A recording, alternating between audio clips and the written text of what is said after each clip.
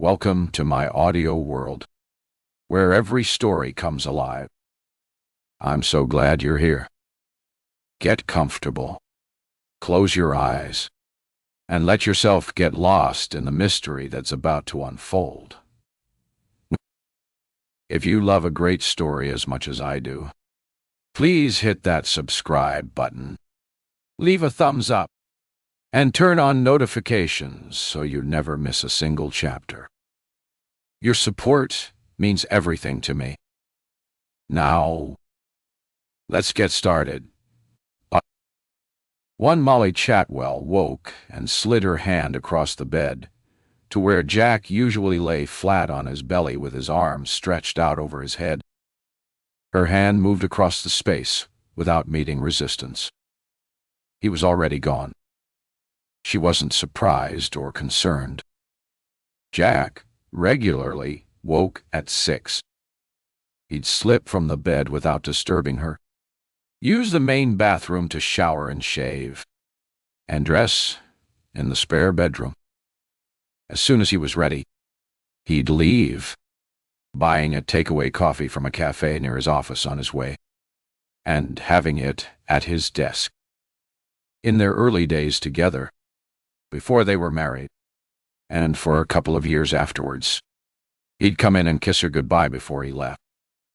Sometimes when the children were younger, they'd wake when they heard him moving about, and would come running, jump into their bed, and snuggle against her.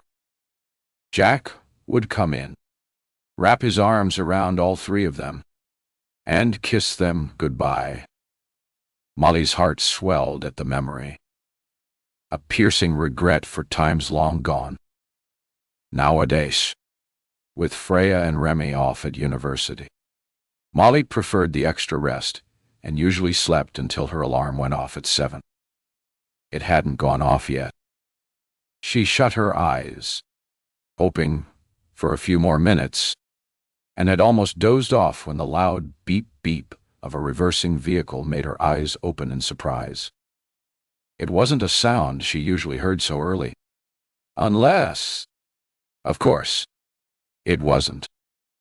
Rolling over, she grabbed her phone and looked at the blank screen with dismay. She never forgot to charge her phone. Never. And she had to start today. 2 weeks before. And after one too many cocktails, she'd told her friends how wonderful it had been to see her 2 children embarking on the first step of their exciting future. Remy off to the Massachusetts Institute of Technology. Freya to the Sound. They're living their dream, their future perfectly mapped out, she'd said, slurring her words slightly. For the first time in 20 years, it's only me and Jack. It was easy to be enthusiastic after a few drinks. She didn't mention that she found the house too quiet, and she wondered what she and Jack were going to talk about now that their children had left. Flown and established. It was an expression she hated. It implied they wouldn't come back. But of course, they would. It was into that moment of doubt that one of her friends had dropped what had seemed like a wonderful suggestion. All of this extra time on your hands now, you should have a party. A party? That's a brilliant idea, Molly had said, lifting her glass. And you're all invited. The next morning, her head thumping with the first hangover she'd had in too many years to remember, she mentioned the plan to Jack. Great, he'd said, but have it on a Friday night. It will suit my work colleagues better. A lot don't like to come back into the city on a Saturday. Molly had been thinking of friends rather than work colleagues, but she shrugged. A few more people wouldn't make a huge difference, and it would be nice to have some of her work colleagues over, too. What, after all, was the point in having the perfect house to entertain if they never did? Fine in, she'd said. We'll have it on a Friday night. And tonight was that night. With no idea what time it was, she leapt from the bed and dashed out to the landing, where an ornate clock stood on the windowsill. It had been given to them as a wedding present 22 years before. Jack loved it. She detested it, but she had to give it credit. It kept perfect time, and it told her clearly she was very late. Back in the bedroom, she plugged her phone into charge and dressed quickly in her standard workday clothes of tailored black trousers, white shirt, and black jacket. As a single woman, she'd been an adventurous dresser and would think nothing of spending an hour or more putting her look together in the morning. Marriage hadn't altered her routine much, but the arrival of the children had. Returning to work after maternity leave, she discovered the convenience of wearing a smart trouser suit. Initially, she'd matched it with a variety of colored shirts. But one day, she bought a white Armani shirt, and from then on, she wore one every single day. The only variation was the jewelry, she added. Today, she picked up a string of dark blue Murano beads they'd bought in Venice on their first wedding anniversary, and hung them around her neck. They were heavy, went almost to her waist, and made any outfit look good. Makeup applied with practiced ease. A brush flicked through her straight auburn hair, and she was ready to go. She grabbed her bag and the barely charged phone and rushed down the stairs with one final thing to do. Grab the list she'd stuck to the front of the fridge freezer. Her eyes ran down it, and she swore softly. What a stupid idea this had been. Up till a few weeks ago, they'd had a housekeeper. 10 years before, following a succession of unsatisfactory au pairs and unreliable childcare, they'd been alerted by a friend to a woman looking for part-time work. Rebecca, an English teacher who'd taken early retirement to look after her terminally ill husband and now widowed, wanted something less onerous than teaching. Freya and Remy had taken an instant liking to the kind woman, who appeared to have an endless supply of patience and good humor. She'd come on a temporary basis and stayed, running the house in her calm, unhurried way, there every day when the children came home from school, always waiting with a pot of tea ready when Molly arrived home after a stressful day at work.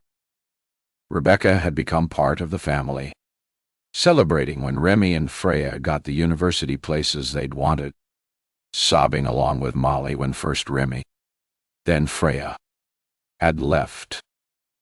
A week later, Jack insisted there was no longer a reason to have a housekeeper. It's hard to justify the expense for the two of us, he'd said. Molly had looked at him, horrified. Get rid of Rebecca. He couldn't be serious. Molly was going to argue that they both had busy, high-pressure jobs, and it was a relief to come home to an organized house, the words on the tip of her tongue slipping away when she saw his troubled expression.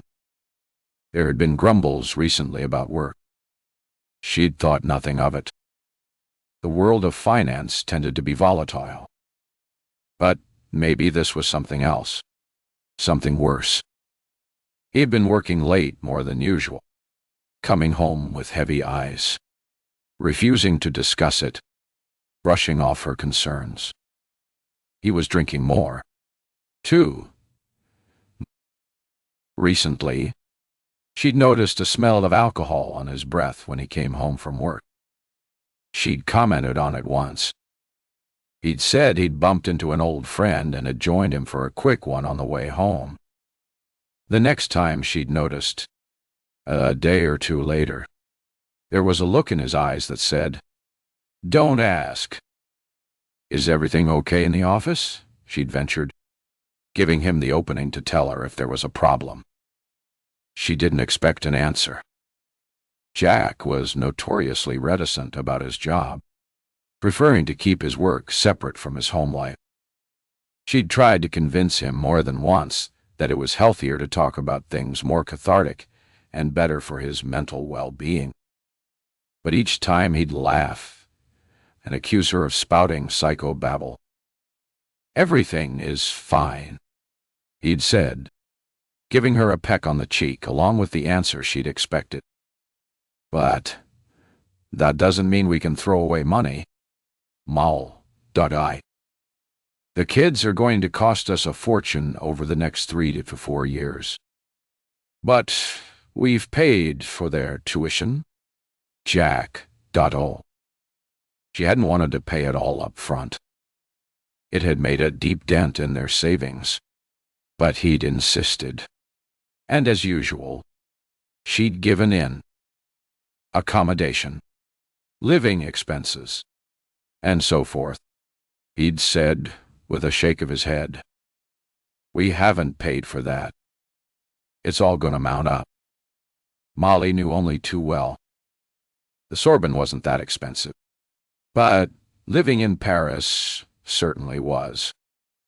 And as for MIT, it was astronomically expensive to study there and cost almost as much to live in Boston as in Paris. Molly remembered blinking when she'd seen the invoice for the 3 years' tuition and the first year's compulsory on-campus accommodation. For a moment, she'd thought they'd put an extra 0 in by mistake. But number, the 6-figure invoice, was correct. She'd not told Jack, but her eyes had watered when she'd done rough calculations as to how much both children were going to cost them over the next 3 years. Perhaps it wouldn't do any harm to tighten their belts a little. "I suppose you're right," she said reluctantly. "We don't really need Rebecca anymore." Molly felt like a traitor. "I'll speak to her tomorrow and give her a month's notice." Rebecca, as it turned out, wasn't too surprised. "I was beginning to feel a bit of a fraud rattling around here on my own. But I'll miss you." Molly had started to cry. So had Rebecca. The two of them, arms wrapped around each other, consoling themselves for change and inevitable loss. She wasn't gone a day when the cold, hard light of reality dawned on Molly. Despite it being Jack's idea to get rid of the housekeeper, he wasn't interested in doing any of the shopping, the laundry, or the mountain of ironing Rebecca had done. And he still came through the door in the evening expecting a dinner to be ready. When Molly had complained, he cited exhaustion and wiped a hand across his eyes. Molly wanted to argue that her job was equally as exhausting, but he'd looked unusually pale, so she'd said nothing. She looked around the living room. She was aware that many women juggled child-rearing, running a house, and working full-time without outside help. Had she not had a housekeeper and cleaner over the years, no doubt she'd have learned to cope, too. But she had been able to afford help and wasn't interested in learning to juggle things at this stage. She set an account up with a local supermarket and ordered everything they needed from there. It meant some compromise, but it was worth it. For convenience, she set it up as a repeat order. Every Saturday morning, the same items would be delivered. Molly had never entertained the idea of getting rid of Terry, their cleaning lady, Dushy. To Molly's relief, she was willing to come for an extra couple of hours a week to do the laundry and ironing. "But you will make sure the house is cleaned properly, won't you?" she said to her, watching as Terry nodded with more vigor than she'd ever seen her use while she cleaned. "Of course, Mrs. Chatwell.I'll." "Fine then," Molly said, relieved. "We'll give it a trial." Unfortunately, it seemed that Terry's idea of taking on extra work was to leave everything half done. Now, only 2 weeks after Rebecca's departure, the house was looking uncared for. Some of Molly's white Armani shirts had a pink tinge, and their clothes never looked better than half-ironed. Molly tucked the to-do list in her pocket and looked around. The L-shaped living room was the ideal space for entertaining, and one of the reasons they bought the house. A long, narrow marble-topped unit separated the glossy high-end kitchen in the short arm from the restablished. To the front of the long arm, a circular table sat in the deep bay window where floor-to-ceiling windows overlooked the garden and allowed light to flood the room. French windows opened from here onto a wide veranda. The other end was furnished for comfort. Two huge sofas facing each other across a wide, low table. On the wall, a large ornate picture frame disguised the TV. It was a perfect space for entertaining. But now, thanks to Terrory's half-hearted efforts, it looked decidedly unkempt. Pulling open a drawer, Molly tore a page from a notebook and scrawled a message. "Make sure you do a good job today. We're having friends around." She propped it against the kettle where Terry, who drank copious amounts of coffee in the few hours she was there, was sure to see it. Molly speed-walked to South Kensington Station, squeezed on with a mass of blank-faced morning commuters, and stood sardine-like for the short journey to Hyde Park Corner. Her head was spinning with all she had to do. And here she was, the day of the damn party, and already running late. To the headquarters of Dawson Marketing, the prestigious company Molly had worked for since qualifying with a degree in marketing, was only a 10-minute walk from the station. Thanks to her senior position, she was paid extremely well, earned ridiculously large bonuses, and best of all, worked hours that suited her. Normally, 8 till 4:30. She had planned to leave at 3 today to organize the party. But here she was, over an hour late. The 10-minute walk she'd traveled every day for so long required no concentration. Every corner and crossing taken automatically, while her phone was glued to her ear, her focus on her plans rather than the journey. Conscious of her low battery, with a minimum of words, she confirmed the caterers and the delivery of 6 cases of their usual wine, and arrived at the front door of her office building, already stressed. Chatter floated around her as she took a packed lift to the 4th floor. Why had she agreed to a party? She could have proposed they go out to dinner, take over a club, something. Anything that didn't involve all this time and energy. There were too many people in the lift standing too close to her. A wave of heat rushed through her, color flooding her cheeks, claustrophobia sending her heart pounding. She had to get out of the lift now. When it stopped at the 1st floor, she pushed through and out into the area corridor. Luckily, everyone was too concerned with the start of their own day to give her more than a surprised glance. There was a stairway. It was cooler, quieter. She took the steps slowly, calming down, trying to relax. She knew damn well why she'd agreed to the party. A desperate desire to fill the house with noise and life. A determination to pack the void left by Fryer and Remy's departure with excitement and fun. Muttering to herself that she seemed to have missed out the fun part, she checked the time, swore softly, and increased her pace. By skipping a lunch break, she managed to catch up with what she needed to do. And as her desk clock clicked slowly from 14:59 to 15:09, she switched off her computer, grabbed her bag, and threw by. "Have a nice weekend. See you Monday," to her pa. The last couple of words trailing behind her as she hurried from the office. "Master no out. And more worse, be yours do."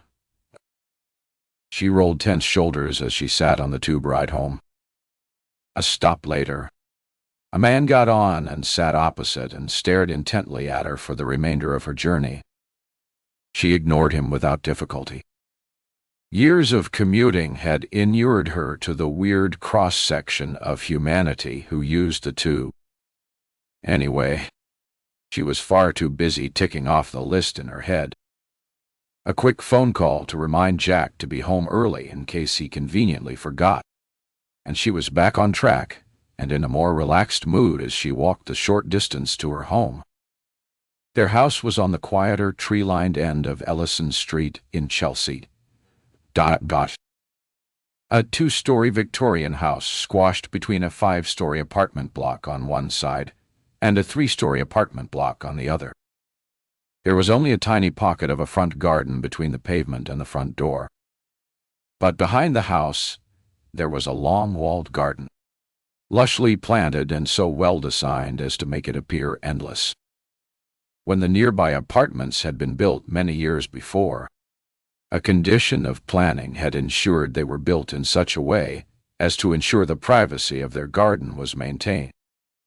Before the children had arrived, Molly and Jack used to take advantage of this, sunbathing naked in the summer, staying outside until the only light was the tiny solar fairy lights she'd had festooned around the walls.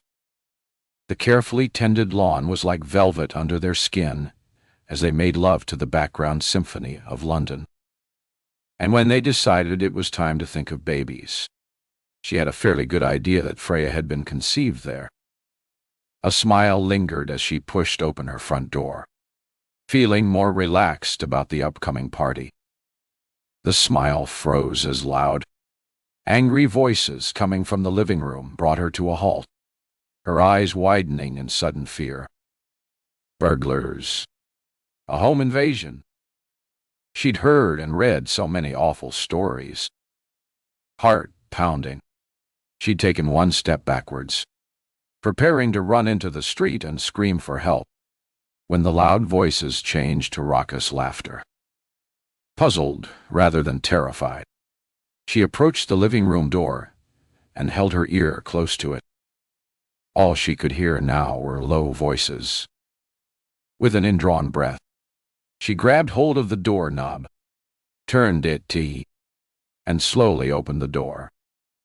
Terry, oblivious to Molly's entrance, was slouched down on the sofa with her feet in a pair of tatty trainers, resting, ankles crossed, on the coffee table. A movie blared from the TV, filling the room with noise. Terry, a mug of tea in one hand and a cigarette in the other, was engrossed in it and cackled, open-mouthed as a character blew another away with a blast of a shotgun. Molly's jaw had dropped open. She snapped it shut and yelled, "What the hell is going on?" It was a rhetorical question. She could see from looking around that not much was going on at all. There was a pile of clothes on a chair waiting to be ironed.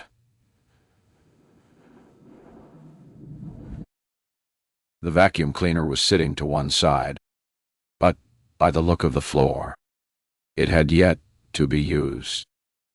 "I was having a break," Terry said, looking up at her without a trace of guilt. She dropped her cigarette end into her coffee cup and stood. "You were smoking." And from the smell, Molly guessed it hadn't been her first. "You never said I couldn't." No, Molly hadn't. She didn't think she needed to. "This isn't working," she said, holding a hand to her head. "I'm sorry. I'll pay you for today, but that's it. I need someone more reliable." "Suits me," Terry said, and with a shrug of unconcern, put the mug down on the coffee table. "I'll get my coat." Molly looked at the pile of ironing with a feeling of dread. Maybe she'd been too hasty. Who was going to do it? Then she looked at the mug with its disgusting contents. There were some compromises she wasn't going to make. The echo of the front door banging behind Terry hadn't faded when Molly realized how much extra she had to do before the party that night. With a jolt of panic, she wondered if it were too late to cancel the whole damn thing, plead illness or temporary insanity. She couldn't. Of course. Standards to maintain and all that. Her friends teased her about having the perfect family, the perfect life, while she'd always denied it with a smile of forced humility. Until recently, she had thought her life was pretty much perfect. Until recently. Something had changed, and she couldn't put her finger on what that was. She and Jack had had little time for each other over the last few months, between their busy jobs and the preparations for Freya and Remy's departure. But she'd thought that was understandable. That when it was only the two of them once more, they'd get back some of the intimacy they'd always enjoyed. Instead, Jack had become more distant, more wrapped up in his work, working later in the evenings and working some weekends which he'd never done before. And now, with Rebecca gone, Molly came home every day to a house empty of life, the rooms quiet, echoes of the laughter and voices of her two children almost haunting her. With a grunt of frustration, she changed into leggings and a t-shirt and got on with the work that Terry had abandoned. There was only so much Molly was going to have time to do. Ironing would have to wait. She shoved the overflowing wicker basket into the utility room. There were such things as laundry services. She'd have to investigate. With the vacuuming done, she ran a duster around, plumped up cushions, reorganized chairs. An hour later, she stood and looked around with satisfaction. The stage was set. 3. You mean you fired her? Jack said later that evening as Molly raced around doing the last-minute titivating while he busied himself putting the food that had been delivered an hour earlier onto fine china platters. It wasn't complicated, and despite his eating far more of them than he should, she left him to it. She was smoking, Molly said. What? Anyway, she was never very good and a million times worse since she took over the laundry. We'll get someone better. She didn't tell him how difficult that might be. How getting someone, even someone as unreliable as Terry, might be impossible. If it came to it, they'd have to do some work themselves. She was using the royal wee-wee, but she knew Jack wouldn't lift a finger. He never had, and was unlikely to start now. At the back of her head was the thought of ringing Terry and begging her to return. Then the clear memory of the cigarette floating in the coffee dregs came back to make Molly shudder. No, she did not ask her to come back. Something else would come up. Maybe one of her friends would have someone they could recommend. With a last look around the room, she turned back to Jackie, who was carefully arranging prawn hors d'oeuvre around the edges of a square dish. They'll need to go in the fridge for the moment, she warned him. She took one, popped it into her mouth, and smiled to see his irritation at the upset to the pattern he'd painstakingly made. He rearranged the display and put the dish into the fridge. When he shut the door carefully and turned around, there was a bottle of beer in one hand. A reward for all my hard work, he said, reaching into a drawer for an opener and immediately slurping the foamy beer from the neck of the bottle.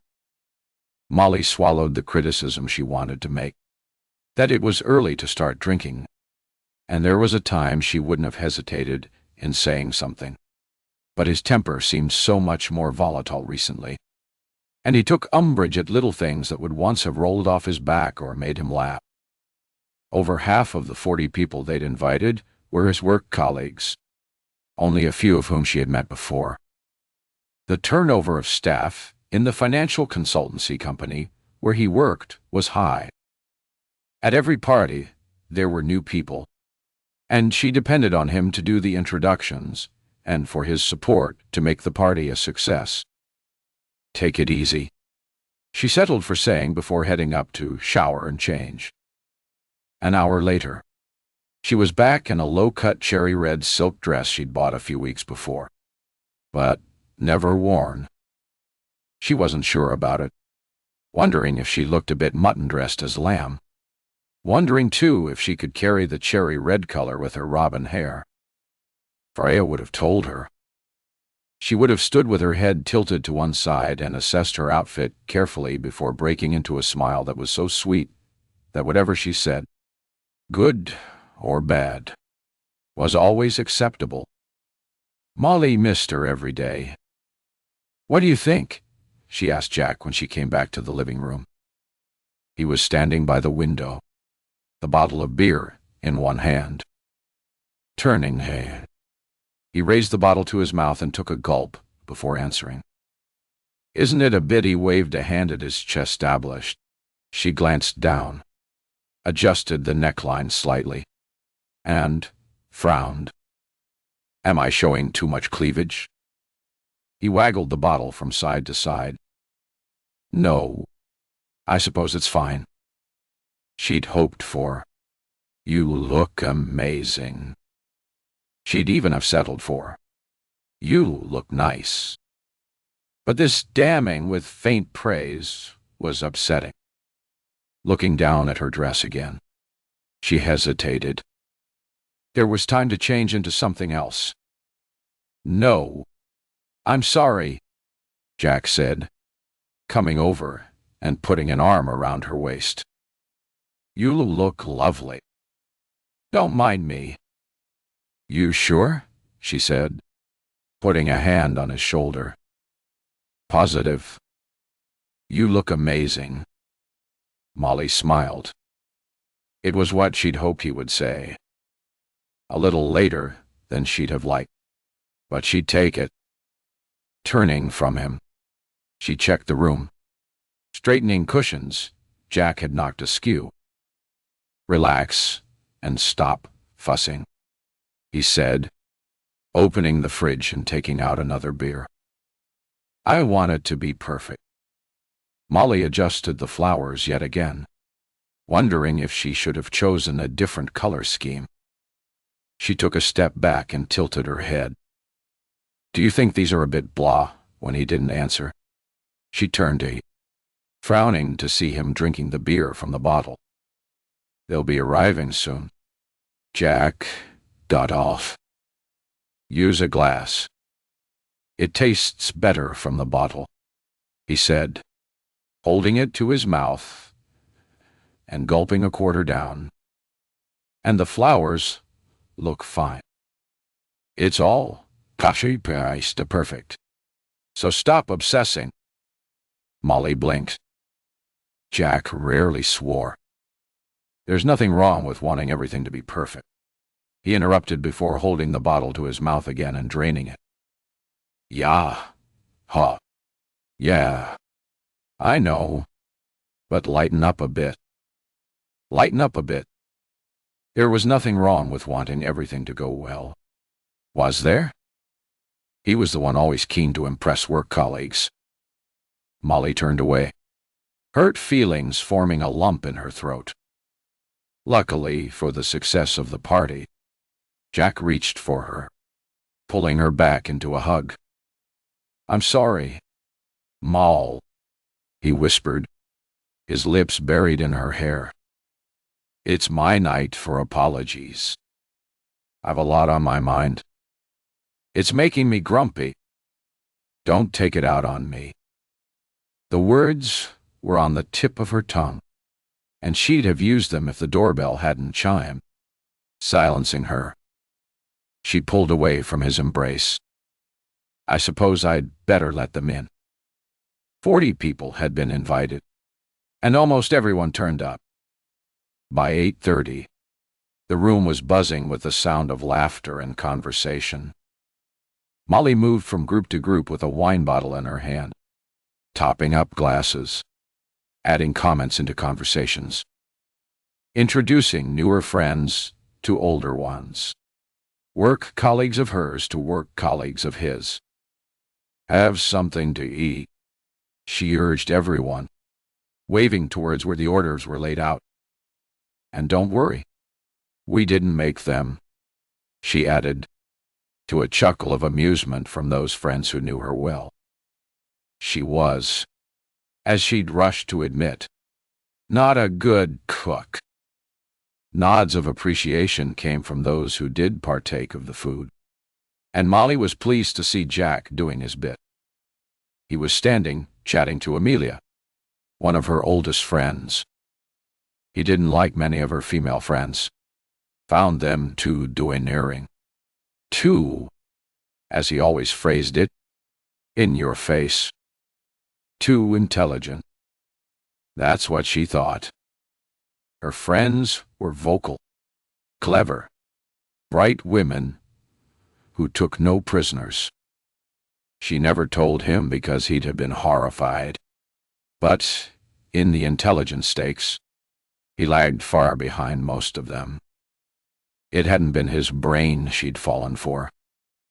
She'd been swayed by the humor in his blue eyes, his cheeky grin, and the way his dark blonde hair curled back from his forehead like a Roman emperor.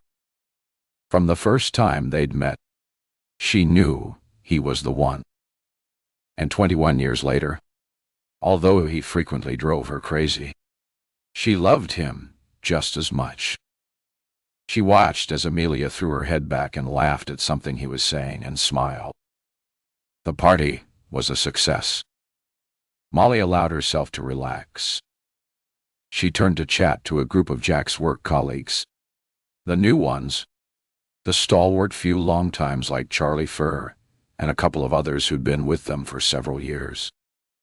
She greeted Charlie with a smile and a kiss on both cheeks. "It's been a while," she said, looking around for his wife. "Zor not here." Charlie shook his head. "Didn't Jack tell you? We split up about 6 months ago." Color flared in Molly's cheeks. "I'm so sorry. I didn't know Jack never said." Suddenly, claustrophobic, she pointed towards the garden. "It's very warm in here. I'll go and open the back door." Molly pushed the French doors open and stepped into the chilly night, feeling immediate relief. Why hadn't Jack told her about Charlie and Zara? He should have warned her. How damn embarrassing. She'd return and apologize. But it was a couple of minutes before her body temperature returned to normal. Bloody hormones. She flicked her hair, pinned a smile in place, and headed back into the party. She looked around for Charlie and saw him in the far corner of the room, deep in conversation with Jack, their heads together, both looking serious. Talking shop, Molly guessed. She'd give them a few minutes, then go and drag them apart before more of their colleagues joined in. And it ended up being a work meeting. She wondered what happened between Charlie and Zara. Maybe Jack was giving him a pep talk. She hoped so. She liked Charlie. He was one of those people who brightened a room when he walked in. And unlike some financial types, didn't take himself too seriously. Not like another of the long-timers, Stuart Mercer, who was making a beeline for her, a crooked smile on his lips that she guessed he thought made him look interesting. It didn't. He was handsome, in a bland, forgettable way. The twisted smile made him look as if he'd swallowed something unpleasant. She hoped her social smile didn't look too false as she greeted him. "Hey, Stuart. I thought you were still in Hong Kong." "No, thank goodness," Mercer said. "I've been London-based now for a few months. Hong Kong lost its magic after the first year." To be honest, I've had a promotion. It'll keep me here for the foreseeable.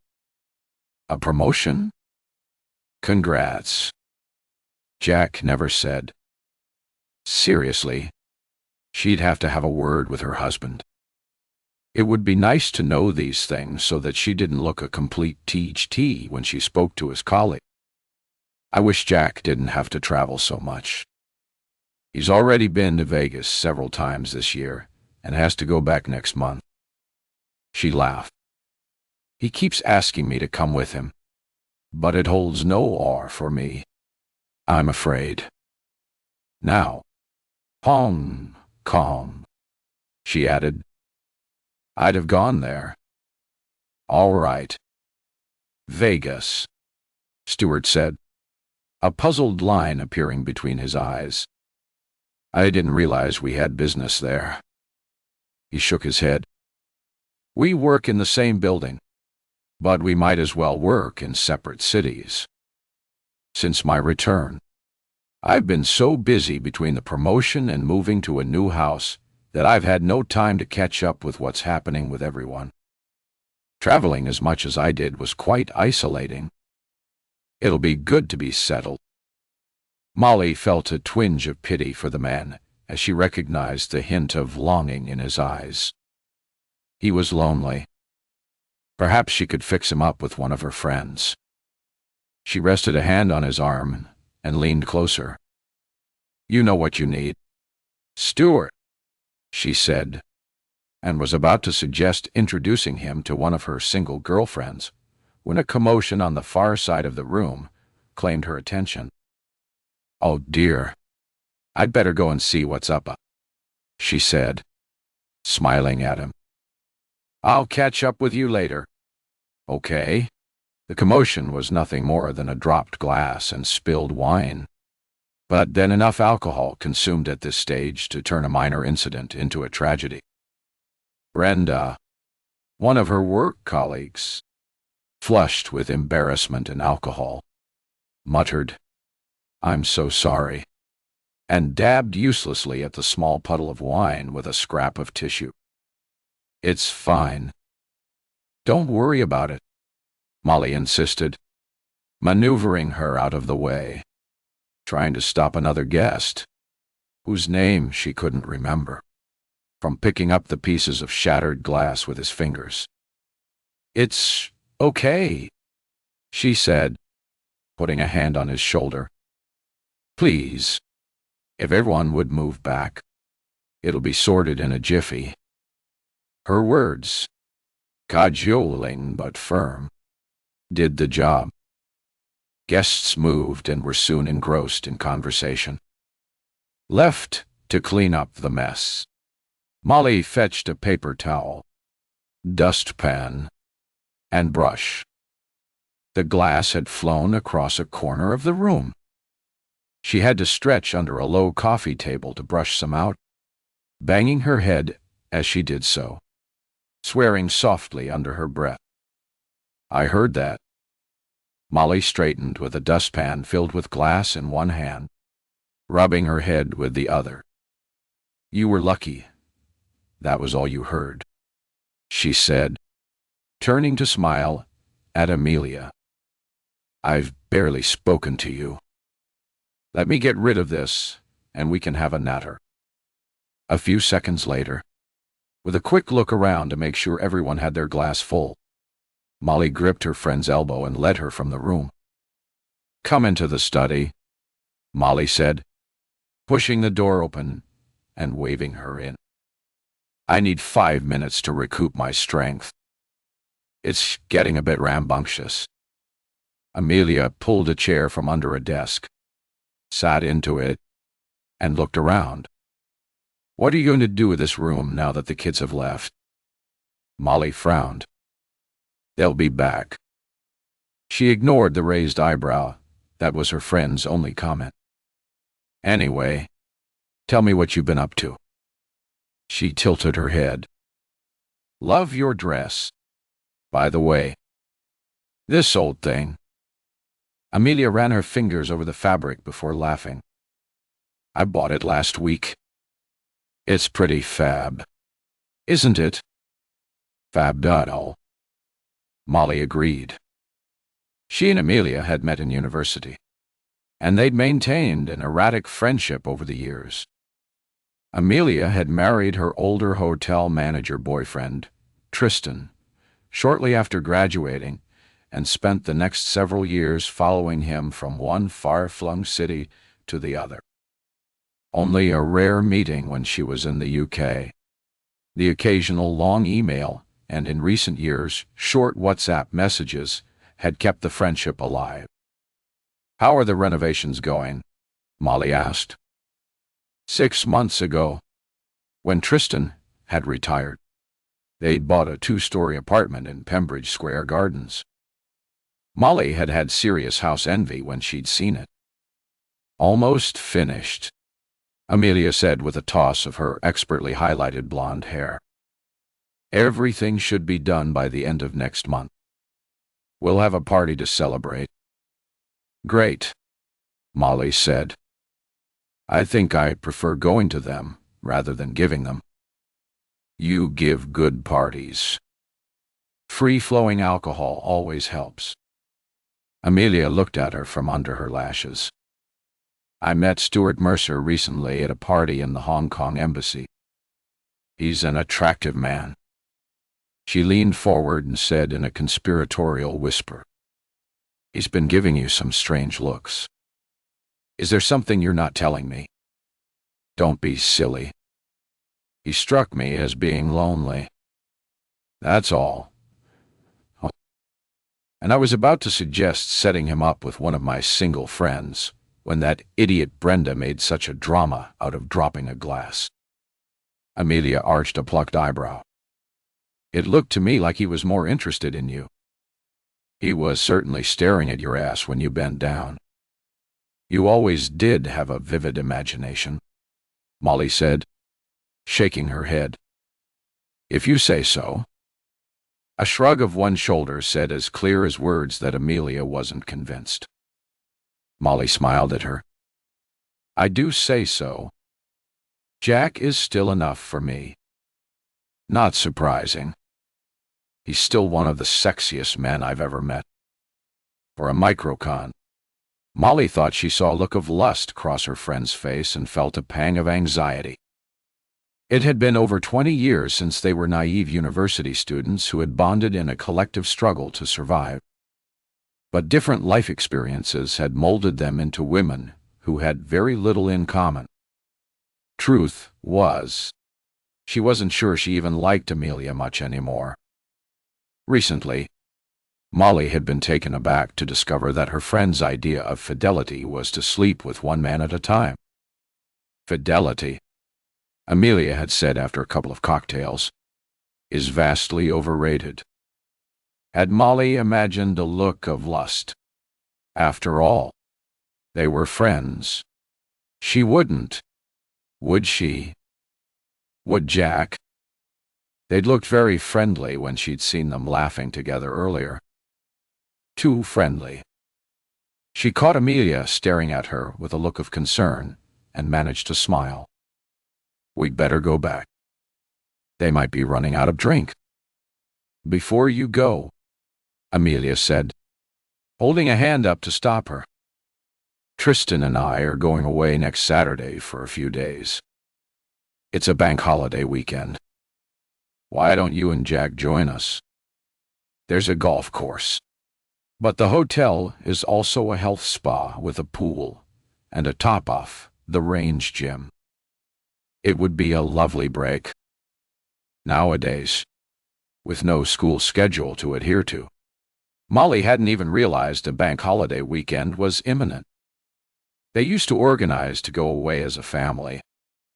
Freya and Remy, excited, no matter where they were going, as happy to go to Devon as France or Italy. She'd fully intended to book a nice weekend somewhere for herself and Jackal, but she'd forgotten about it. "Do come," Amelia pushed. "It would be so much fun. Maybe a weekend away with Amelia and Tristan would be fun." Jack was a good golfer. He'd enjoy winning a game or two. Do you think we'd get a room at this late stage? Amelia smiled, pulled a mobile phone from a tiny clutch bag, and seconds later was making an inquiry. They have a room available, she said, holding her hand over the phone. Say yes. Why not? Molly made a snap decision and nodded. Yes. Why not? You'll love it, Amelia said, putting her phone away after making the reservation. It's a beautiful and incredibly peaceful place, a little outside Symington in Wiltshire. The hotel gardens sweep down to a canal that's perfect for walking or running alongside. You still run, don't you? I do, Molly said. The thought of running along a canal in the country rather than the footpaths of London was very appealing. It sounds amazing. Thank you. All she had to do now was convince Jack it was a good idea. How hard could that be? 4. Terminal. A weekend with Amelia Dye. Absolutely no way. Jack said the next morning when Molly told him what she'd committed them to. Maybe he'd have been more amenable if she'd waited until he'd recovered from his hangover. She rested a hand on his arm. It would be a nice break. The hotel is on a canal.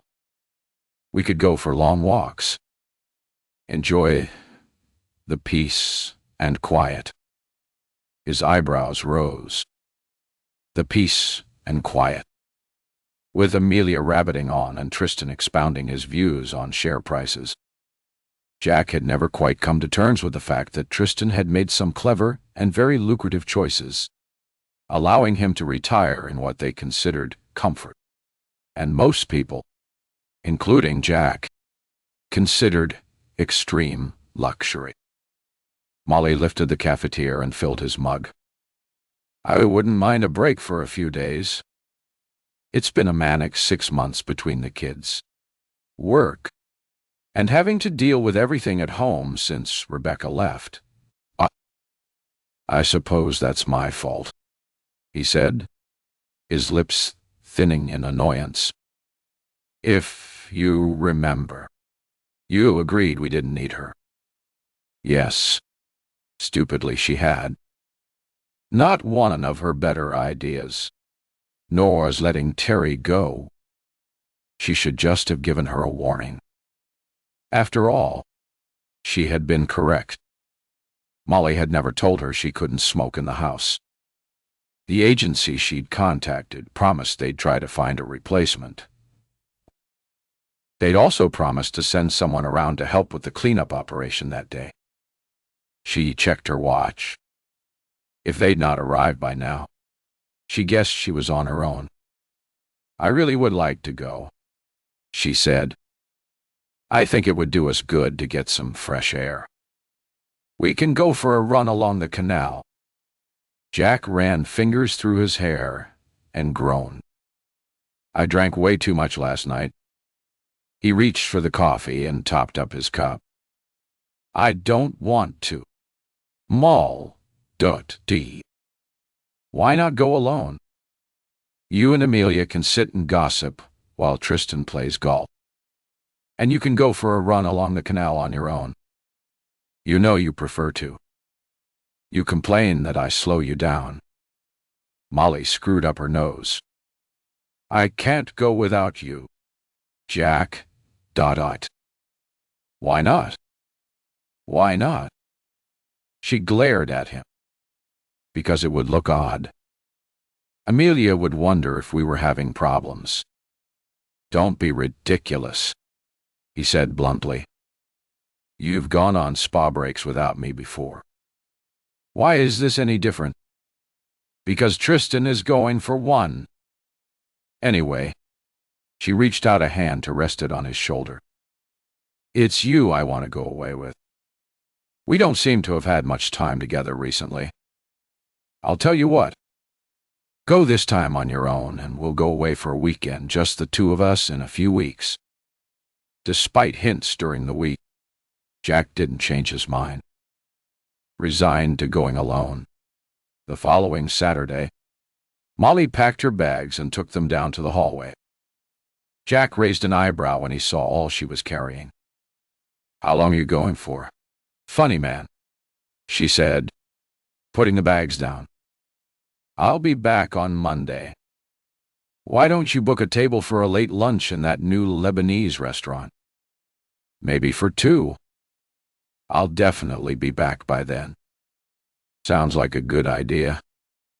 "I'll do that," Jack said, putting an arm around her shoulder and pulling her close.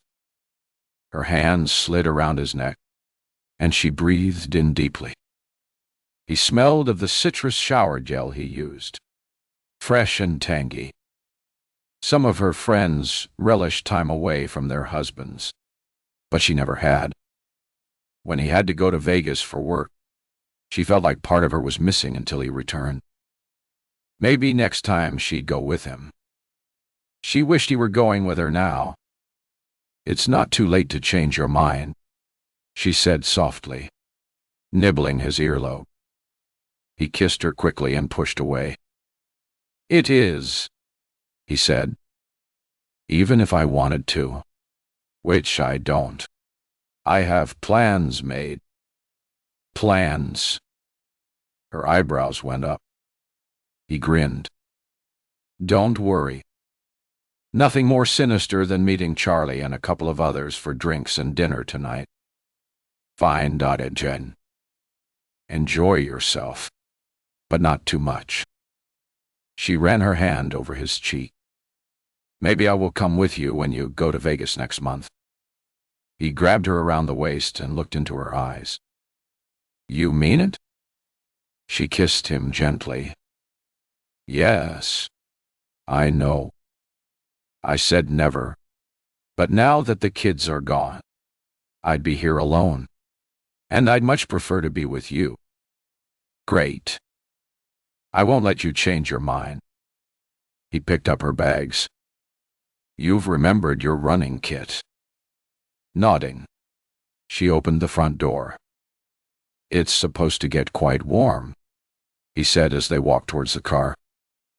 "Will you be able to get out early?"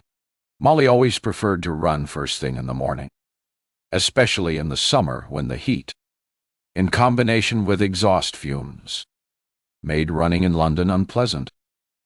She didn't think there'd be a problem with fumes along the canal, but she'd still prefer to be out early. "There should be no reason I can't go whenever I want. You know me. I'm always awake by 7:30. "Okay. Be careful," he said as they reached their car a few yards down the road from the house. He threw her case and hauled all into the boot. "Have a lovely time. Mo to. I'll see you on Monday." He turned, cupped her face in his hands, and kissed her deeply. Surprised at this unusual public display of affection, Molly gave an uncertain laugh. "Gosh, maybe I should go away more often." She got in the car, shut the door, and opened the window. "Go," she said. "You know how long it takes me to input a postcode into the sat-nav?" He bent down, gave her another lingering kiss, tapped the car door with the flat of his hand, and with a wave headed back home. She watched him go with regret. But maybe it would be good to get away for a couple of days and put her worry about him into perspective. She watched in the rear-view mirror as he walked back to the house, admiring his long, ambling stride, his slim, hipped, athletic frame that had barely changed since she'd met him. But then she noticed something odd, something that made her eyes narrow in concern. His arms weren't swinging, relaxed. Instead, they were held tightly to his side, each fist tightly clenched. Her heart went out to him. But if he wouldn't talk about whatever was worrying him, There wasn't much she could do. She watched until he vanished before concentrating on putting the hotel postcode in her sat-nav. As usual, she fluffed it first time and had to start again. Finally, it was done. She checked the arrival time. If she were lucky, she'd be there in under 2.5 hours, indicating to pull into traffic. She stopped when her mobile buzzed to say she had a new message and reached for it with an expectant smile. Jack missing her already. But it wasn't him. She didn't recognize the number and was taken aback to see the message. Is there a chance we could meet up this weekend, Stuart?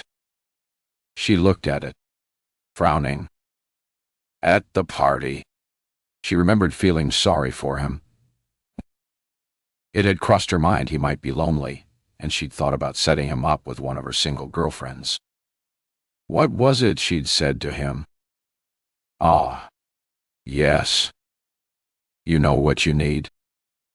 Oh, damn.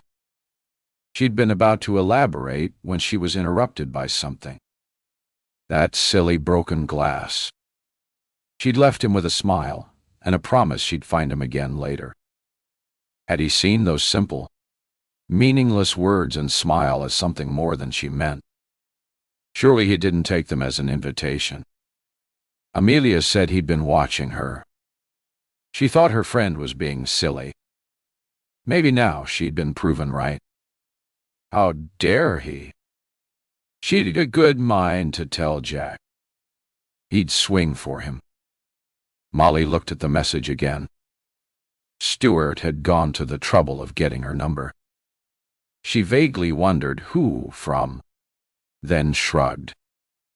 It was on her business card. There was some on the whole table. He might have picked one up at the party. With a shiver, she deleted the message and blocked the number. She didn't think he was in any way stupid. He'd get the message. Honestly, she muttered, indicating and pulling into traffic. Did he really think she was interested in cheating on Jack with someone in his office? She wasn't interested in cheating on her husband. Full stop. And with that thought clear in her mind, she headed off to Wiltshire for the long weekend. 5:12. Thanks to horrendously heavy traffic on the M4. It was almost 3 hours later before Molly turned into the quiet village of Sancton. Minutes later, hearing, "You have arrived at your destination on the right," she indicated and pulled over. She'd known from what Amelia had said that it would be lovely. But this was more than she'd expected. Set back from the road, the buttery cold stone facade of the elegant house glowed in the early afternoon sun. 3 tall sash windows sat to either side of the open front door, and above were 2 further floors. 7 windows on each, stretching the width of the house with pleasing symmetry. An elaborate wrought ironing gate was set into an old stone wall that surrounded the garden. It opened onto a gravel pathway that led to the entrance. Neat flower beds on either side holding a profusion of creamy blooms swaying in the slight breeze. Lost in admiration, it was a few seconds before Molly saw the ornate arrow with "Car Park" in neat letters along its length. It directed her further along the road. She started the engine again and drove slowly, turning between 2 stone pillars into the large car park. She sent Jack a text. "It's lovely. You should have come," before getting out, taking her bags and heading to the hotel. The gravel pathway to the front door crunched underfoot, and the creamy blooms on either side danced as she passed. It was all rather perfect. Inside, a grand entrance lobby held the reception desk and a cantilevered stairway that curved upward, dividing right and left on the first floor and vanishing from sight. Double doors at the back of the entrance lobby lay open and gave a view to a huge glass and brick extension. It was a combination of old and modern that worked well. "Molly Chatwell," she said to the smiling receptionist. "I have a reservation." With the formalities completed and declining assistance with her bags, she took the key that was held out, looking at it with pleasure. A proper key, not a key card. "Have the levels arrived yet?" she asked before leaving the desk. "Yes. I checked them in myself an hour ago," the receptionist said, and proceeded to give Molly directions to her room. Rather than taking the lift as indicated, she took the stairs, admiring the paintings that adorned the walls. A mix of old and contemporary art that shouldn't have worked, but did. It took her a few wrong turns before she finally found her way and stopped outside number 12. She slipped the key into the lock, turned it Dorney. "Emanishao, I'm so Juhigan, what your base?" and pushed the door open into a large, airy room. It was a corner room, tall sash windows on two sides flooding the room with light. They were partially open, and a slight breeze caused long voile curtains to flutter gently. The decor, pastel shades, floral patterns, and frills, was the right side of twee. Molly looked around the room and smiled. It was very nice indeed. She dropped her bags and wandered over to the window. The room was in a modern extension to the back of the hotel, and her breath caught when she saw the beautiful gardens. Immediately below, steps led down from a patio to a pathway that meandered through wide borders to end in front of a fountain. A plume of water, easily 7 or 8 feet in height, sparkled in the sunshine and danced in the breeze. On each side, a lawn so velvety green she wondered if it were fake, with topiarized boxes at each corner. It was all, she decided, an absolute delight. At the end, barely visible through the thick shrubbery that surrounded the garden, she could see the glint of sun on water. The canal, Dotchenu. She was looking forward to running along it in the morning. Molly quickly unpacked her clothes, hanging the dresses in a cavernous wardrobe, whose door creaked ominously when she opened it, and placing the rest into the top drawer of a bureau. In a neat folder on a small table, she found information about the hotel and spa, and a list of salon treatments available. Amelia had told her she should book some in advance, but she hadn't bothered. If she couldn't get an appointment, she was happy enough to relax in the steam room or sauna after a few laps of the pool. A glance at her watch told her it was 3. She should have asked which room Amelia and Tristan were in, but if she knew her friend, she wouldn't be hanging about and was probably already lying on a massage table. And Tristan, no doubt, would be on his way to the golf course. A quiver of annoyance and resentment shot through her that Jack had refused to come, followed by a shiver of hurt feelings that he hadn't wanted to spend time with her. Wasn't that what it came down to? She pressed trembling lips together, her good mood of only seconds before extinguished. Unable to find any enthusiasm for the spa, she picked up her handbag and went down to the lobby. She was almost there when she heard her name called and turned to see Amelia coming down the stairs behind her. "Molly." Perfect timing. "I was thinking about having a G&T. Now you can join me." "I thought you'd be in the spa," Molly said, smiling at her friend as she came alongside. "I have a facial booked for 5. Darling. So plenty of time for a drink and to catch up first." "Where's Jack?" "Unfortunately, he's got too much on. So couldn't make it," Molly said. having decided on the journey down that this was the best lie to tell. She saw expressions of disappointment and annoyance vie for a place on Amelia's face, and wondered why. Maybe disappointed that Jack wasn't going to be there for her to flirt with him, and annoyed with having to entertain Molly. Whatever the reason, she was suddenly sorry she'd agreed to come. As soon as they were seated in the lounge, a tall, exceedingly handsome young waiter bustled over to take their order. Amelia's eyes widened, and she put on her best flirtatious manner as she asked for a G and for them both. "Plenty of ice, darling," she said to him, her voice pitched low and husky. "I'm feeling rather hot." "You're old enough to be his mother," Molly said bluntly when the waiter had gone. "You're too fixated on age, Moll," Amelia said unoffended, her eyes following the young man across the room before turning back to her.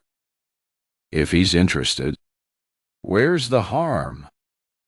Molly was about to laugh, but seeing her friend's expression, she raised an eyebrow in disbelief. "You're serious? What about Tristan?" "Tristan will be playing golf until the light fades. He always does.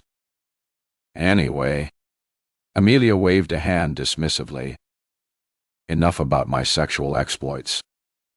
What's going on with you and Jack? There isn't someone else, is there?" "Don't be silly." Molly ignored Amelia's sharp eyes and pointed towards the outdoor seating on the other side of the window. "Why don't we have our drinks outside? It's a lovely day. Seems a shame not to make the most of it. As long as we can sit in the shade," Amelia said, lifting a hand to attract the waiter's attention. When he looked her way, she smiled, pointed outside, and gave him a wave when he nodded, understanding. The drinks arrived a few minutes later, the waiter putting the large balloon glasses down carefully in front of each of them.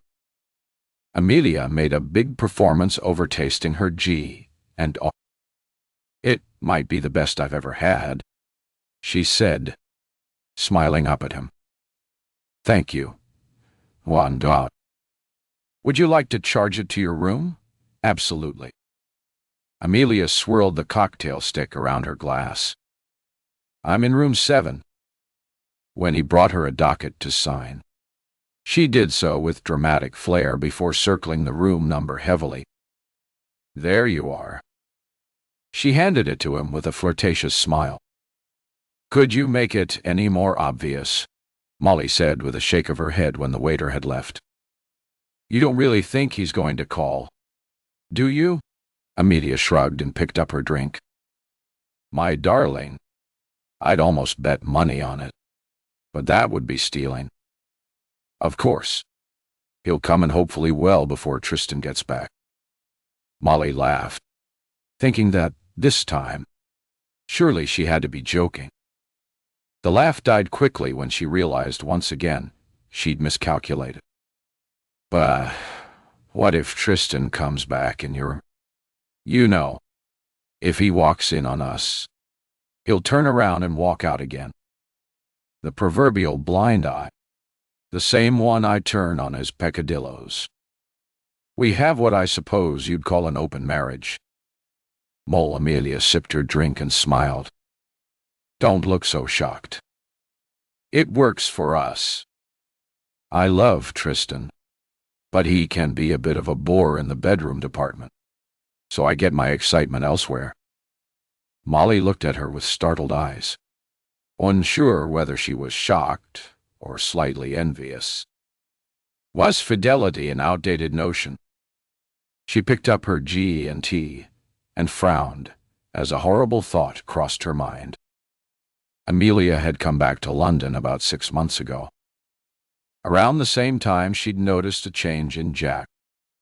There isn't someone else, is there? Amelia's words echoed in her head. Had she been a fool? Was her friend dropping a not very subtle hint? Was Molly the classic last to know? Amelia was swirling ice cubes around in her glass, looking relaxed. There was no point in asking her. She'd deny it. Anyway, it would mean nothing to her. Just another in her long list of conquests. If she had a bedpost, it would be riddled with notches. But Jack was a different type. Molly knew him so well. If he were indeed cheating on her, the guilt would take its toll. Maybe she'd have been better staying in London and having it out with him. She shut her eyes and swallowed the lump in her throat.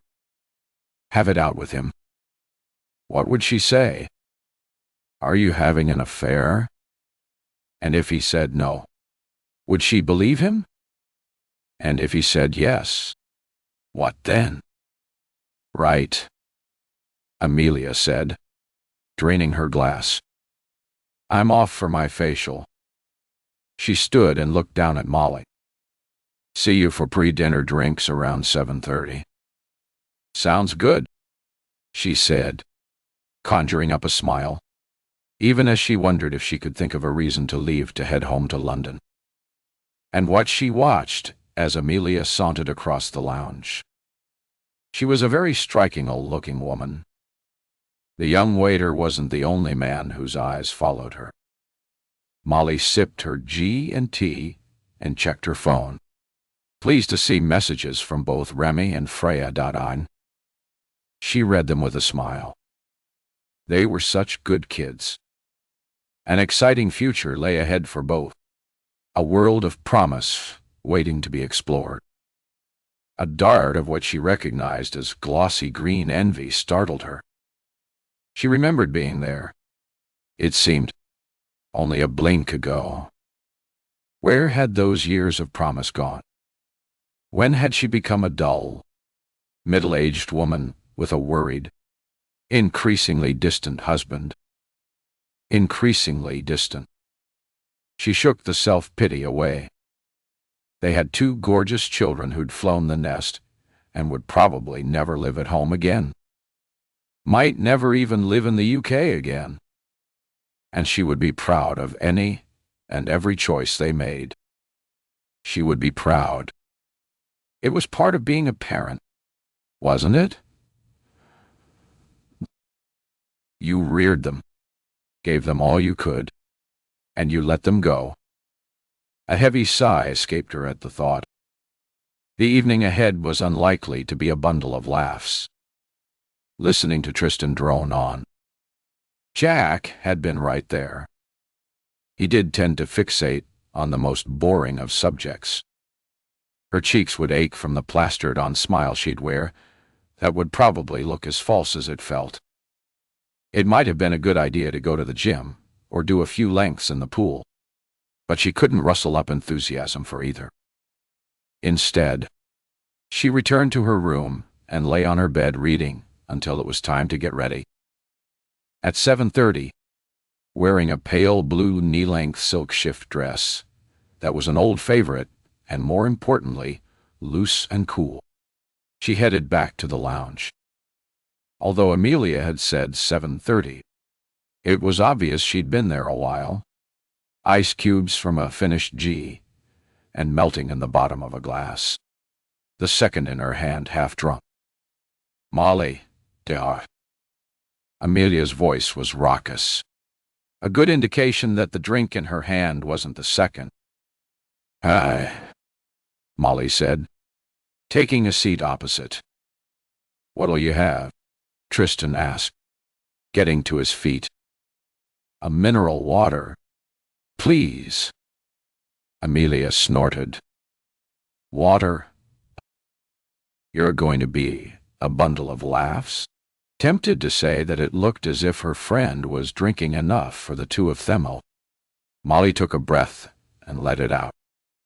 There was never any point in crossing swords with someone inebriated.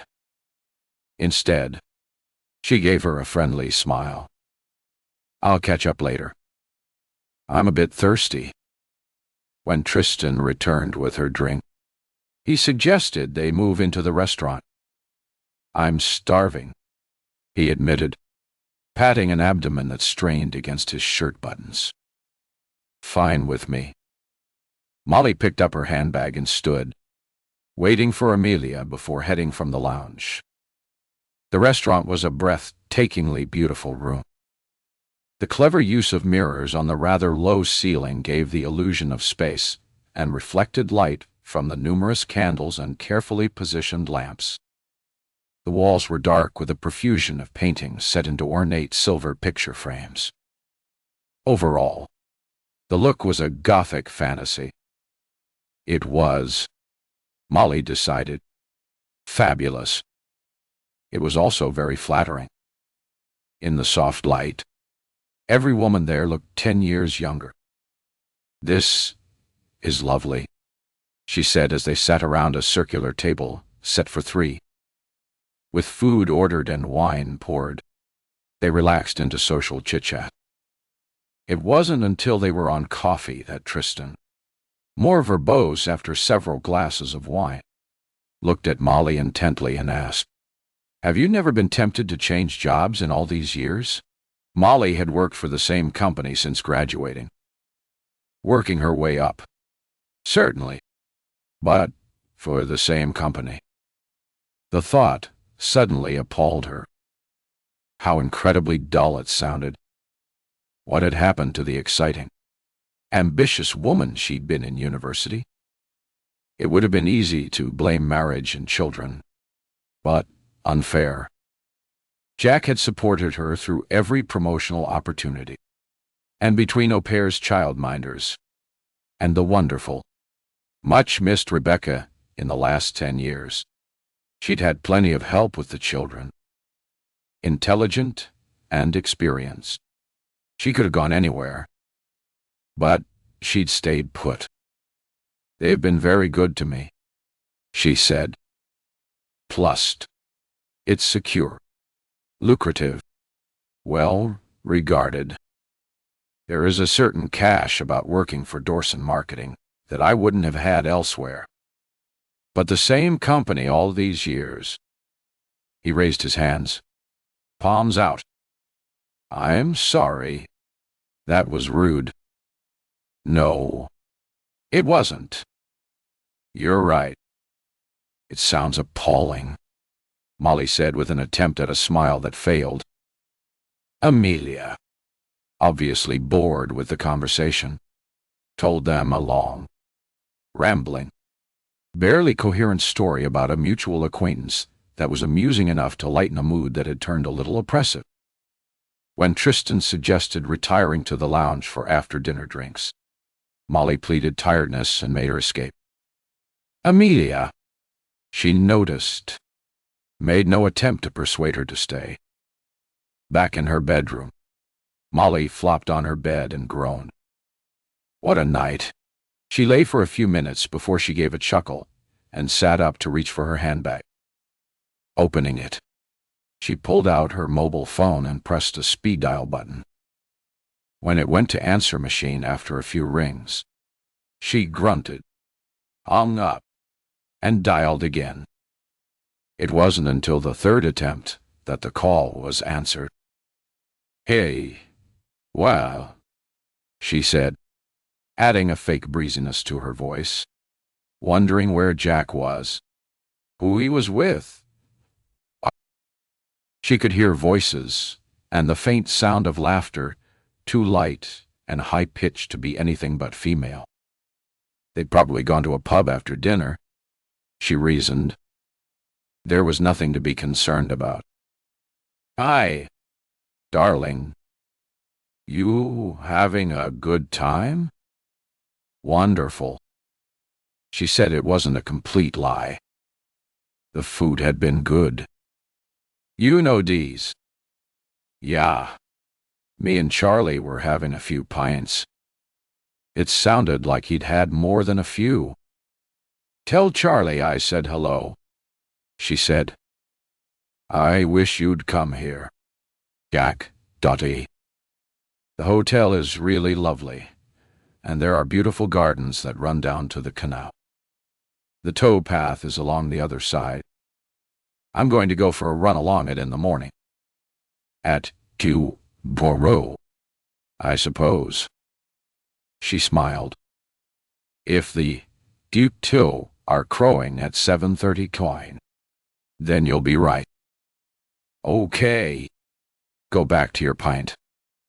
I'm heading to bed. Chat tomorrow. Love you. Love you. She waited until he echoed her words before hanging up. 6. Molly expected to sleep well. The room was almost eerily quiet. The bed extremely comfortable. The pillows perfect. Everything designed for a peaceful, relaxing night, apart from churning thoughts in her head that kept her tossing and turning. Wide awake before the first light of dawn chased the shadows from the room, she lay still, concentrating on her breathing, hoping to get another hour's sleep.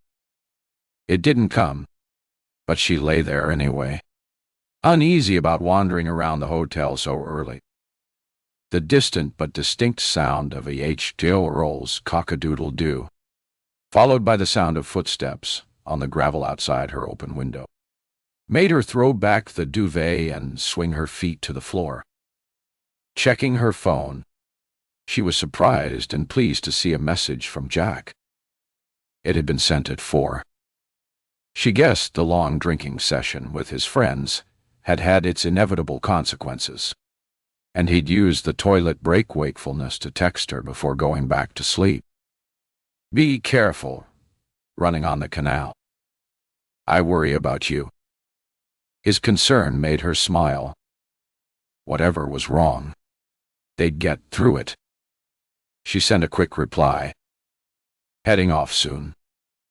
Wish you were here. Padding over to the window, she peered around drapes she hadn't bothered to pull shut and looked out. It was a beautiful day with that just awake fresh greenness that made her open the window wide and take a deep breath. There was no one to be seen, but the murmur of voices drifting from somewhere below indicated the hotel staff at least were up and about. She took her running gear from the drawer and pulled it on, tied her hair back with a scrunchie and a minute later was quietly opening her bedroom door. She stood a moment, listening, then stepped out into the corridor and shut the door behind her. Downstairs, she was surprised to see quite a few guests were up and about, and she had to wait until the one receptionist on duty was free before she could ask her about access to the canal. There's a path that cuts through the hedge on the right, Molly was told, the receptionist pointing towards the hotel gardens. Follow it to the bridge. Cross it, and you'll be on the towpath. You can run for miles in either direction. Keep your eyes open for herons, and if you're really lucky, you might see a kingfisher. Molly's eyes widened. I've never seen either. You should see a heron. They're fairly common. A kingfisher is harder. The receptionist smiled as she admitted, I've never seen one. To be unestablished. I'll keep my eyes open, Molly said. What time does breakfast finish? It's served 7:30, 10:30. You've plenty of time.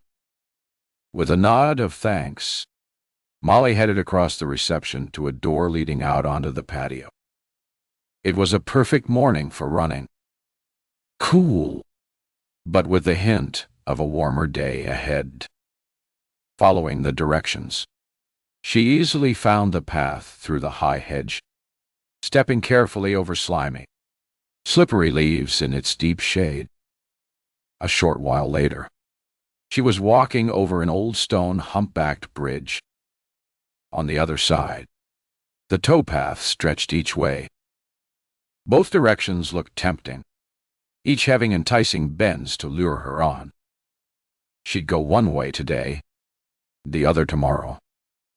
And with that easy decision made, she ran slowly at first, getting a feel for the rough path underneath, then increasing her speed until she was moving at a steady pace. She ran in London, despite the fumes, but this was sheer pleasure. The path was separated from the farmland beyond by lush hedge filled with life. Birds twittered, butterflies fluttered, bees buzzed. Molly wanted to laugh aloud at how perfect it was. She would have missed the heron if her eyes hadn't been scanning the canal on the lookout. It was standing on the edge of the path ahead, staring into the water, waiting for a sign of prey. She stopped and stood watching it, mesmerized at how still it was before edging closer to get a better look. The heron moved its head slowly, beady eyes focusing on her. Then, with a slight bend of its long legs, it launched into the air, wide wings flapping gracefully as it skimmed over the water. It didn't go far, coming to a halt on the other side several feet ahead. It ignored her as she ran past a moment later. She guessed a kingfisher would be harder to see, especially as she needed to keep her eye on the towpath as she ran. It was far more uneven than she'd expected, with potholes and raised stones underfoot and the odd arching bramble extending from the hedgerow. Almost 30 minutes after leaving the humpback bridge, she saw a wooden bench ahead in the shade of a large tree. Maybe she'd sit a moment and see if she could spot a kingfisher before starting back. But when she got closer, she saw she'd been deceived by a shadow. The bench was already occupied. She slowed to a walk, her eyes scanning the canal, peering into the branches of the trees on the far side, searching for a splash of color. There was nothing, and it was time to turn back. She'd seen a heron. She'd have to settle for that. Toe. One husky word. It brought her attention to the man sitting on the seat. He'd turned to look at her, his arms lying casually along the back of the bench, legs stretched out in front, ankles crossed. There was a curious stillness about him as he waited for her response. It would have been rude to ignore him. In London, she'd have done so, would probably have turned back as soon as she'd seen him. But in the country, it was more appropriate to acknowledge him before moving away. She never understood why. There were surely as many criminal types in the country as in the city. Nevertheless, she nodded, said, "Toe," and, trying to be casual, stopped and stared at the water for a moment. "Do you have the time?" the man asked, bringing her focus back to him. She was close enough to see that the eyes fixed on her were an unusual shade of blue, almost turquoise, a striking shade in a handsome face. She glanced at her watch. "It's 5:08.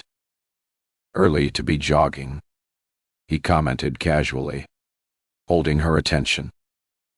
"Early to be sitting there, too." Despite a natural distrust of strangers, she took a step toward him. "Are you hoping to see a kingfisher?" The man's smile was slow, beguiling. Molly was drawn by it. "I saw one," he said, lifting his hand and pointing toward the far side of the canal. "A minute before you arrived. Wait, and you might see it." He took one arm from the back of the seat and patted the space beside him. "You can sit. I don't bite." She laughed, the sound a nervous titter she didn't recognize. With a shake of her head, she walked over and sat. The wooden seat was small. There was room for two, but There was the meast whisper between them.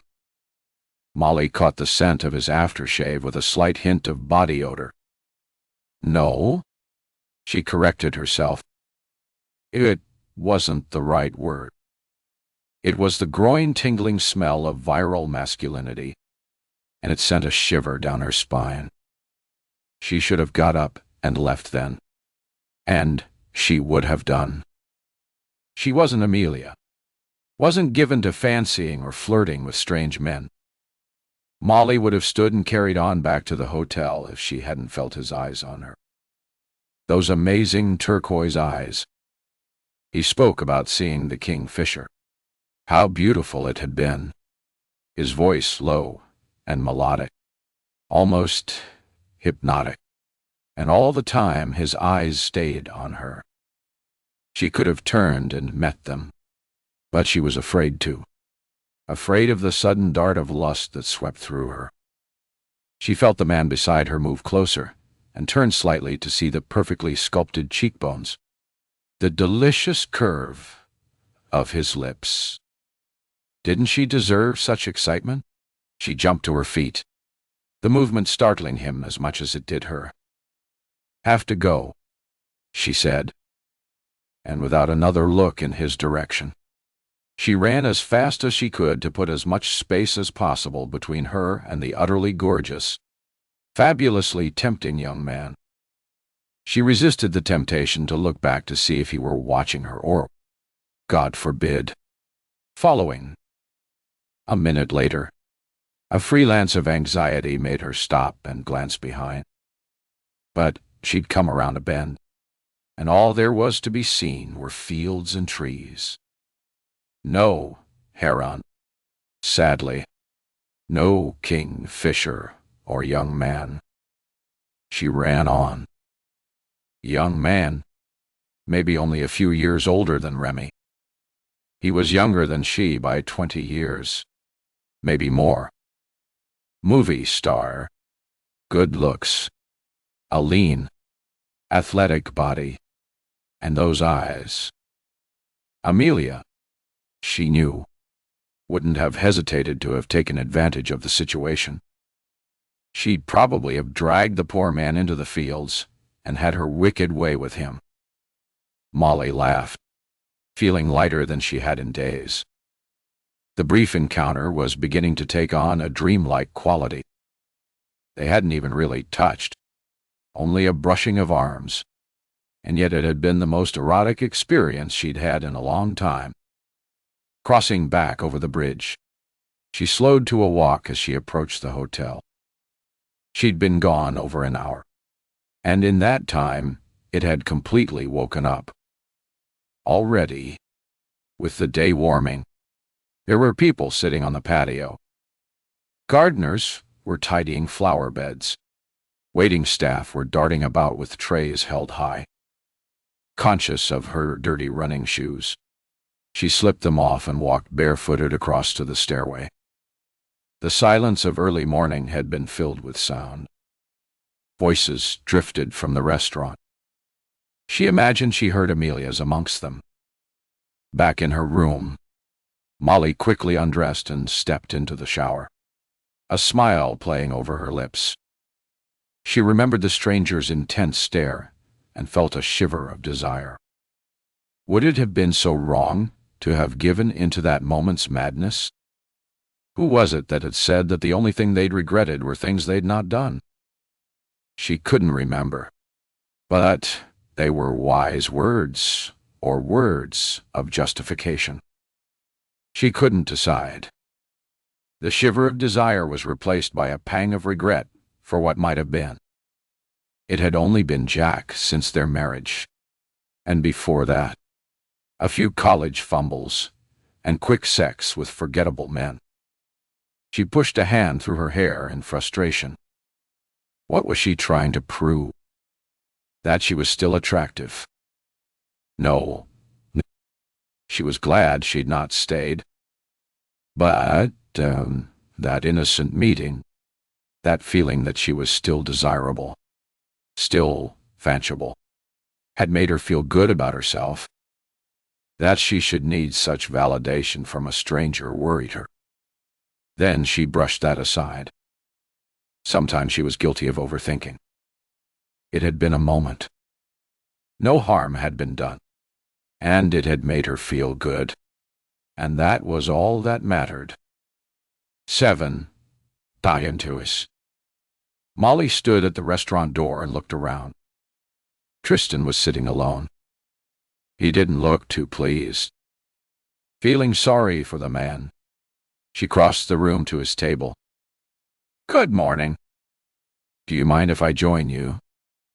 Tristan half stood before flopping back into his chair. "I'd like nothing better. What happened to your golfing buddies?" "Early birds," he said with a shrug. They had breakfast at 7:30 and headed straight out. He smiled. "I'm a keen golfer, but not that keen. I thought I'd have a leisurely breakfast with Amelia and head out later." He jerked his head to the ceiling. She decided to have breakfast in bed. Molly picked up the menu and glanced at the choices, but her appetite appeared to have deserted her. "Coffee and toast, please," she said when the waiter came to take her order. "You should have more," Tristan said, cutting through a fat sausage. "You're not on a diet, are you?"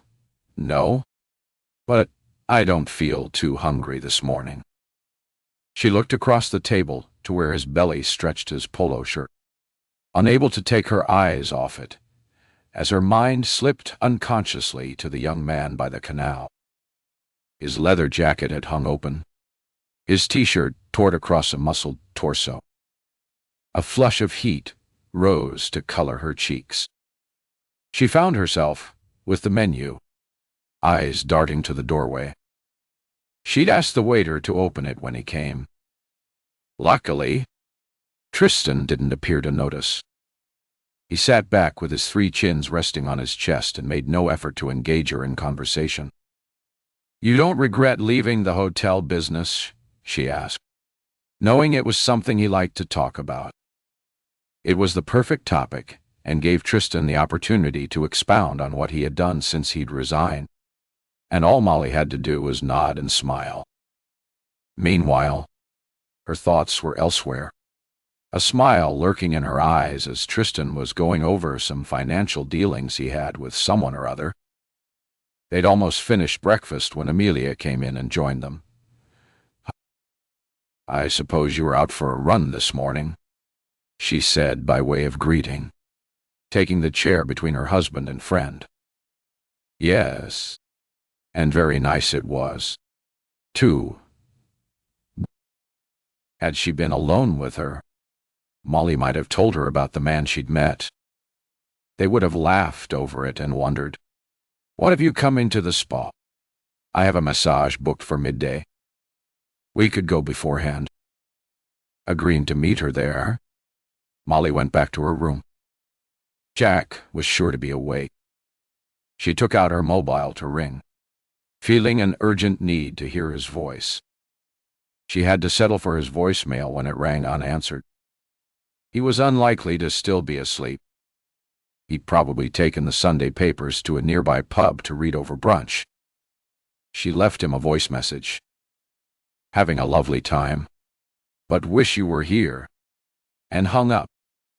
A few minutes later, her robe tightly belted over her swimsuit, she made her way down to the spa. The pool was large and inviting.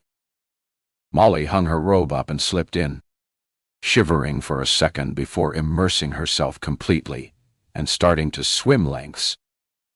She had done several before Amelia turned up, and she swam to the side to meet her. "It's a lovely pool," she said, wiping water from her eyes. "It looks nice, but I don't feel like swimming. I'm going to the sauna." "Coming." "Bee." Amelia didn't wait for an answer, sauntering across, hanging her robe on a hook, and going inside. Molly swam to the steps. She'd all day to spend. And although she preferred the steam room to the sauna, it would be nice to spend some time with Amelia. Molly could get back into the pool when Amelia had gone for her massage. They had the sauna to themselves. Molly sat on the cooler, lower wooden bench, leaving the hotter top one to Amelia. It was the perfect opportunity to tell her friend about her unusual encounter by the canal. Whether she was confessing or boasting, she wasn't sure. With the benefit of a few hours' distance, the episode had taken on an almost otherworldly quality, a black-and-white scene from a vintage Hollywood movie.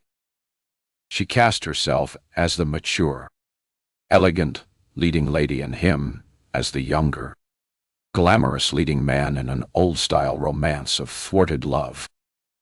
Amelia's reaction put a damper on her imagination. He sounds amazing, if slightly unbelievable. Seriously, does anyone really have turquoise eyes?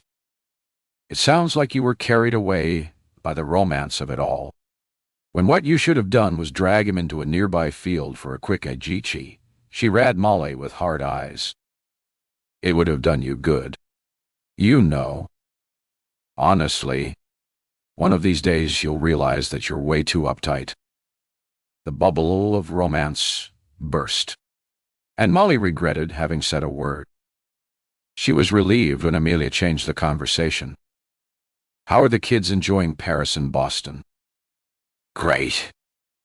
They love it. You must miss them terribly.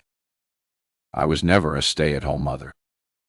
So, although we're very close, I'm happy they're following their dreams. Words she'd said to herself so often, she almost believed them.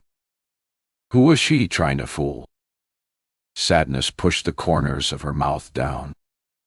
That's the official story, the one I trot out when anyone comments. Nobody has ever challenged it. But the truth is, I miss them like hell. The house is like a morale without them cluttering around. She gave a short laugh and turned to look up at Amelia. I bet you're sorry you asked now. No, I'm not. You looked a little sad. Sometimes it's good to talk. It sounds to me as if you're suffering empty nest syndrome. It's very common. A free song of irritation flashed through Molly. She didn't want to be defined by some pseudo-psychological jijichi. Perhaps, she said, her voice a shade cool. I bet you're menopausal, too. Oblivious to the effect her words were having, Amelia leaned down and used the ladle to throw water over the hot rocks, sending a burst of steam into the room, raising the temperature. Molly wanted to stand up, storm out of the sauna and from the hotel. But she didn't. She wasn't a stupid woman. And despite her suspicions about Amelia and Jack, there was something in what her annoying friend was saying. Maybe Molly had been overthinking everything. All her worries and concerns the result of hormones, and a bloody, empty established. It might be that Amelia had hit the damn nail squarely on its tiny little head. No, I'm not menopausal. Molly lied automatically. Dial.I. It wasn't a bad place to linger. That joy still awaits me. Then perhaps you're in a rut. You should try something new. Do something different. A trace of boredom crept into Amelia's voice, and a few minutes later, she stood and stretched. I'd better go. I'll see you later. Molly followed her out and headed into the steam room. There were other people there, a couple of younger women with their heads together, discussing something important in murmured undertones, and an overweight man who appeared to have fallen asleep, a gentle snore coming from his direction. There was an outdoor jacuzzi, But Molly's earlier prediction that the day would turn warmer had been wrong. Dark clouds had swept in through the early afternoon, and light rain had increased to a deluge that blurred the boundaries of the garden and shimmered over the patio. The hotel wasn't taking any risks. A sign went up to say the jacuzzi had been closed for safety reasons. So, for the rest of the afternoon, Molly drifted between the pool, sauna, and steam room. Amelia didn't return after her massage. Molly wondered if she had an assignation with the waiter. He'd never been mentioned again. She hadn't wanted to ask, and Amelia hadn't volunteered information. Perhaps she hadn't wanted Molly spoiling her fun. Rain, driven by the wind, played a noisy staccato rhythm on the floor-to-ceiling windows that surrounded the pool, and in the background, much further away, there was a low rumbling of thunder. Molly pulled her robe on over her swimsuit and stood looking out over the deluged garden. After such a promising start, the day had taken on grim shades of gray that suited her mood. She wished she'd not told Amelia about the man she'd met. It had been a harmless fantasy. Now it was spoiled. Molly shivered and wrapped her arms across her chestablished towel. Turning away from the window, she looked at the clock that hung over the entrance. It was 4:30. She'd go back to her room and ring Jack. Maybe later she'd come back and do a few more lengths before calling it a day. It wasn't as much fun on her own. Back in her bedroom, she picked up her mobile and pressed the speed dial key for Jackie, breathing a huff of pleasure when it was answered. "Hi," she said.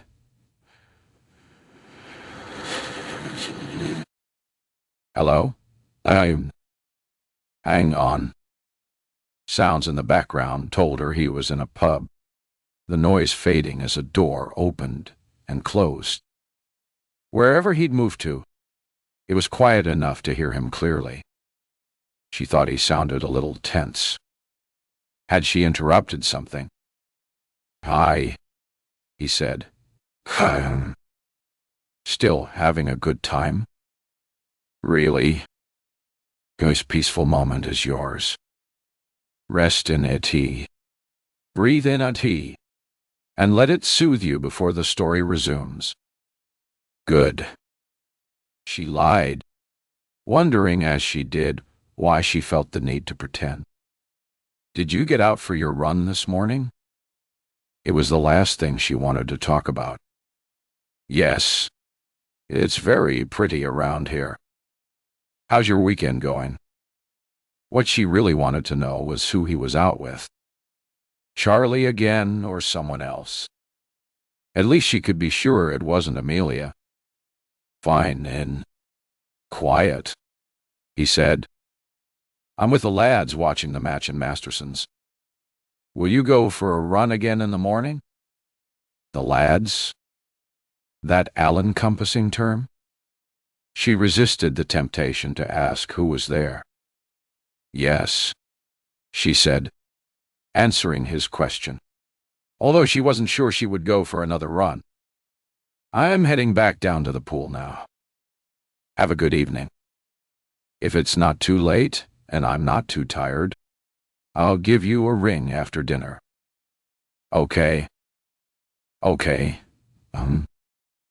I love you." She rubbed a hand over her forehead. Was there a hint of overemphasis in those 3 words, as if he were trying to convince himself? Or was she stupidly overthinking again? "Love you, too." Hanging up, she swung her legs up onto the bed and lay back against the pillows. Feelings of regret, worry, and guilt were scrambled in her head. She closed her eyes, trying to shut the thoughts away, and despite everything, found herself drifting to sleep. When she woke, eyes snapping open in confusion, It was almost dark.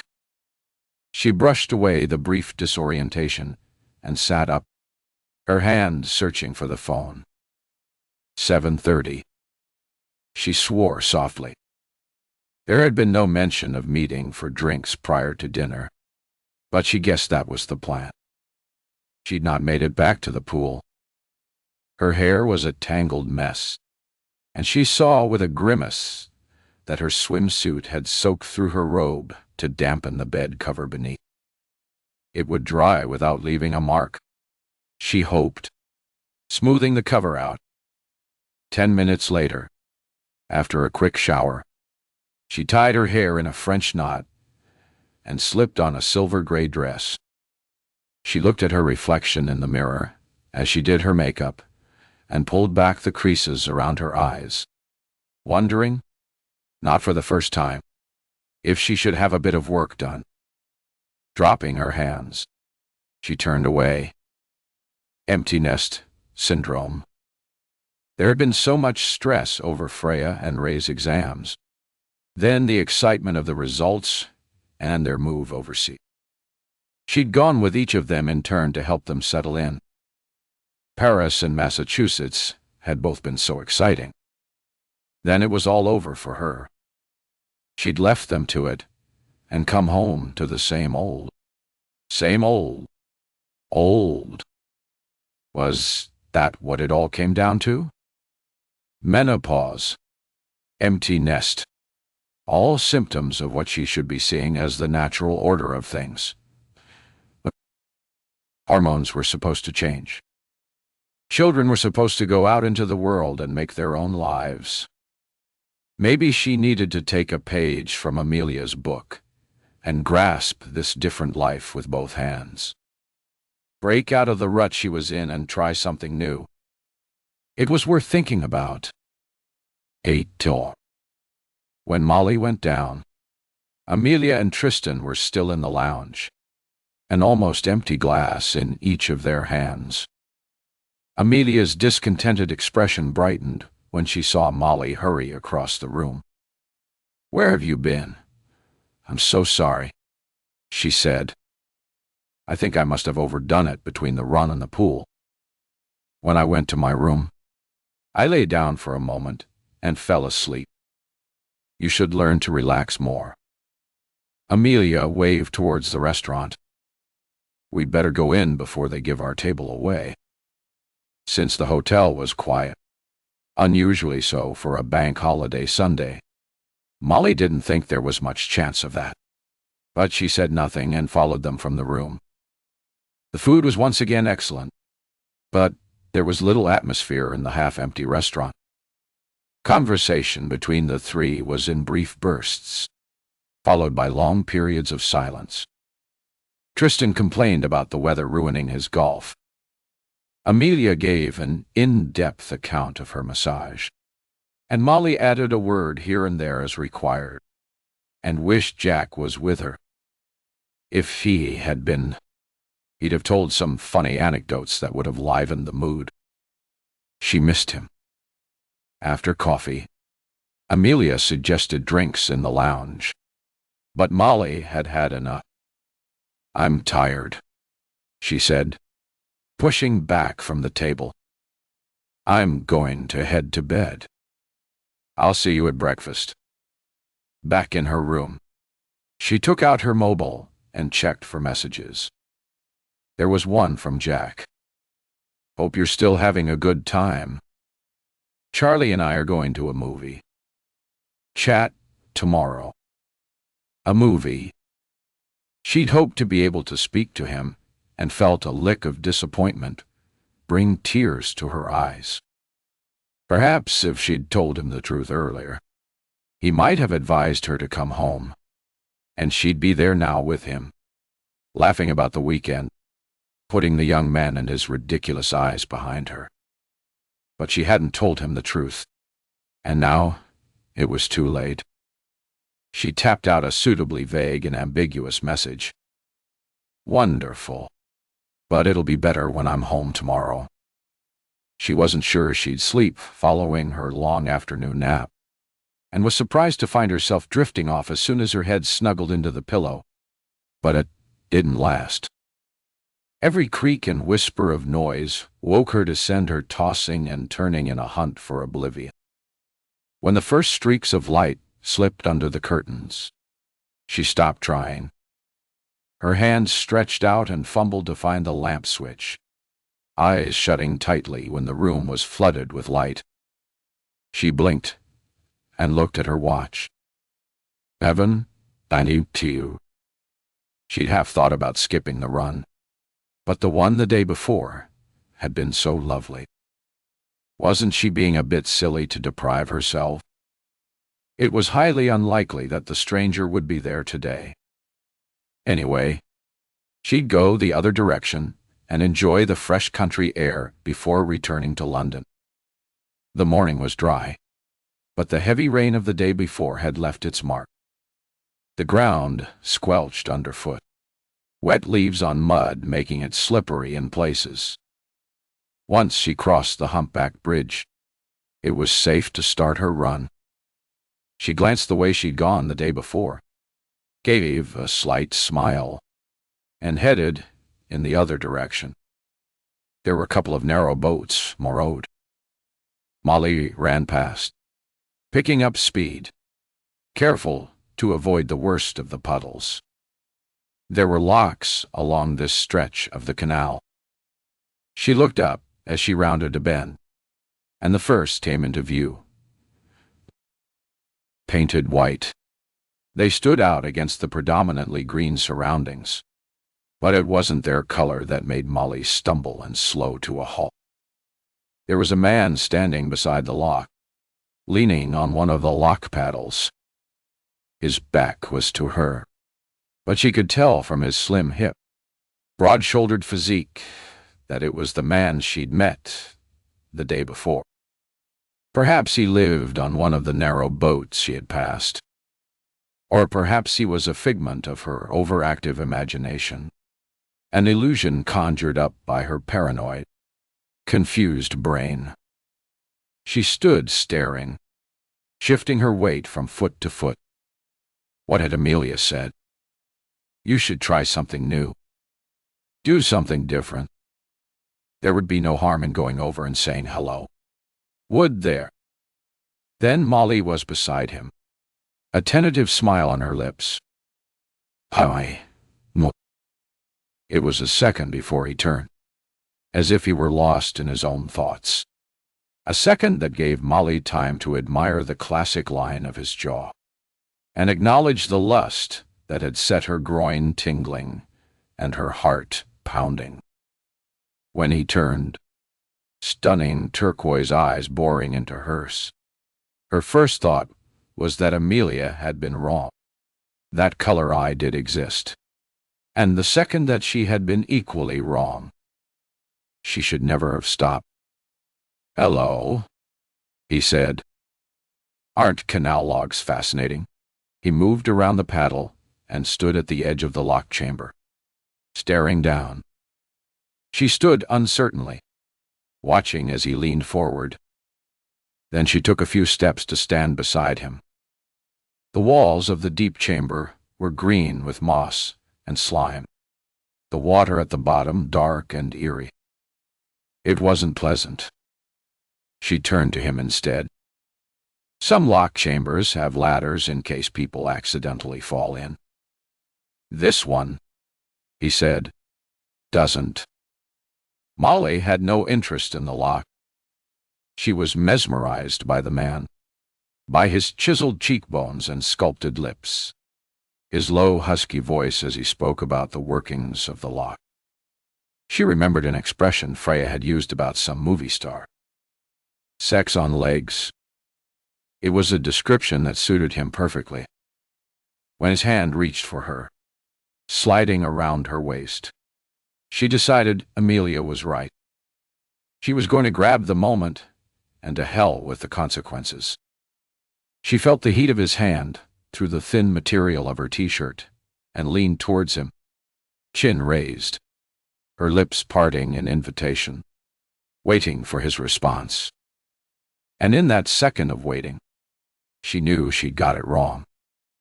He reared back, mouth thinning in distaste, eyes narrowing in disgust. She'd got it all wrong. He'd not been reaching for her. He'd been putting a hand out to prevent her falling in, to prevent a woman old enough to be his mother from making a stupid step and falling into the damned chamber. Unfortunately, he hadn't managed to stop the pathetic, stupid woman from making an absolute fool of herself. With a cry of anguish, she pulled away. His hand had tightened on her t-shirt. She could feel the material stretch as he tried to stop her and wrenched it away, then ran as she didn't think she'd ever run before, her feet barely touching the ground as she flew on the heat of mortification. She heard him call out, then the heavy sound of his feet crunching on the path as he chased after her. But he was no match for her speed, and within a minute she had left him behind. Back in the hotel, she went straight to her room, grabbed her clothes from the wardrobe and bureau, changed quickly, and jammed everything into her bags. Humiliation stung with almost unbearable pain, and all she wanted to do was leave, to go home, hide away to lick her wounds. At reception, she left a note for Amelia, explaining that something had come up that required her to leave early. Her brain was too fraught to come up with a reasonable explanation.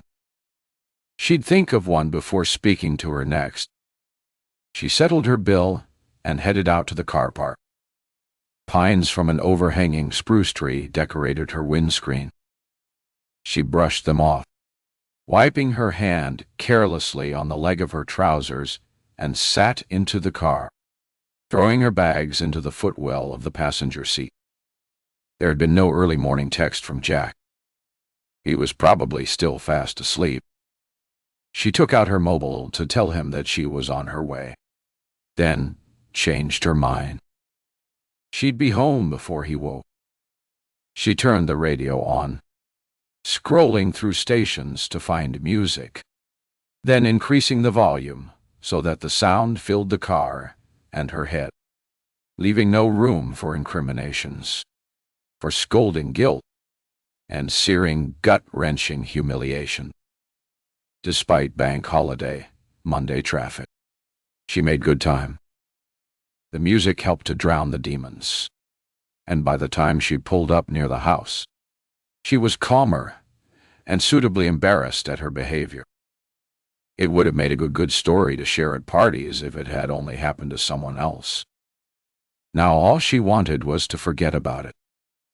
The downside to their beautiful London home, the only one, was that there was no parking. Today, the gods were smiling down on her, perhaps in sympathy, and she found a space a minute's walk away. She picked up her bags and headed for home. Home, she thought, pushing open the door and feeling instantly relaxed. A sudden piercing beep, beep, beep told her the alarm was set. She dropped her bags and hurried to key in the code to switch it off. Maybe her plan to surprise Jack hadn't been such a good idea after all. He'd probably woken early, gone out for the newspaper, and taken it somewhere to read over breakfast. Heading upstairs, she pushed open the door to their bedroom, planning to drop her bags and ring him, her eyes widening when she saw the bed. Jack was being unusually tidy. Normally, if he did anything, it would be to pull the duvet up. But today, the pillows were plump, the bedspread in place, and tucked under them the way she liked it. Leaving the bags on the floor, she walked over and ran her hand over the bed, her forehead creasing in a frown. So neat, just the way she'd left it before she went away on Saturday. If she didn't know better, she'd have sworn he hadn't slept in it at all. But that was ridiculous, wasn't it? 9:01. Molly had unpacked, thrown a wash on, and was sitting with a mug of tea before she heard the front door open and Jack's irritating off-tune whistle. Her eyes were glued to the kitchen door. She hadn't bothered to ring him, so he wasn't expecting to see her. He wouldn't notice that the alarm was already off.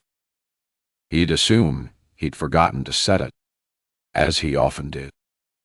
She was shocked when the door opened, and he stood staring at her with his mouth slightly open. He looked terrible.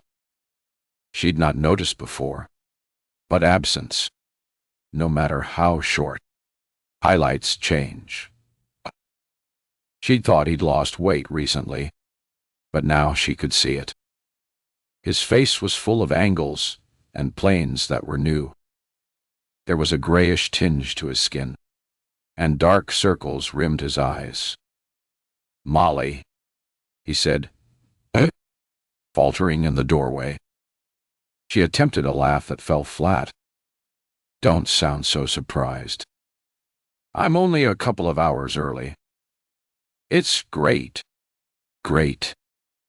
Just unexpected. You should have phoned to let me know," he said, stumbling over his words. "That's great," he said again, his smile looking as false as the heartiness in his voice. He dropped the holdall he carried and closed the distance in 2 swift steps, dragging her into a hug, burying his nose in her hair. She could feel his breath damp on her neck and the slight tremble that ran through him. Pulling back abruptly, she looked at him. She saw confusion sweep across his face. And was that a trace of fear? "What's wrong, Jack?" she asked, reaching a hand up to his cheek and holding it there. He shook his head. "Not a thing," he said, putting his hand over hers. "Although I might have overdone it at the gym." He patted his stomach. "I've lost a bit of weight recently and thought I'd better tone up. Haven't been in ages." "Oh, I see," she said, wishing she believed him. "Yes?" He patted his stomach again. "I swear I feel more toned already. A good workout. You can't beat it." She sat and picked up her tea. "It's still hot if you want some." Nodding, he reached into a cupboard for a mug. "Are you okay?" he asked, lifting the teapot. "You look pale." "I'm fine," she said with a reassuring smile. "Amelia wasn't as much fun to go away with for a weekend as I'd expected, so I made an excuse to leave early." "Really? Well, I thought you said you were having a great time." It was okay. It would have been nice to share her humiliation, to have him laugh over it. But of course she couldn't. Couldn't tell him about her moment of weakness, where she had lusted after a young man so much that she would have followed him into the fields and reveled in him like an escapee from a Thomas Hardy novel. "But I'm glad to be home and looking forward to having lunch with you." She caught Jack's puzzled look. "You did remember to book a table for lunch, didn't you? Remember we discussed trying that new Lebanese restaurant?" Jack shook his head as he poured tea and added milk. "It went out of my head. I'll give them a buzz. I'm sure it won't be a problem." The tea was too hot. He slurped it noisily. "You've already unpacked." Putting his mug down, he went to the cupboard for biscuits, rummaging through a selection of packets before deciding on one. He took it out and struggled to open it. "Damn things," he muttered and tore the top with his teeth. Taking his seat, he shook out a handful of biscuits and slid the rest over to her. "Shifty." It was the only word Molly could use to describe the way he was looking at her. "Yes," she said finally. "I've been home about an hour." "Did you see?" he said. taking a sip of his tea. She blinked in confusion. See what? His mug went down with a clatter, and he threw his hands up in the air. What? What? The bed I made so perfectly. Weren't you surprised? He'd made the damn bed. He hadn't put on the laundry or emptied the dishwasher, but she knew the easiest course was to give him the praise he was seeking. I was pleasantly surprised. She didn't mention that it looked as if it hadn't been slept in. She still wasn't convinced it had. I knew you were unhappy about losing Rebecca. I thought I'd show you that I could help out more. Great, she said, trying to sound enthusiastic, knowing by the tightening of his mouth that she hadn't succeeded.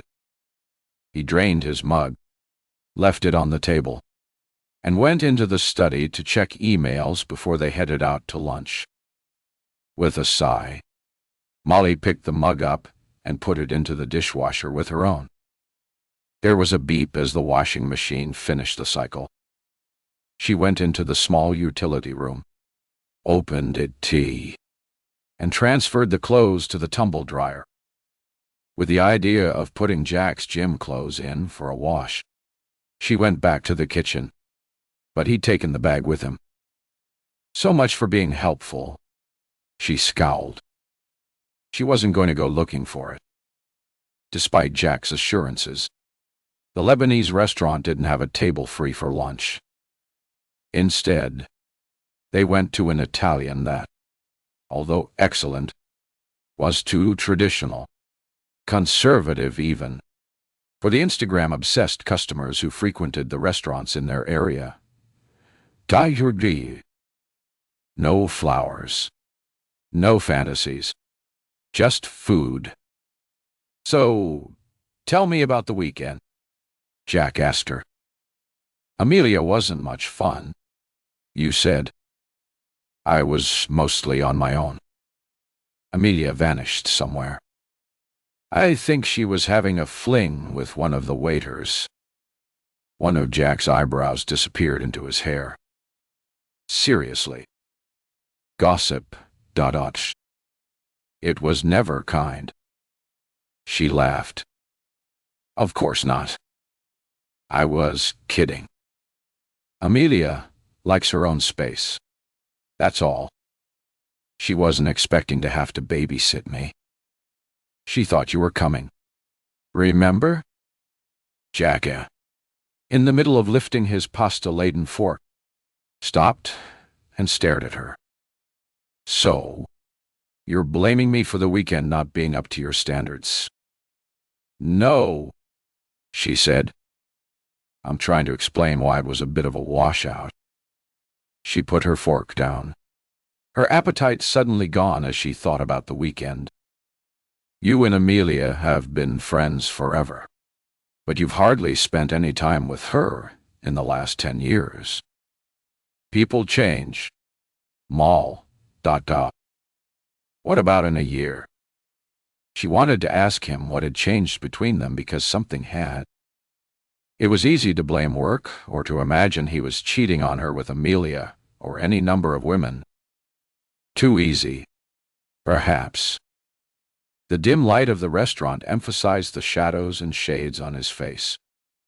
Was the distance that had grown between them her fault? She'd been so caught up in Remy and Freya's departure, the organizing and arrangements, invoices that needed to be paid. All of it had fallen on her shoulders. She hadn't minded, but maybe he had. Maybe not only did he miss the children, but also resented her total immersion in them and felt left out.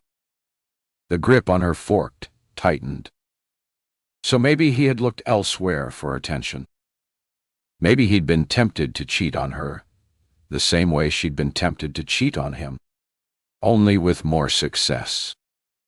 Was that why he'd looked so shifty and spun her that crazy story about making the bed? She was convinced it hadn't been slept in. So where had he spent the nights? She dropped her fork and pushed the plate away. "You've hardly touched it," he said in surprise, reaching over with his fork and jabbing it into a piece of her chicken. "I ate a lot over the weekend," she said, pushing the plate closer to him. The food in the hotel was excellent. After lunch, they walked the short distance to Street Luke's Gardens. This late, the flower borders held little interest, but it was still a pleasant, quiet place for a stroll. Molly was conscious of the silent man at her side, of the need to make conversation that before would have flowed. Since when had they struggled for words to fill the gaps? Since when had there been gaps? A sideways glance told her he was lost in thought. A set look to his profile. She slid her hand into his and saw his quick look of surprise.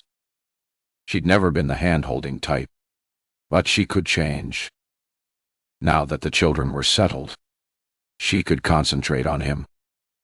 If there was one lesson she'd learned from the calamitous weekend, it was how easy it was to be led astray.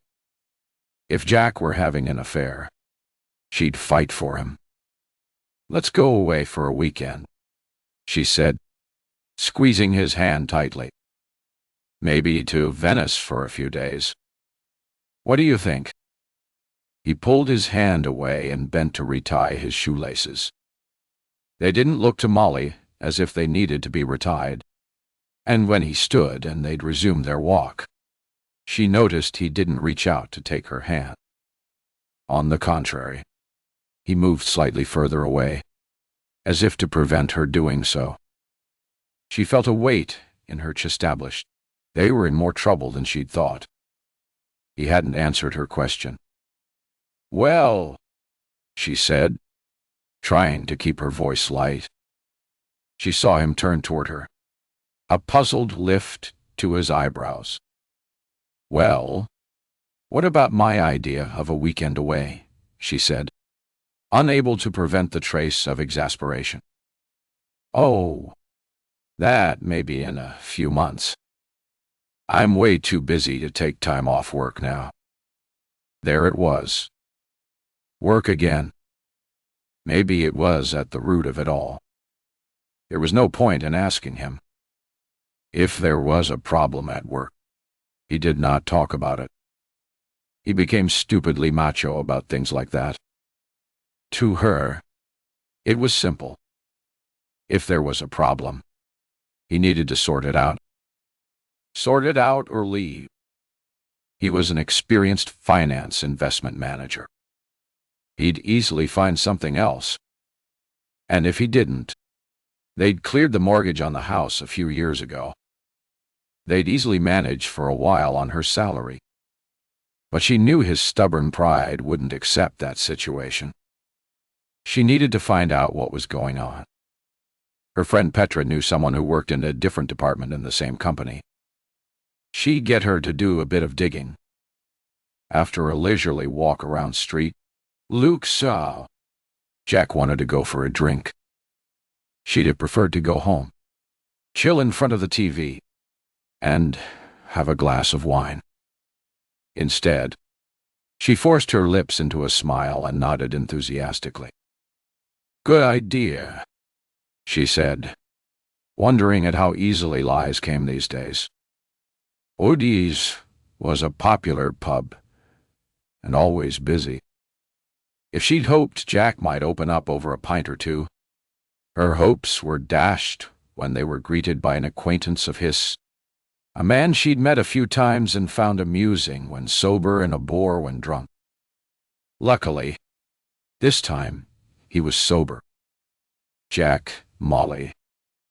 He greeted them, drawing them into the group he was with, making introductions, names fired around, forgotten as soon as heard. Molly smiled at everyone, accepted the drink bought for her, and perched on a stool. She'd stay for one, then make her excuses. She saw the signs. These men were there for the long haul. Apart from the occasional nod and smile, She wasn't called to contribute to the conversation and was able to concentrate on her own thoughts. When she got home, she'd ring Petra. It was time to take the first step and find out what was going on. 10 tau. Molly made her excuses after one drink, noticing that Jack, on his second pint, looked settled for the evening. "Don't be too late," she said into his ear before she left. "I won't be. I'll have one more and follow you." It seemed she wasn't the only one to whom lies came easily these days. With a casual wave to the rest, she headed out onto the street, the light already fading, the darkening clouds promising rain before long. It made her quicken her pace, and she was home as thunder rolled, and the first crack of lightning shot across the sky. Inside, she hung her coat over the banisters, kicked off her shoes, and walked barefoot to the living room as she scrolled through her list of contacts for Petra's number. Molly flopped onto the sofa as she waited for the phone to ring, hoping her friend would be at home. She was in luck. It was answered almost immediately.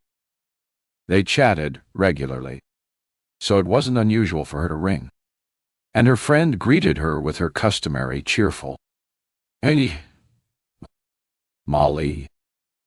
Relaxing, Molly spent the first several minutes telling her friend about the weekend. I should never have gone without Jack. She was tempted to tell her about the stranger she'd met, but she didn't. Not because she was afraid her friend would be surprised or shocked. She'd long come to realize that Petra was virtually unshockable, but because the episode had taken on an unreal, dreamlike quality. If she didn't talk about it, the whole thing along with the guilt and humiliation would fade away. It was better that way. "I was surprised you did," Petra said. "Actually, I thought you were crazy." Amelia is a lovely dash of psychedelic color in our conservative gray world, but I found a little of her goes a long way. She's probably saying the same about me. Molly laughed.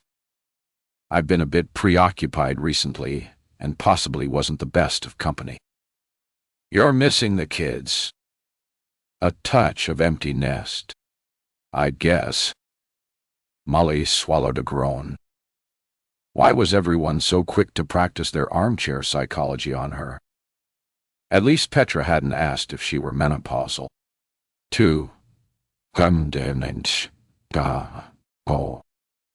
Before she was tempted to do so, Molly brought the conversation around to the real reason she had phoned. "How? Simon?" she asked as a first step, and listened to Petra telling her how wonderful her darling husband was for several minutes. When there was a minuscule lull, she dived in. "Good to hear," she said. "Jack has been a bit stressed recently, and he's looking very pale. It seems to be a bit manic at work. I'd love to be able to empathize with him." She thought that sounded suitably psychobabbly, but it's hard when I don't know what's going on. "And he's like your Simon, way too macho to admit if there were problems." "Gosh. Yes. They're two of a kind." Molly gave what she hoped would pass for an amused laugh. "Peas in a pod. Men. We have to protect them from themselves, don't we?" She waited for her friend's laughter to die down. "That pal of yours, Nicole, who works in Jack's firm. You wouldn't fish a little? See if you could find out something. Would you?" The indrawn breath told her that for once she'd surprised her friend. Molly shut her eyes and swore softly under her breath. "You want me to ask her to spy on him?" Molly had forgotten Petra's liking for drama and intrigue, and immediately regretted having asked. But it wasn't the kind of thing you could step back from. Spy is a little OTT, she said calmly. I see it more as looking out for my husband's welfare. The same as I'd look out for yours if the situation were reversed. Goss. Yes. Petra rushed to comment. I know you would. K. We women have to stick together after all. Putting her hand over the mouthpiece, Molly let out a whoosh of relief, not really listening as her friend rambled on about women's solidarity. Thanks, she said when there was a pause. Yes, it's the only way, isn't it? Absolutely. You leave it with me. Petra's voice held the fervor of one on a mission. I'll give Nicole a shout tomorrow and ask to meet her for coffee. It will be easier to pump her for info face-to-face. Petra might be a bit of a drama queen, but she was also an astute woman. If there was anything to know, she'd find out. A few minutes later, Molly said goodbye, dropped the phone on the sofa beside her, and sat back, resting her head on the cushion behind. She wanted it to be trouble at work, however difficult that might be, because the alternative didn't bear thinking about. She reached a hand up, her fingers lingering on the fine lines she knew had appeared around her eyes. An affair with Amelia, bad as that would be, wouldn't be a risk to her marriage. Amelia wasn't looking for something permanent after all, but if he'd found someone younger, prettier, someone in Vegas perhaps. With difficulty, Molly put the idea to the back of her mind and picked up her phone. Despite being asked to contact her every day, there were no messages from either Freya or Remy. They'd plead their case with excuses of being too busy, too exhausted, too something rather than the truth that they'd not thought about her. If they were in trouble, she'd hear about it fast enough. She had no real worries. They were good kids, but she wished they'd at least send a message. The apron strings still tugged. She didn't let them hurt, but they did irritate at times. As the evening crept on, she wondered about getting something to eat. Instead, she made a cup of tea and switched on the TV. Nothing held her attention. A documentary was too boring. A drama turned out to be less than gripping. The tenus came and went, and Jack still hadn't arrived home. The pub did food. He probably had something to eat and would fall in the door later, stinking of garlic and onions. She put her mug in the dishwasher and headed to bed. If he was very late, he'd sleep in the spare bedroom so as not to disturb her. He often did.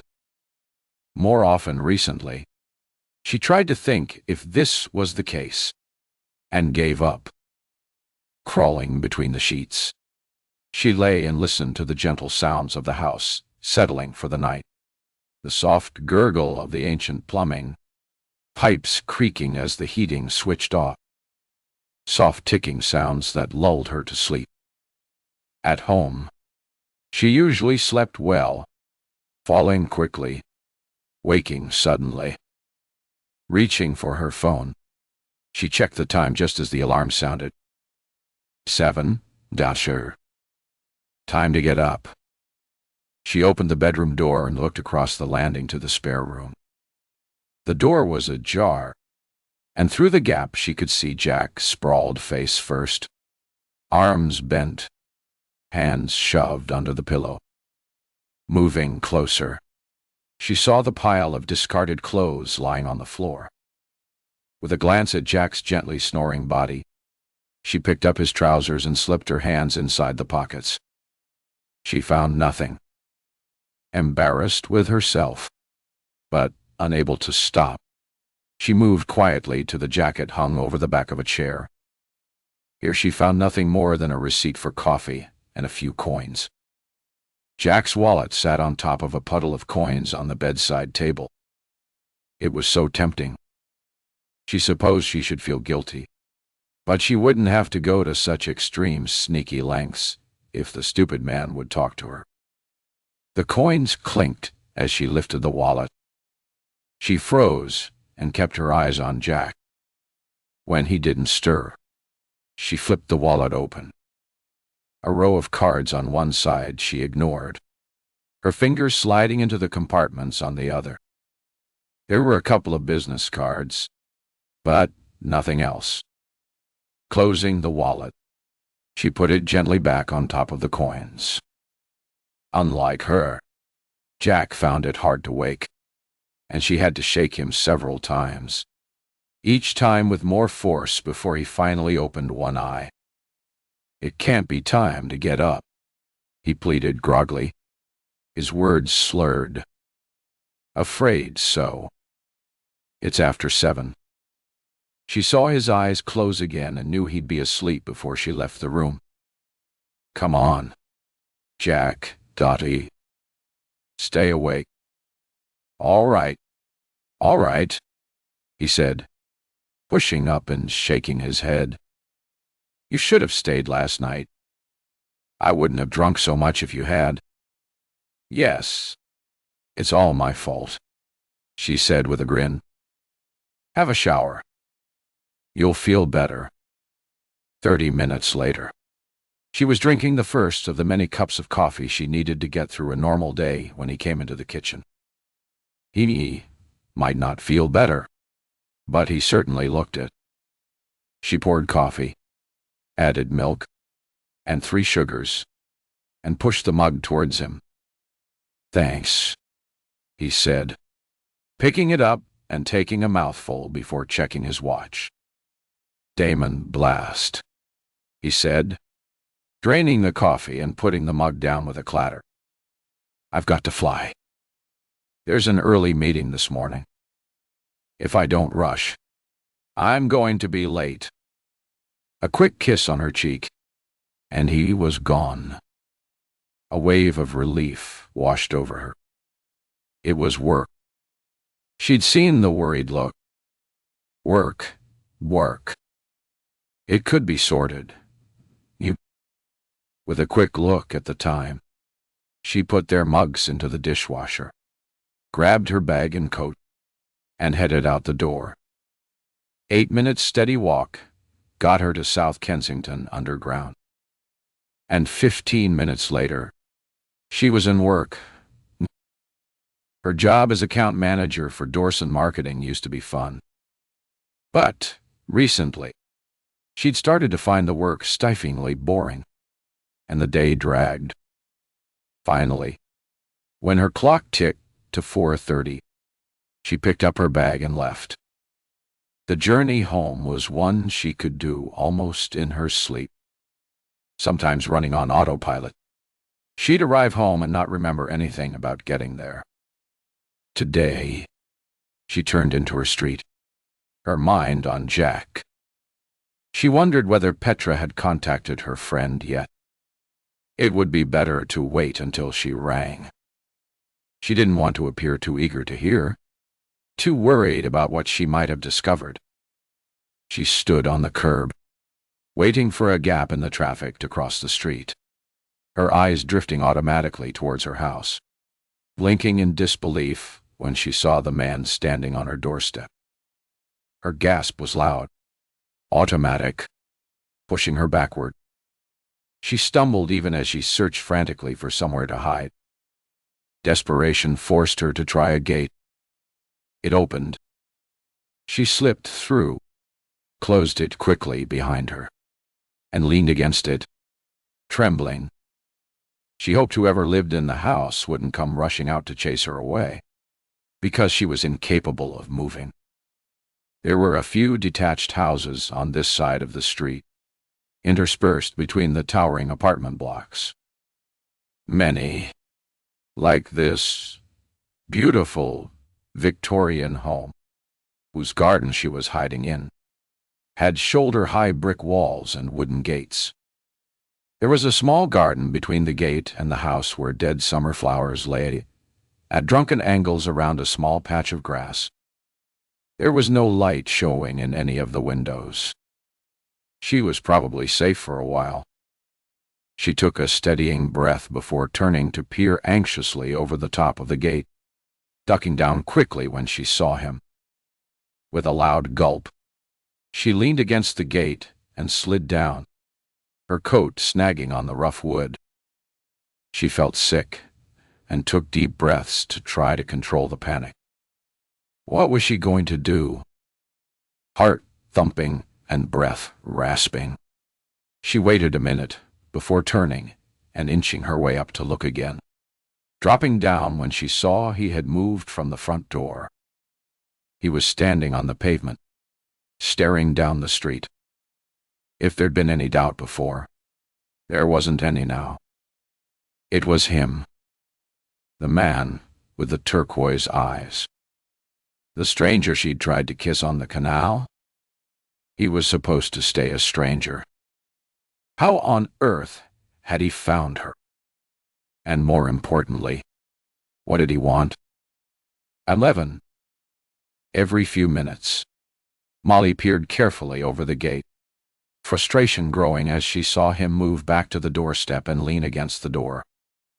Maybe she should go over and confront him. Explain what had happened had been simply a moment's madness. He was obviously intent on waiting for her. Squeezing her eyes shut, hot tears pushed through to trickle down her cheek. Jack was usually home by 6:15. If the man didn't leave, he'd meet him. Would he tell? What would he tell? Your wife tried to kiss me. She seemed up for it. At 6, she peered over the gate again. She couldn't put it off any longer. She'd have to speak to him. Damn it. She'd say anything, do anything to prevent Jack finding out how incredibly stupid she had been. She could have told him yesterday. Could have made a joking reference to a handsome guy she'd met, brushing it off somehow. Now, no matter which way it came out, it sounded worse than it was. Their relationship had been a little shaky recently. She didn't want to be the one who tipped it over into the realms of seriously rocky, not over something so stupid, so meaningless as this. She gripped the edge of the gate, preparing to open it and step out.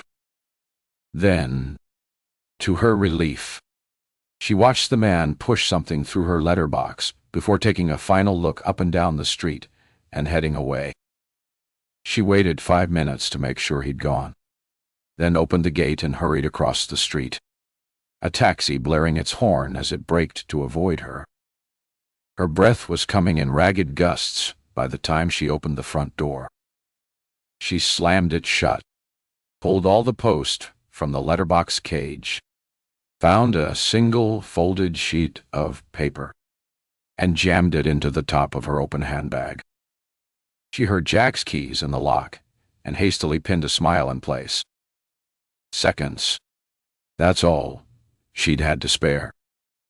"Hi, I'm Val," she said, dropping her eyes to the post, hoping the slight tremble in her voice wasn't obvious to him. "By yourself?" he said, dropping his briefcase on the floor and his coat on the banisters. "You're late home." Oh, someone was leaving, and there was a bit of a do in the office after work. I felt obliged to pop in for a few minutes. Yet another lie falling glibly from her tongue. He took her explanation without comment. "Mine?" he asked, nodding at the letters. "Yes," she said, handing them over. "I was expecting an invoice from Freya's university," she added. It might have been true. All the invoices for both Freya and Ray's universities were addressed to her for convenience. He frowned. "Didn't you pay recently?"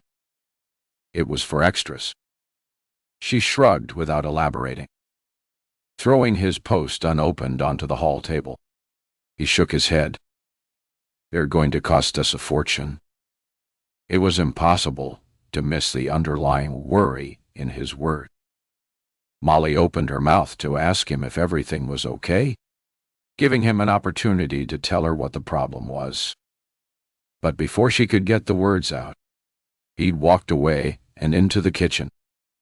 Following him, she watched as he took a beer from the fridge, swigging from the bottle as if he couldn't wait to get the alcohol into his system.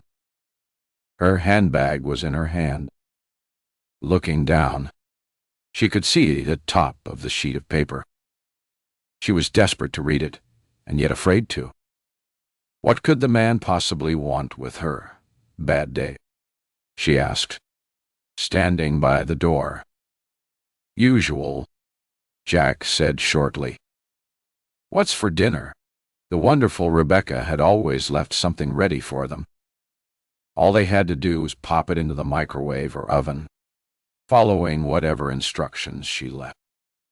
"Will you out more often?" Jack had said when she pointed this out to him.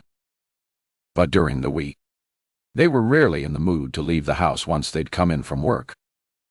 She'd planned to stock up with quick frozen ready meals, but so far she'd not got around to buying them.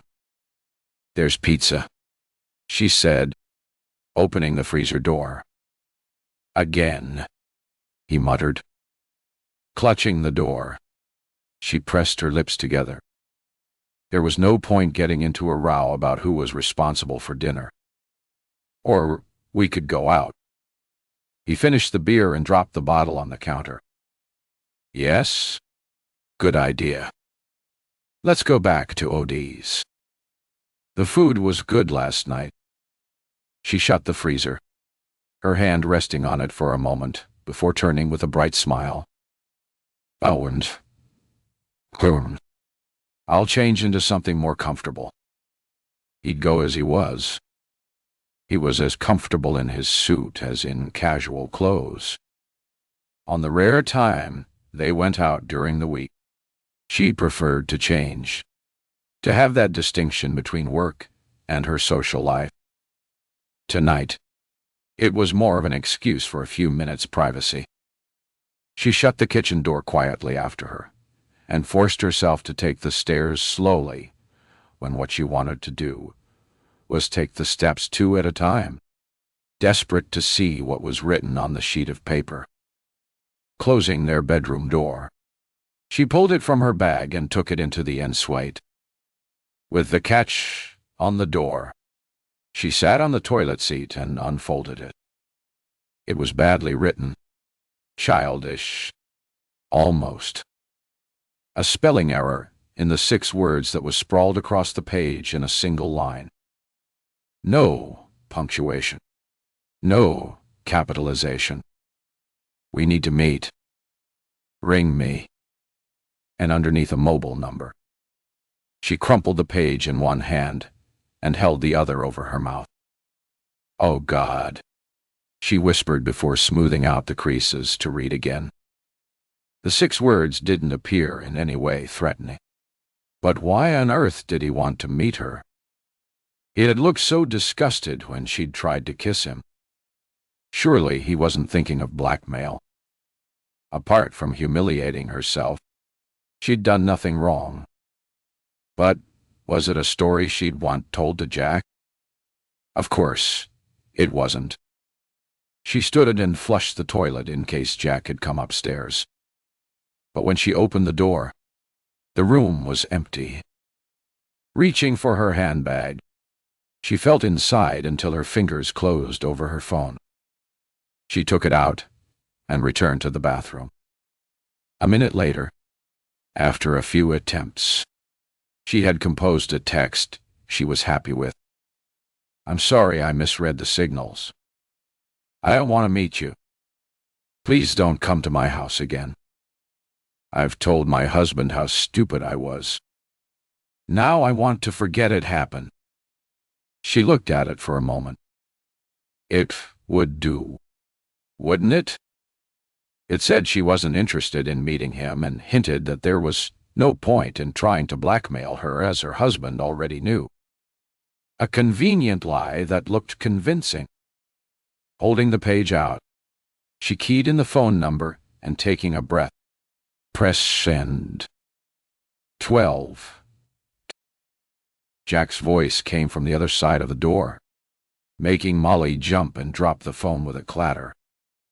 "What's keeping you?" She stood and flushed the toilet again, raising her voice to be heard over it. "I'll be down in 5, she called back. Back in their bedroom, she put her phone into her bag and held the page for a moment before crumpling it into a ball and shoving it into her underwear drawer. Tomorrow, she'd take it into work and put it into the office shredder. It took only minutes to change from her work clothes into jeans and a jumper. She ran a brush through her hair and went downstairs, her expression carefully neutral. She needn't have worried. Jack gave her a cursory glance before grabbing his keys and heading for the front door, leaving her to trail behind. Odie's was popular and busy, and that night was no exception. The overwhelming cacophony hitting Molly when they stepped inside. There'd be no chance to talk. Was that Jack's plan? Maybe it was just as well. Her mind was too wrapped up in her own problems to deal with whatever was going on in his life. Anyway, before she heard his side of the conversation, it would be better to be in possession of whatever information Nicole had. It would help to be forewarned. The food was good, as it usually was, and she'd been right. There was no chance to carry on a meaningful conversation, every second word swallowed by waves of shouting and laughter. They called out hi to a few acquaintances who passed by, but she was relieved when nobody joined them. They might not be able to have an in-depth conversation, but it was nice to spend time together. She sipped her mineral water. Drinking during the week was something she tried to avoid. It made her too tired the next day. Usually, Jack would have a pint, no more. But tonight he had 2. Plus, pint. He'd had a bottle before they left home. Was that the problem? She tried to pinpoint exactly when he'd started to drink so much, but she couldn't narrow it down. It wasn't particularly excessive, but more than she was used to seeing him drink. Maybe she should stop worrying. They were quiet as they walked home. The distance between them more than simply space. In the busy streets, she felt very alone. But then she thought about him, and her eyes darted from left to right as they approached their house. But there was nobody on their doorstep. "I'm going straight up," she said as they took off their coats in the hallway. "You coming?" There wasn't an invitation in her words. Although they hadn't made love in a long time, she certainly wasn't in the mood tonight. Not with turquoise eyes boring through her head. "I'm going to watch some TV," he said. "I'm not tired." If he were late, he'd take the spare room again. Something that used to be the odd occurrence was quickly becoming the norm. As soon as she'd closed her bedroom door, she took out her phone and checked for messages. There was no reply to her text, and she felt a slight easing of the tension that had squeezed her gut since she'd seen him on the doorstep. Maybe he'd understood there was no point in pursuing anything. There were messages from Remy and Freya. Bright, happy messages that made Molly's heart smile. Despite the ridiculous situation she'd managed to get herself into, she sent cheery messages back, telling them, as she always did, that she loved them and was so proud of them. As soon as she woke next morning, she checked her phone again, relief washing over her when there was nothing from him. Surely now she could put that whole episode behind her. It was certainly put to the back of her mind when Jack pushed open the door into the kitchen 40 minutes later. She was dressed and ready for work, a mug of coffee in her hand as she idly listened to an early morning news program. She had no idea what time he'd gone to bed. Later, she guessed, taking in his red-rimmed eyes and pasty skin. There was no point in saying anything. She knew by his set look that he wouldn't appreciate any comment, and she wasn't in the mood to start the day with a row. She made a mental note to ring Petra later. As it turned out, she didn't have a chance. The day turning into one of those nightmares without a minute to herself. It was 4:30 before she had a chance to ring, and annoyingly, it went straight to voicemail. She hung up without leaving a message. In the station, anxious about going home in case he was there waiting, she hopped on a tube going the opposite direction, getting out at the next stop with the vague idea of visiting a bookshop someone had recommended. Following directions she'd been given, she found it easily enough, frowning when she took in its shabby, unexciting exterior. She was leaving without going inside, then decided she'd nothing to lose. Anything was better than heading home. The interior of the shop wasn't a vast improvement on the outside, with uninspiring mushroom-colored paintwork and a slightly musty smell. Tall floor toe-sailing shelves were set closely together with barely space to walk between them. It meant she could browse unnoticed, and it didn't take her long to discover that what the shop lacked in beauty, it more than made up for in its vast selection of old and rare books. She lost herself in them, taking out one after the other, turning crackly old pages in fascination. She chose some to purchase, taking them to the sales counter.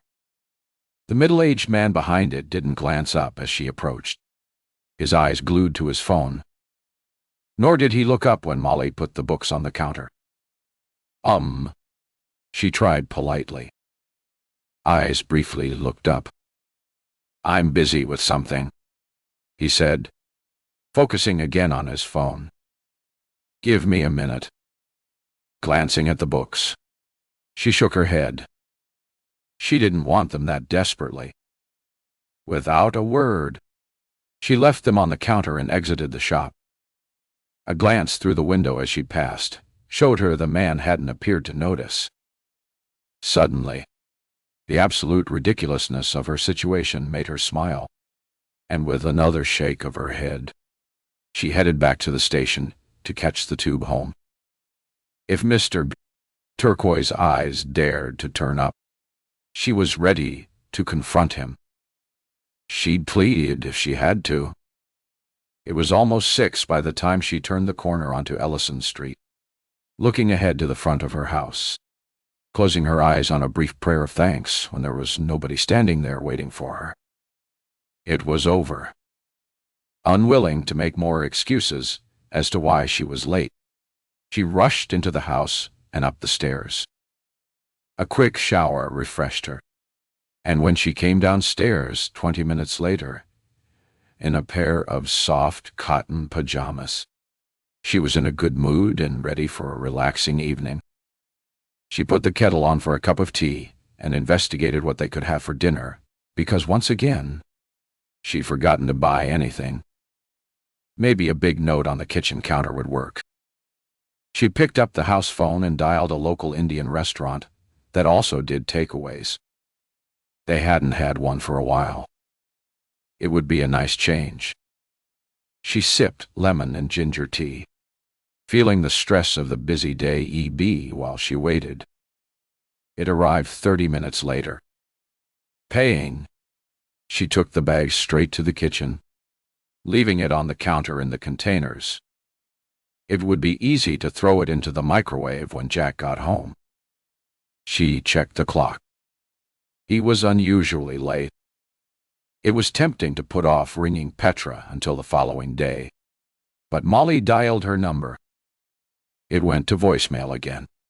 But this time, she left a message. "I wondered if you'd managed to speak to Nicole, eh?" she said. "I'll be here all evening if you want to give me a call." Throwing the phone on the seat beside her, she switched on the TV and sat back to watch one of her favorite property shows. The program was almost over by the time she heard the front door open. She waited for Jack to come through. But, to her surprise, he went straight upstairs. It gave her the opportunity to watch the end of the program. But her heart wasn't in it. He'd know she was there waiting. She almost always was. He'd probably had a tough day, or a tougher day. She should have made more of an effort to contact Petra. Scrambling from the sofa, she went to organize dinner, taking the containers from the bag and arranging them in the microwave in one lot. It would take longer, but there'd be less faffing. Setting the timer, she pressed start. She knew she'd regret it in the morning, but she opened the fridge and took out a bottle of wine. A half a glass would help her relax. The half was gone, and she'd poured another before the door opened. She opened her mouth to ask if he were okay, shutting it again without saying a word when she saw how pale and drawn he looked. "You're very late." "Bad day."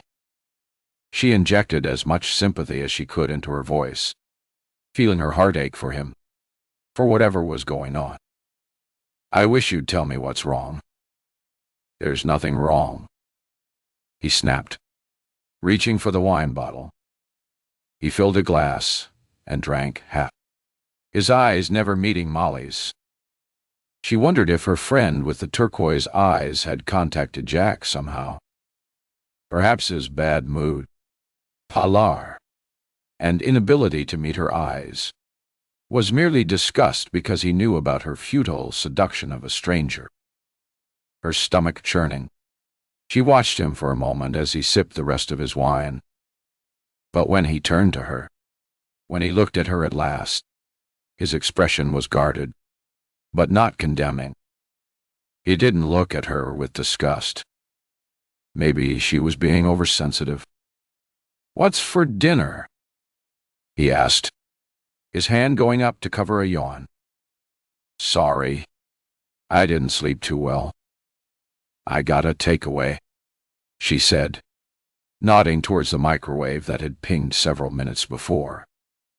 She rested her hand on his arm as she passed him, relieved when he didn't brush it off.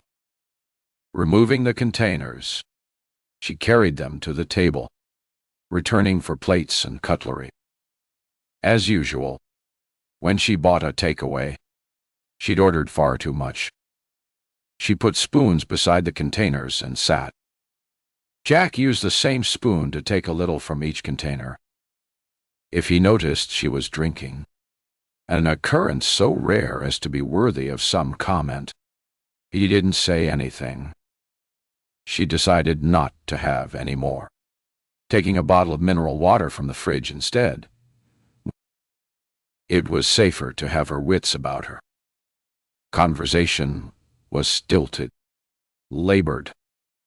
Any comments she made met with monosyllabic response. Finally, she gave up trying and concentrated on her food, pushing it around the plate with little pleasure. She'd chosen a bad combination. Either that, or she'd completely lost her appetite. After a few mouthfuls, she dropped her fork and pushed the plate away. Looking across the table, she realized Jack hadn't eaten anything. He hadn't even picked up his fork, sitting with his eyes on the food as if he weren't seeing it. "Jackie," she said gently. He didn't look up. She tried again, worried now, her voice taking on an edge. "Jack, all." He looked up slowly, his eyes dull. "I'm worried about you," she said, reaching a hand towards him. He managed to drag his lips into a semblance of a smile. "Don't be," he said. It's nothing. Just work problems. What kind of work problems? She wanted to ask, but she knew that was as much as he was going to tell her. Why don't you leave, she said, grasping and squeezing his forearm. Hand in your notice and get something else. We'd survive on my salary until you did. You could say you want to leave immediately. Survive on your salary. He met her eyes, his mouth twisting. I don't think so. There are bills, debts. She forced a laugh. We're okay. The mortgage is paid off. Short-term one. We'd be fine. She pressed his arm again. We could cut back a little. Luckily, the kids' university fees are paid. At least say you'll think about it. I'll think about it. But she noticed this time his eyes didn't meet hers. After dinner, he excused himself, saying he had some work to do. It wasn't unusual. His job far more demanding than hers. There were plenty of opportunities for someone as experienced as he was. He'd easily find something else. She wished he'd give leaving some serious consideration. When she'd tidied up, she sat on the sofa and picked up her phone. She dialed Petra's number again. This time, it was answered, her friend's cheerful voice shouting, "Hello?" "Hey," Molly said. "I've been trying to get you." "Yes. Sorry. I saw your missed call. But we were about to have dinner, so I thought I'd wait." Getting straight to the point, Molly asked, "Well?" Petra's laugh was genuinely amused. "Not big on the old foreplay." Mole. This wasn't the time for what her friend always described as her quirky sense of humor. Molly wanted to know if there was anything she could do to take that look of desolation from her husband's face. "Please, Petra," she said. "This is important." "Fine, it. Well, I did go to the trouble of meeting Nicole for lunch today," she said, her voice a little cool and stressing trouble to make sure Molly was suitably grateful. "And I did pump her for information, which I have to admit didn't take much doing." Her voice.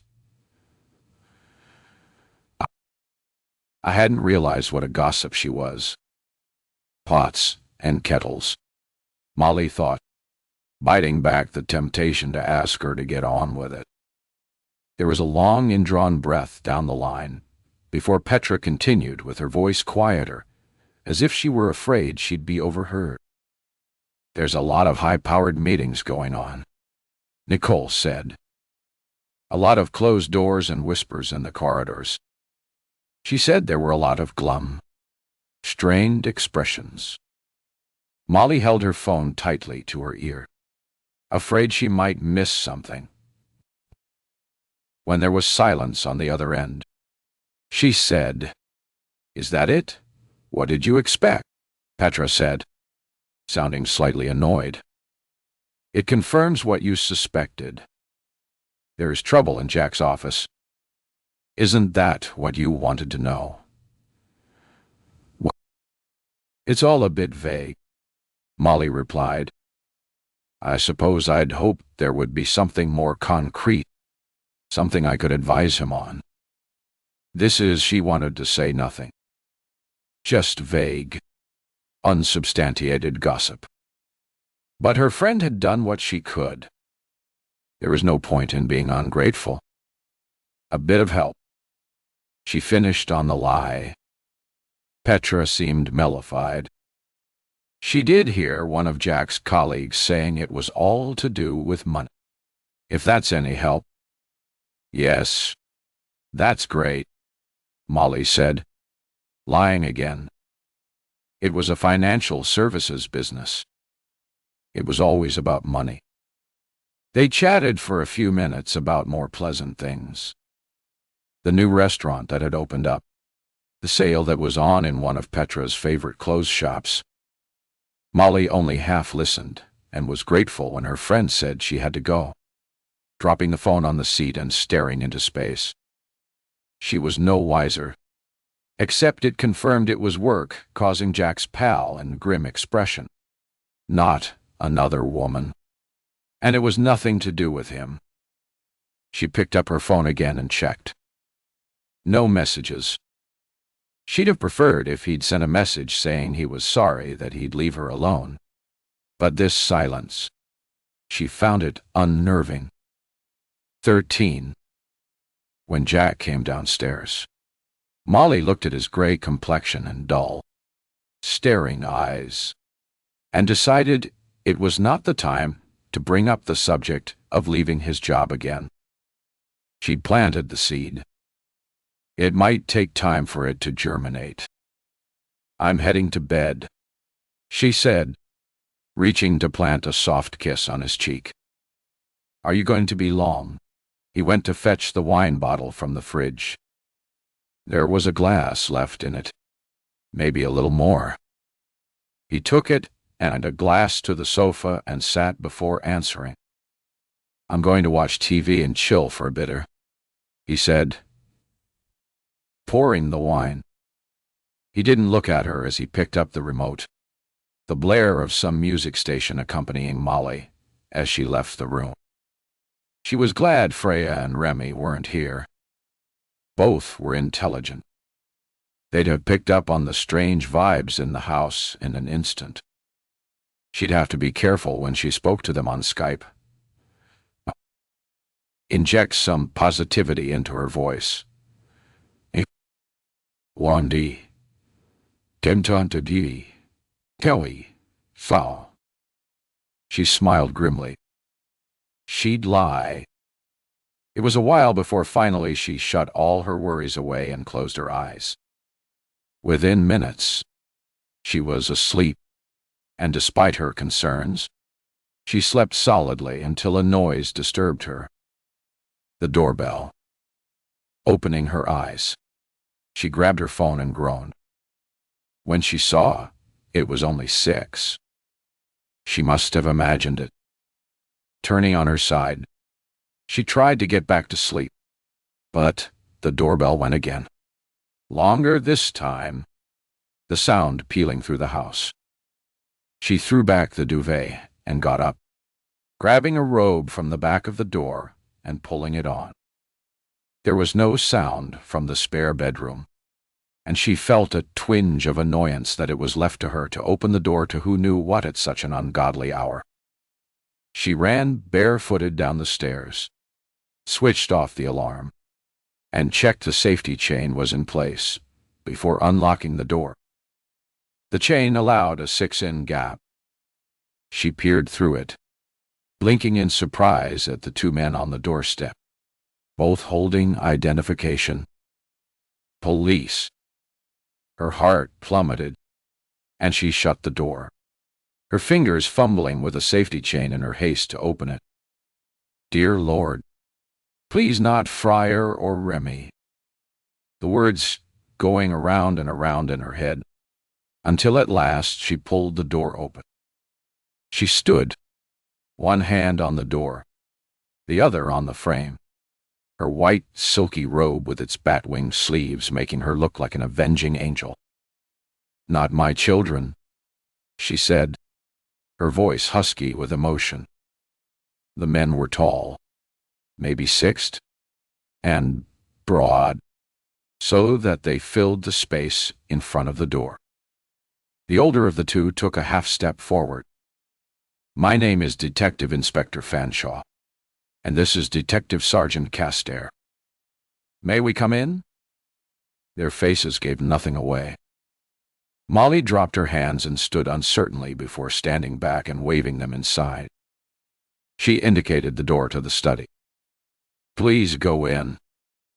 "I'll go and get my husband." Fanshawe held a hand up to stop her. "It might be best if we speak to you first, Mrs. Shotwell, but she looked at him, feeling the ground move unsteadily under her feet. If it's to do with Freya or Remy, shouldn't he be here? They're your children, Fansaw asked, waiting until Molly whispered a strangled yes before continuing. We're not here about them. She clasped her hands to her chest in relief, then frowned. It had to be something serious to bring 2 policemen to her front door at such an early hour. But if it wasn't about the children, what was it about? Would you like some coffee? She asked. I certainly need some to wake myself up.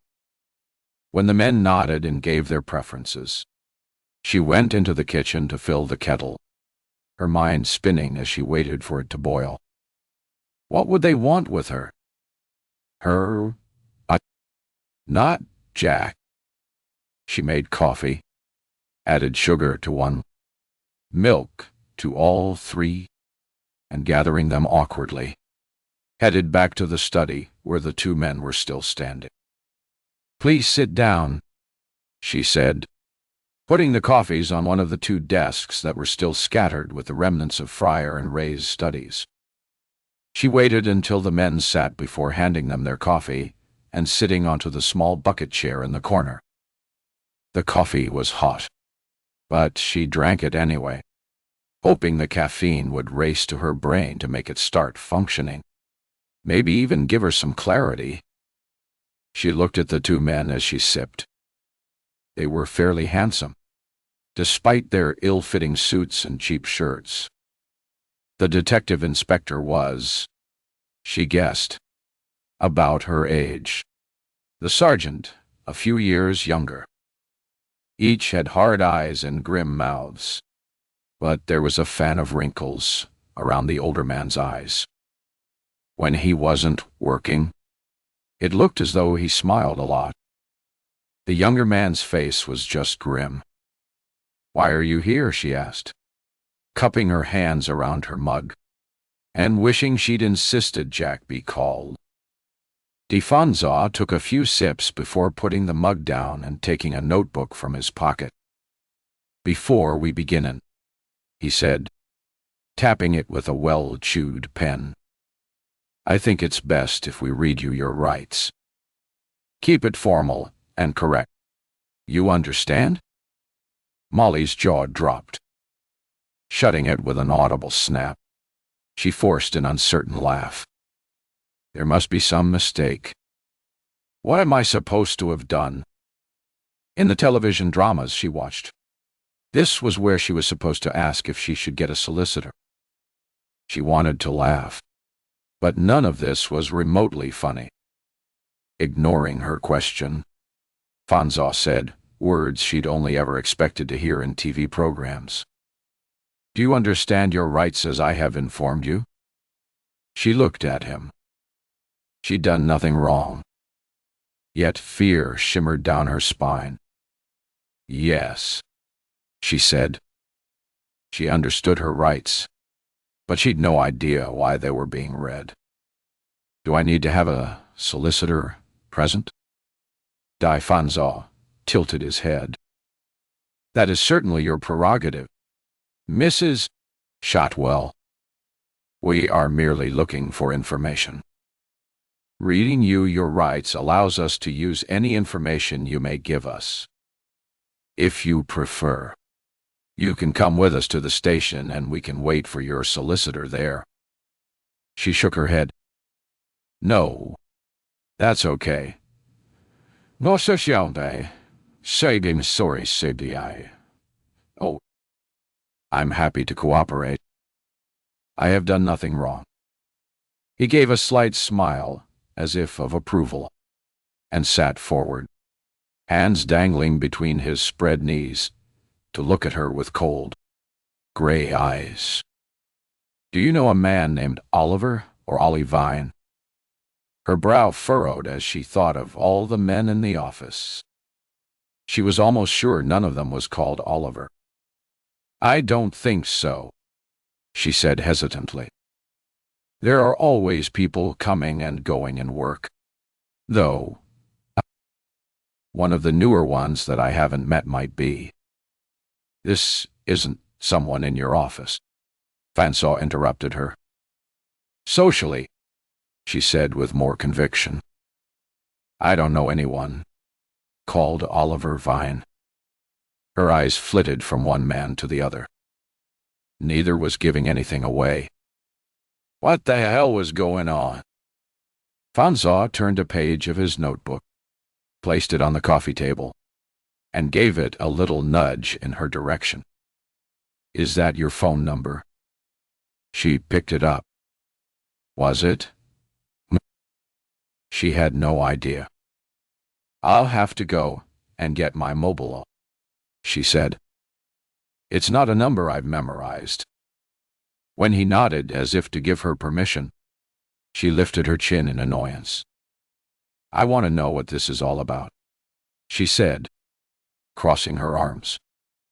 But if that attitude was effective with junior members of her staff in Dorson marketing, it wasn't with the two policemen who sat unmoving opposite. If you'd go and get your phone, Mrs. Chartwell. Yeah. She stood, threw him a baleful glance, and left the room. Upstairs, she stood for a moment at the door of the spare bedroom. Jack would know what to do. She'd call him. He'd get rid of them. But there was something in the detective inspector's eyes that made her hesitate. Maybe she'd better wait and see what on earth was going on. She grabbed her phone from the bed table, unplugging the charging lead. Looking down at her robe, she swore softly. The soft fabric made her look feminine and weak. Quickly, she took it off, pulled on underwear and a white shirt and jeans from her wardrobe. Better. She didn't bother with shoes and ran lightly down the stairs. The two men hadn't moved. They sat with mugs of coffee in one hand, their legs spread in that relaxed, masculine way, as if they were there on a social visit. She sat in the same chair, waving her mobile. Okay, she said. My number is... She read it aloud, her eyes widening as she realized they matched the numbers written on the notebook. It seems it is my number, she said unnecessarily. Fansaw took his notebook back with a satisfied nod. So, although you don't know Oliver Vine, you were sending him messages. Color leached from her face. The man on the canal. Olive Vine. She gulped. I didn't know his name, she muttered. A message? I sent him one message. Ah, yes. What was it you wrote again? He turned pages in his notebook, stopping when he got to 1-1, throwing her a look before reading. I'm sorry I misread the signals. I don't want to meet you. Please don't come to my house again. I've told my husband how stupid I was. Now I want to forget it happened. D.S. Caster, who had not yet opened his mouth, gave an unamused snort. Were you and Oliver Vine lovers? Mrs. Shotwell fans asked calmly. She ran a hand through her unbrushed hair. No, she said emphatically, then dropped her hand into her lap. No, we weren't. She looked from one to the other of the men, but if she expected a lessening of their stern regard, she was disappointed. They stared at her as if she was an object of fascination and didn't say a word. She'd watched enough police series in her day.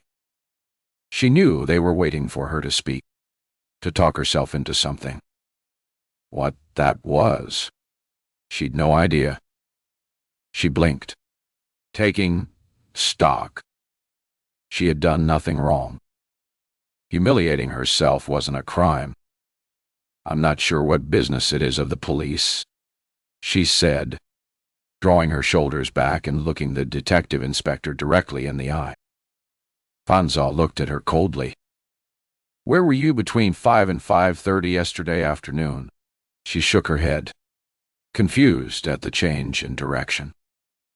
Why? Because in that short window, somebody murdered Oliver Vine.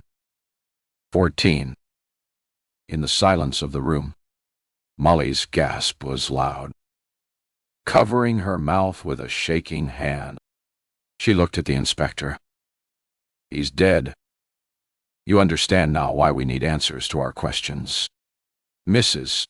Chatwell, the inspector said evenly. She was frozen for a moment, then dropping her hand.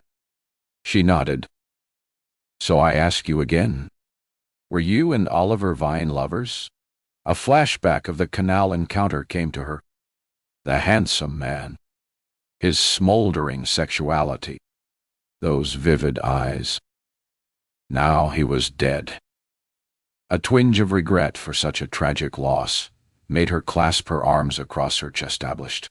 No, she said. We weren't lovers. It was a moment's madness. She gulped, feeling a wave of nausea sweep over her. I need a glass of water. And before they could say anything, she left the room. In the kitchen, she let the cold tap run, scooping water up with her two hands and bathing her face, the water dripping from her chin onto her shirt. After a moment, she turned the water off, grabbed a towel, and hid her eyes in its comforting darkness. She had to go back, answer questions. Oliver, fine, daughter. She squeezed her eyes shut on the memory. Returning to the lounge, she sat in the same chair. She didn't wait for them to ask. In a slow monotone, she described the two occasions she had met Oliver Vine and what had taken place on the towpath. It is completely out of character for me to do something like that. She said it was a moment's craziness. He was so handsome, so sexy, his turquoise eyes so mesmerizing. Turquoise eyes, Fanza said with a raised eyebrow. Yes, Carsters was less interested in the description. You met this man a couple of times and tried to seduce him. Color flooded her cheeks. Had she really? Hadn't she simply wanted a moment? A moment of feeling desirable. But if Oliver Vine had responded, if he had lowered those gorgeous lips to hers, would she have done what Amelia had suggested?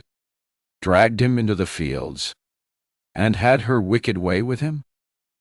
It sounded so unlike anything she would have done, and yet her eyes met Castor's hard, critical ones.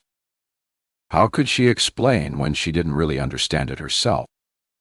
That for a while she'd believed this incredibly handsome man had found her attractive and desirable, and it had made her feel good, that she'd relished the feeling.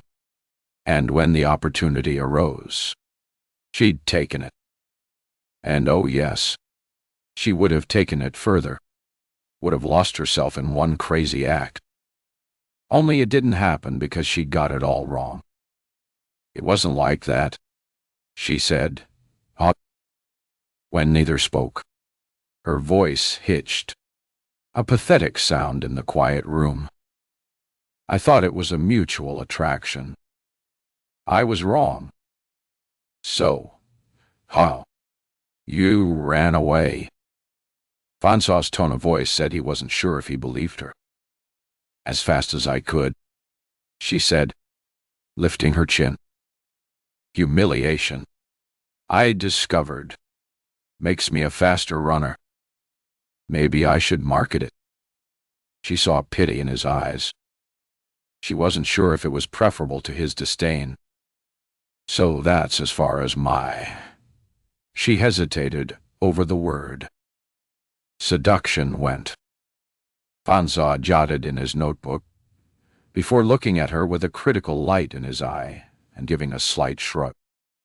And this was in Wiltshire. Yes. I was away with friends for a weekend in Semmington House Hotel. Fanzaw wrote the name down, then looked back to her. And their names: Amelia and Tristan Lavevel. A murder investigation. Every stone was going to be moved, the dirt dug out and rat over. Tristan wouldn't be impressed. Amelia would likely be amused. And you are absolutely sure you didn't tell Vine where you live? Fanzaw asked. No, she said firmly. I definitely didn't. When did he come here? The day before yesterday. He was waiting when I came home from work. Fanzaw scribbled as he spoke. What did he say? I didn't speak to him. She saw by Fanzaw's expression that she needed to do better than that. I saw him when I turned the corner and recognized him immediately. I didn't want to speak to him. That moment by the canal was something and nothing. I'd been humiliated. I didn't want to speak to him.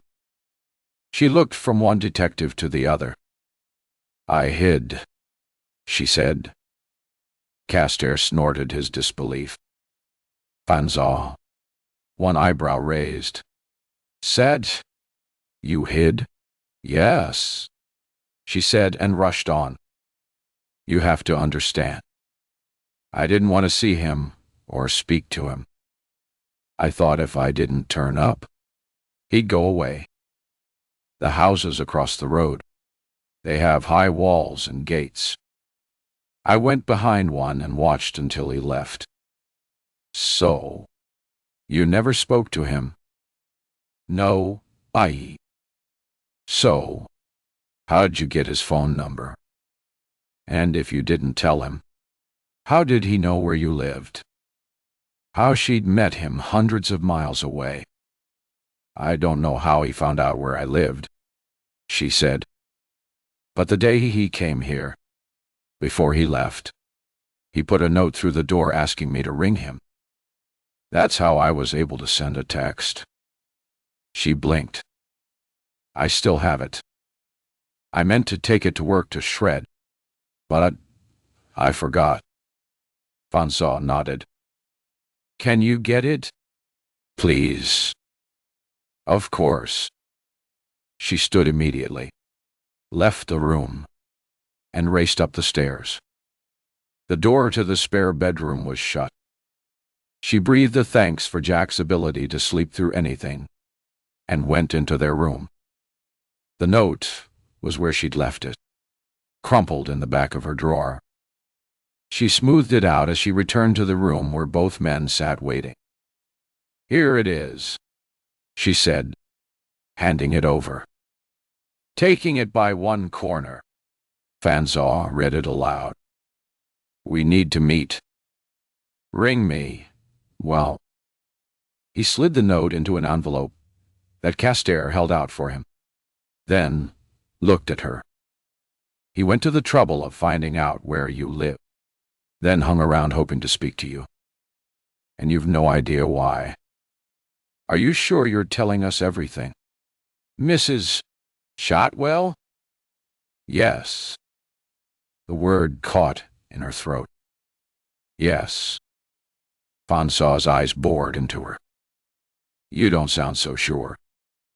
Was the temptation too much to resist? Mrs. Shotwell. Did you have a sexual relationship with this man, thinking you'd never see him again? That your husband would never find out? You didn't tell him where you live. You thought you were safe. But then he turns up on your doorstep, and you had to get rid of him. Molly looked at him appalled. This couldn't be happening. This kind of thing didn't happen to women like her. But then again, exactly what kind of woman was she? She used to be so sure. She ran a hand through her hair. No, I swear nothing happened. I admit, I thought he was attracted to me, that he was reaching for me. She gave a short, embarrassed laugh. He must have been afraid I'd fall in. We were standing very close to the edge, and the locked chamber is very deep. Looking out for you. Was he? Castor said with heavy sarcasm. She ignored him and looked back to Fanshawe. He was being nice, I suppose. And, as I said, we were standing very close to the edge. He seemed to know about canals and locks. He mentioned that there wasn't a ladder, so if you fell in, there was no way out. Perhaps that's why he was being careful. Molly shrugged as if it hadn't mattered, as if she hadn't been cut to the bone. I misunderstood. That was all. If she'd hoped that Jack would stay asleep until they were gone, the creak of floorboards over their heads indicated she was out of luck. She closed her eyes tightly. Your husband? Fans asked. When she nodded, he looked down at his notebook again. You said in your text he knew about your liaison. Is that true? Wanting to scream with frustration, she waited a few seconds before answering. It wasn't a liaison. And, no, he doesn't know. I said that in case that man was going to try to blackmail me. Blackmail, the inspector said sharply. You insist nothing happened, and yet you considered that this might be an attempt to blackmail you. Nothing did happen, but I suppose, she admitted finally. I'd wanted it to. I was afraid he'd tell my husband. That you were up for it, Castor said, leaning towards her, a sneer twisting his mouth. It was exactly what she'd thought. But hearing the words on this obnoxious man's lips made it sound so much more sordid. Yes, she said. Anyway, what other possible reason would he have for contacting and wanting to meet me? And yet he went to the trouble of doing so. Fanshawe said. You didn't hear from him again. She handed him her phone. Have a look, she said. You can see he never answered. He took the phone and skimmed through without comment. You might have deleted them, he said. So, well, take it with us, if we may, and have it checked. It was a strange feeling, not to be believed. Of course, she said. Fanshawe put it in his jacket pocket and picked up his notebook. Turning to a clean page, he clicked his pen and looked at her expectantly. What time did you leave work yesterday? I finish at 4:30, she said. And you left immediately? She nodded and felt the blood rush from her as the seriousness of her position dawned on her. You can't think I'm any way involved in what happened to him. She reached a hand toward Fanshawe, pulling back at his stern expression. Oh my God, you do. Crossing her hands on her chest, she took a deep breath. We're gathering information for the moment, Fanshawe said, his voice cool. We don't speculate. It would be in your best interest to answer our questions as clearly and honestly as you can. A chill crept over her, making her shiver. So, Fanshawe said, you left work at 4:30. Did you come straight home? Reluctantly, she shook her head. I decided to go to a bookshop one of my colleagues had recommended. Fanshawe looked up from his notebook. And where is that? It's called The Final Chapter. It's a second-hand bookshop. They have a lot of rare and unusual books. Her voice tailed away. Where? It's on White Street. A few minutes' walk from the station. She saw his expression change, eyes growing harder, lips pressing into a thin line.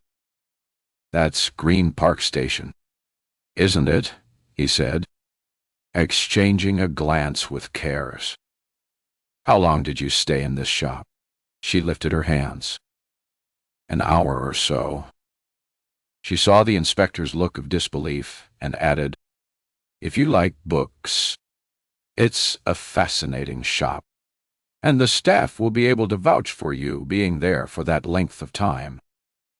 It would have been good to have been able to say yes, but it was unlikely that the assistant would remember her. "I don't know," she admitted. Fonsal looked at her. "We'll check it out. They might have CCTV. Molly had her doubts. The exterior of the shop had been run down and tatty. But what did she know? Less and less by the minute. "And what time did you arrive home?" "A little before 6, she said, confident in this, if nothing else. He tapped his notebook with the pen. "Between 4:31 you left work, and 6 when you arrived home. Did you speak to anyone?" "No. There was no need to. I had intended to buy books in the shop, but the only assistant was so engrossed in his phone that he didn't bother to look up. So I didn't speak to him." "What did you do with the books?" "Surprised?" She glared at him. "I didn't steal them. I dumped them on the counter and left." The door opened and Jack stood there looking confused. "I thought I was hearing the radio," he said. "What the hell is going on?" Panic appeared in his eyes. "It's not the children." Fonsal stood, putting his notebook and pen in his inside jacket pocket. No, it's not, Mr. Chartwell. I'm sure your wife will explain everything. I think we've got all we need for the moment." He turned to look down at Molly. "If you would keep yourself available for further questions, we'd appreciate it." And he finished, and for the first time she saw a sympathetic look in his eyes. "It might be in your best interest to hire a solicitor." "Hire a solicitor? What the hell is going on?" Jack repeated as the two men passed him by. Molly walked with them to the front door and shut it after they'd left, resting against it briefly before turning to Jack. He was looking at her as if he'd never seen her before, and he didn't even know what it was about yet. "There's something I need to tell you," she said, trying to keep her voice as calm as possible. He took the same seat the inspector had, and she sat opposite.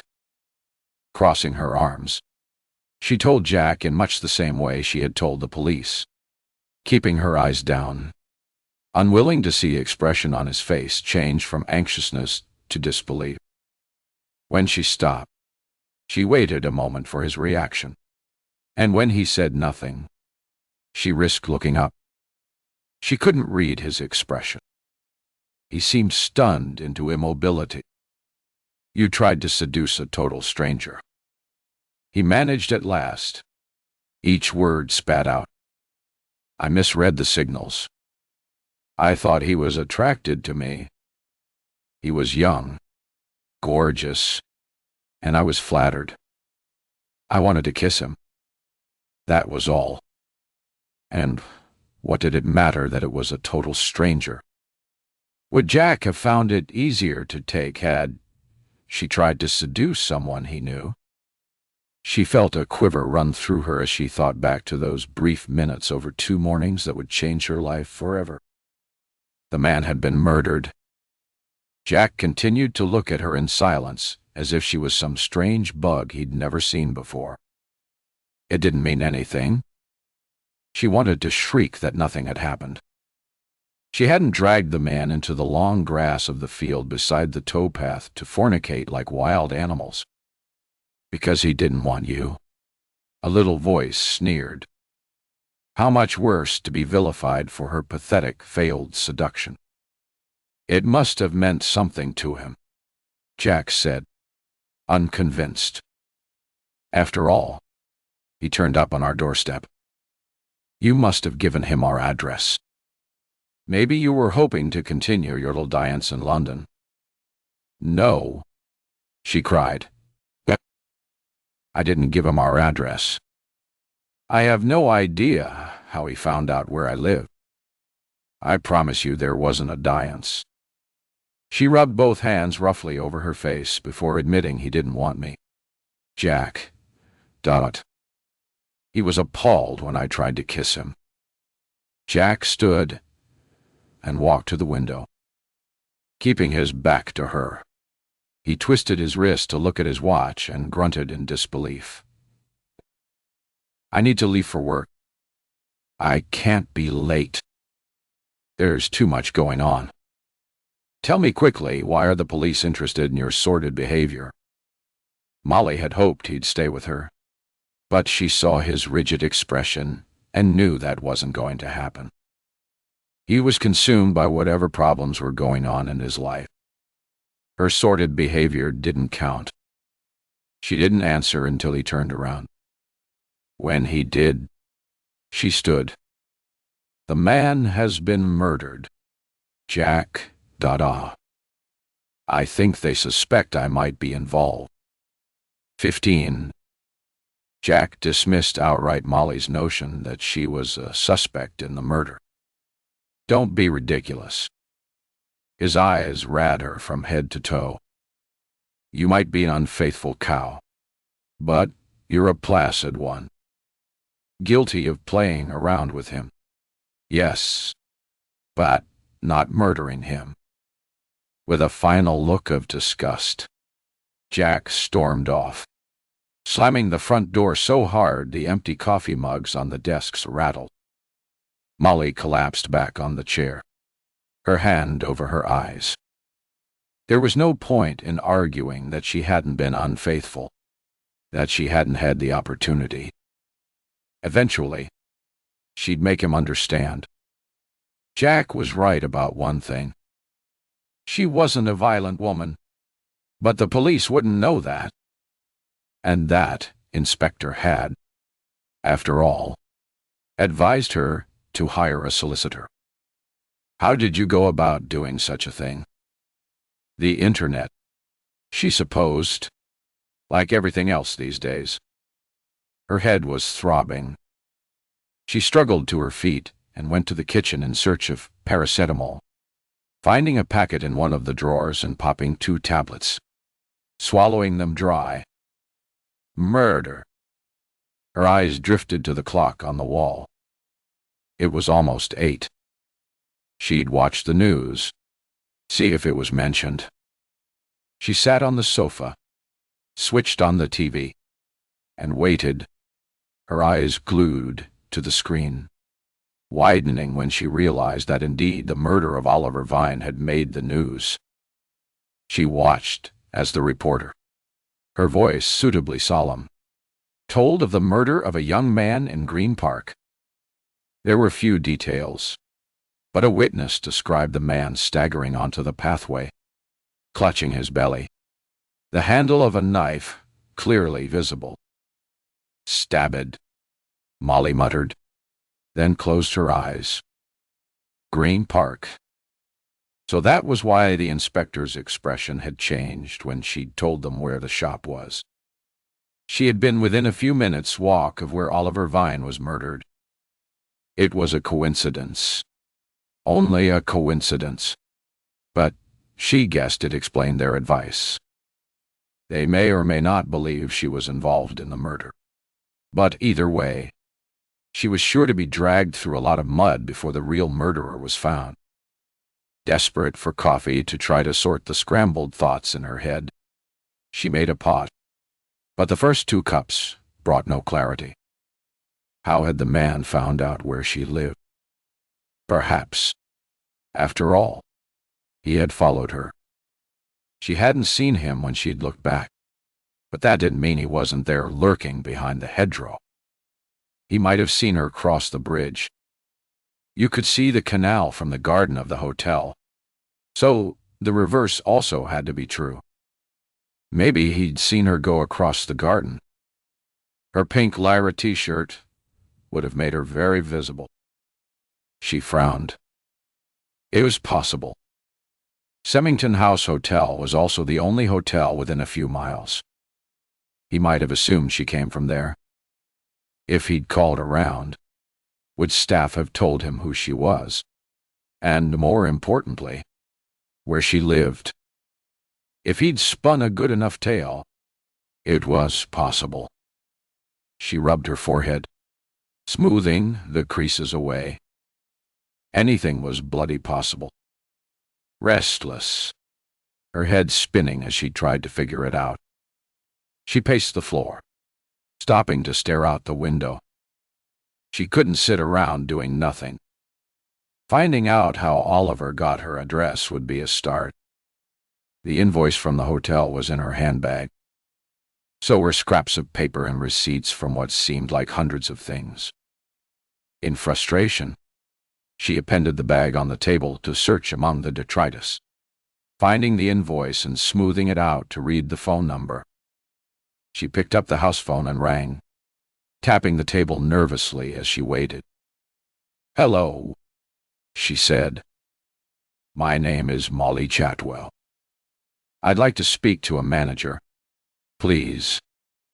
Go straight to the top." It often worked. She was holding on for a few minutes before a softly spoken voice said, "This is Sylvia Rickey. I'm the duty manager. How may I help?" A blend of truth and lies was the best approach. "I was staying in your hotel over the weekend, and I met someone. Someone new. Just briefly. There was no exchange of names or addresses, and yet this person subsequently turned up on my doorstep here in London. I was wondering if there was any possibility he might have obtained my address from one of your staff." The softly spoken voice held an air of righteousness when it replied, "We would never give that information out, Miss Chadwell. It is against our policy. We take an extremely serious approach to customer safety, and that includes personal details. But if he'd asked one of the junior staff, a waiter or gardener, say..." There was the sound of an indrawn breath before the manager replied. This time, there was steel behind the softness. "Every one of our staff receives the same training regarding client privacy. Is this a legal matter, Miss Chatwell? Something we here at Sington House should be concerned about." How far were the police going to follow up what Molly had told them? "I'm sorry," she said. "I'm afraid I don't really know the answer to that." "Not yet. Anyway." She hung up without another word and sat staring at the phone. She needed someone to talk to. Rebecca would have been her first choice, the way she often had been over the years. Molly had spoken to her a couple of times since she'd left, but it wasn't quite the same. She still felt like a traitor for letting her go. She checked the time. Almost 9 tired. Petra would be on her way to work. Work. Molly dialed her office, put on a throaty voice, and said she wouldn't be in, hanging up on the words of sympathy. Amelia was her next choice for someone to talk to, and Molly was in luck. Her friend answered at the first ring. To forestall recriminations for having left the hotel without warning, she jumped straight in. "Amelia, I'm in trouble. Something happened at the weekend. I need to talk to you." A long sigh came down the line, accompanied by the sound of well-manicured nails impatiently tapping. "You didn't mention anything while you were there." Molly gripped the phone, preparing for disappointment, relieved instead to hear a quiet, "Okay. "Do you want to come here?" Amelia asked. "Yes. I'll be there in an hour." Having something to focus on made her mind more settled, clearer. Looking down at her jeans and shirt, she decided it was a perfect uniform for the day. She ran upstairs and slipped on some loafers, grabbed a jacket, then went back to the study. Fryer and Remy were always mislaying their mobiles, and had acquired a few pay-as-you-go phones over the years. A quick search found one. Its charger wound around it. Plugging it in, she checked that it worked and was pleased to see there was £1.0 credit on it. She quickly sent Jack a text telling him she'd be using it for a while without saying why. There was no point in adding a sorry. She guessed she'd be saying that a lot over the next few days and weeks. Unplugging it again, she put the charger and phone into her pocket and headed off. 16. Molly caught the Circle line to Nottingill Gate and walked the 5 minutes from there to Pembridge Square Gardens. She loved her home, but always suffered a little envy when she visited Amelia's beautiful apartment. No expense had been spared on renovations and interior design. The rooms were spacious and high-ceilinged, and the outlook over Pembroke Square was perfect. Amelia opened the door in cream silk pajamas, waving Molly in with a less than welcoming expression. "This isn't really convenient. You know, darling." "The police called this morning," Molly said without preliminaries. "They think I might be involved in a murder." Amelia laughed uncertainly, then stopped and reached two hands to grab Molly's shoulders to hold her still. "You are joking, aren't you?" "Unfortunately, not," Molly said. "I'd better tell you the whole story." Dropping her hands, Amelia shook her head. "Wait. I need coffee first. Something tells me I'm going to need caffeine for this conversation." Once they were sitting with mugs in front of them, Molly told her story again. It wasn't getting any easier to tell, and she stuttered over the words. When she'd finished, Amelia looked at her in silence, a puzzled frown trying vainly to furrow her Botoxed forehead. "You think this guy, this Oliver Vine, arrived on your doorstep with the intention of blackmailing you? Isn't that a bit of a stretch? After all, as you say, nothing really happened apart from you being a tit." Molly smiled. "A tit? Thanks. It beats what I've been calling myself. And you, at least, believe me. I'm afraid both the police and Jack think something more must have happened for him to turn up like that." She played with the handle of the mug. "I've no idea how he found out where I lived. Maybe he found out at the hotel. It's the only one around. He may have guessed you were staying there. It's what I thought, too. But I rang them. They said it was absolutely against their policy to reveal information about guests to anyone." She shrugged. "Have to admit, I couldn't imagine him walking in and asking staff who the woman running on the canal is." "Could you?" Picking up the mug, she drained it too, shaking her head when Amelia lifted the pot to offer more. Molly stood restlessly, then sat again, pushing her hair behind her ears. "I had thought it was so romantic," she said, her voice calmer, "that this divinely sexy man found me attractive. From the first morning, I couldn't get him out of my head. Remember, I told you about him, and you said he was wasted on me, that I should have dragged him into the field, and later you said I should try something new. Well, I'd been feeling old, you know, worn out, and pasted it. Then suddenly there he was again, and I had a chance to prove I wasn't to feel that magic and excitement. To roll around in the grass in total abandon and feel like a teenager again. Amelia grinned, then giggled. Molly looked at her blankly for a moment. Nothing about this story was the slightest bit funny. She remembered the young man's shocked expression when she'd leaned in for a kiss. Okay, maybe it was a little funny. She chuckled, and soon they were both laughing like a pair of hyenas. Oh, God, Molly said, wiping her eyes. I suppose it does sound so ridiculous now. Her worried expression returning. She stood and paced the room again. Not so ridiculous, though, when you think the poor guy was murdered. And I'd still like to know how a stranger managed to get my address. It's odd. All right. Molly's eyes narrowed. I wondered if he could have followed me. You'd have noticed, wouldn't you? I looked back once and didn't see any sign of him.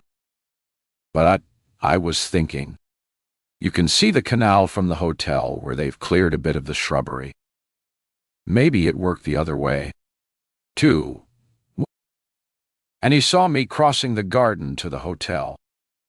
I was wearing a bright pink t-shirt. It would have stood out. Amelia screwed up her nose. He'd have to have been staring at that gap when you passed by. Anyway, you haven't thought it through. If he knew the gap was there, then he already knew where you were staying. Didn't he? Molly shut her eyes. Of course. How stupid. Amelia was right. Molly's shoulders slumped. It was a puzzle she wasn't going to be able to solve. It's a mess, she said finally. I don't know how he found out my address, or why he was on my doorstep, unless it was to blackmail me. And I certainly have no idea why he was murdered. Amelia looked at her, her expression troubled. You aren't serious about being a suspect, are you? I don't know, she said wearily. Jack says it's nonsense to think so. But the man was murdered in Green Park, and I happened to be nearby at the same time. You were always a little bit of an idiot. Molly! But you haven't a cruel bone in your body. Anyway, you were hardly going to murder the poor fool for rejecting your advances. Were you? She'd been called a tit and a cow this morning. Ignoring the bit of an idiot tag was easy. I told you the police think we did more than kiss. Stupidly, I didn't help my case. I told them that he must have come to blackmail me because why else would he have come? And yes, I probably would have paid him to go away if he'd threatened to tell Jack what happened. She pushed a hand through her hair. Jack and I are shaky at the moment. Amelia. I wouldn't have wanted him to know that I'd made a play for someone else. Amelia reached across, took her hand, and squeezed it. The police will look into it all, but you're only a little bit of an idiot. Molly, you'd have known they'd find his phone and trace the text from you. If you'd murdered him, you'd have taken it with you, wouldn't you? I've watched enough crime series. I guess I wouldn't have been that stupid. The police will come to the same conclusion when they've done some investigating. And hopefully, when they dig around in this poor man's life, they'll find someone else with a much stronger motive. Amelia filled her mug and picked it up. Did he really have turquoise eyes? A slight smile appeared on Molly's lips, and her eyes softened. I know you said people don't really have turquoise eyes, but I swear he did. Plus, high cheekbones, perfectly sculpted lips, and an amazing, chiseled jaw. He wore a leather jacket over a white t-shirt and jeans. Very young Marlon Brando. In short, Molly said he was sex on legs, and his voice was hypnotic. The second time we met, he was going on and on about the workings of the canal, leaning down to look into that gloomy locked chamber. But he could have been talking about anything. It didn't matter. I would have listened to him forever. Her smile dimmed. He was young, only a couple of years older than Remy, and now he's dead. And somewhere, some mother and father, maybe siblings. A morning, she felt a deep sense of sadness for the loss of this man she'd admired and lusted after but never known. Amelia squeezed her hand again. He was probably involved with some shady characters. Wait, you'll see. Just because he looked good doesn't mean he was. Molly was about to agree when her phone rang, her heart beating faster when she saw who it was. "It's Jack," she said, reaching to answer it. "Where the GG are you?" Jack said before she'd a chance to say hello. "I'm with Amelia." There was a moment's silence. "Are you completely out of your mind?" "The police called around to the house. When they didn't find you there, they went to your office. And when you weren't there, they came here." "Here?" "I suppose I should be grateful they weren't in uniform and driving a damn squad car." Molly didn't have a chance to speak. She let him rant on until his eye ran out. "I needed to speak to Amelia about what happened," she said into the first moment of silence. "Seems pretty clear to me." His voice arctic cold, each word filled with anger. Molly gulped back the tears. "I was trying to find out how he knew where to find me." "And did you?" "Detective?" Ignoring his sarcasm, she fought to keep her voice calm. "No, I didn't. I've still no idea." "Well, you better get your ass back home. They want to ask you more questions." And without waiting for a reply, he hung up. "Hurt?" Molly dropped the phone on the table. "Jack's pissed." When it rang again seconds later, she gave Amelia a weak smile and felt a shiver of relief. He'd be ringing to apologize, to say he forgave her, and that he'd stand by her through the mess she'd got herself embroiled in. Her relief was short-lived. It wasn't Jack. The number displayed on her phone wasn't familiar. She hesitated, her heart thumping before picking it up to answer. "Hello, Mrs. Chapwell, Dotty. It's D. Fanshawe. We did ask you to keep yourself available for further questions, but it seems nobody, including your husband, knows where you are. They could only have got the phone number from Jack. He'd neglected to tell her he'd given it to them." She bit back the feeling of abandonment and instilled some strength in her voice. "I'm in Pembridge Square Gardens with a friend." She didn't think there was any point in adding she'd come to discuss her situation. But Fanshawe wasn't a fool. "Your friend. The one you went to Semmington House with when you ran into Oliver Vine." She was tempted to point out that she had more than one friend, but she didn't think the detective would appreciate the sarcasm. "Yes," she said without elaborating. Let him think what he wanted. He would anyway. Would he think there was some kind of conspiracy that she and Amelia had plotted together to kill Oliver Vine? Molly looked across at her friend, who was regarding her with concern, and managed a smile. "She is offering me some support. Jack said you had more questions for me. I'm happy to answer any you might have." There were muffled voices in the background. She guessed he was speaking to someone else. his large hand covering the phone. "Okay," he said, his voice suddenly loud and clear. "Here at West End Central Station at 2 If you please." "In the police station?" "Not at home."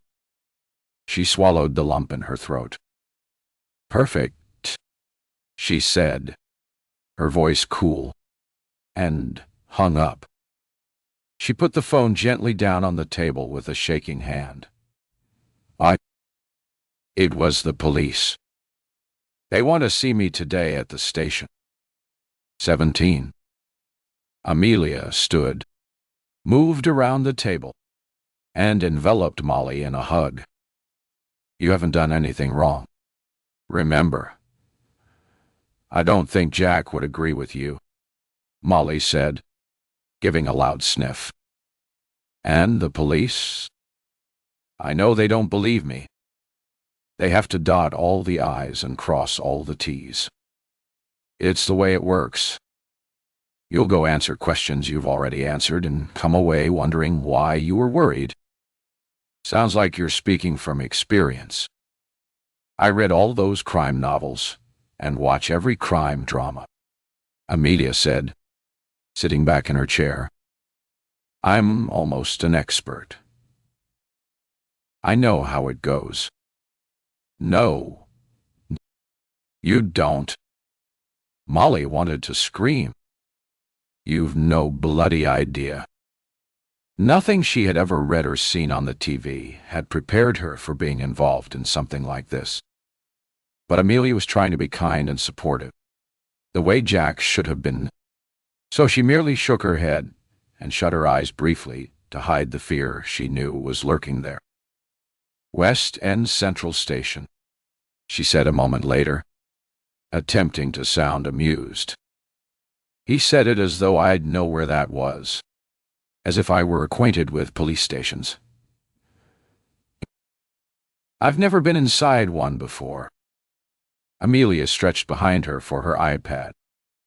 "We'll soon sort that out," she said calmly. "Okay. Here it is. Fairly convenient, actually. It's on Savile Row." She looked up. "Easy. You get the Circle Line to Oxford Circus. Then head down Regent Street. Take a right on New Burlington Street, and it's at the end of that road. 6 minutes walk. It'll only take you 30 to 40 minutes max from here." She tilted her head. "Why don't you ring Jack and ask him to go with you?" "No," Molly said, wishing she could. "Jack mentioned being really busy. I'll be fine." "You're probably right anyway. They're simply going through the motions. I could go with you if you like." "That's very kind," Molly said, genuinely touched. "But honestly, I'll be okay." "Well, at least let me make you a sandwich. I bet you didn't have any breakfast." Molly smiled her gratitude and sat back while Amelia bustled about in the kitchen. Molly had plugged her mobile into charge and checked it for messages, hoping for one from Jack. He would forgive her eventually, but she wondered how long it would take her to forgive him for not standing by her when she needed him most. It was ironic when she thought of how much time she had spent in the last couple of weeks worrying about him. She wondered what the police wanted to ask her. There was nothing she hadn't already told them. She'd been an idiot, but that wasn't a crime. The sandwich Amelia made her was probably nice, but it tasted like cardboard in her mouth. She struggled to eat half, pushing the rest away with an apologetic shrug. "I've got collywobbles, I'm afraid. But thank you." Even that much was enough. At 1. She unplugged her phone. "I'll go now. I'd prefer to be early." Amelia gathered her in a hug. "You stay strong, okay? Remember, You've done nothing wrong. There was light rain falling when she left Oxford Circus. Of course, she hadn't thought to bring an umbrella. She took it as an omen that the rest of the day was going to be a hellish one. Turning down New Burlington Street, she saw the imposing gray building immediately ahead. Police vans parked either side of its entrance. There was nothing threatening about the gray brick or the almost startling white window frames. But her inside spasmed with a fear that intensified as she approached. She could turn and run away. But what then? I've done nothing wrong, she muttered as she used the handrail to negotiate the 9 steps to the front door. Another bad omen. Lust was one of the 9 circles of hell in Dante's Inferno, and isn't that what had started this nightmare in the first place?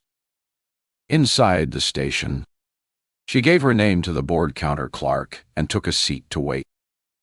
It wasn't long before D.S. Casters arrived, his 2 knowing eyes sliding over her, making her skin crawl. "Morning," he said.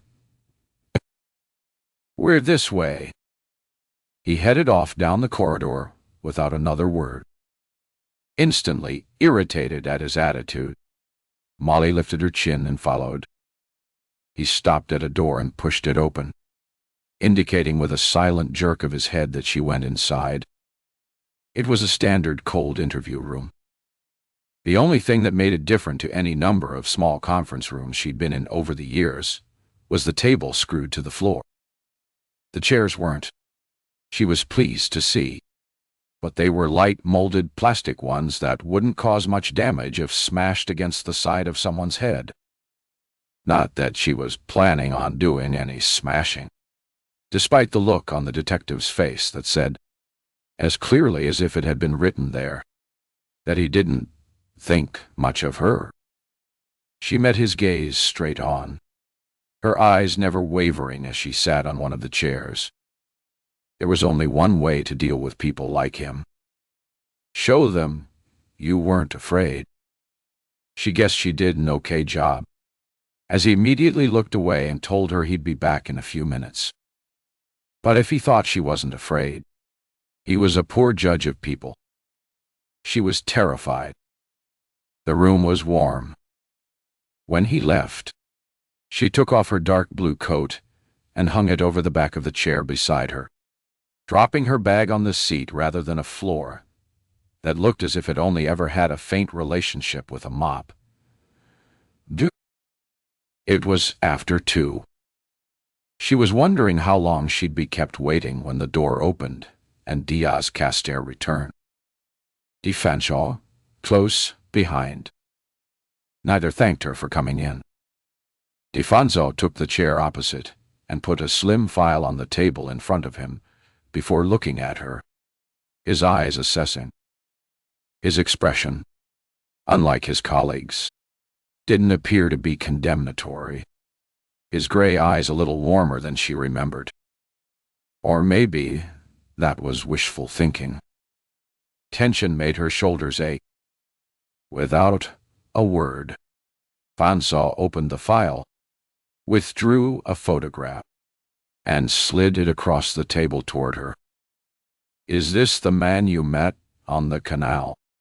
Grateful that he had said met rather than any of the words he might have used, and certainly one of the words Cast would have chosen, she looked down at the photograph.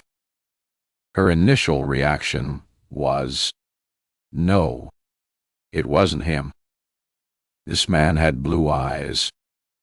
His skin was pale, hair tasseled. But there was something. "It might be," she said. But his eyes.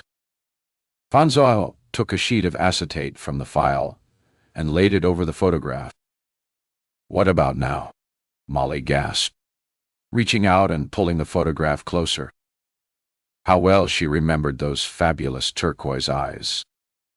Too fabulous. Like a lot of that encounter, they weren't real. She looked at the D. He was wearing colored lenses. It wasn't a question. She'd been fooled, but she wasn't stupid. He nodded.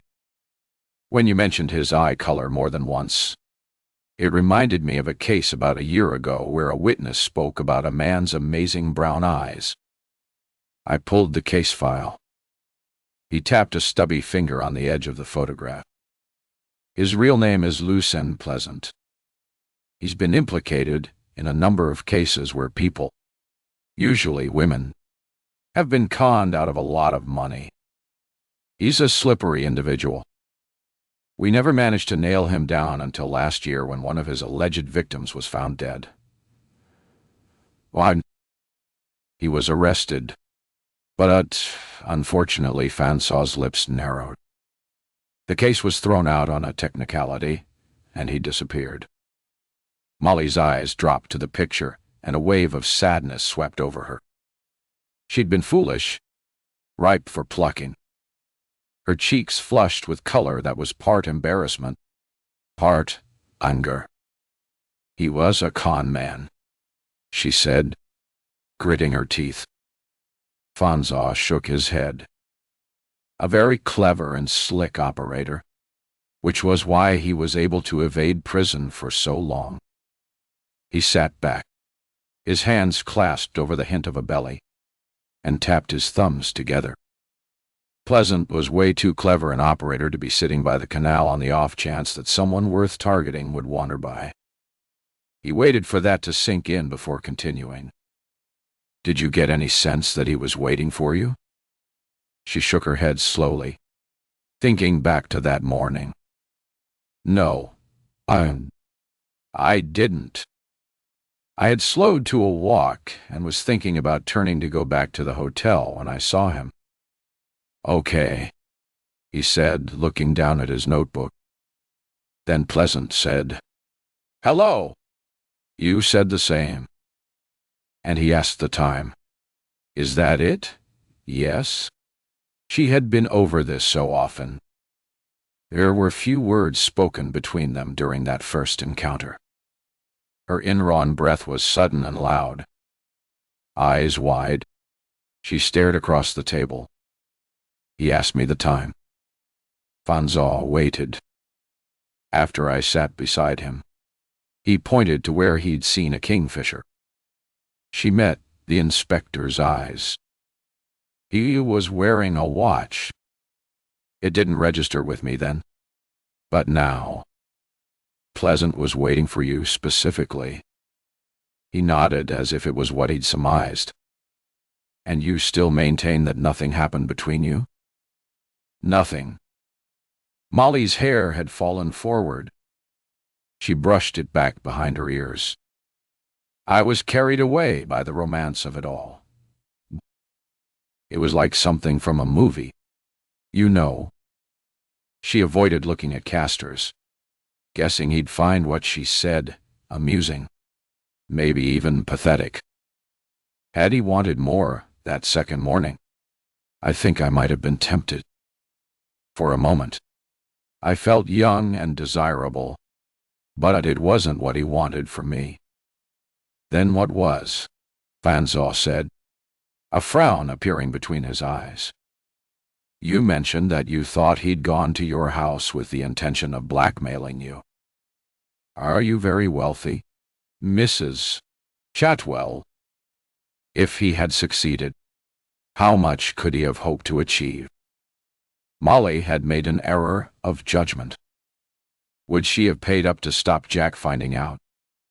She remembered his stricken face, his anger. Yes, she'd have paid anything to prevent that. We're not wealthy, but I suppose I could have got my hands on 20,000, she said quietly. Fansaw tapped his thumbs together again, and his frown deepened. I doubt he'd have settled for that. He knew where you lived. He'd know there was more. But how did he know where I lived? Her voice cracked. That's something we'll be trying to find out, he said, taking the photograph and sipping it back into the file. "There was something else," she said, her lower lip quivering. "It may be nothing, but I've been going over and over the encounter." She saw Castor's raised eyebrow and ignored him, keeping her eyes on the inspector. Although he'd looked appalled when I tried to kiss him, when I went to run away, I had to wrench my t-shirt from his hand. Why was he holding on so tightly? And why did he run after me for as long as he did? I'm fast, and I soon left him behind, but I could hear him shouting after me. "Why?" She shook her head. I'd embarrassed myself, but he'd done nothing. Why not just leave it? You couldn't hear what he was shouting. Molly shook her head. I was moving too fast and my feet were crunching noisily on the stony path. "Probably called you a tart," Castor suggested. She shot him a look. He would have had no reason to. Would he? As I have said more than once, nothing happened. I only heard one of the words he was shouting. She said, looking back at Vansaw. It was Understand 18. Molly went through it again. Every action or word she remembered.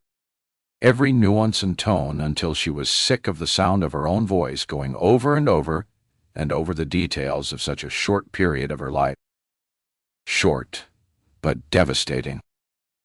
Finally, when she wanted to scream that there was nothing more, Vansaw told her she could go.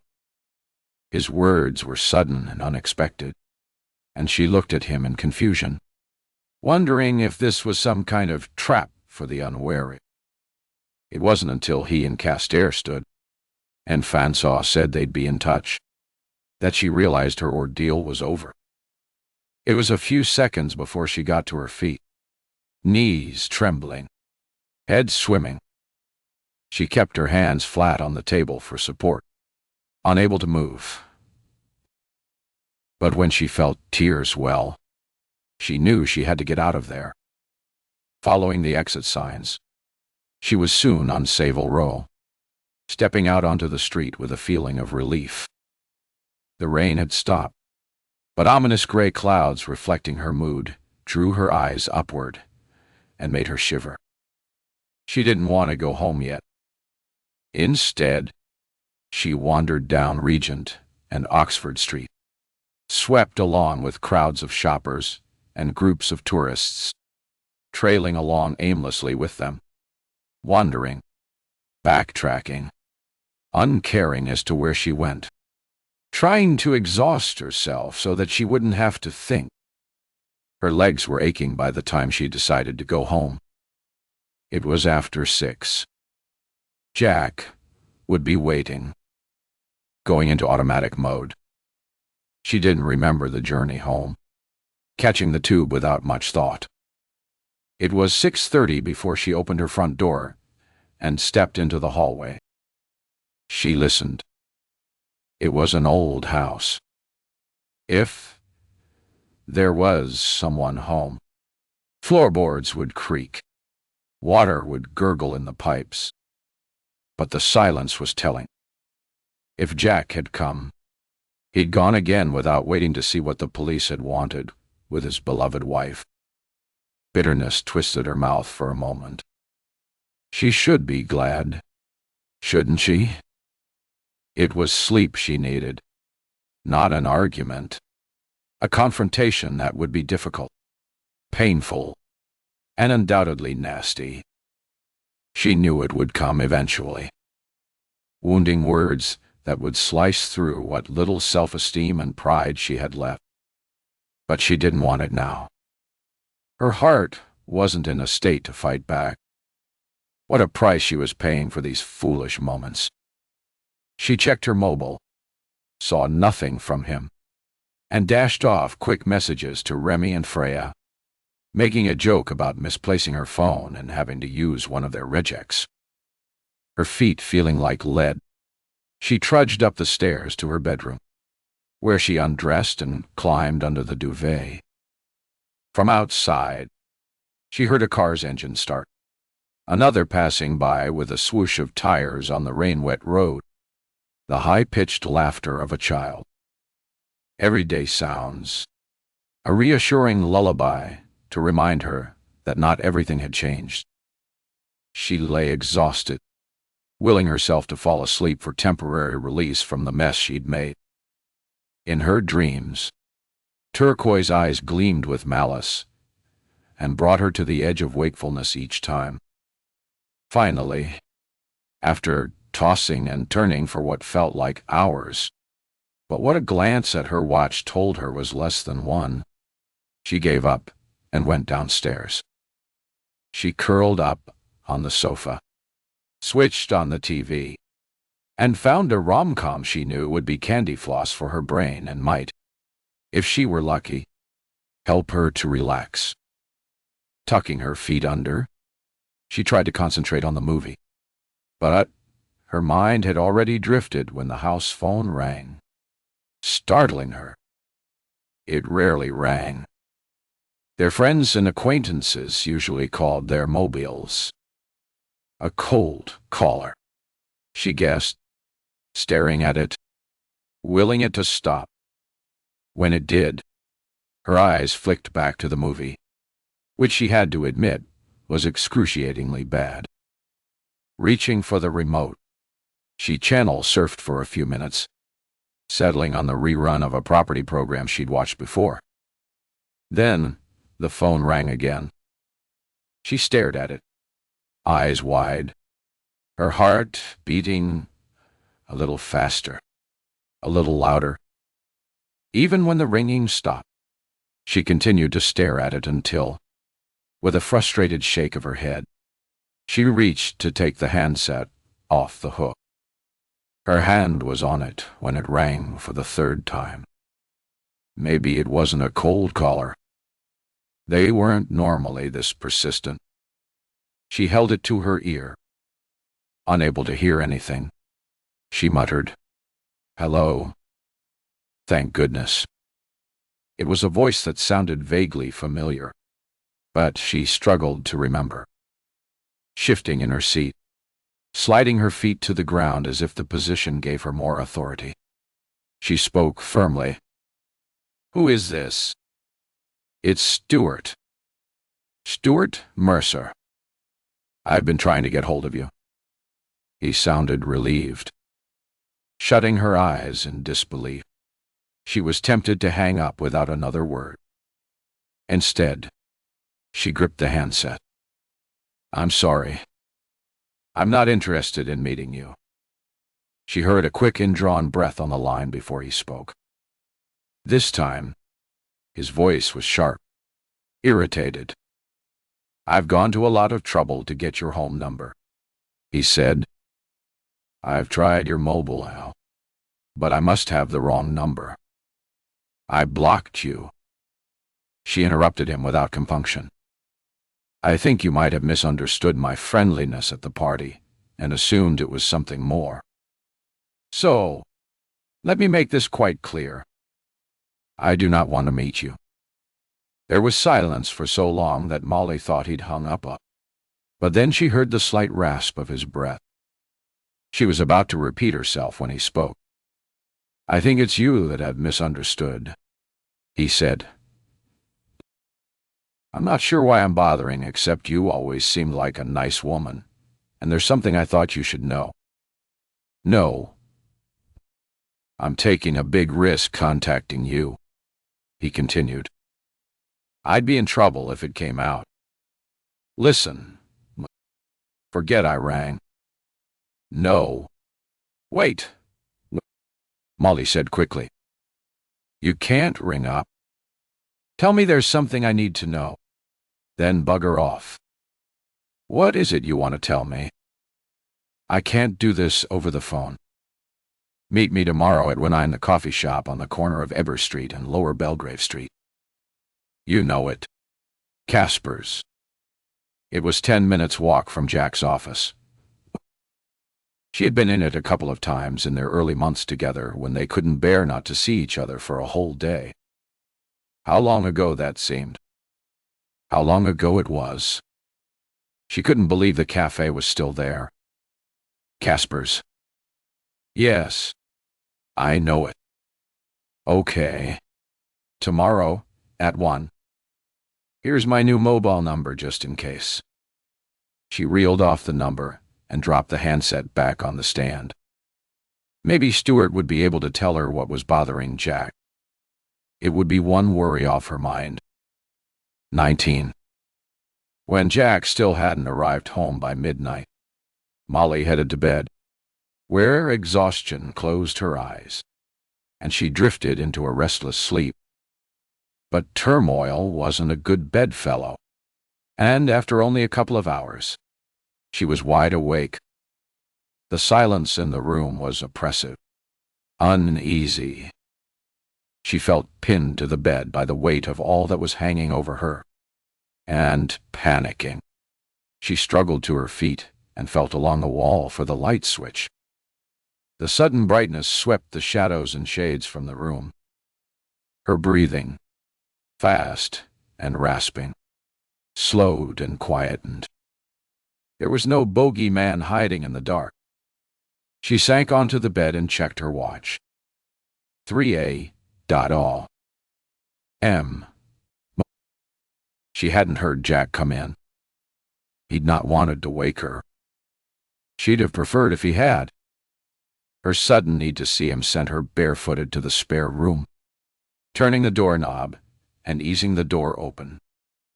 The curtains weren't pulled, and streetlights lit the room and the empty bed. He hadn't come home. Her eyes filled, and she slumped against the wall. He had several friends. He could be with any of them. She returned to her bedroom and picked up her mobile, expecting to see a message from him. There were 3 from Remy, Freya, and Amelia, but nothing from Jack. She crawled back under the duvet and shut her eyes.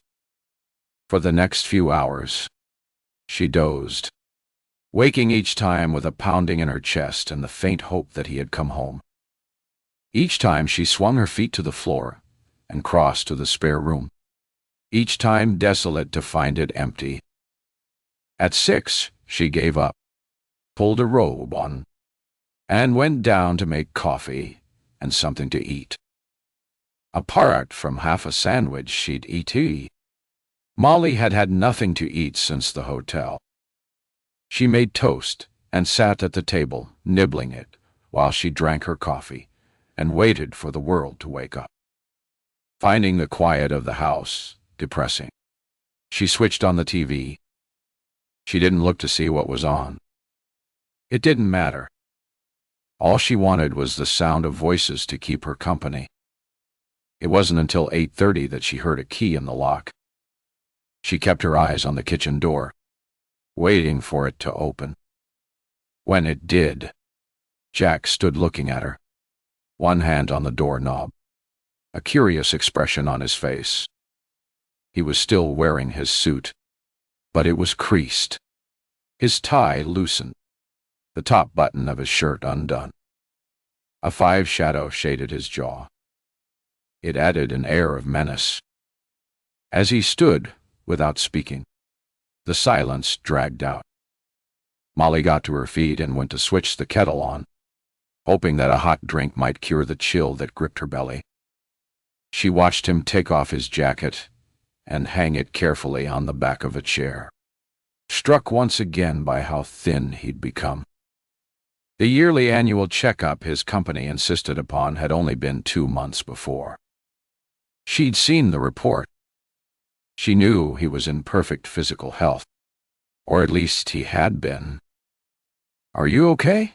she said into the silence before spooning coffee into 2 mugs. "Okay," he snorted.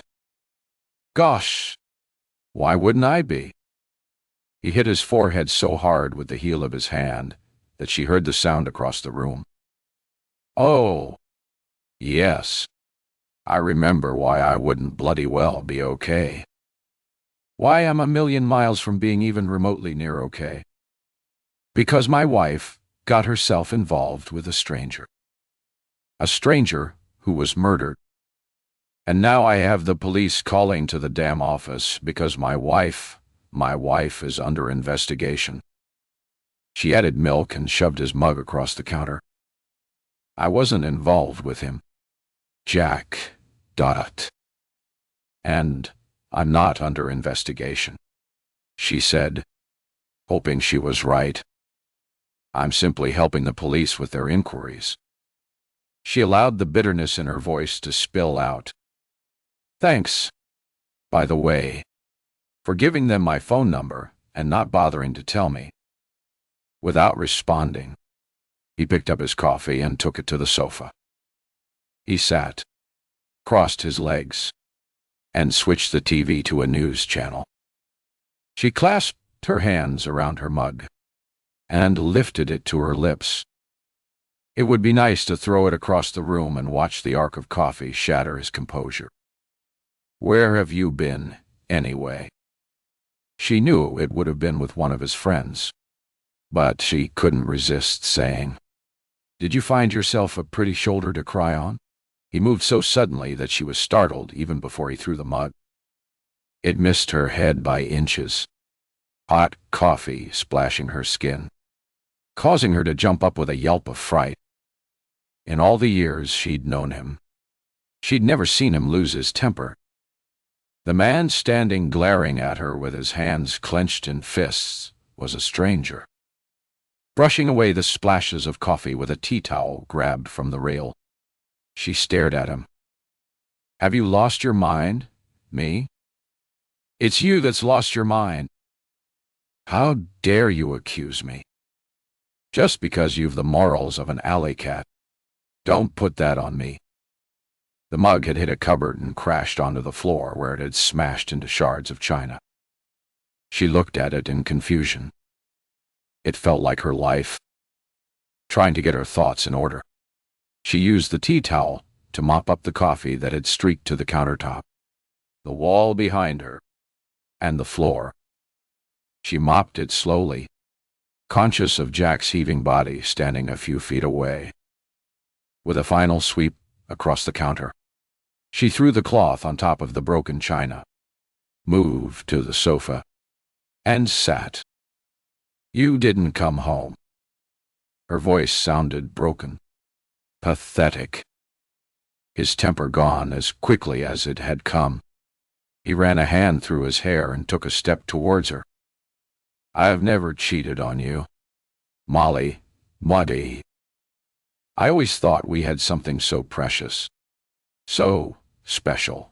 Us. I wasn't going to risk destroying it. Guilt seared her. She wanted to say she felt the same, that what they had was special, and so very precious. Too precious to be destroyed by her stupid moment of weakness. A meaningless nothing. She wanted to grab him, scream at him, until he listened, until he acknowledged the stupidity of risking what they had for something that never happened. Instead, keeping her eyes on his, she asked quietly, So, where did you go? He took a step closer. I catched a bed at her mate's. She wanted to ask which mate, but she didn't because she'd known him too long, and she knew without a doubt that he was lying. 20. Molly could see the lie in the way Jack's eyes were unwilling to meet hers, and in that slight restlessness that had him shuffle from foot to foot. She wanted to challenge him, but a wave of weariness swept over her and took all concern for him with. Perhaps he'd stayed overnight in the office, trying to iron out whatever problems he was having. Maybe, despite his protestations, he had been with a woman, too tired and numb to deal with any more grief. She pleaded exhaustion and went to bed. As she lay trying not to cry, she heard Jack moving about, the hum of the shower and the opening and closing of doors. Exhaustion, both mental and physical, had seeped into her bones, and when the house quietened, She drifted off to sleep, waking confused a short while later. Checking her phone, she saw it was after 9. Using the same throaty voice she'd used before, she rang her office to say she was still unwell, hanging up before they could query when she'd be back. It wasn't something she knew. She lay, staring at the ceiling, thinking, what did Stuart want to tell her? His voice had sounded worried, concerned even. It had to be something important, something to do with Jack's troubles at work. The two men weren't friends as such, but they were friendly in the way that work colleagues often were. Color rushed to her cheeks when she remembered thinking he was making a play for her. He and that stranger. She'd been wrong both times. A stupid, self-deluded fool, desperately clinging to a version of herself that no longer existed. Restless, she threw on a robe and went downstairs for coffee. She'd need her wits about her when she met Stuart Mercer for whatever it was he was going to tell her. When the doorbell chimed, she put her mug down and headed to the front door, hoping it wasn't the police with yet more questions. She pulled the door open and immediately relaxed when she saw Amelia standing there. "Thank goodness it's you," Molly said. "I did text you to ask how yesterday went, but you didn't reply. I was going to ring, and then decided, what the hell? I'd come over." Amelia stepped inside and enveloped Molly in a hug. "I can't stay long." Molly led the way back into the living room. "Have a seat. There's coffee, or I can make tea." "Coffee is fine." Throwing her coat on the back of a chair, Amelia sat and looked at Molly. "Tell me everything."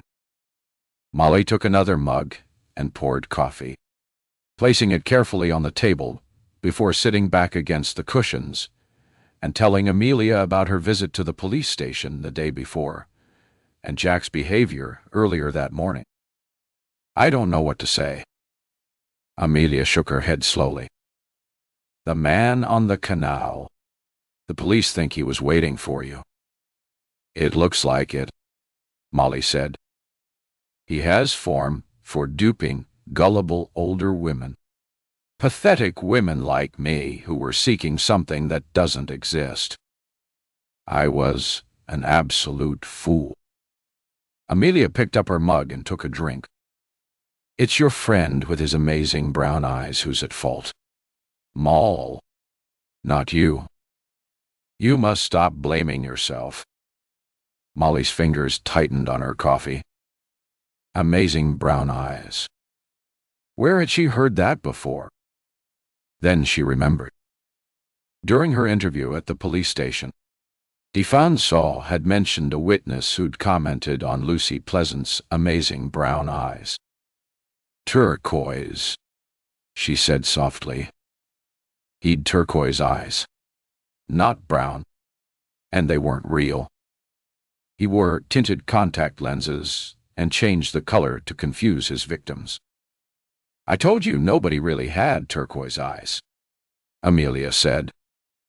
She lifted her mug. "Is there more coffee?" "Of course." Molly stood and fetched the cafetiere from the counter. She brushed the eye color error aside. It wasn't important. After all, it wasn't as if Amelia had seen his eyes. If she had, she'd have remembered the color. Molly filled both their mugs, wondering how much caffeine she'd need to ingest before she felt in any way alert. "You have to stop blaming yourself," Amelia said, adding milk to hers. "Eventually, it will all blow over. Jack won't stay mad with you. He's not that sort. He's not that sort." Molly picked up her mug and took a long drink to hide her annoyance. Since when had Amelia become an expert on her husband? For goodness sake, they barely knew one another. Over the years, they'd met maybe a handful of times, and only on a couple of occasions since Amelia and Tristan had returned to live in London. Molly lifted her eyes from her coffee to regard her friends suspiciously, remembering how pleased she was to see Jack mixing with her female friends at their party. Maybe it was only one he had mixed with. Amelia tossing her damn hair around and laughing at something he had said. And what was it she had said later? Oh, yes. That Jack was one of the sexiest men she'd ever met. Molly had thought she'd imagined the expression of lust on her friend's face. Maybe she hadn't. "Is Tristan still away?" Molly asked, having a vague recollection he'd said he was flying somewhere after the weekend. "Yes. He's in Berlin for a couple more days. Endless meetings about something or other. I would have gone, but Berlin isn't my favorite city. And anyway," she said, "I have a lot on here." Jack never had said where he'd spent the night. Could he have gone to Amelia? Maybe to question her about the weekend, staying for the comfort she would have happily given. The Jack was her friend's husband wouldn't have stopped Amelia from taking what she wanted, especially if it wasn't the first time. Molly shut her eyes on the tears that had begun to gather, as if it would stop them falling. It didn't work. She could feel them squeeze their way out to tremble a moment in the corner of her eyes, before gathering momentum and careering down her cheeks. "Oh, don't cry." Moll cried. Amelia did sincere entreaty. So well, Molly thought, opening her eyes. She brushed the tears away with her fingers and looked at her friend. She looked sincere, too. But suspicions, once aroused, were hard to put to sleep. Amelia and Jack. Was it possible? And what about that amazing brown eyes? Remark D. What was it? The police had said something about Lucy and Pleasant liking Richie. Vulnerable women. Taught. Vulnerable like her. Rich like Amelia. If Amelia had been one of his victims, Molly knew she'd never have told anyone. She'd certainly never have gone to the police to expose herself as such a fool. She'd have paid up and shut up. Molly put her mug down and dragged a smile into place. Tears come easily these days. "I have an appointment myself at 1, she added, looking at her watch. "I'd better go and get ready." "You look worn out," Amelia said. "You should get a taxi to wherever you're going." "No, I'll be fine. I'm meeting a friend in Casper's. It's only a few minutes' walk from Victoria Station. A taxi would take forever." She stood and gathered the mugs, hoping Amelia would take the hint. It would be a relief when she was gone. Molly was probably being ridiculous, but the life she had considered as mundane, almost boring, had become a crazy roller coaster that sent her thoughts churning. Apart from Freya and Remy, who thank goodness were away from it all, there appeared to be nothing solid, nothing reliable left in her life. She swallowed the lump in her throat. Maybe the sudden, inexplicable suspicion of her friend was crazy. But when was it that she'd started worrying about Jack? Wasn't it around the time that Amelia and Tristan had come back to London? "Okay." Amelia's voice interrupted Molly's thoughts. "I'll head off." She looked at Molly with concern in her eyes. "You should try to get some rest when you get back. You look shattered." "Always good to know," she said with an attempt at humor. "I'll try to sleep later." Amelia put an arm around her, gave her a quick hug, and picked up her coat and bag. Why don't we meet later for a glass of wine in OD? Why not? She could text Jack and get him to meet her there. Good idea. Great. What? I'll let myself out. There was a sharp clip-clip as Amelia's stilettos crossed the wooden floor of the hall. But it wasn't until Molly heard the front door shut that she let out the breath she'd been holding and stumbled to the sofa where she sat and shut her eyes. It was over an hour before she moved. She didn't want to meet Stuart. Any more complications and her brain might explode.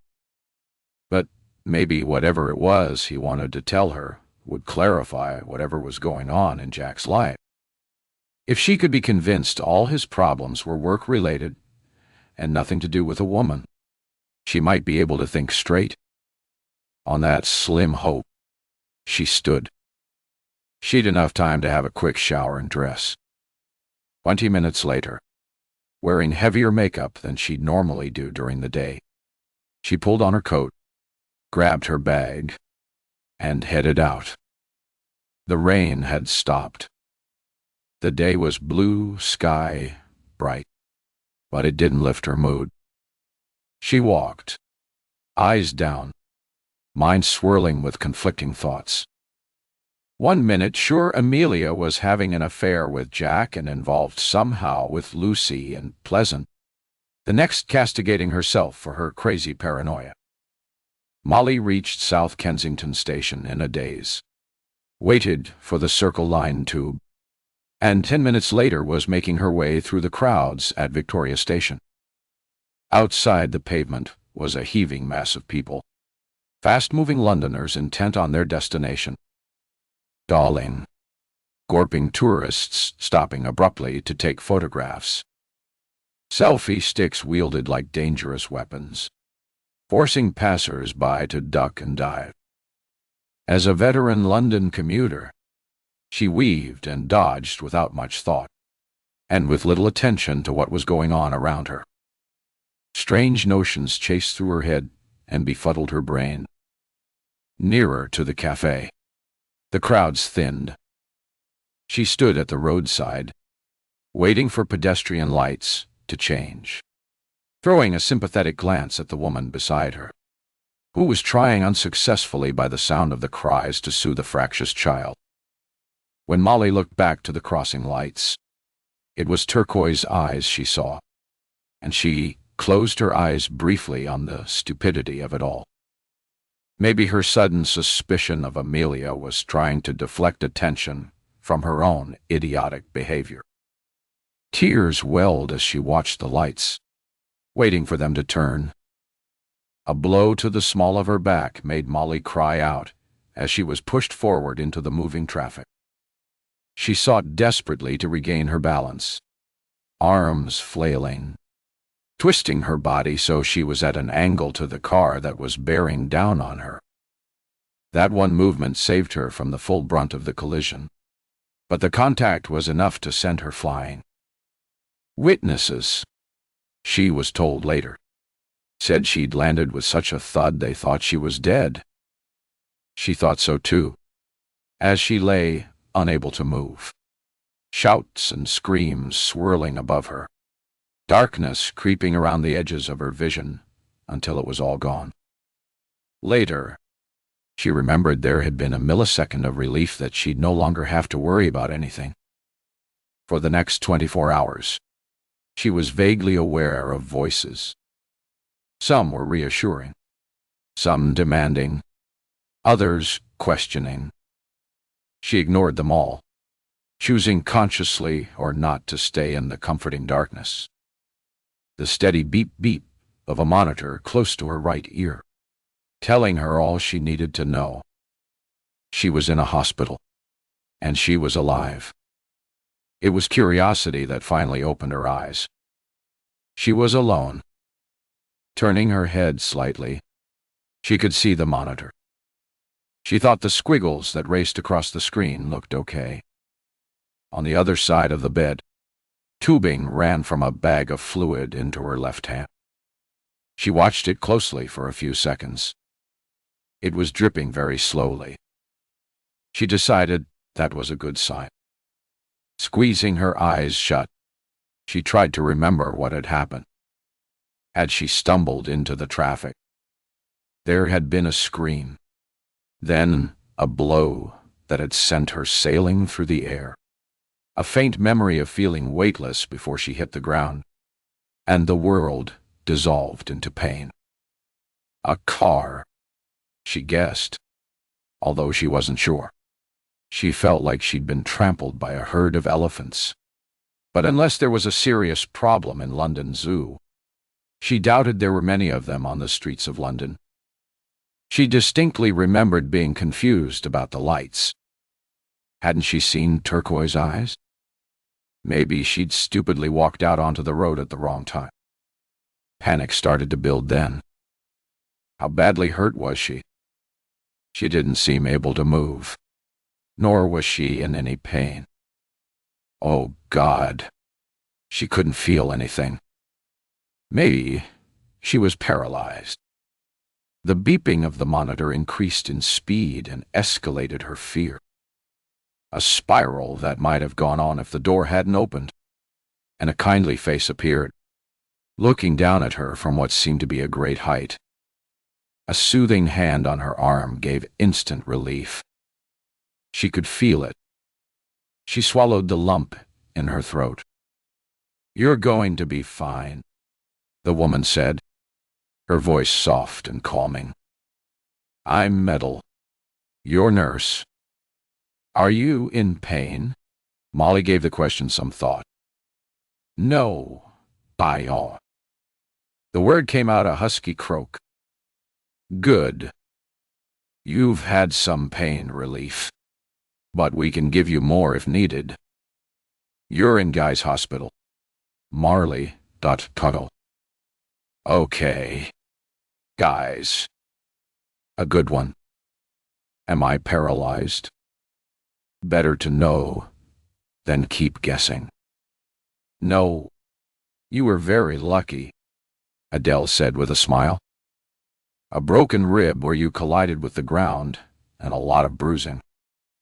You were unconscious for a while and then semi-conscious for the last several hours. So you'll be kept in for observation. That's standard with any concussion. But all going well. You'll be fine." Molly's lips were dry, and her tongue felt too big for her mouth. "Can I have a drink?" Idle used the bed control to sit Molly more upright, pushed a bed table within reach, and put a glass of water in her hand. "Take it slowly," she advised. Even a little drop made a difference. "How long have I been here? Almost 24 hours. It's Saturday afternoon." The nurse fussed around the monitor for a while, then fiddled with the intravenous line in Molly's left hand. Finally, she wrote something on the clipboard that hung on the end of the bed and looked at her with a serious expression. "If you're up to it. A couple of policemen arrived a few minutes ago. They've been in and out a few times since yesterday, hoping to have a word with you. I said no, but perhaps now you're awake, you would prefer to speak to them." It was the last thing Molly wanted. "Absolutely." She stopped. "Yes? Okay." If they wanted to speak to her about the accident, it was probably better sooner than later. "Is my husband here?" "He was here yesterday evening holding your hand for hours, and again this morning. When you didn't wake, he said he had to leave and would be back later." The nurse refilled the water glass and left. Molly couldn't remember Jack being there and tried to rationalize his absence. He'd probably gone for something to eat. Perhaps she should have insisted the police waited until he came back before speaking to her. She was debating ringing the call bell to tell the nurse she'd changed her mind when the door opened. Right when she saw who entered, she groaned. D. Fanshawe, about to speak, stopped and stared at her, his forehead creasing in what she guessed might be concern. The nurse said you weren't in pain, that you agreed to speak to us. She didn't tell me it was you, Molly said, uncaring if she sounded rude. Are you the only two coppers in London? Why are you looking into an accident? Shouldn't you be looking for the man who killed? She searched for the man's name, shaking her head when it wouldn't come to her. What's his name? Lucy Pleasant, Fansaw provided calmly. We are Mrs. Shotwell. That's why we're here. Fansaw pulled up a chair and nodded to D.S. Castor to do the same. It looks very much like someone tried to kill you. 21. Molly had told the nurse she wasn't in pain, but a dull throb started in her head. She reached up and slid her hand across her forehead, as if she could wipe it away. You'll have to forgive me if I sound a little dopey, she said. Did you really tell me that someone tried to kill me? It's a line of inquiry we're following, Fansaw said. There was a woman with a pushchair beside you. She said you seemed distracted, but that you were waiting patiently for the lights to change when suddenly you went flying in front of a car. The dull throb in Molly's head ratcheted up a notch. She didn't need it to be spelled out. Someone pushed me. She nodded slowly. Yes, I remember. I felt a blow to my back. Fansaw leaned closer, his eyes meeting hers. The car that hit you was a 444 with bull bars. If you hadn't managed to turn as you did, if it had hit you full on, chances are we wouldn't be talking now.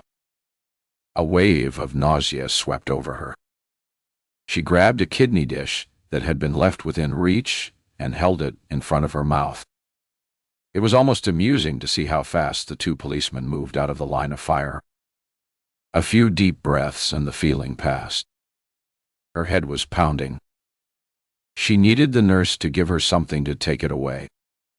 Why would someone try to kill me? Fansaw drew closer again. They probably hoped it would look like an accident. There was a crush of people waiting, but the woman with the baby is one of us. A copper. She was quite clear about what she saw. He sat back and shook his head. In the ensuing chaos, nobody saw anyone running away, but there's a CCTV camera on that corner, and we've had a look at the footage. Directly behind you in the crowd waiting to cross was a hooded figure. They kept their head down so we couldn't see their face, nor could we see the assault. But as you went flying forward, he or she pushed through the crowd and hurried away. Trolling through footage from various CCTV cameras in the area didn't show us where he went, which is itself suspicious. Fansaw nodded. So, to answer your question, Mrs. Shotwell, yes, we think someone tried to kill you. And as we don't believe in coincidence, we think it must have a connection somehow to the murder of Lucien Pleasant. What we're struggling to understand is what that connection could possibly be. Still in shock from the accident, reeling from the knowledge that it had been deliberate, Molly couldn't handle anymore. A sob started deep inside, a few hiccups before it came loud and pathetic, and she couldn't stop. She saw Fansaw's expression turn from somber to sympathetic to helpless in a series of slight facial movements that she normally wouldn't have noticed. She did now, because in her swirling world, he seemed to be the only thing to anchor her. He poked the unaffected Carstairs in the arm and whispered something Molly didn't catch. But whatever it was made him leave the room. Moments later, he returned with the nurse in tow. That's enough, Adele said, holding the door open. She stood there with one hand on it, waiting for them to leave. Any further questions will have to wait. Francois stood, and with a brief sympathetic smile for Molly, he and Castere left the room. Ideal shut the door firmly behind them, took a handful of paper tissues from a box, and put them into Molly's free hand. "I'll be back in a jiffy," she said, and vanished. When she returned, there was a metal tray in her hand. "This will help," she said, putting it down on the bedside locker and injecting something into the intravenous bung in Molly's left hand. "There you go," Ideal said soothingly, adjusting the drip and standing back. "You'll feel better in a minute." Molly hoped the nurse was right. When Molly woke, the hypnotic beep from the monitor was once again reassuring. She opened her eyes slowly and glanced around the room, half expecting to see Jack, unsure whether to be relieved or upset to see she was alone. A sigh made her ooze slightly and reach a hand to hold her chest established. "Ah. Oh, yes." She'd had a vague memory of being told she'd broken a rib. She moved all her limbs, one by one, feeling a lot of aches, especially on her right side, but no severe pain. Whatever the nurse had given her had worked. Apart from the monitor, the room was quiet. Molly felt calm and drifted back to sleep. When she woke again, she lay with her eyes shut, wondering if she could stay where she was until everything was sorted and her life had returned to normal. Expecting the room to be empty, she was surprised when she eventually opened her eyes to see Jack sitting in a chair beside the bed. He was slumped down, tie askew. She took in the pallor, the dark circles under his eyes, the angles on his cheek that were becoming more noticeable. He looked worse than she felt. When she saw the stubble on his chin, she wondered how long she'd been there and looked around for the time. It was on the bottom right corner of the monitor screen. 7 a.m. She'd slept the afternoon and night away. Whatever the nurse had given her had worked. She wished she could take it with her. She hadn't felt so good in a long time. Drug-induced euphoria. It probably wouldn't last for long. She frowned. Everything was a blur. But she had a vague idea that the police had called to see her yesterday. She was still trying to puzzle it out when Jack opened his eyes and saw her awake. "Thank God," he said, moving over and taking her hand. She squeezed his fingers and managed a reassuring smile. "Have you been sitting there all night?" "I'm okay." Jack, unestablished, a broken rib and lots of bruises. That's all. Lifting her hand, he planted a kiss on the back of it. She could feel the warmth of his breath on her skin as he struggled to control tears. "The police said someone tried to kill you," he mumbled, his lips still against her hand. Of course. She remembered now. She reached her hand up to caress his head, brushing a lock of his hair back. "That's what they're saying." She smiled. "Whatever drugs they're giving me are great because I can't seem to care." His eyes bored into hers. "Do they have any suspects?" "Witnesses must have seen something." "I don't know. I really can't remember much of what was said. They're taking it seriously anyway. There's a uniformed officer outside your room." "Really?" Her eyes widened. "That's why you're in this spacious private room, too." The police insisted for security reasons. Normally, you'd still be on a trolley in A&E. Something to be thankful for. Her eyes were heavy. She shut them as Jack continued to hold her hand. "I was supposed to be meeting Amelia," she mumbled. "She called around Friday morning." Amelia. Ah. His tone startled her into opening her eyes. What is it? He pressed his lips together for a moment before tightening his grip on her hand. Your life seems to have become a disaster since that weekend in Semmington. Molly looked at him in dismay. Hadn't she been a little suspicious of Amelia? She tried to remember why, but her head was fuzzy.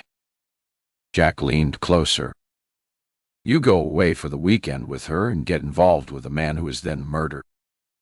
She calls on you and someone tries to kill you. It seems clear to me what the common denominator is. The fuzziness in her head cleared a little. Amelia. Amazing brown eyes, she'd said. That's what had started her suspicions. Yes, Molly said vaguely. You have to tell the police, Jack insisted, running a hand through his hair, his eyes bleak. They said they were coming back today. I gather you were still in shock yesterday when they tried to speak to you. Molly had a vague memory that she'd collapsed in a sobbing mess. But shock sounded better. They were coming back. She'd tell them her suspicions about Amelia. There was a soft knock on the door. A nurse peered around the edge and came in when she saw Molly awake. I'm Jane, she said. Do you feel up to some breakfast? She checked the monitor as she spoke, writing information on the clipboard as she waited for an answer. Coffee would be great. And a slice of toast. The nurse smiled. You'll feel a lot better if you eat something. You know. Smiling at her insistence, Molly agreed to try. Good. I'll go and get that sorted. Do you need pain relief? No. Okay. Let me know if you do. The police, she added, said they'd be here to speak to you at 10. The consultant does his rounds about 11, and we're anticipating he will discharge you home at that stage. Discharge? Jack looked at the nurse in disbelief. She was knocked down. She's got a broken rib, for Pete's sake. There's no way she's ready to go home. Molly tried to grasp his arm, but he'd stood to confront the nurse. Jackie, it's okay. I'll be better at home. The nurse spoke soothingly. Your wife is doing fine, Mr. Chatwell. There is nothing to be done for broken ribs, except to take pain relief as needed and to be careful until they heal. She would be better off in the comfort of her home. She threw a smile towards Molly, gave Jack a guarded look, and left. Ridiculous, Jack said when she'd left. He paced the room restlessly. Molly was tired already. Why don't you go home and get some rest? I'll be depending on you to be alert later. He frowned. You sure you don't want me to be here when the police come? Positive.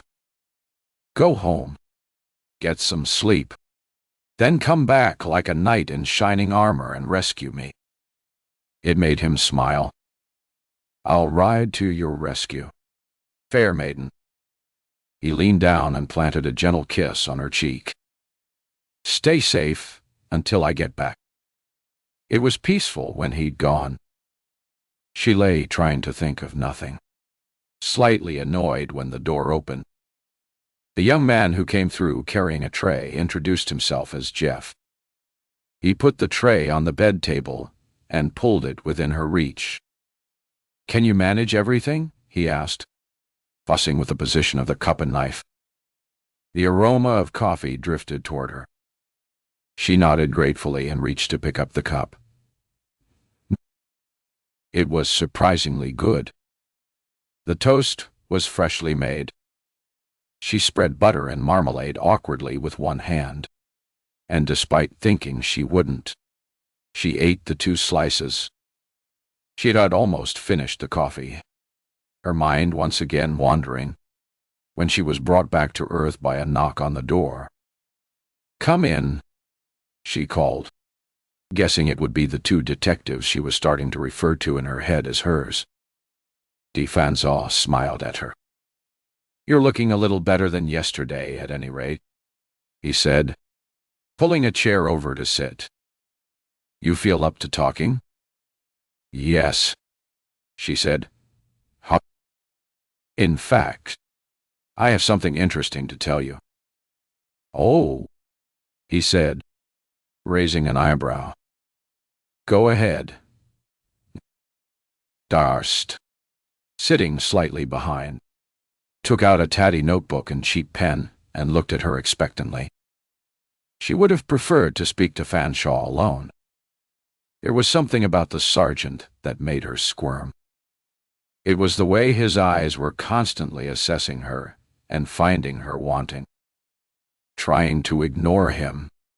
She took a steadying breath and told them about Amelia, the remark about the brown eyes that had started her suspicions, the fact that she'd called to her house on the very day she'd been knocked down.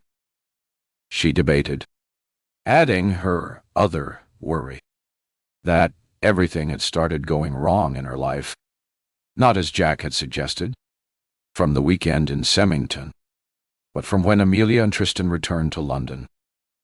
It sounded so crazy she decided against mentioning it. She didn't want to sound paranoid. "She knew where you were going on Friday?" Fans asked. "Yes. She suggested I should get a taxi, and I remember saying that Casper's was only a few minutes' walk from the station. Who else knew where you'd be?"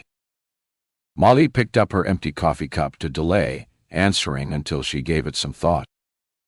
She'd forgotten all about Stuart and wondered how long he had waited for her.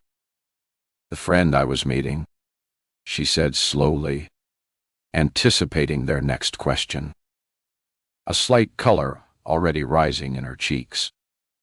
And this friend is her hesitation made it look as if she'd something to hide, as did the stumble as she told them his name. Stuart Mercer. He's an old friend." "Friend?" Fanzaw looked at her. "Or lover?" Her cheeks flamed. She'd have loved to be able to use the phrase, "What kind of woman do you think I am?" But, unfortunately, they already had a fair idea. "A friend, to be precise. He's a work colleague of my husband's. And Mr. Joe Schwell knew you were meeting him. He knew you'd be in that cafe." "No, neither. Amiani. I'd gone to meet Stuart because I'm worried about my husband. Jack is a very private man when it comes to his work. He wouldn't confide in me if he were having problems. So I thought I'd ask Stuart." Fanzaw looked at her with sudden interest established. "What kind of problems?" Molly huffed in exasperation. "I don't know. Do I? I never got to meet Stuart, thanks to whatever idiot tried to push me under that damn car. So only two people knew where you were going to be. Fanzaw," said Amelia Lovell, "and Stuart Mercer." Molly looked at him in horror. "Stuart would have absolutely no reason to harm me." "That you know of, Fanzaw," said unperturbed. "Your suspicions of Amelia Lovell are based on a simple slip-up. Brown eyes instead of turquoise. And that she happened to call upon you on the morning you were knocked down." He held a hand up when he saw she was going to argue. "I've been a detective for a long time. I've heard more preposterous ideas. I'm not ruling anything out yet. You'll speak to her. To her and to Stuart Mercer." Fanzaw stood. "You're being discharged today. We don't have the manpower to post an officer outside your home, but I will ask for a car to pass down your street as often as possible." He gave a quick smile, "Which won't be often, I'm sorry to say. Go home." Keep your house alarm on. Don't go out alone. Don't let anyone in. I assume your husband is collecting you." When she nodded, Fanzaw handed her his card. "This is my direct number. If you see or hear anything suspicious, ring me immediately." She looked at the card. Somebody wanted to kill her. It was a chilling thought. It was even more chilling to remember that somebody had murdered Lucy Pleasant. Will they try again? Fanzaw kept his eyes fixed on hers. "We are working hard to pin down some connection between you and Pleasant. If it's there, we'll find it. If it's there." She put his card down on the bed table. "If it's not, if it is some weird coincidence, then despite what that woman, that copper said, maybe my accident was simply that. An accident. May," he said, and with a final nod, he and Caster left.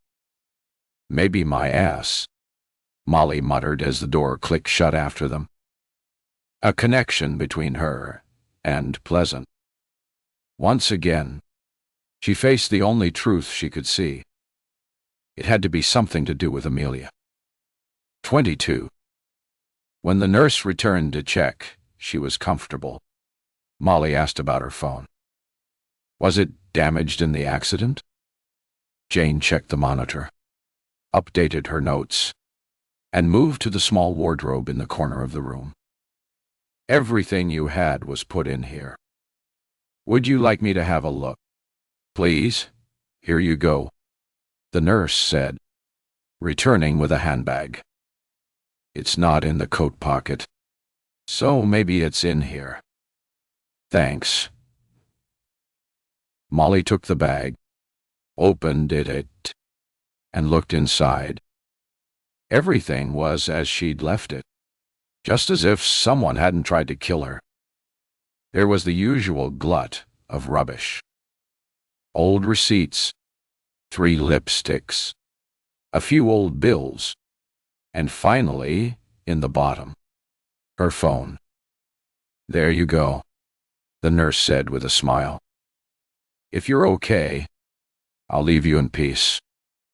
Professor Ledlow will be around in an hour or so. As soon as he gives the go-ahead, we can disconnect the monitor and the intravenous line." Molly checked her phone. There were several messages from Freya and Remy. She read them quickly and sent off a message to both with a lame excuse about letting the phone go flat and misplacing the charger to explain her unusual absence. They wouldn't question it. There were a couple of missed calls from Stuart shortly after 1 on Friday and a text message sent at 1:30. "Assume something has come up. Surprised not to be able to get hold of you. Hope all is okay. We'll try to ring again later." She sent a brief answer. "Sorry. Something unexpected happened. We'll explain in a day or two." Throwing the phone on the bed, she stared across the room. Not one text from Amelia. Not one call to ask why she hadn't turned up in ODs. The police were going to speak to her. Maybe she'd confess that she was responsible. It would all be over and Molly could go back to her mundane existence. After the last few days, she'd never knock mundane and conventional again. She shuffled in the bed. There was no pain, really, but everything AATD, including her head. Amelia might have been mixed up with Lucy and Pleasant. She might even be having an affair with Jack. But did Molly really think she was capable of trying to kill her? And anyway, why would she want to? She groaned, resting her head back. Perhaps it would be best if she left the detective work to the detectives. She managed, despite everything, to fall asleep. She was welcomed by the sound of the door opening, followed by footsteps and the nurse's voice asking if she was okay. "Yes, I'm fine," she said automatically. She shook off a momentary disorientation, her eyes flitting over the faces of the group of people who surrounded her bed. Junior doctors, she guessed as an older man stepped forward to introduce himself. Professor Lello was a small, chubby man with a round, smiling countenance that made him look like a children's party entertainer rather than an eminent consultant. He spoke with her for a few minutes, his voice barely above a whisper. "We are happy that you've made a complete recovery from your concussion," he said. "You may go home whenever you wish." With a final polite smile, he and his entourage swept out of the room, leaving a nurse behind to remove the intravenous line, leads, and monitor. Molly instantly missed its reassuring beep. With the nurse's assistance, she walked to the bathroom and to the wardrobe. What was left of the clothes she'd been wearing hung there. "I don't think I want to wear these," she said with a shudder. She sat in a chair with her hospital gown wrapped around her and listened as the nurse gave her a list of instructions before handing her a prescription for pain relief. "You can get it filled downstairs," she said. "If you need more, you'll have to go to your GP twice." Molly blamed the medication she'd been given for making her feel woozy and disconnected. She'd get the prescription filled, but hoped she wouldn't need to take them. There was paracetamol at home. That should be sufficient. As soon as the nurse left, she rang Jack. "Come and get me and bring me something to wear, please.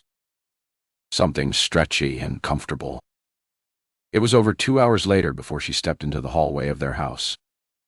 Jack with his arm around her waist, refusing to move from her side until she was sitting on the sofa. He hovered around, insisted on lifting her feet onto the couch, taking off her shoes, tucking a blanket around her, plumping a pillow to put behind her head. All she wanted was to be left alone. "I'd love a cuppa," she said, hoping that if she gave him something to do, he'd leave her be. In what seemed like seconds, he was putting a mug of tea on the table beside her. "Here you go, and I'll put your tablets here within reach. Make sure you take one when you need to." "Thank you.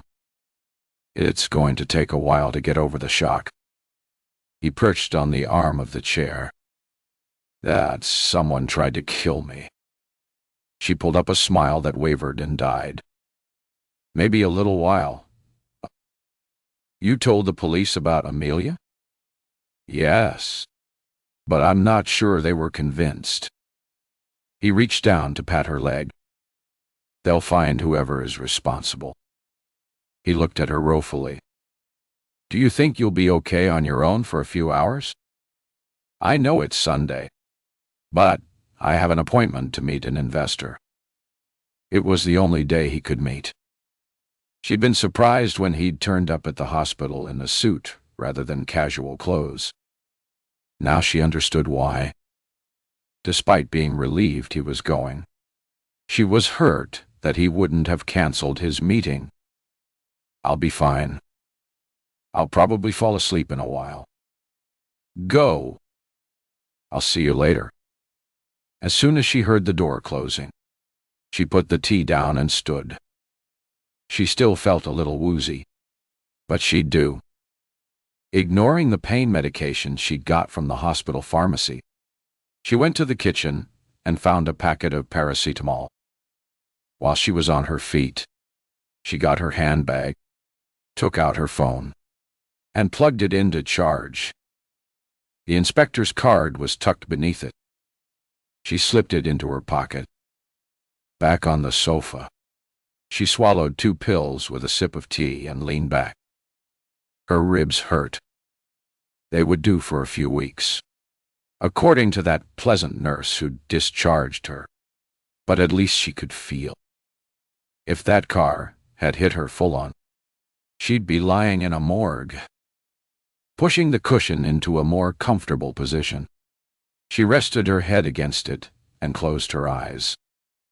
Some of the medication they'd given her in the hospital was probably still in her system because she felt incredibly tired. Her eyes drifted closed, and she felt herself falling into a deep sleep when the doorbell chimed, startling her awake. Immediately, her heart began thumping and a nervous tremor ran down her legs. She wasn't expecting anyone. Whoever it was would soon go away when they saw no sign of life. But it rang again for longer, stopping, then chiming again. Swearing softly, she struggled to her feet, wincing as her ribs complained. For a second, her head spun, and she thought she was going to faint. With a loud gulp and a deep breath, she crossed the room in her bare feet. At the front door, she put her hand to the doorknob, then stopped.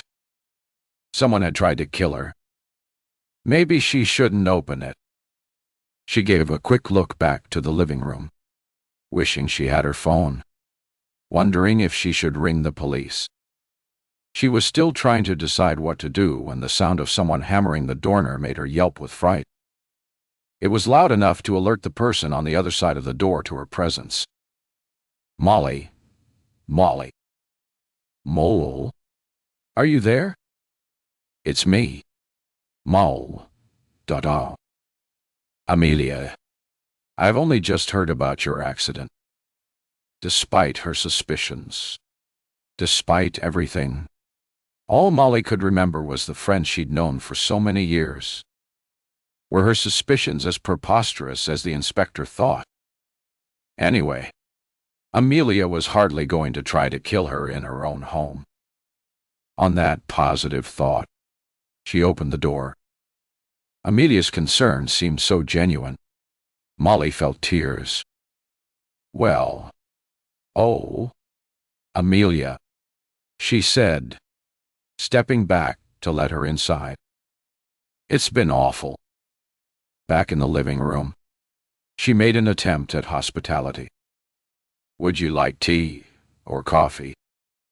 Sit down for goodness sake before you fall down, Amelia said, throwing her coat across the back of a chair. Where's Jack? Almost embarrassed at his absence. Molly shrugged. He's had to go to a meeting. Just for a couple of hours. He didn't want to go. She lied. But I insisted. Amelia raised an eyebrow. Odd, she said, and waved towards the kitchen. I'll make some tea. I'm feeling a little groggy. Actually, I think it's the after effects of the medication I had in the hospital. Happy to leave Amelia to it. Molly sat and watched, wieing her up. Her fingers slid into her trouser pocket and felt for the inspector's card, flicking the edge of it rhythmically, like a worry stone. It gave her a certain amount of relief. Amelia bustled about the kitchen, finding everything she needed, and a few minutes later carried a laden tray over to the coffee table. Tea, biscuits, cake that's a couple of days past its best before Dayton, but looks okay. She smiled and took the seat beside her. Molly didn't want anything, but she accepted the tea and biscuit that was handed to her raw, shaking her head at the cake. Taking a sip of the tea, she leaned forward and put it on the table. The police came to see you. Amelia nodded. A rather pleasant inspector named of Fanshawe, and a rather creepy little man whose name I can't recall. Casters, I bet. He is creepy, isn't he? I thought it was because he didn't like me. Oh, he didn't approve of my seduction attempt. Sanctimonious hypocrite. Amelia reached for a slice of cake, looking at it suspiciously for a moment before taking a bite. "It's okay," she said, holding it up. "You should have a piece." When Molly shook her head, she reached out her free hand and rested it on her arm. "Darling, what an ordeal you've had. What did the police say?" Molly was curious as to what her friend knew. "That you'd been in an accident.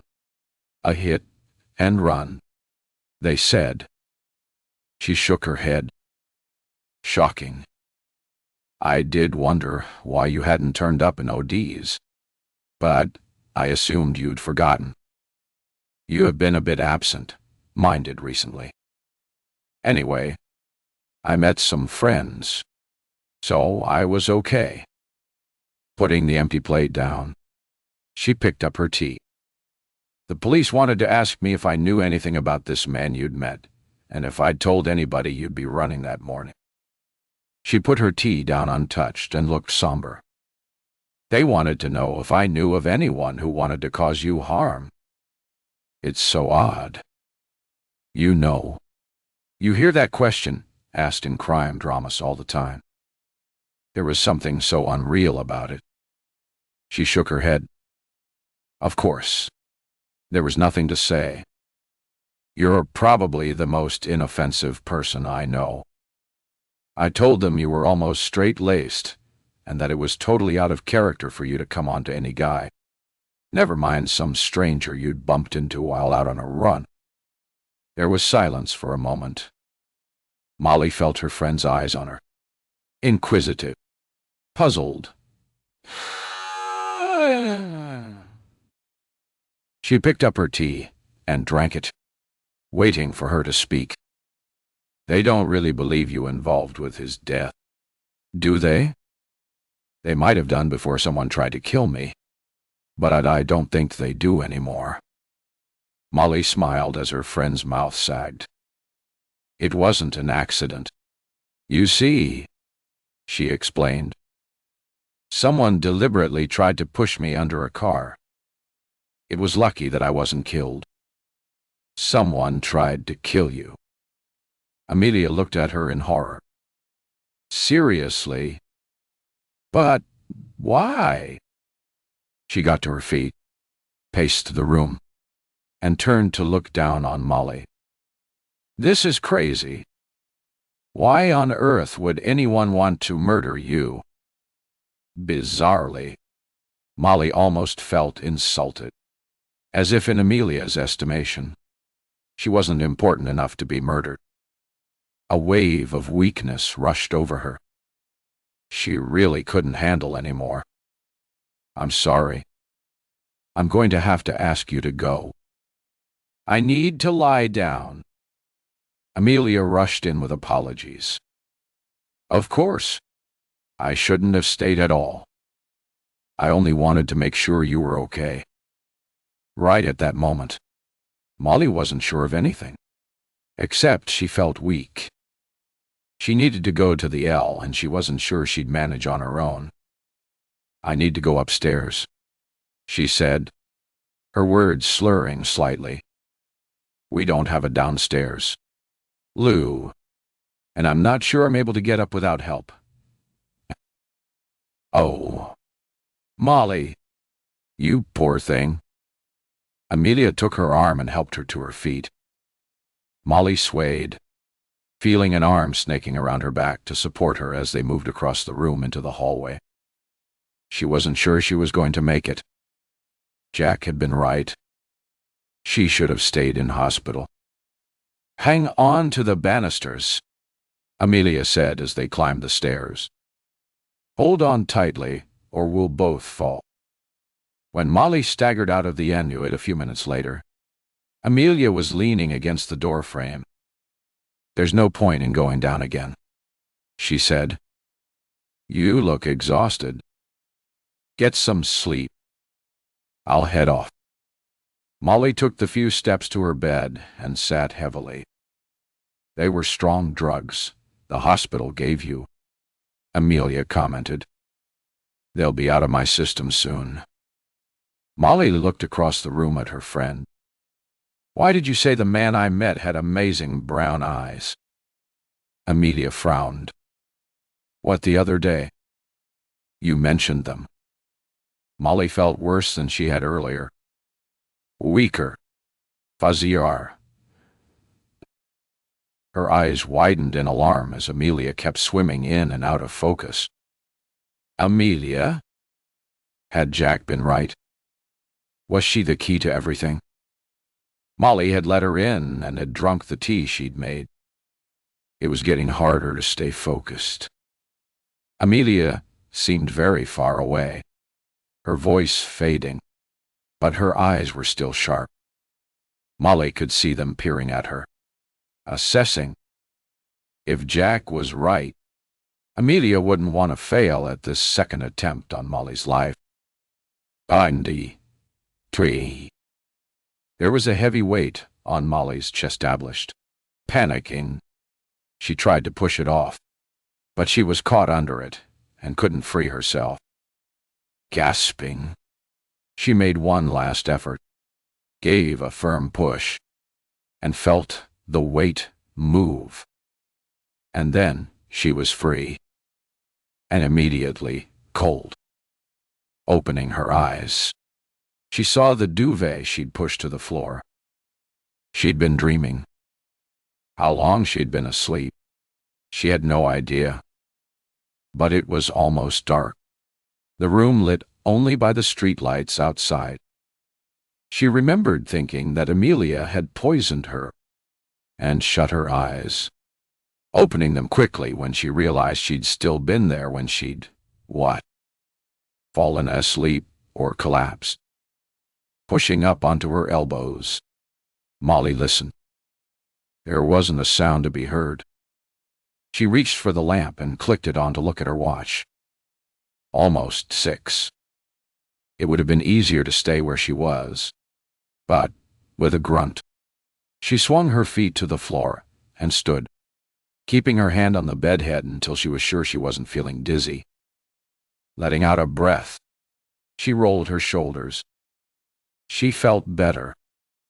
Whatever they'd given her in the hospital had obviously worked its way out of her system. The idea that Amelia had tried to poison her had been involved with Pleasant. Surely it was all a product of her overt, tired, and overstressed mind. Molly switched on the landing light and headed down the stairs. The door to the living room was shut, but she could see a rim of light around the edges. Maybe Jack was home. Molly took a deep breath before she twisted the knob and quietly pushed open the door. Amelia was sitting with her back to her. She had a magazine in her hands, legs crossed, one foot bouncing lazily. "Ah," Molly said. The magazine went flying and landed on the floor with a loud smack. "Bloody hell. You scared the wits out of me." "Sorry," Molly said automatically, even as she thought. There you go again with that bloody useless word. I fell asleep. Amelia picked up the magazine and threw it onto the coffee table before going over to her. You didn't fall asleep, she said. You passed out. There's a difference. The medication the hospital gave me obviously didn't agree with me. Molly dredged up a smile. I feel better after that sleep.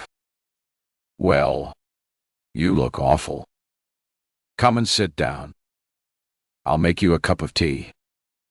Molly sat and listened as the kettle was filled and switched on. She seemed to be drinking a lot of tea and coffee these days.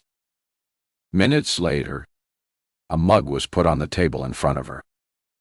I really need to go, Amelia said, checking her watch. I'm way overdue at a meeting. Go, please. I'll be fine. The suspicion of Amelia still lurked. Molly didn't want whatever was in the mug, and certainly wasn't going to drink it. But picking it up allowed her to switch her focus to it and hide her mistrust. Jack will be back soon, won't he? So, Mo, you will be okay. Looking up, Molly gripped the mug more tightly. Yes, of course. Amelia didn't look convinced. Maybe I should wait until he's here. No, please go. I'm sure he'll be home soon. I'm going to finish my tea, then lie back and probably sleep again. If you're sure. Amelia picked up her coat and slipped it on. Molly listened as Amelia's footsteps crossed the hall. The front door opened, then closed. Finally, silence. Standing, Molly took the tea and threw it down the sink. What if she'd been right that Amelia, for whatever reason, was trying to kill her? It was preposterous, ridiculous. But the truth was, someone had tried. They'd failed. Wasn't it logical they'd try again? Molly turned the tap on to wash all traces away. Rinsing out her mug, she spooned coffee in and filled it from the kettle.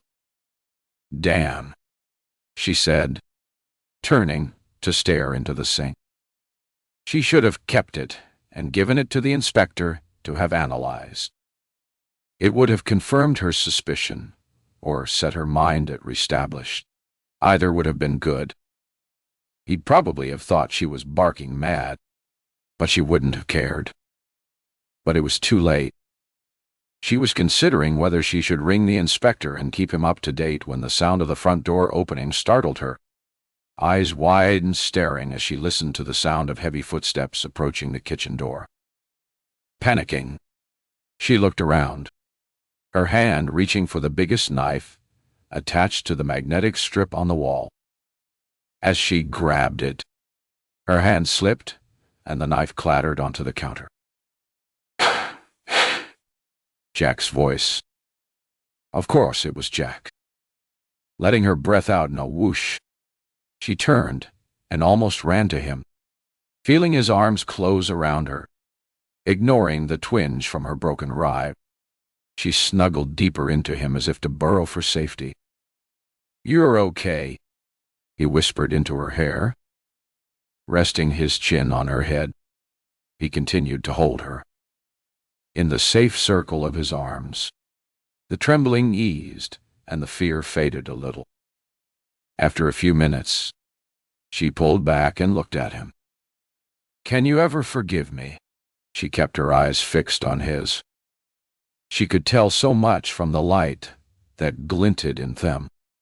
Sometimes baby blue soft, sometimes almost steely gray.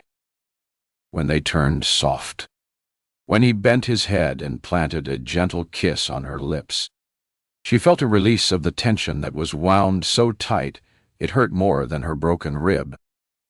What choice do I have? She'd have preferred a straightforward yes, but she wasn't in a situation where she could be picky. Thank you, she said, resting her head on his shoulder. Are you feeling okay? He asked, pushing her away gently. He took off his coat and draped it over the back of a chair. You look so pale. I was feeling awful. Amelia had to, Amelia, he interrupted. What the hell was she doing here? Molly moved to the sofa and sat, her movements slow and labored. Her side was painful. She needed to take more painkillers. She called around when she heard about the accident. We had tea and talked. Afterwards, I was feeling so weak. She had to help me up the stairs. There was no point in telling him that Amelia had made the tea, and that she was afraid she might have put something in it. He'd think she was crazy. You look pale and tired, Jack said. How about we go out somewhere for something to eat? A nice meal would be good for you. She put her hand over his. The police said I should stay indoors to be safe. He pulled away and shook his head. How long are we going to have to live like this? It's crazy. Why would anyone want to murder you? I'd say you were in the wrong place at the wrong time. The police are making a huge leap in connecting your accident to the death of that man. She shut her eyes for a moment, trying to get her head clear. They said they don't believe in coincidences, she said eventually. But Jack had gone to the fridge. Hang on, he said as he peered inside it. Shutting it, he took out his mobile. The fridge has milk, beer, and not a lot else. I'll order a takeaway. What would you like? Indian. The usual dishes, she said automatically, wondering why he bothered to ask. In all the years, they'd never ordered anything else. He rang it through as she sat staring at him, a slight frown between her eyes, her concerns about her own predicament fading a little as she took in his pal. He took the seat beside her again. Now, what were you saying? What had she been saying? She shook her head in frustration. I can't remember. He leaned forward and planted a kiss on her cheek. Try to stop worrying. Have you heard from the kids today? Just messages. She smiled. They're really busy. I'm going to try to Skype them tomorrow. It would be nice to see them. They seem to have settled down. Both mentioned friends they were meeting. Good, he said, echoing her smile. I'm going to get out of my suit. The meal will be here in 10. If the doorbell rings, leave it and I'll come down. Okay. She reached a hand out, felt it clasped in his. I won't move. He raised her hand to his lips and gave it a kiss. Good. I'm going to spoil you until you're better. She was still smiling as she heard his step on the stairs. They'd be fine. Whatever was going on would be sorted, and they'd get back on track. As for her suspicions, either the meds they'd given her in the hospital or the bang to her head were making her imagine things and jump to ridiculous conclusions. The police would do their job and things would return to normal. Then she remembered something. Before she'd passed out, she clearly remembered asking Amelia why she'd mentioned Pleasant's amazing brown eyes. She'd never answered. Maybe Molly was overthinking it all. Or maybe she was right. Maybe Amelia and Lucy and Pleasant weren't strangers at all. Taking out the inspector's card, she took her phone and put his number in under a speed dial key. With one stroke, she could contact him. She wished it made her feel safer. 24. Molly didn't say anything to Jack. There was no point in worrying him about her suspicions, especially since, she admitted with a shrug, they were so changeable. In the morning, she'd ring the inspector. Maybe by this stage he'd have more information to put her mind at ease. They sat at the table to have their meal. Molly pushed food around her plate, trying to hide the fact that she'd no appetite. Looking across the table, she realized Jack had eaten even less. She opened her mouth to plead with him to tell her what was wrong, but closed it again. Her brain was still too fuzzy. She couldn't deal with any more. I'm really not very hungry, she said, pushing her plate away. I think I'll head to bed. Jack pushed his barely touched plate away. I'm going to watch TV for a while. I'll sleep in the spare room so as not to disturb you when I come up. She stood and leaned down to kiss him on the cheek. Good night, she said, unable to stop the grimace as she straightened. You should take one of the painkillers the hospital prescribed. Where are they? I'll go and get one for you. She shook her head. I put them in the bathroom cabinet. I'm not keen on taking them. Jack, Dottawall. They made me feel quite disconnected. The pain isn't that bad. Really. I'll take a couple of paracetamols. He didn't look convinced. Promise me you'll take the stronger ones during the night if you need them. I promise, she said with a smile and headed off. He didn't need to know that she never wanted to take a tablet again. Not even paracetamol. The pain would ease when she was lying down. It didn't. In fact, it was worse. But she decided she preferred the pain to the grogginess she remembered from earlier. She knew she was being silly, but her life was in such turmoil. She needed to keep as clear a head as possible. Lying there, she listened to the distant murmur of the television, the sounds from the street outside, trying to concentrate on them rather than going over and over the events of the last few days. The fear had eased, but she knew it was lurking, ready to strike. A smile curved her lips when she heard Jack's step on the stairs. He was trying to be quiet, but he never remembered the fourth step that squeaked, despite several carpenters' attempts to fix it. A hush settled over the house. From outside, there was still the muffled sound of the odd car passing that the triple glazing couldn't quite mute. A comfortable city sound that usually helped her drift off to sleep. But tonight, it wouldn't come. Her brain might be mush, but it was restless mush. Had Amelia tried to poison her? She'd certainly felt worse after the tea. Groggier, more disconnected, and there was Amelia's surely overdramatic reaction when she'd opened the door. Maybe she hadn't expected her to appear. Molly stared at the ceiling. Would Amelia really have risked killing her in her own home? Surely not. But a thought struck her as she closed her eyes. Amelia hadn't been expected. If she'd succeeded, nobody would know she'd been there, and Molly's death would have been seen as a delayed reaction to the accident. It was strange how perfect clarity seemed to come in the middle of the night, as if, with all the external distractions gone, everything could slot into place. It was Amelia. Molly was sure of it. An hour later, clarity had become fuzzy.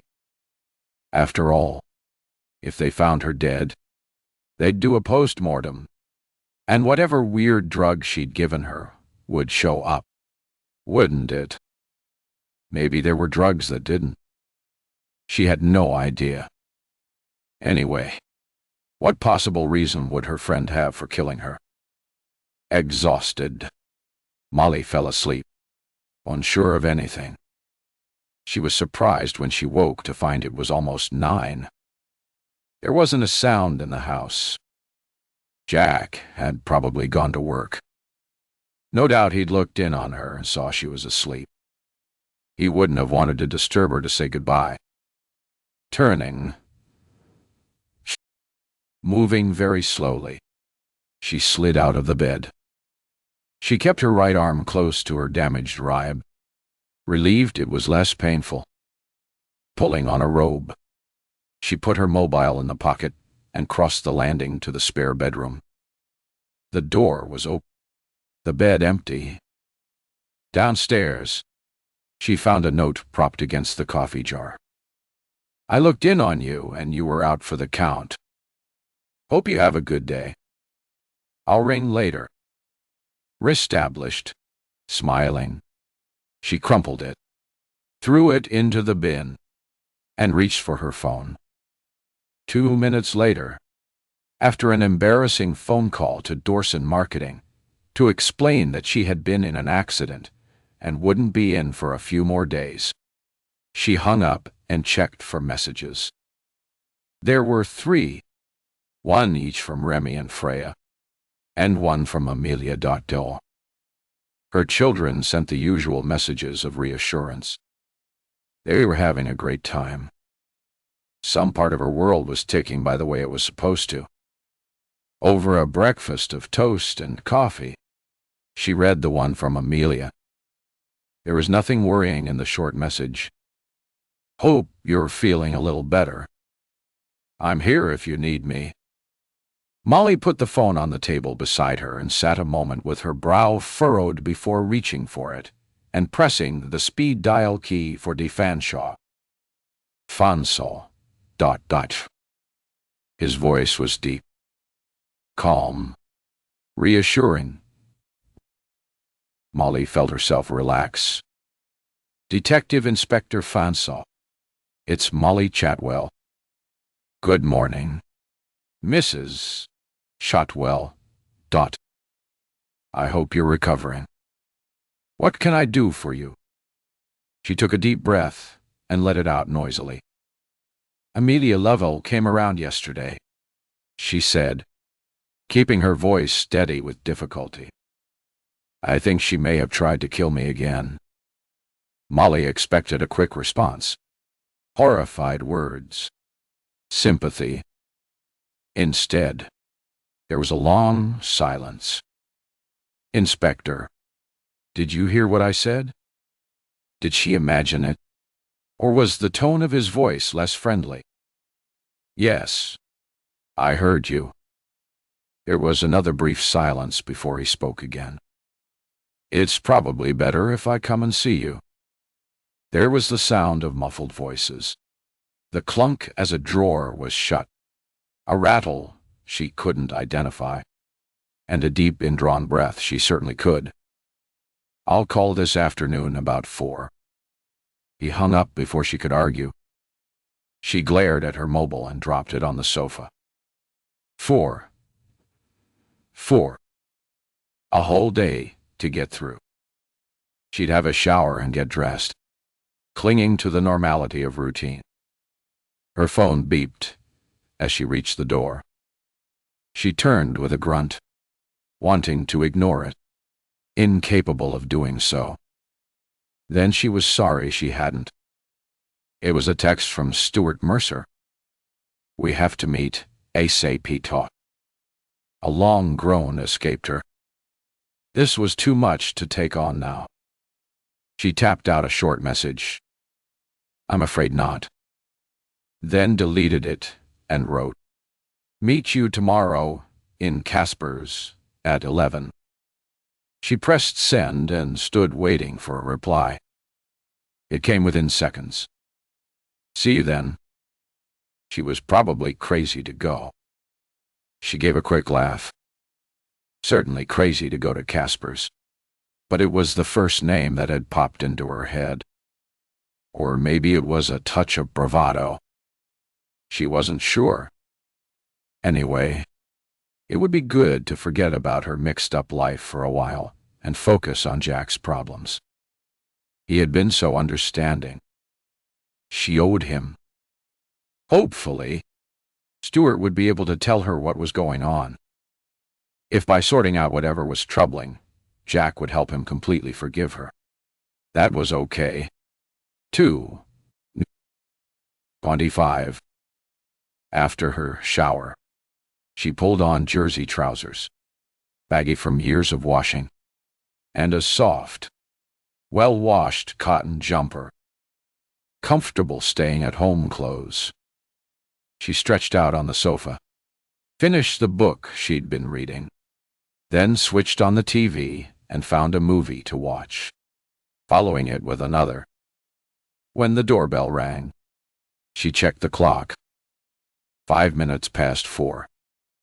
The doorbell had rung a second time as she struggled to her feet and made the journey to the front door. "You should check who it is before opening up." De Fanshawe, Said. Stepping into the hallway, his eyes sweeping over her. He pointed at the security chain. "You have one? Why don't you use it?" Ignoring him, she led the way back to the living room and sat. "If you want tea or coffee," she said, "help yourself." "We're okay," the inspector said. taking a seat beside her while D.S. Cares sat opposite. "How are you feeling?" "Or is that a silly question?" "It's a silly question," she said, then shook her head. "Sorry. You were being polite and I was being rude. I feel pretty crap, if you must know, although the pain isn't quite so bad." She could feel her eyes filling and rubbed them roughly. She would not cry. "Why don't you tell me what it was you wanted to tell me?" he said gently. It was tempting to say, "No, you go first." But her life had already descended into a farce. It didn't need any more help from her. Slowly, she told him about Amelia's visit, the tea she'd made for her, the weakness that had come over her shortly afterward, and Amelia's surprised reaction when she'd come downstairs. "You think she poisoned you?" Molly rubbed her eyes again. "I was so sure last night. But today—" She looked at him. "I've lived a very ordinary life. Inspector, doctor. It didn't equip me for coping with all that's been thrown at me." He smiled. "You're doing okay.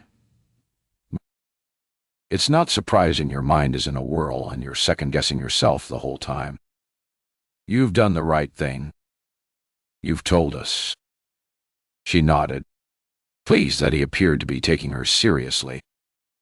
She brushed away the small part of her that had hoped he'd say she was being ridiculous. "You think I'm right? That she tried to poison me?" He rubbed the back of his neck. "You look as if you need coffee," she said and made to stand. "Stay," Francois said. Dask is a dab hand at making coffee. He was, as it turned out, and also an expert in finding where the biscuits were. He didn't, she noticed, bring the out-of-date cake. Once they had coffee in hand, Fancher explained what was happening in the investigation. "We spoke to Miss Lovell yesterday. She appeared shocked on hearing about your accident." He held a hand up when he saw Molly was going to interrupt. "Yes, I'm aware she could have been putting on an act, but I'm a very good detective. We found no link between her and our friend Pleasant." Francois gave her a sympathetic look. "It might be because there isn't one there. Mrs. Shotwell. Dot." Molly looked at him for a moment without speaking. "Maybe," she said, trying to make sense of the ideas swirling around her head. "Maybe they were partners. And when he didn't succeed with his blackmail attempt on me, she killed him. And then, full of remorse, she tried to kill me as a kind of revenge." Color rushed over her cheeks when she heard Carstairs chuckle. She threw him an angry look before concentrating on the inspector. It could have happened like that, couldn't it? Ignoring the repeated chuckle from the other side of the room, Fanshawe said, "It is hard for you to remain objective. You've been through a lot the last few days. Remember, we'll be looking into every aspect. So, what happens now? The investigation continues. We'll keep digging and hopefully come up with a connection between you and Pleasant that makes sense. Until then, stay inside safe." He stood.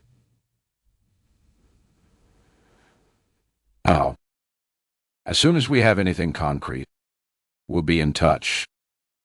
There was no point in telling him she was planning to go out the next day to the very area where she'd been knocked down. He'd think she was crazy, irresponsible, and he'd be right on both accounts. But she was worried about Jack. She had considered sending Stuart a message and asking him to come to Ellison Street. There was a time when she wouldn't have thought twice about it, but that was before Lucy and Pleasant. Her judgment had been called into question. She wasn't taking any more chances.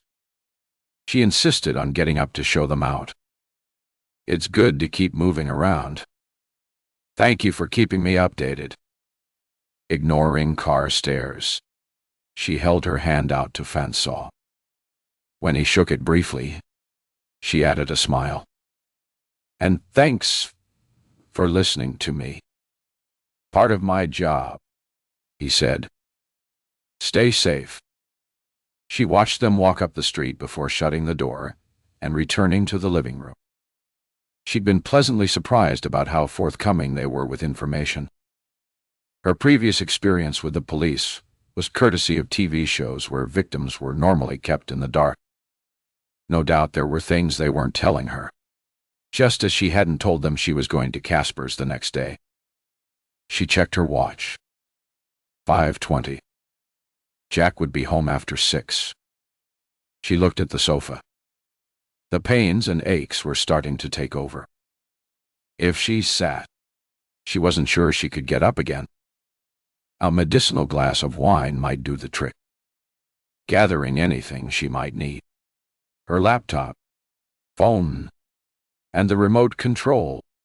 She placed them all on the coffee table before fetching a large glass of wine and settling down onto the sofa, lifting one leg after the other and resting her head back on the cushion. She took a mouthful of wine before opening her laptop. There was no need to check the local time. If Freya or Remy were available, they'd answer her Skype call no matter what time it was. Freya answered almost immediately. Mo. She was lying on her bed, her hair in a ponytail, looking wonderful. Molly's heart leapt. Hello, darling, she said. What time is it there? Say, set me. Freya replied. Molly had enough schoolgirl French to understand that it was 7, but she would be quickly out of her depth if her daughter continued to show off her language ability. Everything okay? Luckily, excitement required her daughter to revert to English in order to perfectly explain what an amazing time she was having. Finally, she paused. You don't look too hot, Mom. Luckily, Molly had prepared an answer should either of her children inquire. I've the flu, she said. Almost over it, actually, so nothing to worry about. Oh, that's okay. Then, look after yourself. Freya spoke to someone out of sight before turning back to Molly. I have to go. Mom, we're heading out for dinner. Have a good time. Don't forget to send a message every day so we know you're okay. May we, Mamo?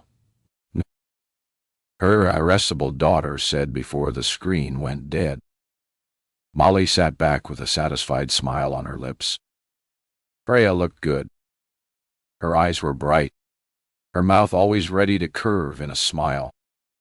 She was one of nature's happy people.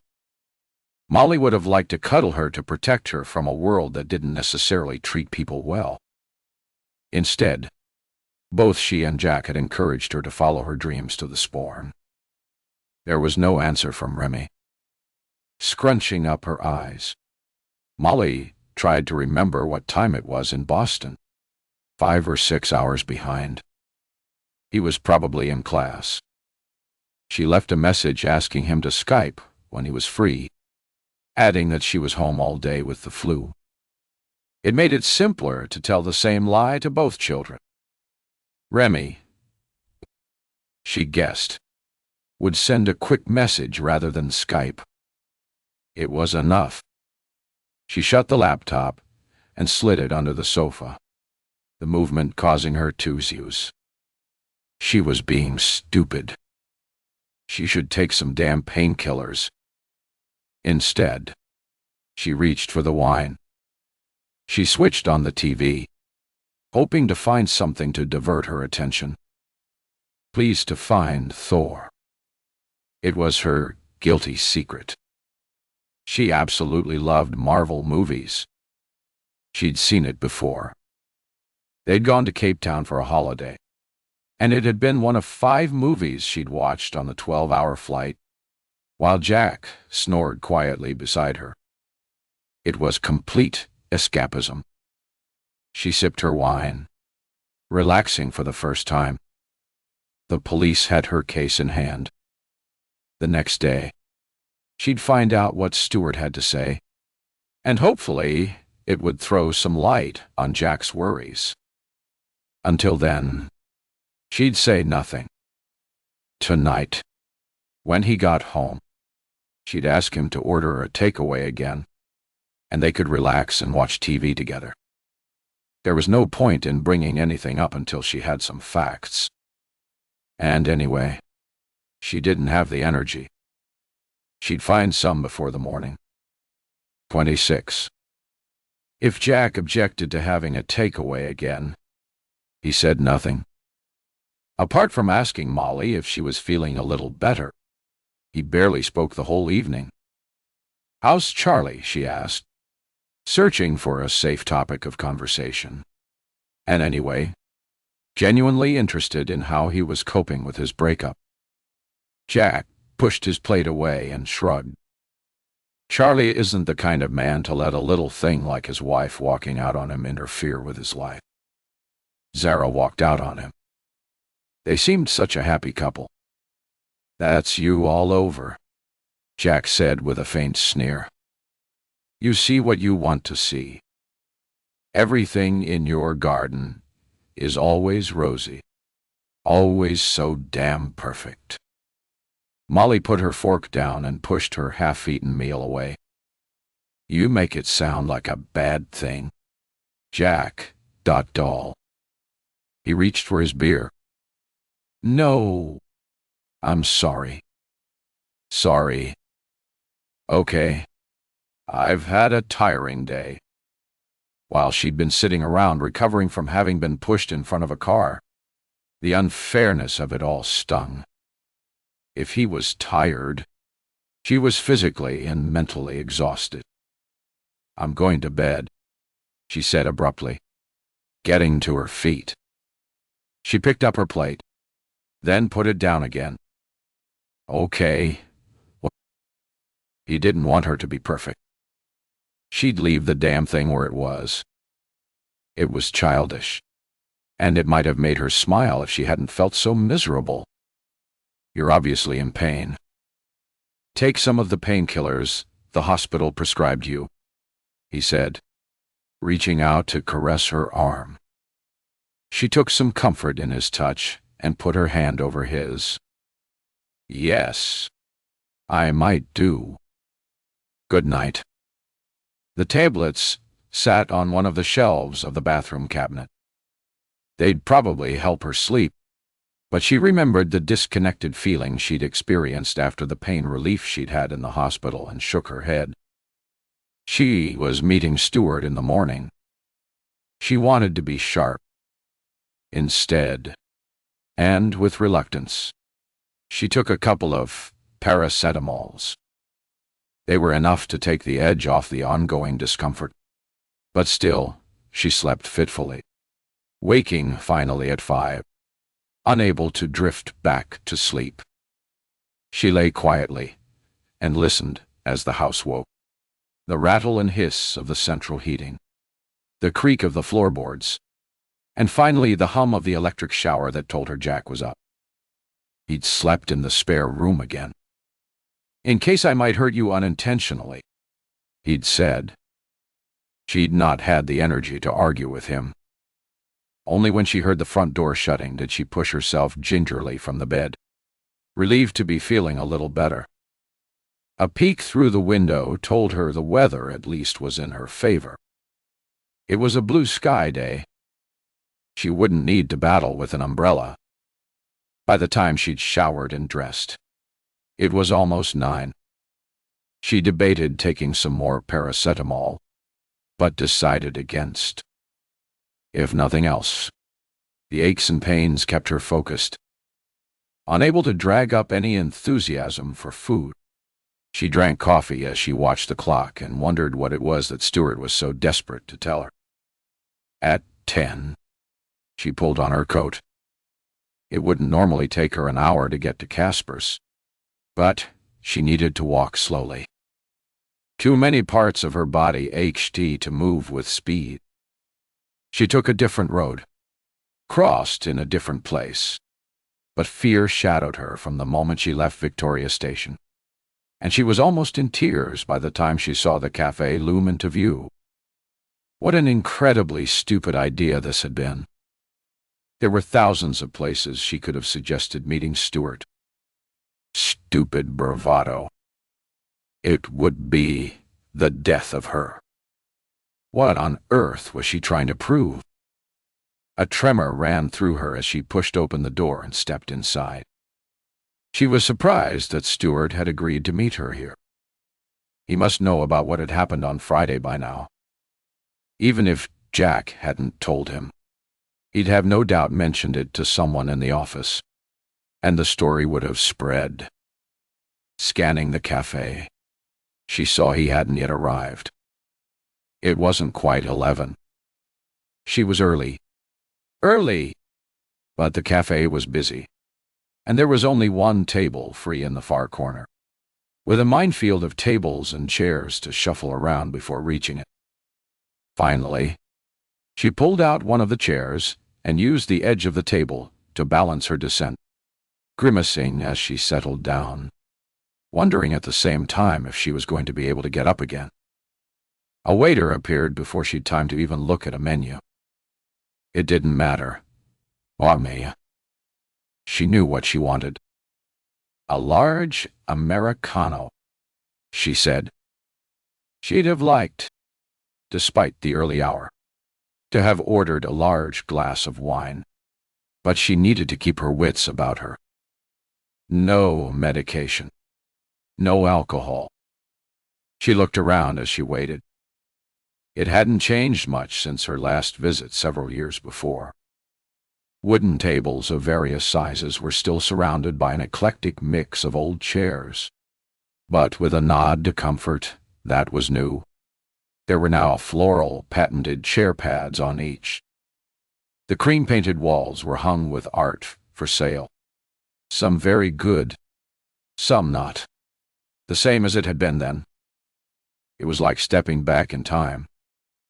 With a smile of reminiscence, she picked up the menu. The food had always been classic and good. She scanned it and closed it with a snap. It, too, hadn't changed much. Perhaps more vegetarian options, and a lot of sourdough bread and avocado. But otherwise, much as it had been. But her appetite wasn't, and she wasn't tempted to order anything to eat. Her coffee arrived, and there was still no sign of Stuart. She checked her watch, sipped her coffee, then checked again. 10, 11. Where was he? It wasn't until 15 minutes passed that he bustled in the door, a frown between his eyes, a grim tightness pursing his lips. When he saw her, his expression relaxed, and he rushed over to her table, bending down to plant a kiss on each cheek as if they were old friends. "I'm so terribly sorry," he said, taking the seat opposite. "Something came up as I was about to leave." She indicated her coffee. "I've kept myself company, and at least you turned up." He smiled. "True. You are." He lifted a hand to attract the waiter's attention. A double espresso and an avocado and brie sandwich on granary bread. Stuart grinned at Molly's surprise. "I never look at the menu. I have the same thing every time I come. Are you going to have anything to eat?" "No, but another Americano would be good." The waiter nodded, reached for her empty cup, and left. Stuart sat back and looked at her with critical eyes. "If you don't mind me saying so, you don't look at all well, And you've lost weight since the party." He leaned closer and dropped his voice. "Is everything okay?" She frowned. He didn't know. "I thought you'd have heard," she said. "Even if Jack hadn't had a chance to tell you, I would have thought the news would have spread around the office by now." He shook his head. "You're talking in riddles. Molly, the reason I didn't turn up the last time, I was on my way to meet you, but I was knocked down. The police think someone deliberately pushed me in front of a car." As Stewart's eyes widened in horror, she attempted a smile that wavered on one corner of her mouth before fading. "I broke a rib, have more bruises than I can count, and ache all over. But apart from that, I'm okay." Stewart ran a hand over his mouth and shook his head. "Seriously, someone tried to hurt you." She wanted to correct him. Someone had wanted to kill her, but his disbelief brought a weary chuckle, and she let it go. "Seriously, I appear to have got mixed up with the wrong kind of people." The arrival of the coffees and sandwich gave Stewart a moment to recover. "For goodness sake," he said, looking around anxiously. "Should you be out?" She shrugged. "The police told me to stay indoors, but I don't feel any safer there. I thought meeting you would take my mind off things." She leaned both arms on the table, the cup of coffee between her hands. "Why did you want to meet me?" Stewart, in the act of taking a bite of his sandwich, stopped, put it down, and groaned. "How can I tell you bad news after what you've told me?" Molly's fingers tightened on the handle of the cup. "Bad news?"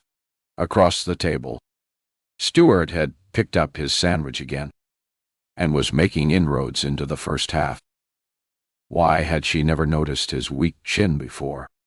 His rather watery blue eyes? "Well," she said, her voice sharp. "I don't want. I know there's something going on. Jack has been so stressed recently, but he won't talk about it. Now you've told me there's bad news. It would be kinder to tell me the details rather than leaving me guessing, wouldn't it?" "Okay, let me finish this," he said, picking up the second half of his sandwich, his eyes avoiding hers. She wanted to grab it and throw it across the room. Worryingly, she wanted to grab him and throw him across the room. The thought made her smile briefly. She didn't know herself these days. Finishing her coffee, she waved a hand for the waiter and this time ordered a double espresso. It came as Stewart finished the last of his sandwich. Adding a few grains of sugar to her coffee, she stirred it before saying quietly, "Tell me." He pushed his plate away. Picking up his coffee, he took a sip and put it down before he met her eyes. "Jack couldn't have told me about your accident, Molly. Dot. He hasn't been in the office in over a week." She choked on her coffee, coughing and spluttering, her hand going automatically to hold her ribs. It was a few seconds before she was in control. Ignoring the eyes that had swiveled to stare, she took out a tissue, wiped her eyes, held her arm tightly against her ribs, and gave another cough. "Sorry," she said. "What do you mean he hasn't been in the office?" "He goes every morning." Stewart shook his head. "I don't know where he's going, but it's not into work. He was suspended." He wiped a hand over his mouth, brushing away crumbs. "The details are being kept hush hush. But it has to be something pretty serious. The company doesn't suspend willy-nilly." It's bad for morale and makes investors nervous. A wave of dizziness swept over Molly, forcing her to shut her eyes. The coffee churned in her stomach, and for one awful second, she was afraid she was going to eject the lot. Bloody hell, Stuart squealed, seeing her color drain away. Don't faint on me. She dropped her head into her hands and took some deep breaths. After a few minutes, when the churning had stopped and the dizziness eased, she lifted her head, reached for a serviette, and wiped her face. She stared across the table with dislike. God forbid I should embarrass you. Stuart. Now, tell me the restablished. That's it, he said. He was lying. It was obvious in the shifty way he wouldn't meet her eyes. What? She wasn't in the mood to be polite. Don't lie, she said bluntly, and watched as he pretended to look outraged. You may as well tell me. If you don't, I'm going into the office. I'll ask to speak to the CEO. Tell him what you've told me and ask him to elaborate. His mouth turned down when he saw she was deadly serious. I should never have contacted you, he muttered. I should have minded my own business. Yes, but you did contact me, so finish it. She pushed her empty coffee cup away, leaving her hand resting on the table. His pale blue eyes darted around the cafe. She wasn't sure if he was checking to see if there was anyone listening or searching for the fastest route out. Oh, get on with it, Stuart, she said, losing what little patience she had left. He licked his lips nervously and leaned a little closer. Fine, Dottie. You mentioned Jack's frequent business trips to Las Vegas.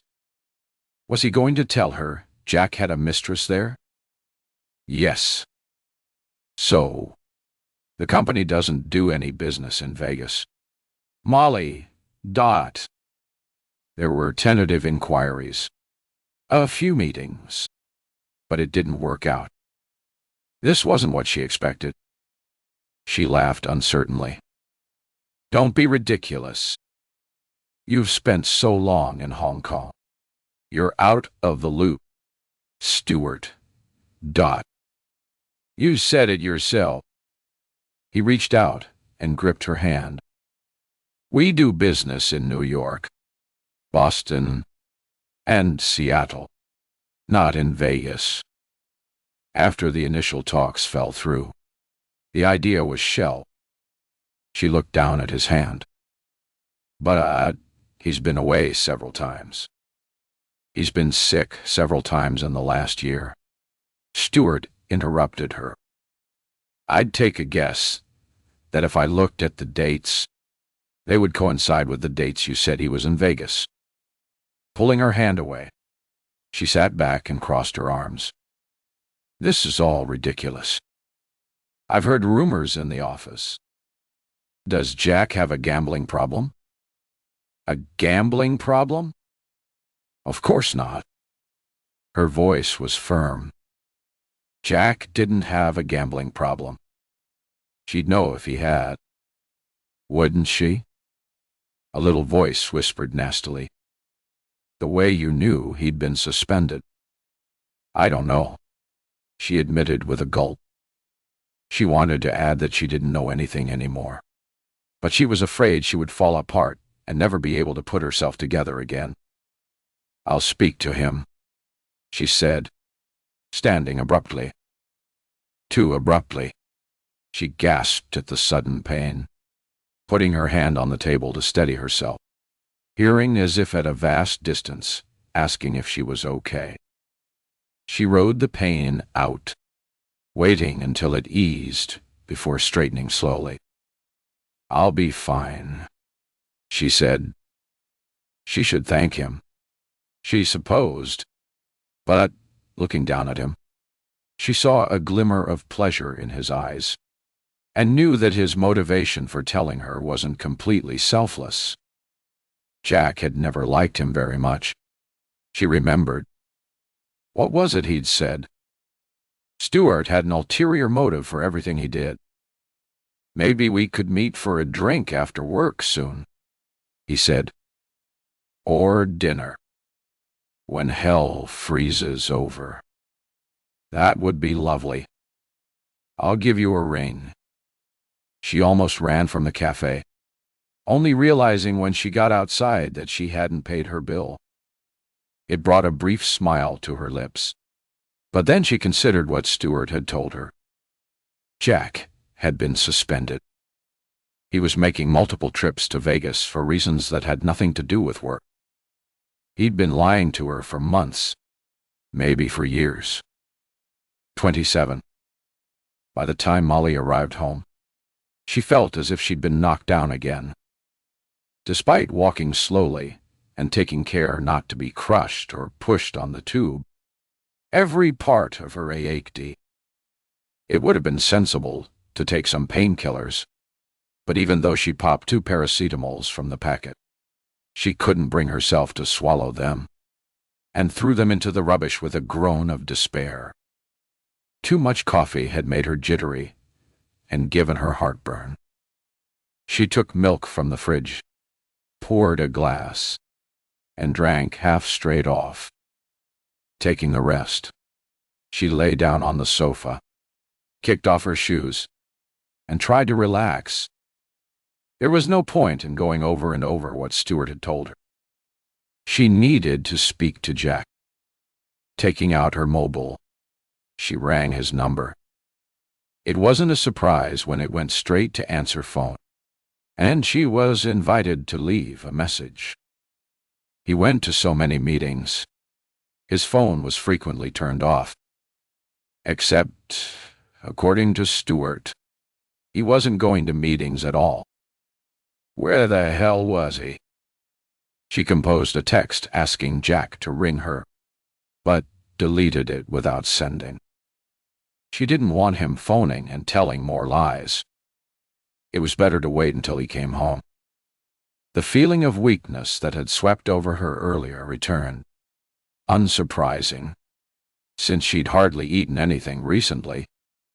Struggling to her feet, she went to the fridge and peered inside. Almost hidden behind bottles of beer, she found some hummus, only a day past its best before date. She made tea and toast, took everything to the coffee table, and lowered herself onto the sofa. The hummus was a good choice. She spread it on the toast and ate the 2 slices before sitting back with her mug of tea. A ding from her phone told her she had a message. It was from Jack. He must have seen a missed call from her. Meetings all day. "You okay? Text if you need anything." "Yes." Cut. The lie made her stomach heave. She made it to the sink before vomiting all she'd eaten, the spasm causing her to flinch and clasp her ribs. She turned on the tap, closing her eyes as the undigested food swirled around to the basin before being washed away. She scooped water from the tap with her hand, rinsed her mouth, and spat. When the taste of vomit had been washed away, she splashed water on her face a few times before grabbing a towel to dab it dry. Her head was thumping, her legs wobbly. She filled a glass with water and stumbled over to the sofa. A chill ran through her as she lay down, tired and worn out. She reached for a blanket that lay folded across the arm of the sofa, pulled it across, and wrapped it around herself. Then, with a grunt of despair, she rested her head back and shut her eyes. Exhaustion won over pain, and within a few minutes she drifted into a restless sleep. When she finally woke, the room was in darkness. She reached for her phone, surprised to see it was almost 7. Jack was unusually late, especially since he wasn't working. She checked for messages, but there were none. Pressing the speed dial button for him, she listened to his voice asking her to leave a message. Instead of hanging up, as she usually did, she said, "Jackie, it's Molly. Where are you? Ring me, please." Her forehead creased in worry as her fingers flew across the keypad to send a message, saying the same thing. By 8, she was frantic, her mind working overtime. What if he'd had an accident? Horror coursed through her. Maybe whoever had tried to kill her had decided to go after him. There was no logic in it. But then there had been no logical reason for someone trying to kill her. As this quiet moment unfolds, let the soft music guide your thoughts into a calmer space before the story returns. Wide awake, staring at your face, and I'm wondering if you're safe. I'm wondering if it's fake. Afraid of what you hide. Afraid of you. Afraid of what I'll find. Afraid I'll spend my life crying when I'm smiling. Crying when I'm crying when I'm crying. She looked at the speed dial number for Defonsaw and was about to press it when her phone rang.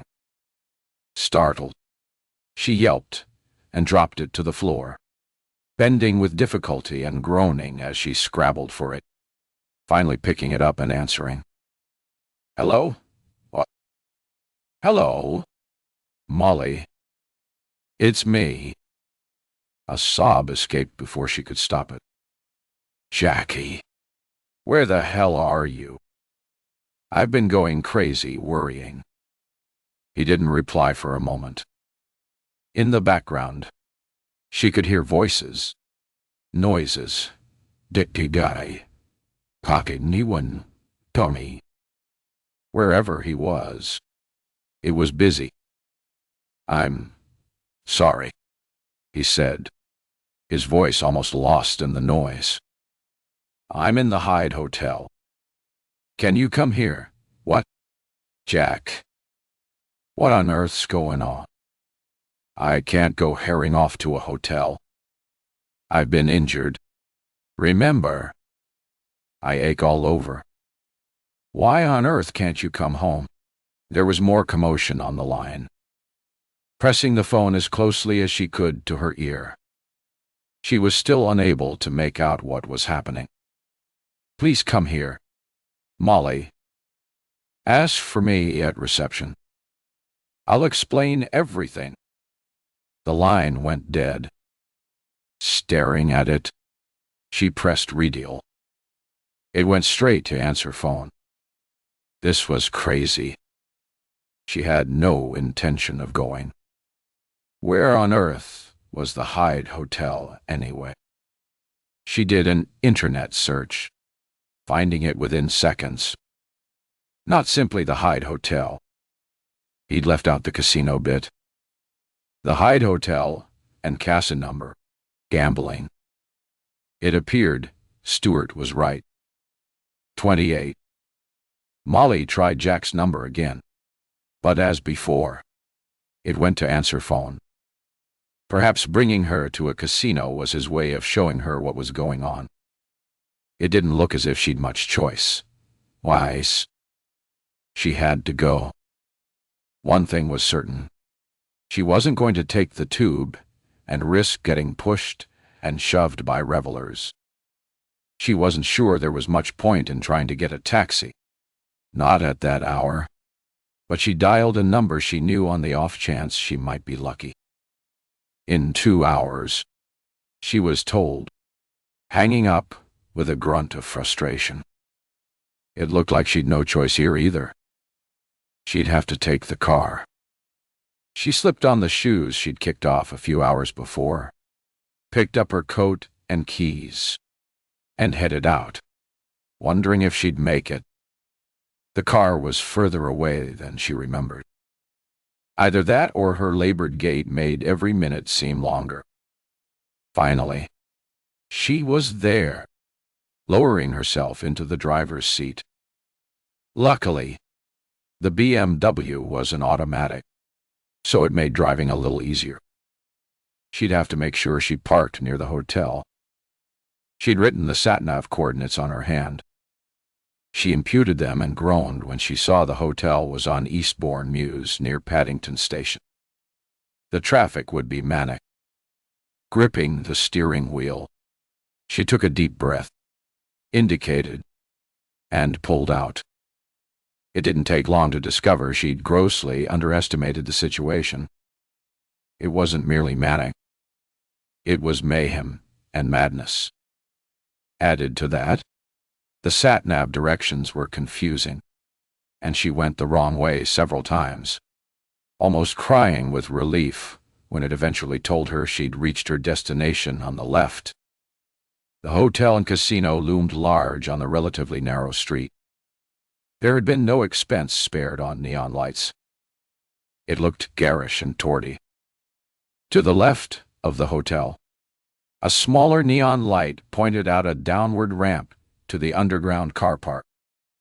Unfortunately, a large sign standing dead center of the entrance told her bluntly it was full. She swore loudly and reversed, almost hitting a car behind.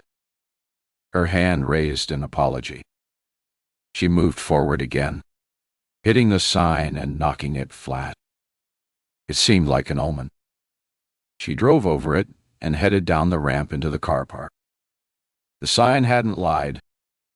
Every row was indeed full. Desperate, she parked in front of a door marked maintenance, ignoring the no parking signs. She got out and moved away as fast as she could before someone arrived to take her to task. She pushed open a door into the hotel and followed signs for reception down narrow, brightly lit corridors until she reached a large, bustling lobby. She'd never been anywhere like this before. It was heaving with people, most of whom appeared to be laughing upright. The noise level deafening. Numerous neon arrows in garish colors pointed towards the far side of the lobby, where a rainbow of flashing lights arching over a door advertised the casino entrance. In case anyone was in doubt, the word itself was written in strobe lighting on each side of the double doors. Standing with her mouth slightly ajar, her eyes scanned the raucous mass of people that stood between her and the reception desk. Going through them wasn't an option. Instead, she took the longer route, sliding around the side of the room. Reaching the desk, she leaned against it. A tall, dark-haired woman with striking cheekbones smiled at her. "Can I help you? I'm looking for Jack Chatwell." "Ah, yes, Mr. Mons Chatwell," the receptionist said as if the name was well known to her. "Is he expecting you?" "Yes." The receptionist checked her computer and immediately dialed the number. "There's someone here to see you, Mr. Chatwell." Molly wanted to point out that she wasn't someone. She was his wife. But the woman's smile was friendly and her eyes kind. So Molly kept quiet and waited. He asked if you'd go up. "Room 353. Third floor. The lift is behind you." With a nod of thanks, Molly turned, waited while a very loud group of women crossed in front of her, and made her way to the lift. There was a second standing outside room 353 when she didn't want to knock. Didn't want to find out the truth. She knew it was going to come with pain, but there wasn't much point putting it off. It was going to come whether she liked it or not. Jack answered the door on the first knock, reaching for her and pulling her inside. He'd obviously forgotten about her ribs, his arms squeezing far too tightly and making her cry out. "Oh, God, I'm sorry." he said, pulling back to look at her, concern in his eyes. I forgot I've hurt you. She pushed his hands away and walked further into the room, her eyes widening when she saw its size. Bloody hell, she said. This must be costing a fortune. Instead of answering, he strode to a seat by the window and picked up a drink. Have a whiskey, he said, taking a sip. She shook her head. I'm driving. I didn't want to travel by tube. And you know how impossible it is to get a taxi at this time of night. Of course, he said, swirling his drink before raising it to his lips. She stared at him. How much had he drunk? His expression was set, his eyes steely. With sudden intuition, she knew whatever he was going to tell her, it was bad. He didn't seem in any hurry, but she wanted it over. I met Stuart Mercer today, she said. In fact, it was him I was going to meet on Friday. His eyebrows rose at that. I'd assumed it was Amelia. No, Stuart, Dottie. He'd asked to meet me then and again this morning, so I went. She walked to the bed, her hand moving automatically to test the mattress. Comfortable, she said before turning and sitting on it. Why didn't you tell me you'd been suspended? Jack? Why did I have to hear it from him? You know, I never liked Stuart, Jack said. He always was a smug bastard. He finished the whiskey and put the glass down with a clatter that told her he'd had quite a bit to drink. I didn't tell you because I didn't want you to worry. It's a storm in a teacup. It'll be sorted. Stuart said it's been over a week. These things take time. If he was going to keep speaking in cliches, they weren't going to get anywhere. Tell me what's going on, she said, trying to keep the note of pleading from her voice. Why did you bring me here? He waved both arms around the room. Isn't it nice? I thought you'd like to get out of the house for a while. We can go for dinner. Maybe pay a visit to the Casa number. She ran a hand through her hair in frustration. What? You brought me here to have fun. I told you how badly I felt. Jack, ... I only came because I thought you were going to. She wanted to say confess, but thought better of it. Stuart has heard rumors. He said you might be gambling. She saw Jack's lips tighten. Stuart said. He mimicked before standing and moving to a console that held an array of bottles. You don't want whiskey? How about I make you a non-alcoholic cocktail? She didn't want one. She didn't want anything except to know what was going on. Jack, eh? His back was to her.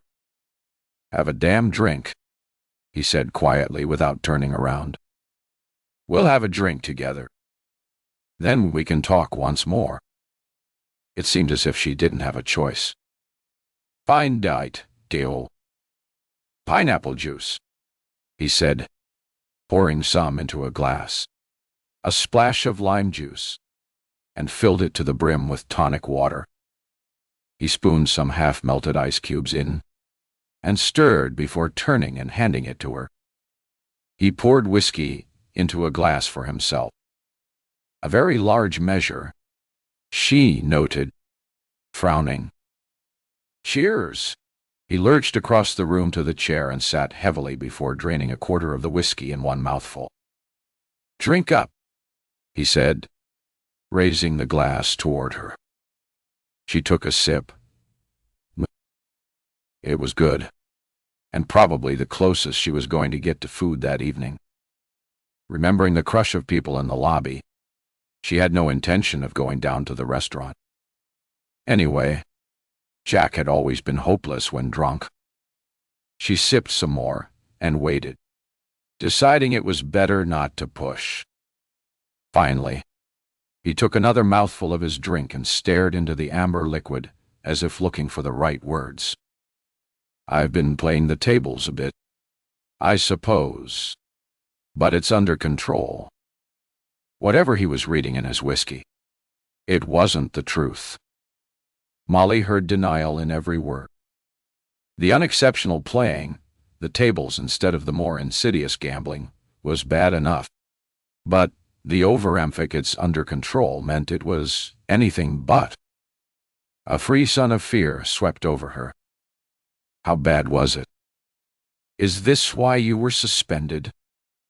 She sipped her drink again, hoping the sweetness would give her the energy she needed to get through this. He slammed his glass on the table, startling her. "It's got nothing to do with it," he said, raising his voice and glaring at her. He picked up his glass, realized it was empty, and got to his feet. "Do you want another?" he asked, slurring his words. She shook her head, watching as he moved unsteadily to the console to fill his glass, unable to resist, saying, "Haven't you had enough?" Ignoring her, he raised his glass. "Cheers." His mouth downturned when she didn't raise hers. "Don't you like your cocktail?" "It's fine," she said, lifting it to drink. She finished it and stood. "I'm going home, Jack. Dodo. Are you coming?" He waved his arms around the room again, whiskey sloshing from his glass. "That would be a waste. I've paid for the night." "It doesn't matter, Jackie," she pleaded. "I want you to come home." He grinned, an inebriated twist of his mouth. "I want you to stay. Stalemate. Dot." She stood looking at him for a moment. Maybe she should stay. She felt dreadful, the day beginning to take its toll. They could get room service. Maybe talk some more. Maybe, if they talked enough, the truth would come out. Because she knew she hadn't heard it all yet. "You lied about the police visiting your office," she said. He waved his free hand dismissively. "They rang to speak to me. The office gave them my mobile number." Does it matter? It was one of many lies he'd told her. She wanted to ask about Las Vegas, but in the state he was in, there didn't seem much point. "Anyway, forget about all of that," Jack said, swirling his whiskey. "Come to the casino. Have some fun." "I don't want to go to the damn casino," she said, frustration in every word. "Stalemate again. 'Cause I do." She refused to stay and watch him gamble. "I'm going home. Maybe when you've sobered up in the morning, you'll give me a ring." He got to his feet, stumbling a little. "I think I may have had one too many," he slurred, staggering and falling onto the bed. She waited for him to sit up, but he didn't. Then he was snoring the loud, stertorous snore of the very drunk. One after the other, she lifted his legs onto the bed, unlaced, and removed his shoes, and dropped them to the floor. He'd probably sleep until the morning. She picked up the pencil and pad from the bedside locker, wrote, "Ring me when you wake. Kiss. Kiss Doi." Put it on the bed beside him, and bent to place a kiss on his cheek, her nose crinkling as the waft of alcohol-laced fumes hit her. He was going to have a massive hangover. She loved him, but the thought gave her a tiny bit of pleasure. With a final ruffle of his hair, she left the room, a yawn escaping as she made her way toward the lift. Becoming disorientated, she stopped halfway along the corridor and retraced her steps, convinced it was the other direction. When she found herself outside Jack's room again, she wondered if perhaps she should stay after all. She had her hand on the door handle before she realized she'd no way of getting back inside. There wasn't much hope of being able to wake him. That drunk, he'd sleep through the hotel, falling down around him. Voices drifting toward her from further along the corridor made her move. At least she could ask them where the damn lift was. It was, as it happened, just around the corner. She stood waiting for the doors to open, her head beginning to thump. It wasn't helped by the raucous voices of the group of men who were waiting alongside. When the lift arrived, she stood back, ignoring their wolf whistles and invitations to join them, and waited until the lift had gone before pressing the button again, relieved seconds later when one of the other lift doors opened. It was empty, and inside, she propped herself against the wall as it dropped to the ground floor. When the lift opened, she was taken back by the noise and the crowd. She eased around groups of people until she reached the door she'd come through earlier. It seemed an awful long way to the neon exit sign that flashed ahead of her. Sliding her hand along the wall, she started to walk, feeling the floor sway under her feet. She was so very tired. In the car park, she stood a moment, looking across the brightly lit but deserted space, feeling suddenly anxious. It was safe. Of course. There'd be security men. She hadn't convinced herself, but she also couldn't stand in the doorway all night. She wanted to get home, get into bed, and sleep forever. Halfway to her car, she got the distinct impression she was no longer alone. Stop and look around or run like hell. She didn't do either. Afraid to look around, too weak to run. Instead, she kept walking, one shaky foot in front of the other. She almost gasped with relief when she saw her car, pulling out her keys and rushing towards it. When she saw the yellow wheel clamp that said her car wasn't going anywhere, her squeal of anguish echoed around the car park. There were instructions as to what to do, phone numbers to ring, fines to pay. Ignoring the lot, she walked away and exited the car park onto the street. She was in luck. A taxi pulled in, and 4 noisy and already inebriated passengers climbed out. Despite the taxi driver's complaint that he had a fare to pick up, she jumped in. "I'll give you a £5 tip," she said, giving him her address and resting her head back.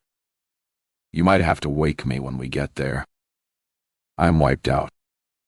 She fell into a sound sleep, woken by a rough hand, shaking her with more force than she thought necessary. "Okay, I'm awake. For goodness sake, you don't need to be so brutal." Glaring at the driver, she rubbed her arm. "I've been trying to wake you for about 2 minutes, he said calmly. Sorry, she said, taking a deep breath. "I have to go inside to get your money." To her surprise, he got out and followed her to the front door. "No disrespect, miss," he said with a rueful smile, "but I've learned not to trust people too much." She needed to trust him. Her head was spinning so much she couldn't get the key in the door. Inside, he gave her back the key, and she slid her hand along the wall to the living room. Her bag was where she'd left it. "Help yourself," she muttered, pointing towards it. With an audible tut, he picked it up, took out her purse, and opened it. The fare is 25 plus the 50 tip. He showed her 3 20s and a 10. We'll leave it at 70. Okay. She didn't care if he took every penny as long as he went away. Do you see? He persisted, holding the notes up. Yes. Yes. Fine. Pocketing the cash, he looked at her with concern in his eyes. You sure you'll be all right? She opened her eyes wide and attempted a smile that she knew came out of skew. I'm exhausted, she said. Shut the door after you, please. He took the hint and left. Hearing the front door shut, she closed her eyes and groaned. She couldn't remember the last time she felt so wretched. She'd overdone it. With difficulty, she swung her legs up onto the sofa and slid her shoulders down, pulling the cushion under her head. And then everything went dark. 29. It was the light shining through the windows that woke Molly the next morning. Well, Niuvi, Kandahal, Moriai. Opening her eyes briefly, she thought she was going to die. Every single part of her body, akshdi. Her mouth was dry, her breath rancid, even her eyeballs hurt. Very slowly, she moved her legs to the floor and used the arm of the chair to pull herself upright. Immediately, her head spun. It was a few minutes before she was able to move to the kitchen, where she filled a glass of water and drank it slowly, filling it and taking it back to the sofa. She lay down again, pulled a blanket over herself, and shut her eyes, opening them with a groan when she remembered her car. Her mobile was in her pocket. She pulled it out. It was only 5. Jack wouldn't have surfaced yet. She sent him a text. Car clamped in hotel, car park. Got taxi home. Sorted out. He'd have a thumping headache, and it was the last thing he'd want to do. But she never doubted that he would do it anyway. He'd be feeling guilty, so would be pleased to be doing something for her, and would never think of it as being his fault in the first place. Sometime today, when they both felt better, they'd sit down and discuss the gambling. Stuart was an insufferable pre. He'd probably exaggerated everything to make himself sound more important. She'd sit down with Jack and find out exactly what was going on. The decision made, it helped her relax. And within minutes, despite the aches and pains, she fell asleep again. When she next woke, the first thing she noticed was that her head didn't ache. It was a relief because she was beginning to wonder if the doctors in the hospital had missed something. It wasn't unheard of. Sitting up, she was glad to find the dizziness, too, had gone. Her ribs still ached. Her bruises were still a lovely shade of green. But all in all, she felt much better. She'd feel even better after a shower. It was almost 9. There were no messages, but she didn't really expect one from Jack. He'd arranged to have the car released and drive it home. Oh, hell, she groaned. He'd have to come home first. Since he rarely drove, he refused to weigh down his keyring with a cumbersome car key. The spare was in a bedroom drawer. A brief thought that she could bring it to the hotel was brushed away without hesitation. She'd done too much running around yesterday. Today, she wasn't leaving the house, and going upstairs was as far as she was moving. After her shower, intent on a day at home, she slipped on a pair of pajamas and tied her wet hair up in a loose knot. She thought it might be a good idea to have a pot of coffee ready for when Jack eventually arrived home, and went down to put on the kettle. She wasn't hungry, but she needed to eat. Taking a bowl of cereal and a mug of coffee over to the table by the window, she sat and ate as she looked out at the garden. It was raining. The windows streaked with rivulets of water. Perfect staying-at-home weather. She might even catch up with programs she'd recorded and books she'd planned to read.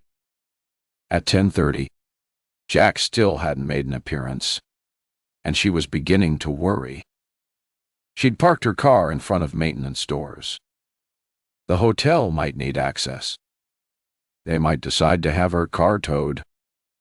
That would be a nightmare and cost a fortune. Picking up her mobile, she rang Jack's number.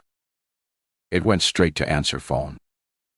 Of course, if he were in the car park, there may be no signal. She sent him a text.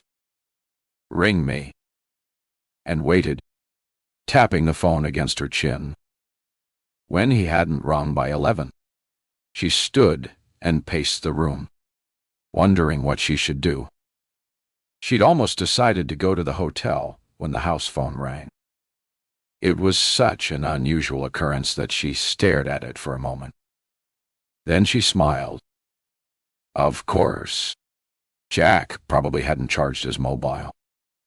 "Jackie," she said, picking up the phone. "Hello." It was a female voice. Frowning, Molly said, "I'm sorry. Can I help you? This is Harriet Summers. I'm the manager of the Haight Hotel. I'm hoping to speak to Jack Chatwell."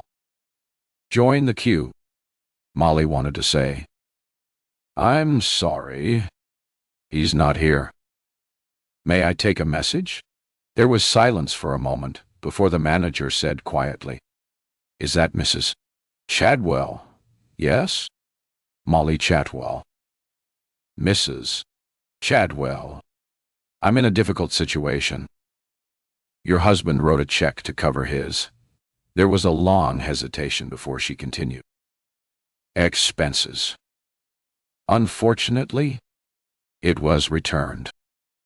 When we tried to use the credit card number he left to secure his room, it was rejected. Mr.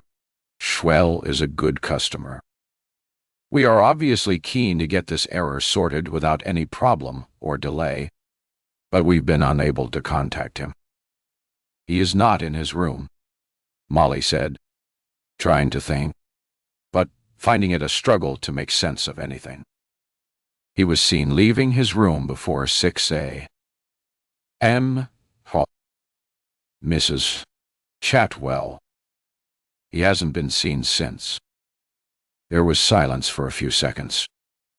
Then, in a firmone, the manager said, "In light of the returned check and the declined credit card, we've been left with no alternative.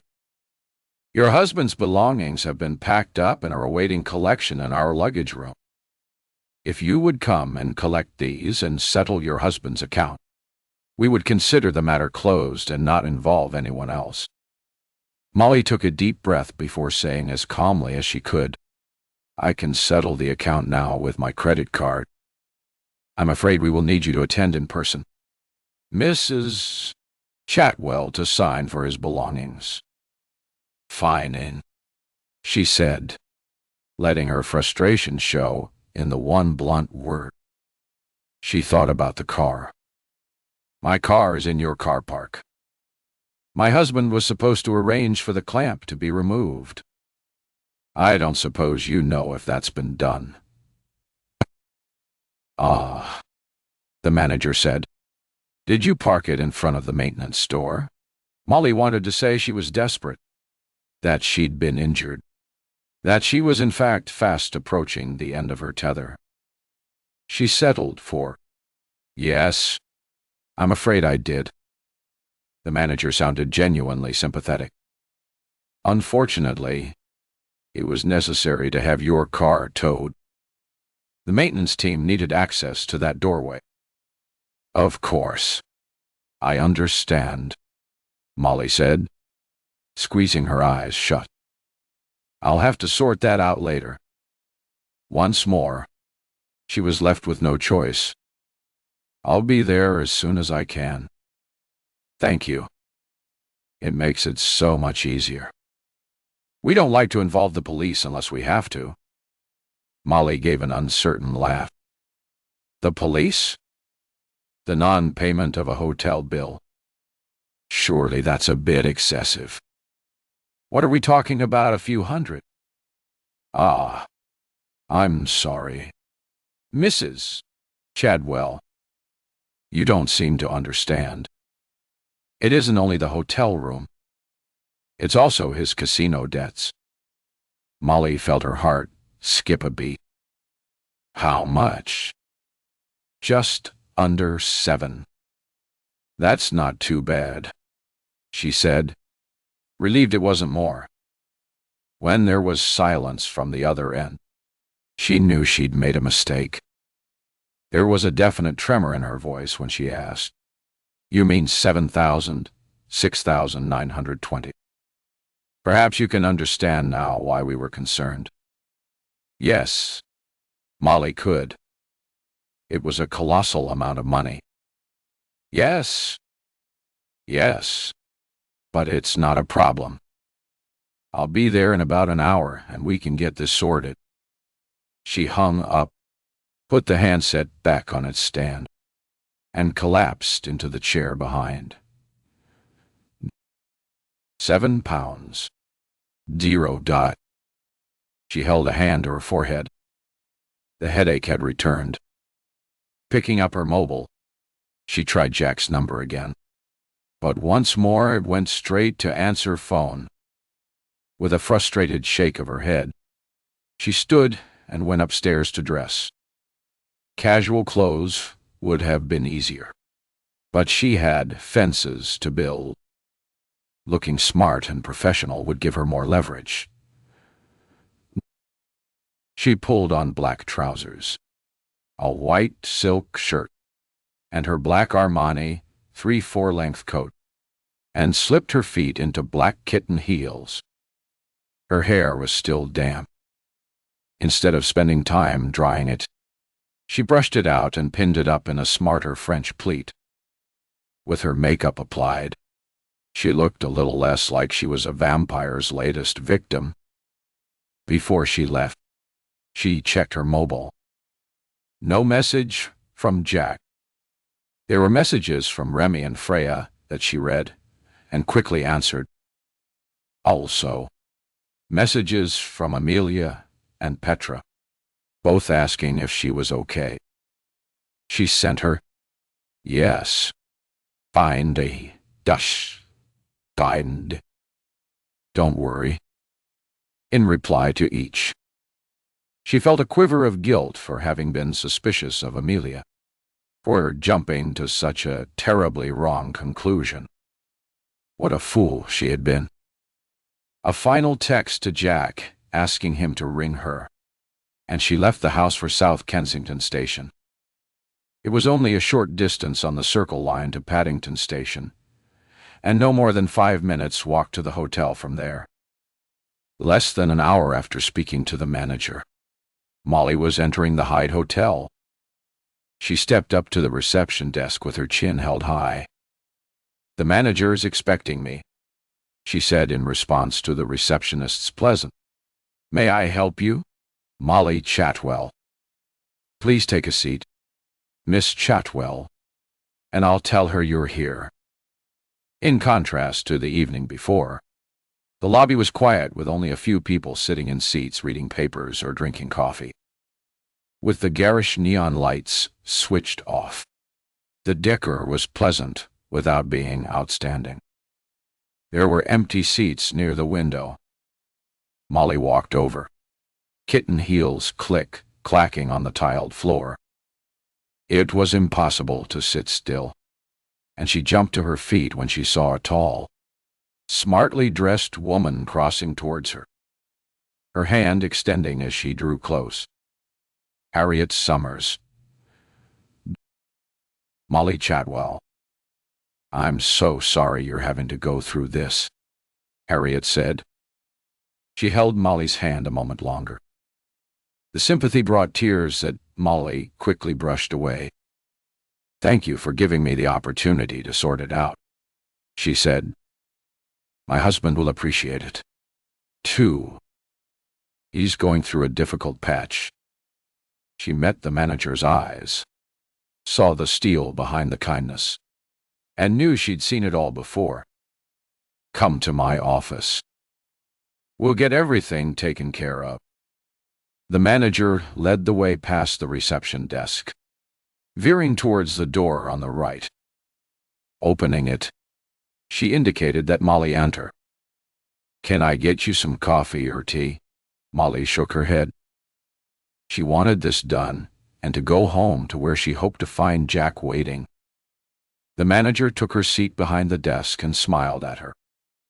Sit down, Mrs. Chadwell.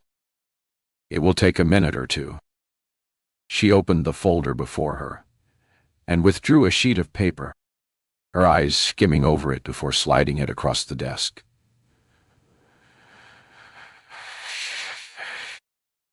Molly picked it up and read the details. The bedroom wasn't hideously expensive considering how spacious it had been. However, Jack had knocked back a fair amount of alcohol, and at London, hotel prices. This mounted up.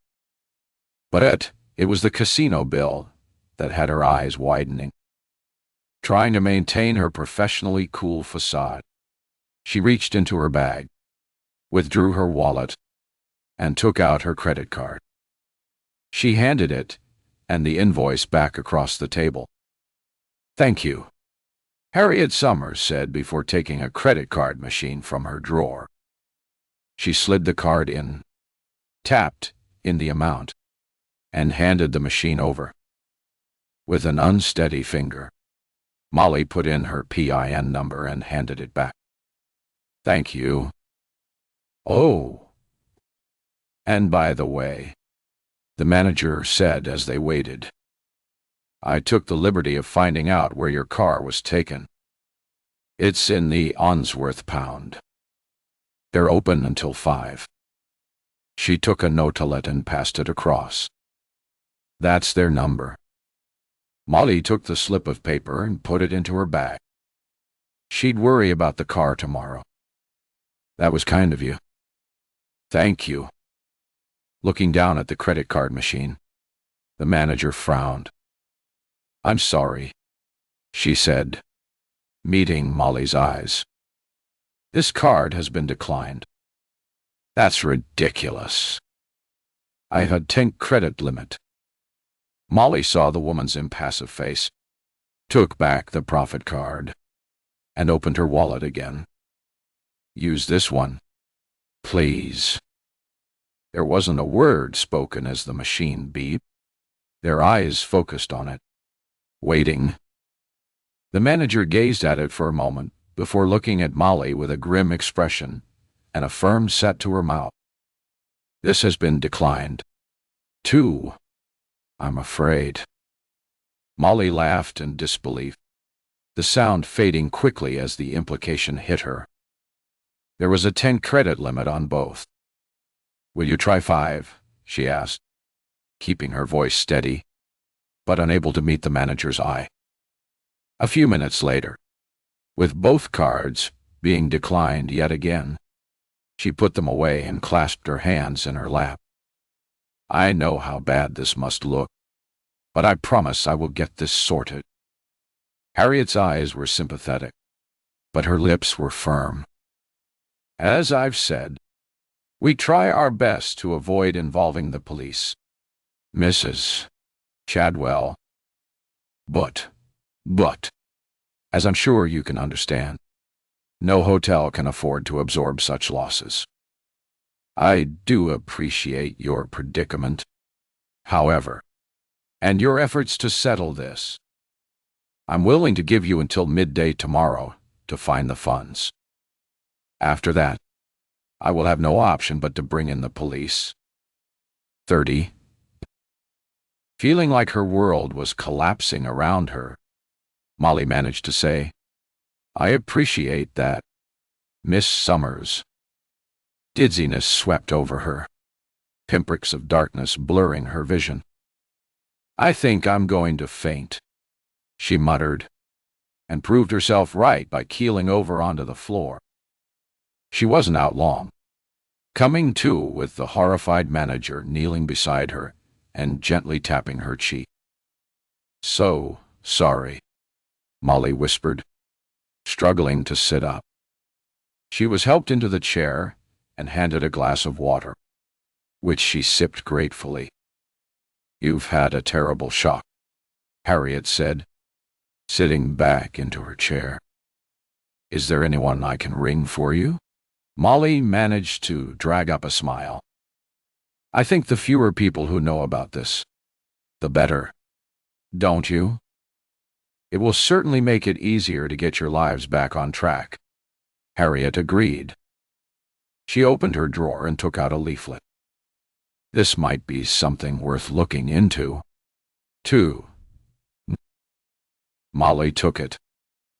Gamblers Anonymous. It was time to acknowledge the truth.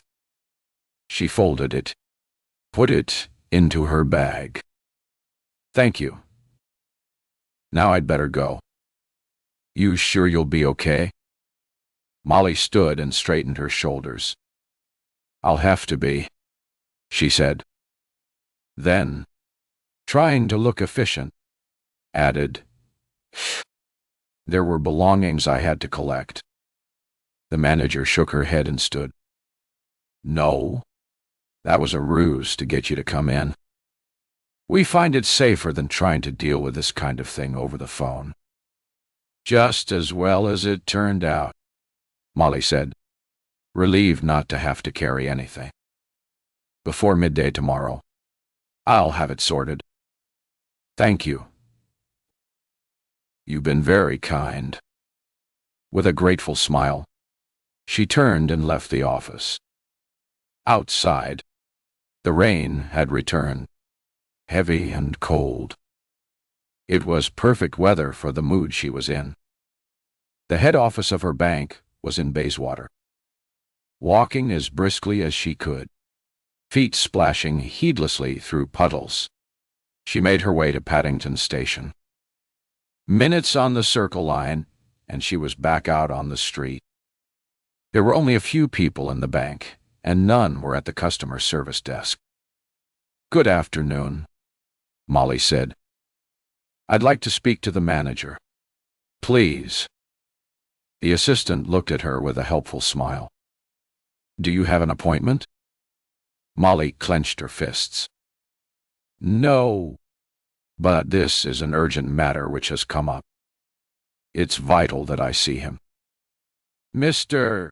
Victory, the manager, is always happy to see customers," the assistant said in a well-rehearsed line.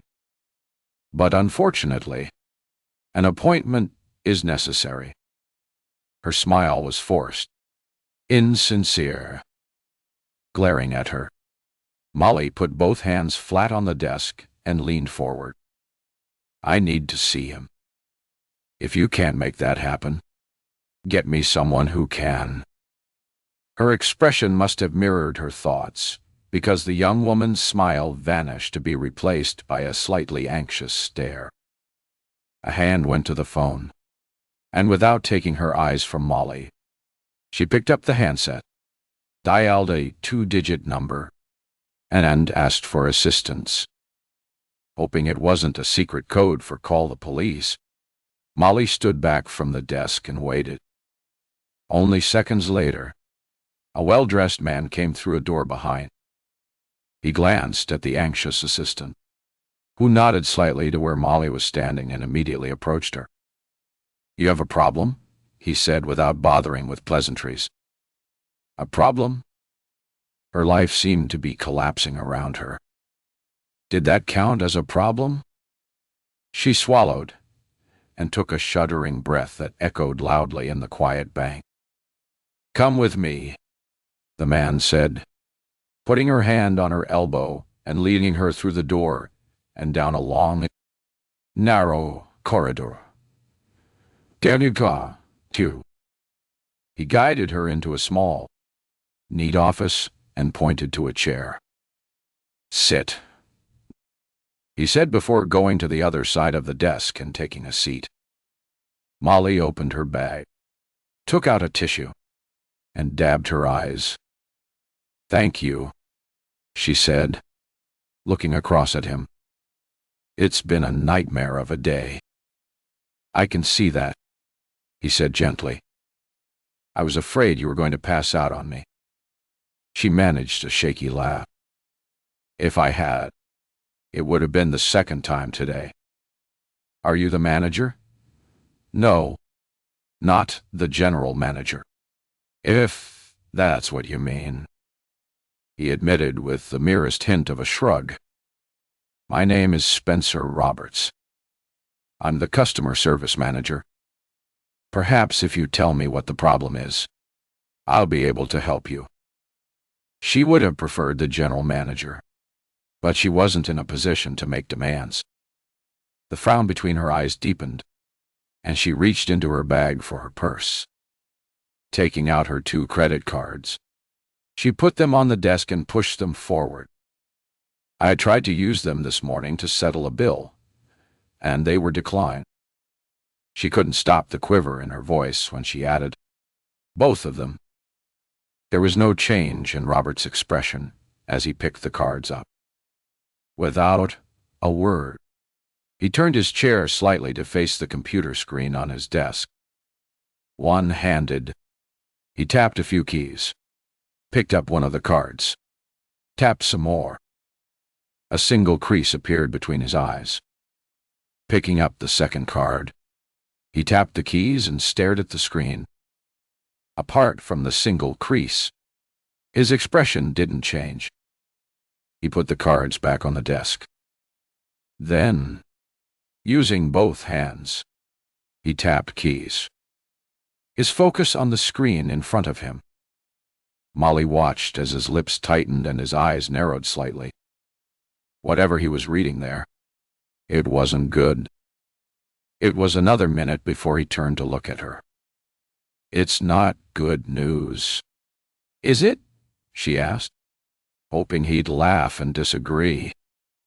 Instead, he looked at her for a moment with calm, assessing eyes, as if trying to decide how much he should say. It's better to tell me, she said, lifting her chin. So much had been thrown at her recently. She was almost getting used to it.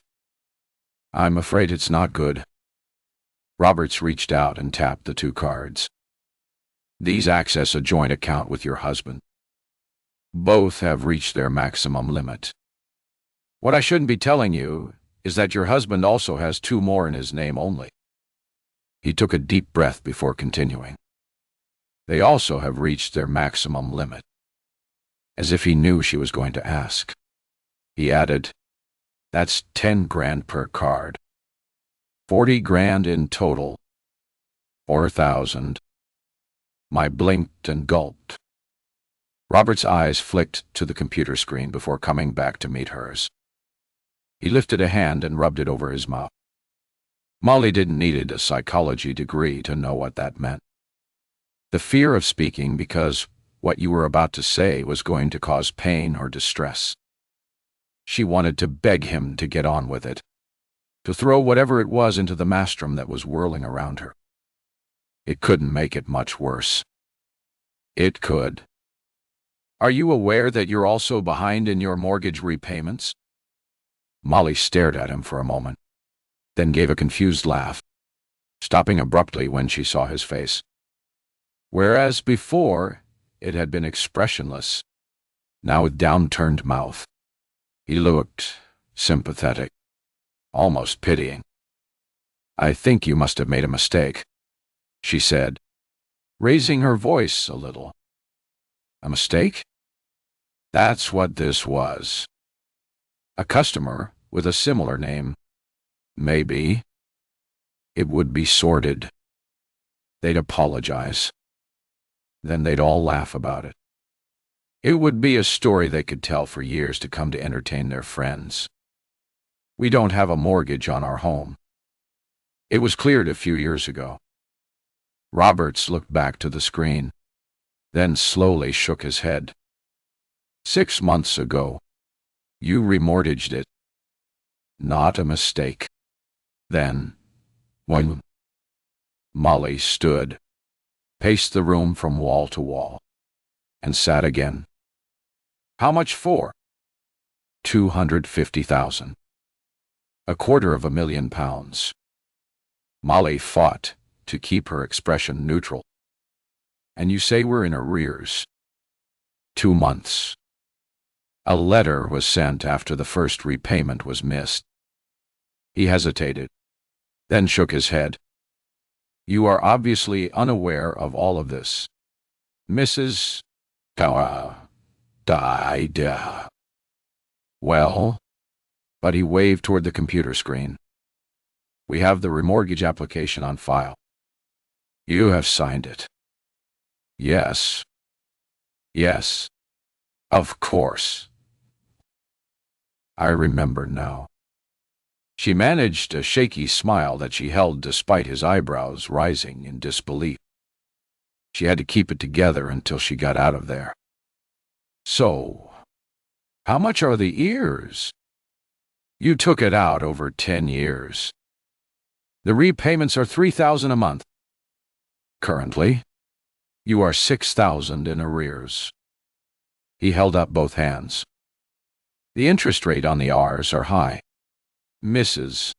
Chatwell, you'd be advised to clear it as soon as possible. Her eyes widened. Between credit cards and the R's, they owed almost $50,000. So she wondered how they were supposed to do that. They had used almost all their savings to pay for Freya and Ray's university fees. She remembered being surprised that Jack had insisted they paid the full amount up front. Now she knew why. At least the children wouldn't suffer for his stupidity or for hers. Because, of course, she'd signed the damn remortgage application. She remembered distinctly. She was in the middle of cooking when he had come in with a sheath of papers. I'm changing our insurance, he'd said, tapping the papers with his fingers. I want to make sure Remy and Freya's belongings are covered while they're away. She'd been touched that he'd thought of it. I'll sign later, she'd said, lifting fingers that stank of raw onion. But he insisted, and she'd given in and signed each page beside the X he'd so considerately marked. And no, of course she hadn't read what she'd signed. Her eyes were bleak as she looked across the desk at the customer service manager, whose sympathetic expression made her want to cry. No, Owl died. She wanted to howl for the perfect life that was slipping from her grasp with such speed she was stunned. From somewhere deep inside, she managed to drag up anger that strengthened her. We may need time to get this sorted, she said, meeting his eyes. He nodded slowly. Please be aware, Mrs. Chatwell, that the next mortgage repayment is due in 2 weeks. If you can make some payment towards that, any payment, he added, seeing her tightened look, it would be viewed kindly by the bank. They didn't have money saved anywhere else. They were both well paid, but even their combined salaries wouldn't clear the errors and the next payment. She closed her eyes. She still didn't know why Jack had been suspended if he lost his job. She gulped again and met the manager's worried look with a shake of her head. I'd better go and see what I can do. Mr. Roberts, she said, and stood. He got to his feet. I'll walk you out. With his hand on the door knob, he turned to her. Do what you can to make repayments, he said. Keep the bank informed if you can't. We'll be able to work out some form of repayment schedule. In a daze, Molly headed back to the underground. She remembered Jack's blasé statement that he played the tables. At a rough estimate, he'd done so to the tune of over £3 sorrow. Anero, she, Kiowa, Ig, 31, 31. Outside the bank, the rain still fell heavier now. A deluge that pounded Molly's head and ran down her set face. Rivelace running down her neck to slip under the collar of her coat and soak into her shirt. Passers-by glanced at her from under their umbrellas, or as they ducked under the shelter of storefronts. But nobody stopped to ask if she was okay as she walked robotically. Arms rigid by her sides, feet heedlessly splashing through puddles, kitten heels slipping and sliding so that she jerked from side to side. Gaga! She should have felt pain, but all she felt was numb. Too numb. Too shocked for thought. Her feet automatically taking her back to the station. On the busy, noisy platform, waiting for her tube, her brain swirled, trying to make sense of everything. It took a few seconds before she realized her phone was vibrating. Hoping it was Jack, she took it out, her eyes widening when she saw it was Di Fanso. "Hi," she said, holding the phone to her ear. She tried to shut out some of the noise that surrounded her by pressing her free hand against the other ear. Unfortunately, being deep on an underground platform meant the signal was poor anyway, and being jostled by impatient commuters didn't help. "Hi, it's Di. I just to that, we've Inspector. I'm in the underground. I'm losing you. We'll call this," after she pressed the phone more tightly to her ear, knowing it wasn't going to make any difference. "Did you say you're coming to see me this afternoon?" "Yes. I'll fill." The line went dead. When he didn't phone back, she sent a short text to say she'd see him that afternoon. Maybe he had some news for her. She couldn't rustle up any interestablished, if it weren't for Freya and Remy. She didn't think she'd care that someone was trying to kill her. The numbness and the soul-destroying emptiness lasted until she was almost home. She walked down Ellison Street and stood outside their house for several minutes. It was a lovely house on a beautiful street. Anger broke through the numbness, rushing up, white-hot. She gripped the gate as it doubled her over, a scream of rage and frustration erupting, the sound lost in the growl of traffic behind her. Anger was quickly overlaid by sorrow. She didn't want to lose her home. It was brimful of memories. Jack had proposed to her in the kitchen, in the garden that stretched behind. They had made love, had moonlight drinks, and daytime picnics. Freya and Remy had taken their first stumbling steps in the living room, she and Jack on their knees cheering them on. Jack had put together a climbing frame in the garden for the children, and Molly had sat on a rug on the grass and watched them. Jack taking photo after photo, she laughing at their antics, her heart swelling with love for all three. Molly had danced around the kitchen with Freya when she'd been accepted to the Spawn. Remembered running up the stairs with Ray's letter from MIT, waiting while he'd opened it before gathering him into a hug where tears of happiness mingled on their cheeks. It had been a home filled with love and laughter. A home fit for the perfect life she thought she'd been living. She opened the front door, the beep-beep of the alarm telling her that Jack wasn't home. Where was he? Fear settled in her chestablished. He'd probably guessed that the hotel would contact her, so he'd know she knew the full extent of the trouble he was in. He'd be feeling guilty, maybe even desperate. She took out her mobile and left him a voicemail. "I know everything. Jack.id. Ring me. We need to talk, she added. I love you. We can get through this. In case he was ignoring voice messages, she quickly sent a text. She stood looking at it for a minute, willing Jack to reply. Then, with a grunt of frustration, she peeled off her wet coat and hung it over the new post, kicked off her water-stained, muddy kitten heels, and padded into the kitchen, leaving wet footprints behind her on the wooden floor. The color of her shirt and bottom of her trousers were wet through, but she ignored both, lowering herself onto the sofa and looking around the room. She would have to sell some stuff. The car? They'd paid cash for the BMW, using both their Christmas bonuses and some of their savings over a year ago to buy it. The mileage was very low. She might get $30,000 for it and be able to pay off the errors and reduce some of the credit card debt. She shut her eyes, remembering she'd yet to arrange to get the car back. She considered what else she could do. There was some jewelry she could sell.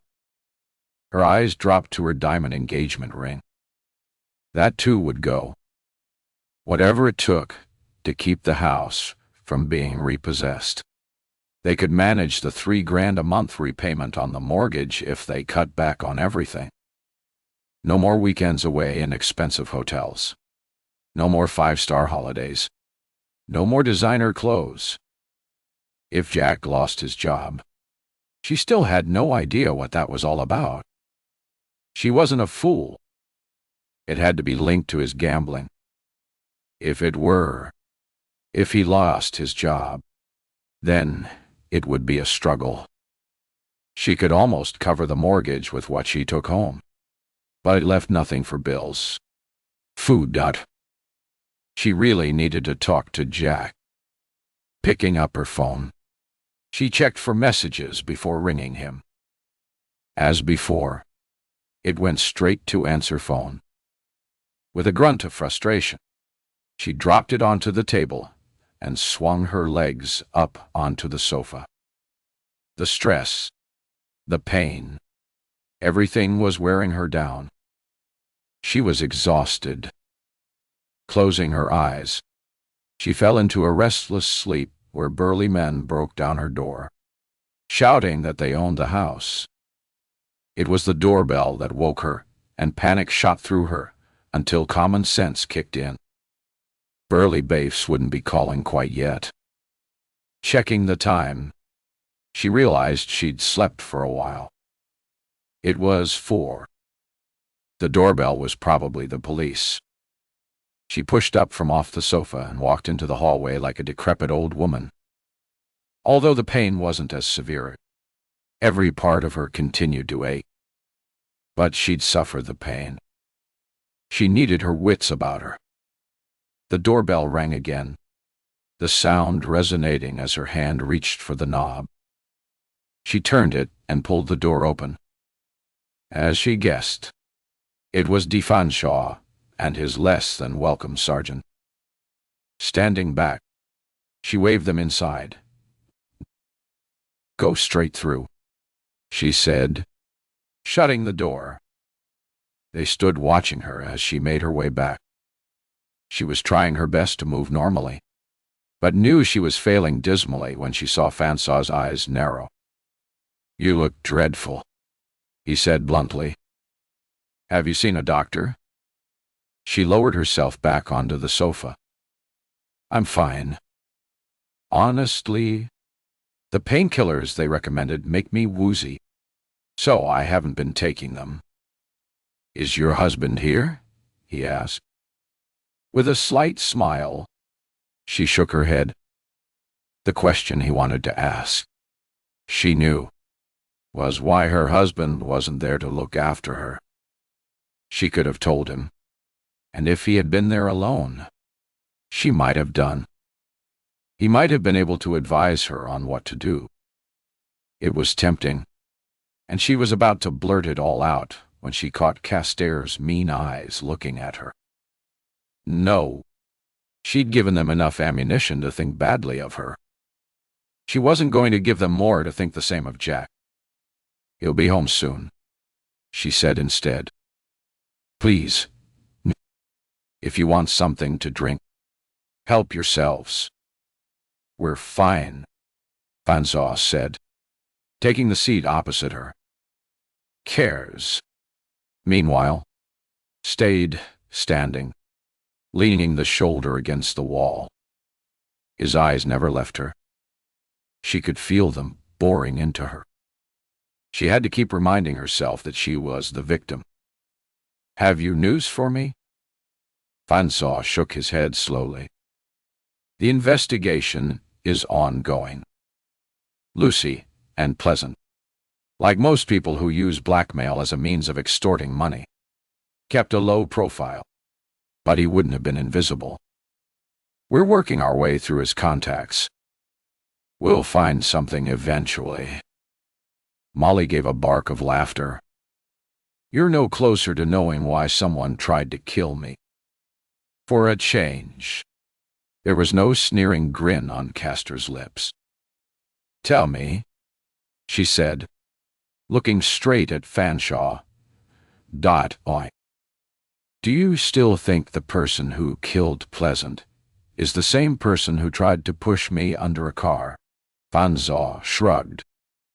"So far, we've not turned up any links between you or to anyone you have in common. But do you still think there's a link?" It looked as if he was going to reply, and then he rested his elbows on his knees and leaned towards her. "You meet Pleasant. A day later, he turns up on your doorstep. The next day, he is murdered.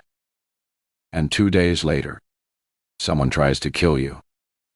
So, yes, bizarre as it is, I think there's a connection. But as yet, we've no idea what that could be. We're still checking a number of people. Stuart Mercer, who you were heading to meet the day you were knocked down, and your husband, of course. You're checking out Jack? Why? Jack would never harm me." She saw Fansaw exchange glances with Casters. "What is it you're not telling me?"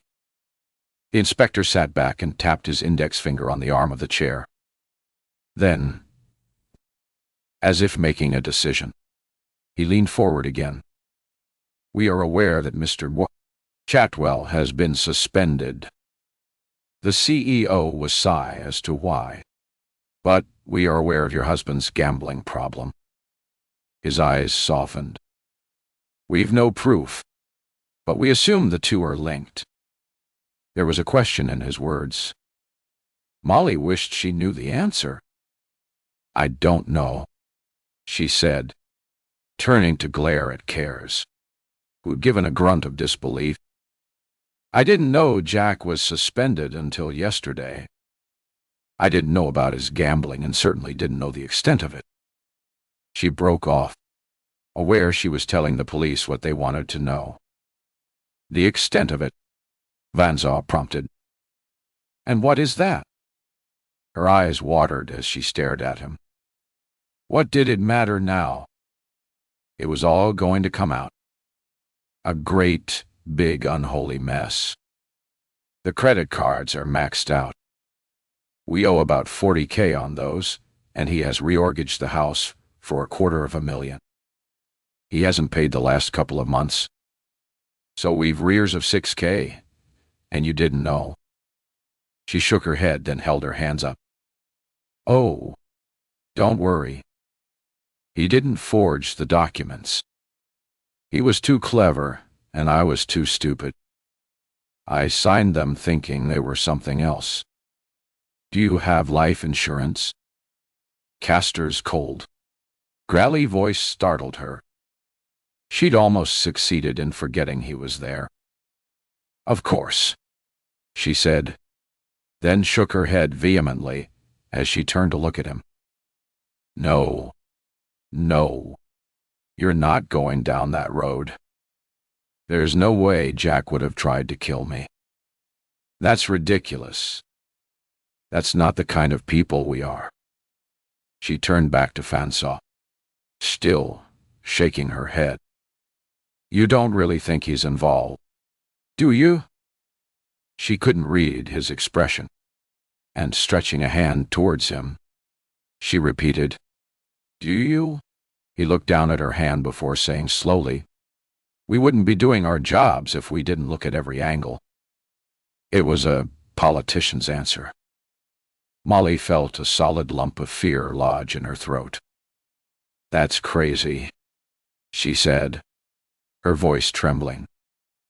Meeting the detective's eyes, she saw doubt in them, and something else.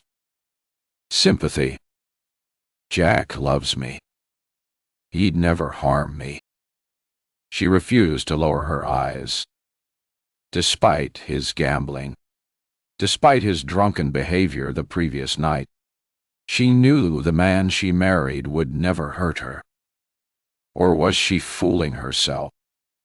After all, she'd been doing a lot of that recently. We're keeping every avenue of investigation open, Fansaw said. We would like to speak to Mr. Chatwell.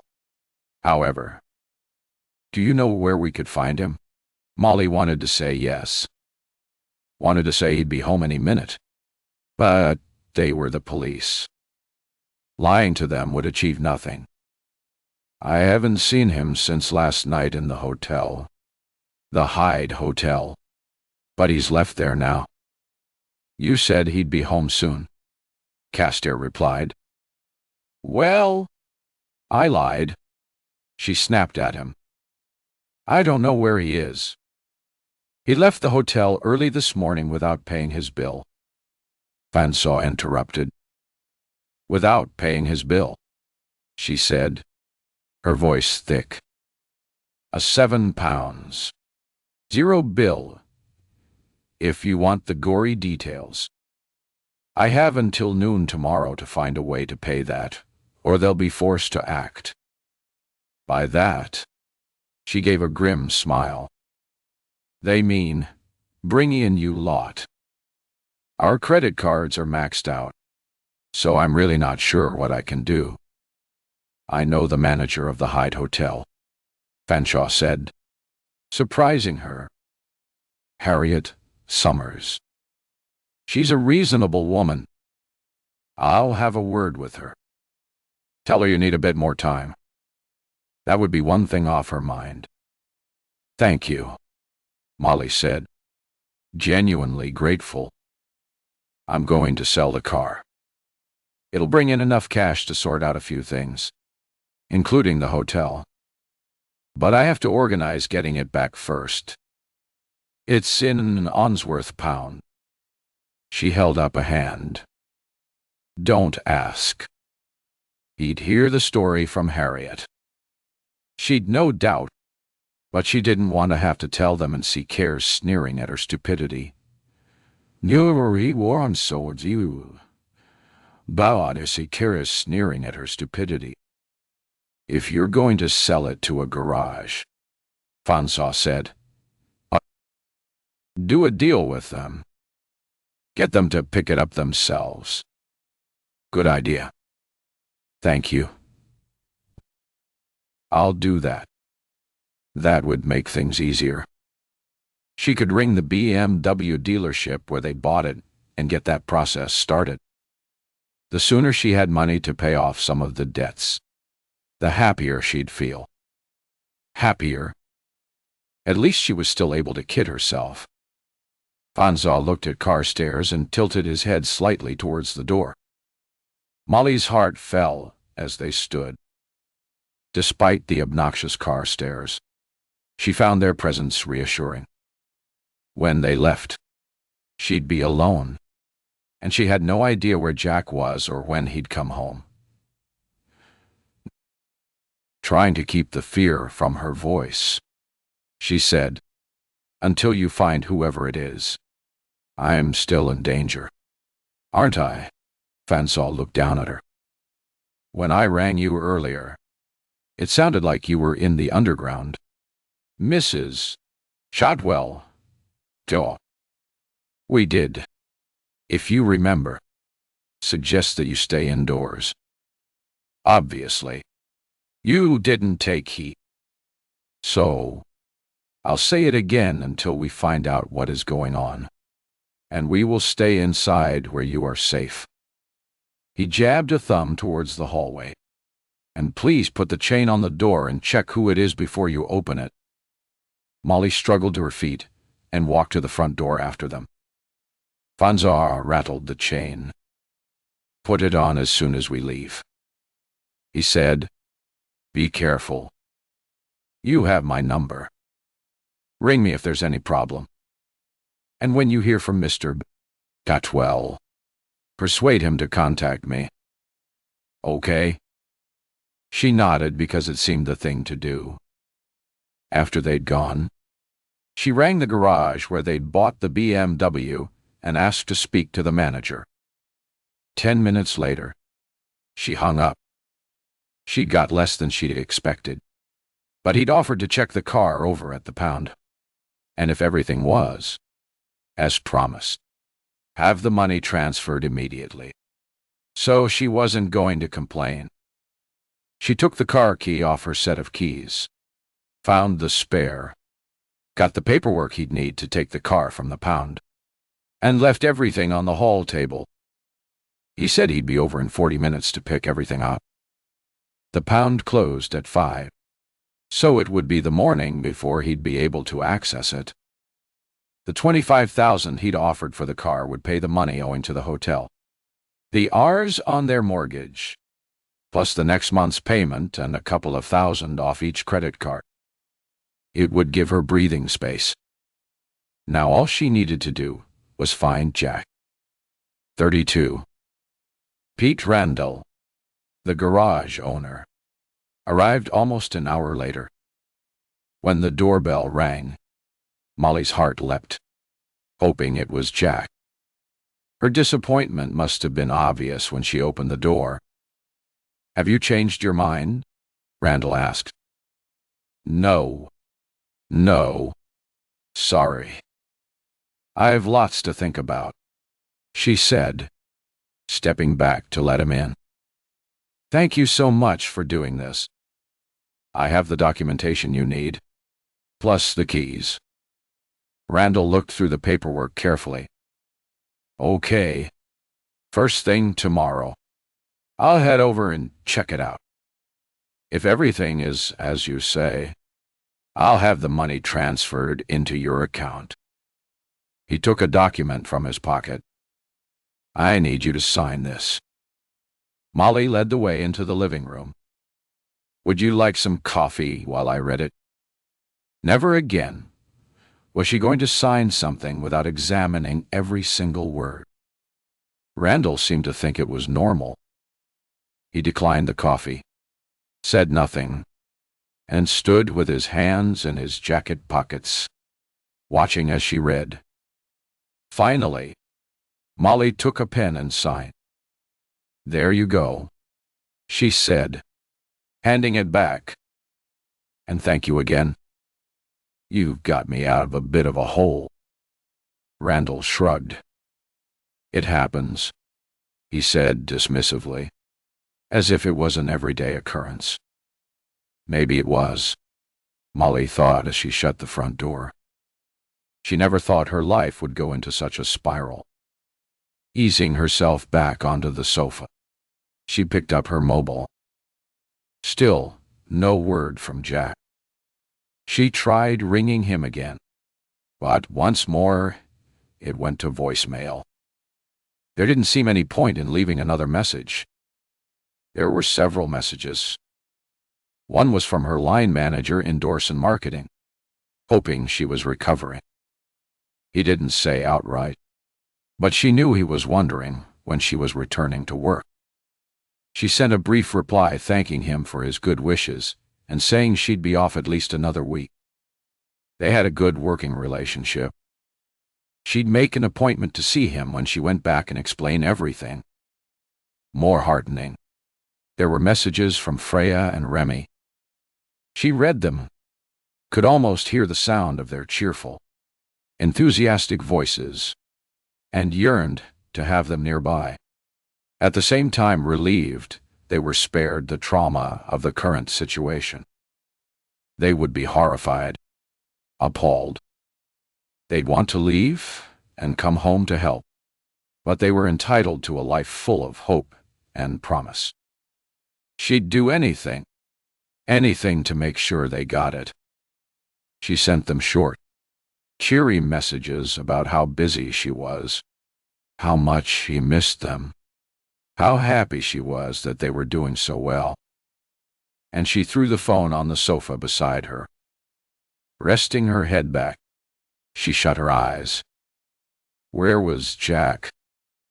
He wouldn't be able to use the credit cards to check into a hotel.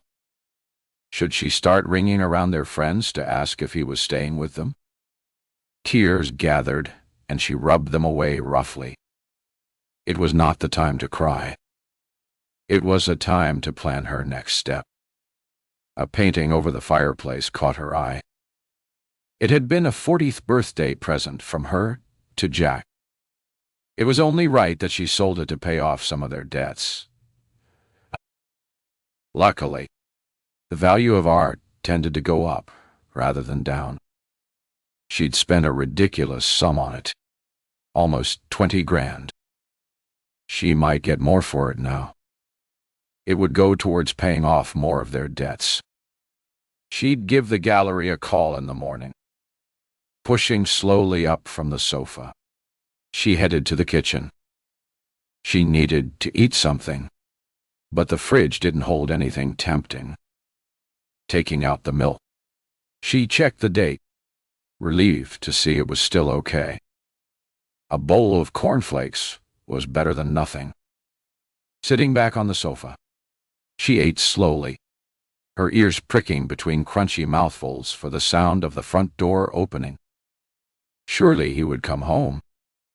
A flicker of anger shot through her worried mind. He knew that someone had tried to kill her, that she'd been hurt. He should be with her, taking care of her. The sympathetic look in Fansaw's eyes came back to her. Did he really think Jack was capable of an attempt on her life? Gambling was an addiction. Had it become more important than her? Suddenly, there was a smidgen of doubt in her mind, and that worried her even more. She meant what she'd said to the police.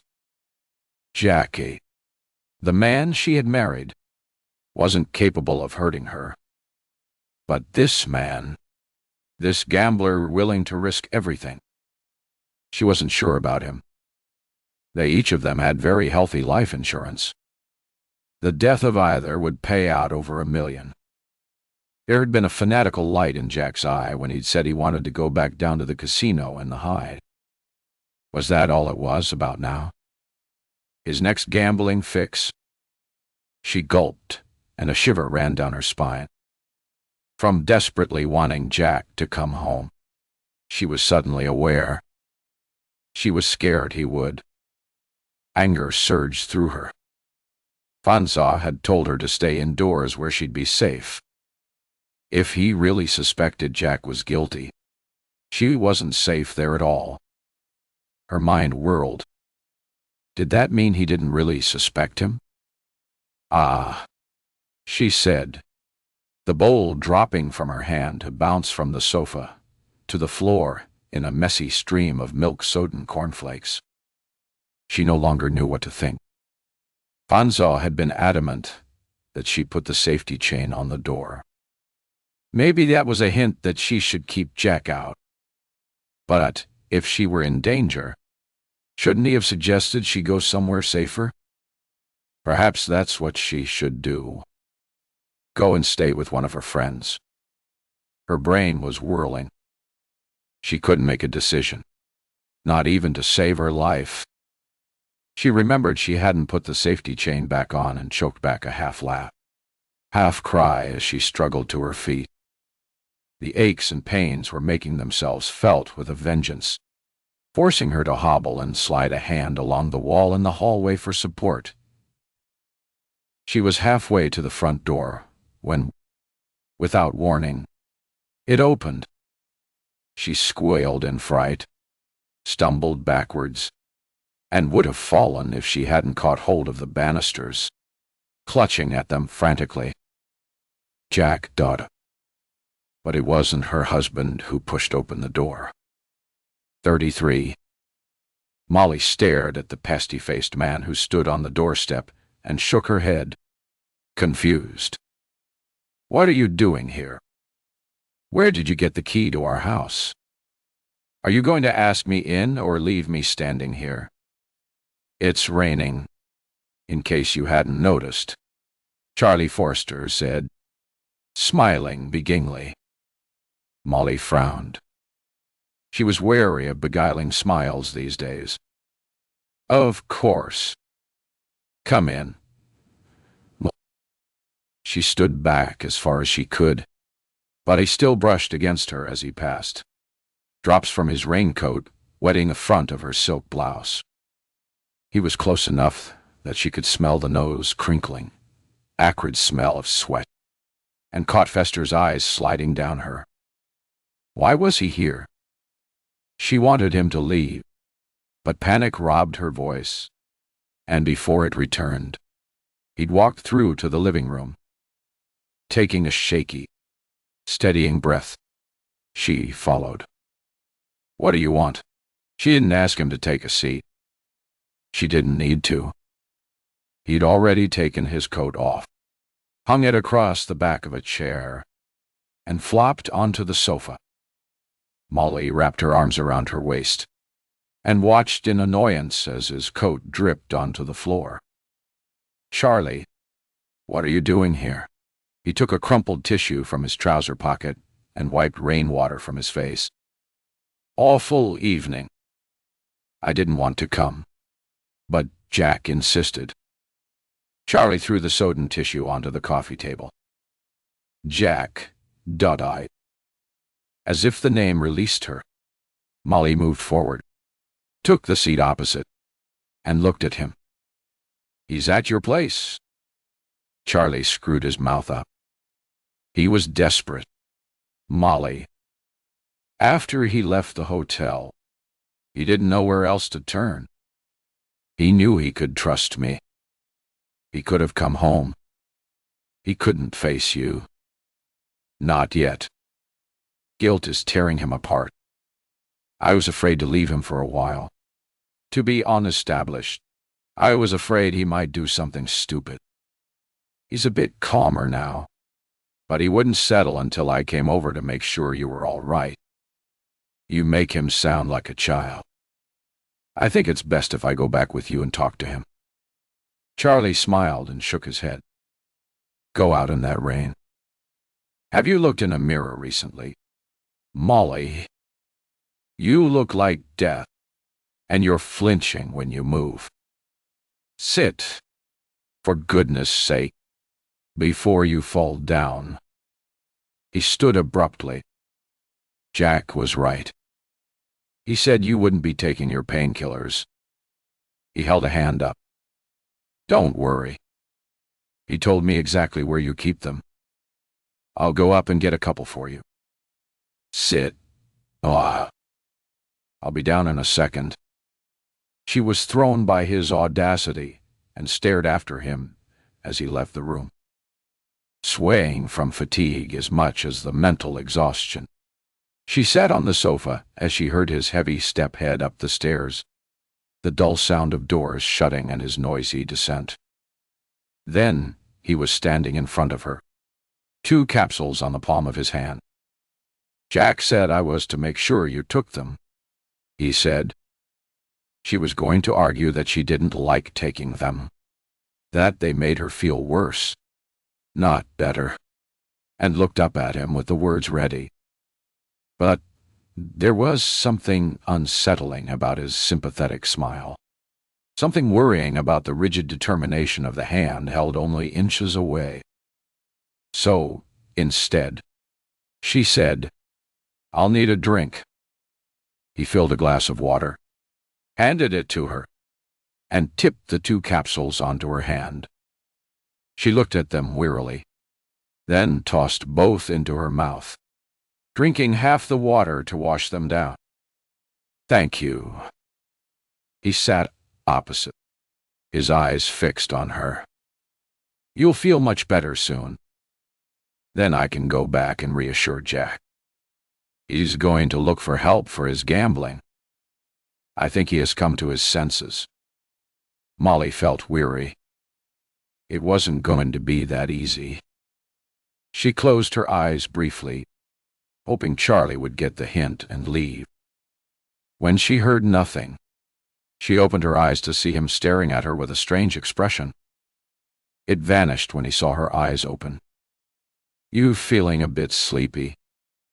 he asked. Sleepy? She was mentally and physically exhausted.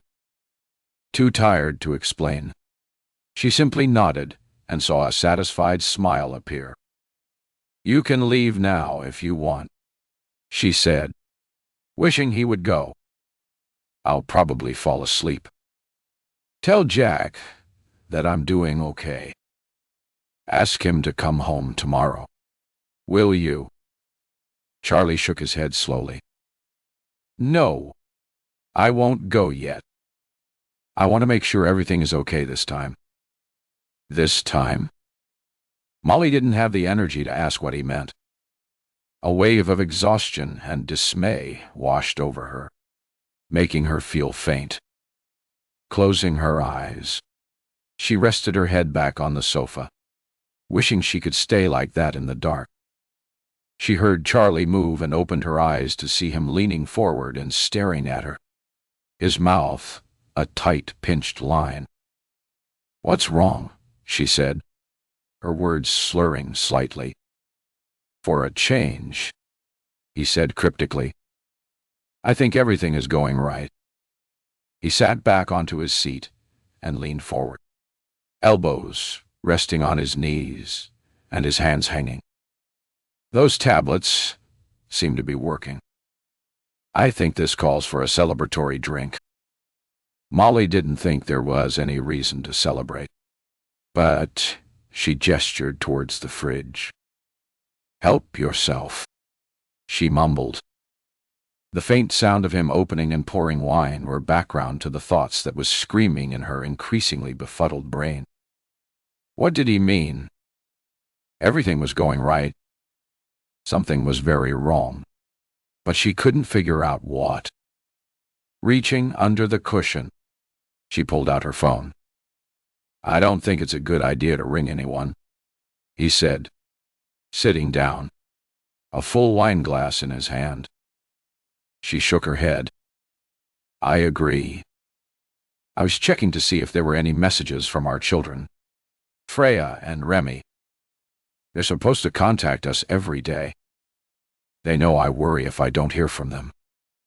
She looked at it for a second before dropping it on top of the cushion with a resigned shrug. "Nothing from them yet. You remember they're abroad. Freya is in." She shook her head and gave a half laugh. "Do you know? I can't remember where she is, but Remy is definitely in the States. Somewhere in the States." Her brow furrowed as she tried to remember exactly where they both were, then shrugged. "It doesn't matter. They're really enjoying themselves. At least our mess won't have any impact on them." She closed her eyes briefly before bringing a trembling hand to her forehead. "I feel terrible. I might go up to bed in a minute. But first tell me, do you know why Jack was suspended?" Charlie sipped his wine. "I suppose it will do no harm to tell you now. Unfortunately, some busybody in the office noticed a discrepancy in the finances. Money was being creamed off a few accounts. Not much, you understand, and only from people who really wouldn't notice the loss." Her jaw dropped. Jack embezzled. "Such an ugly word," he said. "But Probably appropriate. Except it wasn't Jack. You? What? It was easy to persuade people Jack was to blame. I simply dropped a casual word into the right ears. Told people I was worried about him, that his gambling problems seemed to be getting out of hand. He gave a casual wave. It was really very easy. She frowned, but they didn't fire him outright or call the police. He swirled the last drop of wine around the glass. Don't be silly. I knew that wasn't going to happen. It would have worried investors. Being on suspension is a much more subtle way of getting rid of someone. People are already saying, Jack, who? Another week or two on suspension. It will be as if he'd never worked there. And once the investigation is finished and they've found the proof they need, he'll be quietly fired and arrested. Molly felt like the room was spinning and the ground falling from under her. Her mouth was dry, her tongue sticking to the roof of her mouth. It was hard to get the words out. Squeezing her eyes shut, she shook her head, trying to clear the fog that seemed to be engulfing her. But when she opened them again, nothing was clearer. She felt a shiver of fear. This man, with his cruel, calculating eyes, bore little resemblance to the smiling, cheerful Charlie she'd met socially over the years. But they'll find Jack wasn't to blame, won't they? They'll find out it was you. Oh, number? Before that happens, I'll have put the money back. Once they discover the figure's balance, they won't investigate much deeper. But they will be suspicious, and Jack will still be fired. Charlie shrugged dismissively. A casualty of war, I'm afraid. I don't understand. If you have the money, why can't you put it back now and save him? Because, you stupid, thanks to you, I don't have the damn money yet. He stood and paced the room, running a hand through his hair and looking increasingly wild. While he had his back to her, Molly looked toward the open door to the hallway. It seemed so near, but she knew she couldn't make it. Even if every bone in her body didn't ache, her head felt increasingly woolly. None of what Charlie was saying made much sense, but she couldn't ignore the warning bells that were clanging in her ears. She closed her eyes, opening them quickly and meeting his only inches away. Thanks to me. I don't understand. Charlie flopped onto the sofa beside her. Lucy Pleasant. Does the name ring a bell? When Molly gasped, he laughed. When Jack told me about your trip to Semington and mentioned that you liked to go running early in the morning, I knew I could organize something effective. It was getting harder and harder to make sense of anything. She tried to focus. I don't understand. What do you mean effective? He scowled. He was supposed to kill you. You stupid cow. I hired Pleasant to kill you. 34. Molly looked at Charlie, speechless. It was a simple plan, and it would have worked if I'd hired someone better than that young gigolo, Charlie said, frowning. It should have been easy. All he needed to do was push you into the damn canal. Maybe hold your head under for a while. Instead, he rang me to tell me he hadn't been able to do it. Charlie's top lip curled. He said he tried the second morning, but you'd been startled and ran off before he could stop you. Reaching across, he picked up her hand and dropped it. You should be sleepier, he muttered. Molly remembered Pleasant shouting after her. The one word she'd caught.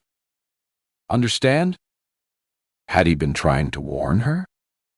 Was that why he'd wanted to meet her? Maybe he'd discovered it was too big a leap from seducing vulnerable rich women to killing them. She felt her skin crawl when Charlie picked up her hand, and knew she was on dangerous ground when his words sounded frustrated.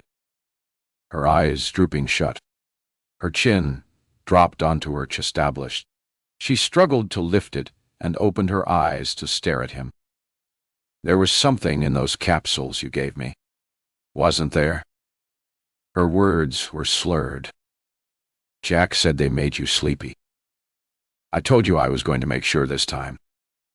You are the luckiest woman. But third time lucky is what I say. Third time. It was you who pushed me under the car. It should have worked. Charlie growled, and this would all be over. I don't understand. Why are you doing this? He pushed a hand through his hair. I suppose telling you why you need to die is the least I can do. That moronic husband of yours persuaded me to invest $250,000 in some foolproof scheme of his. I borrowed the money from the company. If it had worked, we were going to be very rich. I could have returned the money and nobody would have been any wiser. But his scheme went belly up, taking all our money with it. Standing, Charlie paced the floor restlessly again. He said he'd get my money back and gambled even more. But he was on a losing streak. He stood over her. You're starting to look paler about bloody time. She knew she was repeating herself, but the only words she seemed able to say were, I don't understand. Reaching her hand down, he brushed back a lock of her hair. You are quite beautiful. You know. It seems a shame. He patted her cheek and moved away. Money! Molly. Dot. Your life insurance. Once you die, Jack will get it, and he'll be able to repay me. Charlie smiled unpleasantly. He'll have no choice. I won't let him out of my sight until he signs it over. It was almost a relief to know everything. Almost everything. Lucy and Pleasant. Did you kill him? Charlie shrugged. He insisted on meeting me to explain what had gone wrong. Then he wanted Tenke to keep quiet. Luckily, I never go unprepared and caught him off guard when I rammed that knife into his belly. Molly stared at the pleasant, unremarkable face of a monster. There was one more question she had to ask.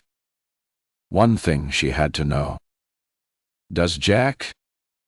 She couldn't continue. Charlie turned and gave a short laugh. Does Jack know what I'm planning? Is that what you want to know? He sat beside her again, staring at her the way a lab technician would stare at a specimen. He was really cut up about you and Lucien. You know. Convinced the two of you had done the horizontal mambo. And of course, I couldn't tell him the truth because no, he doesn't know. He'd never have played along.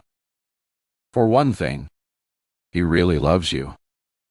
And for another, apart from his gambling habit, he's a pretty decent guy.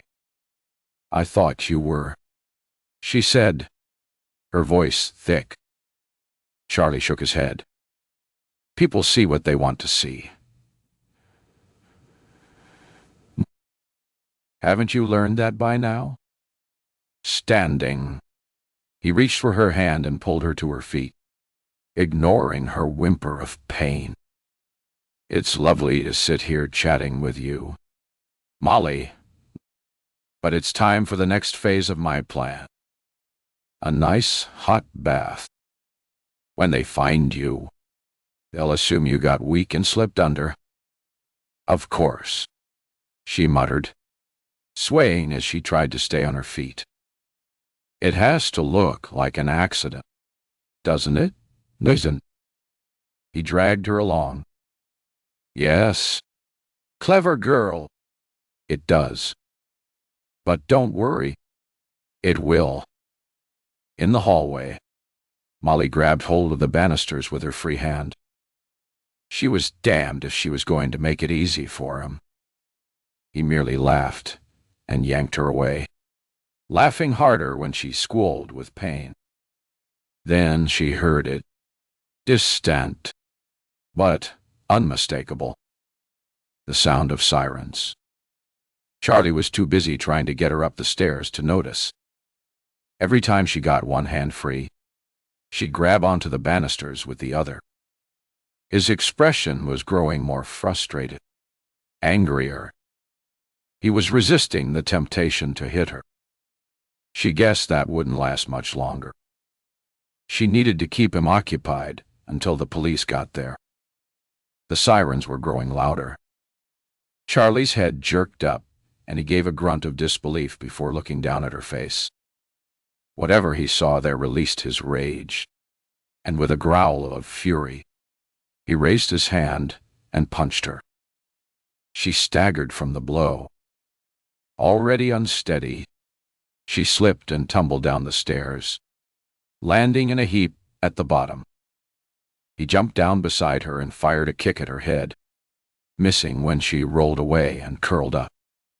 The sirens were deafening. The police had to be outside. With a vicious yell, Charlie pulled his foot back again and took aim. Molly had only one weapon left.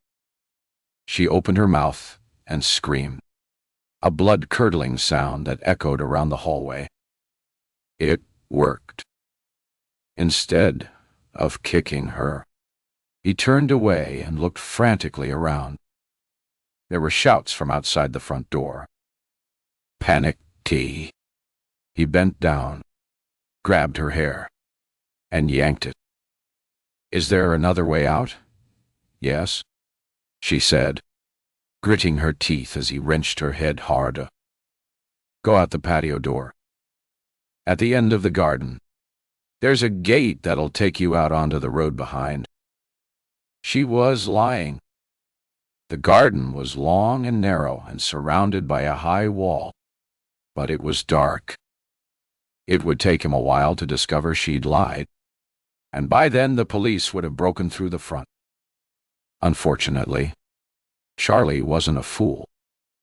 His hand still gripping her hair, he dragged her to her feet. Show me, he said, pushing her towards the living room. Another shout from outside distracted him for a second, and Molly broke free, but she was too slow. He grabbed hold of her shirt and pulled her back, catching hold of her arm and twisting it painfully as he pushed her into the living room, his eyes darting towards the patio door. She yelled out, dragging her feet both from pain and a determination that she would not be taken with him. A loud crash was followed by the sound of voices. Charlie, with a final jerk of Molly's arm, gave up the idea of taking her with him. He shoved her away and ran for the garden. Molly lay dazed on the floor as heavy feet came running in, passing her to follow Charlie, shouts and calls fading as they chased after him. Where can he go? A quiet voice asked, and she looked up to see Fanshawe bending over her. She managed a satisfied smile. Nowhere. It's a walled garden. He can't escape. The pain in her arm easing, she struggled to sit up. Fanshawe put an arm around her waist and helped her to the sofa.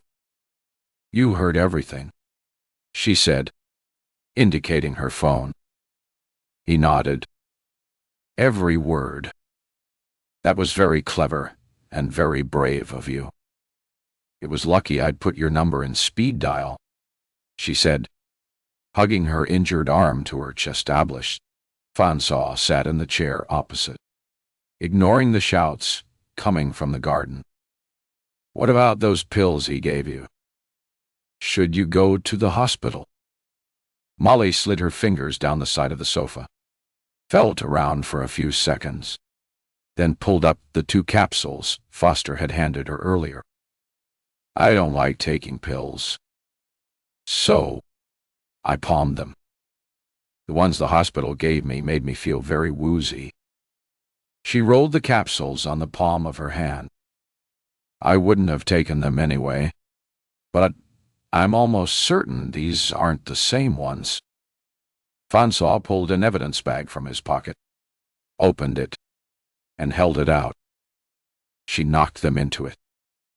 Where do you keep the remainder? He asked, holding the bag up to look at the 2 capsules.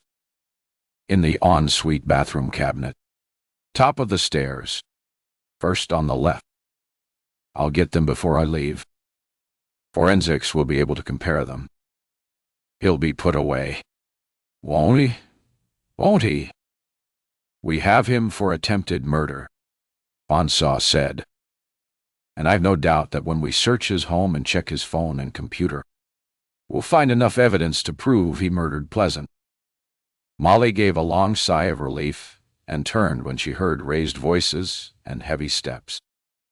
Charlie was looking pale and subdued, handcuffs on his wrists, a police officer gripping each arm. He didn't look at her as they passed by and left through the front door. You'll need to get the Yale log fixed, Francois said, staring after them. It's not a problem. We normally use the SASH log for security anyway. She rubbed eyes that were prickling with tiredness and tears. We'll need you to write a statement. Francois got to his feet and looked down at her. The sooner you do so, the better. But I think tomorrow will be time enough. You look done in. He stood for a moment more. We would still like to speak to your husband, Mrs. Shotwell. Ondo. He'll be able to corroborate some of what Mr. Forrester said. Charlie said he was staying at his place. She saw the detective's surprise. He must have told me before I pressed the speed dial for you. We'll have a warrant to search Mr. Foster's apartment within an hour. If your husband's still there, I'll fill him in on what's happened. I'm sure he'll want to come home. When Francois left, Molly turned the key in the lock, slipped the security chain in place, and hobbled back to the sofa. When Jack heard what had happened, she was sure he'd rush home. There was no point in dragging herself up the stairs. Her head ached where Charlie had wrenched her hair. She put her hand up to it and rubbed it gently. She supposed she should feel horror and disbelief that a man she knew had tried to kill her, but all she could seem to feel was intense relief. Jack's gambling problem, their precarious financial state, they palled into insignificance in comparison. Exhausted, she lifted her legs onto the sofa and relaxed back. With her mind whirling, she didn't think she'd sleep, but she did. A restless sleep where Charlie chased her and caught her again and again. 35 daughter. It was the sunlight filtering through the window that woke Molly and made her push up with a groan of pain. Her phone was on the coffee table. She checked the time. There was no message from Jack. Perhaps the police had taken longer to get the warrant than they'd expected. Carefully and very slowly, she got to her feet. The few hours' sleep had served to clear her head a little, but they'd made no impact on the pains and aches that seemed to have doubled overnight. It wasn't surprising, considering she'd been dragged, yanked, punched, and pulled by a maniac. What was surprising was that she could move at all. She was lucky. Her broken rib hadn't sustained further damage. Reluctantly, she headed to the kitchen, found a packet of paracetamol, and swallowed 2. Later, she'd ring Fanshawe and see what the story was. She had a mug of coffee while she waited for the pills to take the edge off the pain. then dragged herself up the stairs. She pulled off her clothes and examined the damage in the mirror. Her body was a mass of old and new bruises. She ran her hand over them. They hurt, and probably would for a while. A long hot shower eased some of the aches, and she felt more herself an hour later as she came back downstairs. There was still no message from Jack. She tried ringing, left a voicemail, left a text, and threw the phone on the table in frustration. Finally, she could wait no longer, and at 8:30, she rang de Fanshawe Dotty. The call was answered immediately. The detective's voice, brisk and alert. At least she hadn't woken him. "Jack hasn't come home," she said, dispensing with any preliminaries. There was a moment's silence before he answered. "We went around to Charlie Foster's apartment around 3 he said. There was nobody there. The spare bedroom had obviously been used.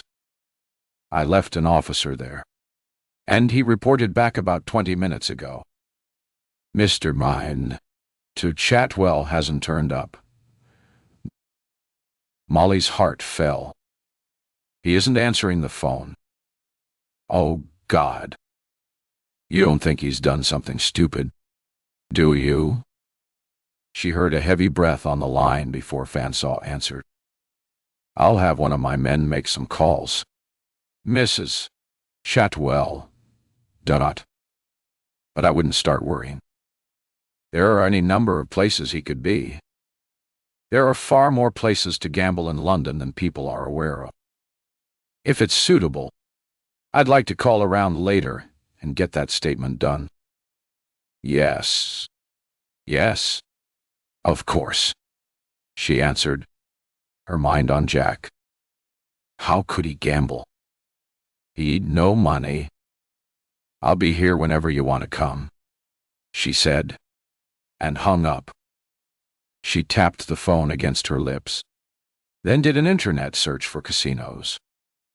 Far more than she expected. 20-some in central London, alone. She tried the first on the list, hanging up moments later with a frustrated grunt. Unsurprising. They weren't giving out any information. She'd have to rely on de Fanshawe. Restless, she sat on the sofa and switched on the TV for company. A minute later, she switched it off and reached for a book, only to put it down without opening it. What were they going to do? Her eyes drifted around the room, lingering on the furniture, the ornaments, all the lovely things they'd acquired over the years. She'd been wrong. It wasn't the house or the stuff that was important. It was all the memories attached to them. They could make new ones elsewhere. They'd sell up, move out of London, and buy something smaller. They'd have a spare bedroom where Friar and Remy could visit. Too. With a sad smile, she decided it was time she accepted the truth. They were unlikely to ever live at home again. But if they were happy, that was okay. Now Molly knew what Jack's problem was.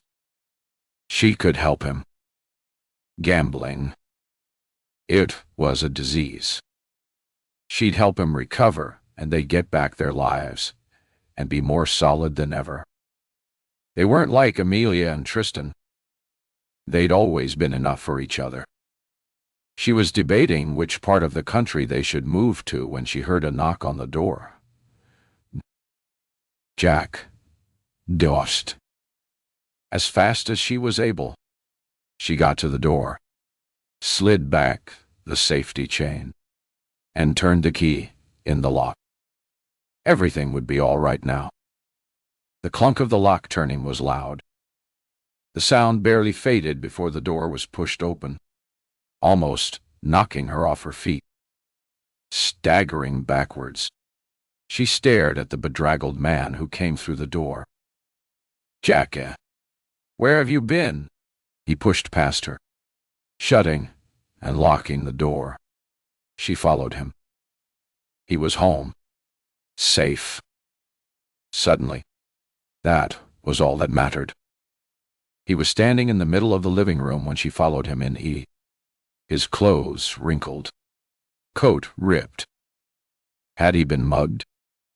She went to him, put her arms around his neck, and pressed up against him, ignoring the dampness, the smell of cigarette smoke and alcohol that came off him in waves. "Oh, Jackie," she said, burying her face in his neck. "It's been so awful, and I've needed you so desperately." "Awful," he said, pushing her away and taking a few steps back. "What in your cushy?" Overindulged life could be classified as awful. Shock kept her silent for a few seconds. "Of course, you don't know it all," she said slowly. "But you do know someone tried to push me under a car." Ignoring her, he pulled off his coat, flung it onto the sofa, and went to the kitchen to switch on the kettle. "It was Charlie," she said, waiting for Jack's shocked reaction for him to come to her and take her in his arms for the reassurance, the comfort she needed. Instead, he continued to ignore her, standing and staring at the damn kettle. "Did you hear me?" she said, a note of desperation creeping into her voice. "Jackie, it was Charlie who tried to kill me by pushing me under a car. Then last night he came here and tried again. He tried to kill me again, Jackie, for the insurance money. He wanted to kill me so you could get the damn insurance money to pay back the money you owed him." She was almost panting by the time she finished. "The police arrested him," she added quietly. Finally, Jack turned to stare at her. "I wondered what had happened to him," he said before spooning coffee into a mug and adding water. Molly stared at him. Was that all he had to say? Was it shock that was making him behave so oddly? Or maybe she hadn't made it clear. "He was going to drown me," she said. She was pleased to see this had some effect. Jack lifted his eyes from contemplating the coffee and stared at her. "Yes? Charlie went upstairs for those painkillers the hospital gave me. He said you'd mentioned they made me sleepy, and he was waiting for them to take effect before putting me into the bath and drowning me. But I fooled him," she said with satisfaction. "I didn't take them." 36. Molly waited for Jack to congratulate her on her cleverness, to voice horror and disbelief at Charlie's evil game. But he stayed motionless, expressionless, once again, staring into his coffee.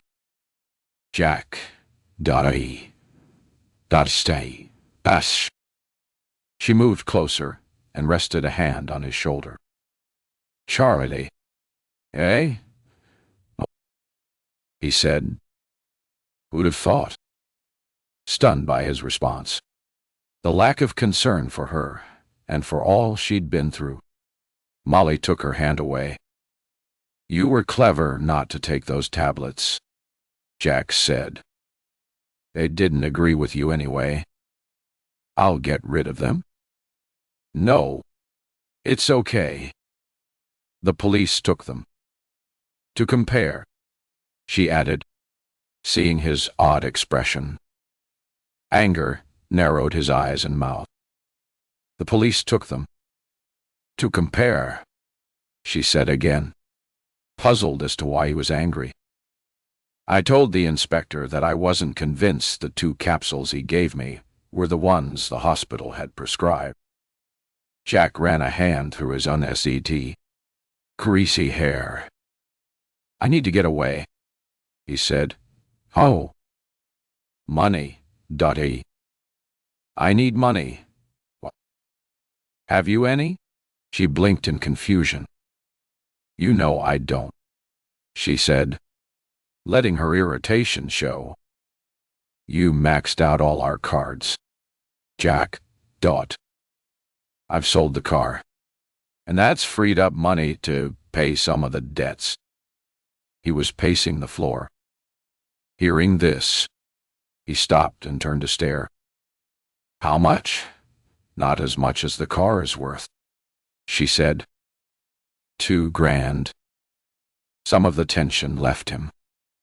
"Where is it?" Molly frowned. "Pete Randall. Remember, we bought the car from him. He's going to Busworth this morning to have a look over it. He said he'd transfer the money to my account as soon as he checked it over and got back to the office." Her eyes flicked to the clock. 11:30. "It's possibly there now. Can you check?" His voice was overly eager. For the first time, Molly noticed his eyes. The pupils were pinpointed. He was unable to stand still for a moment. Horror swept over her. Gambling was bad enough, but it seemed it wasn't Jack's only addiction. "You've taken something," she said. "Can you check?" It was more in order than a question this time. She shook her head. "Why do you need money so badly? Please don't tell me you owe money to some drug dealer."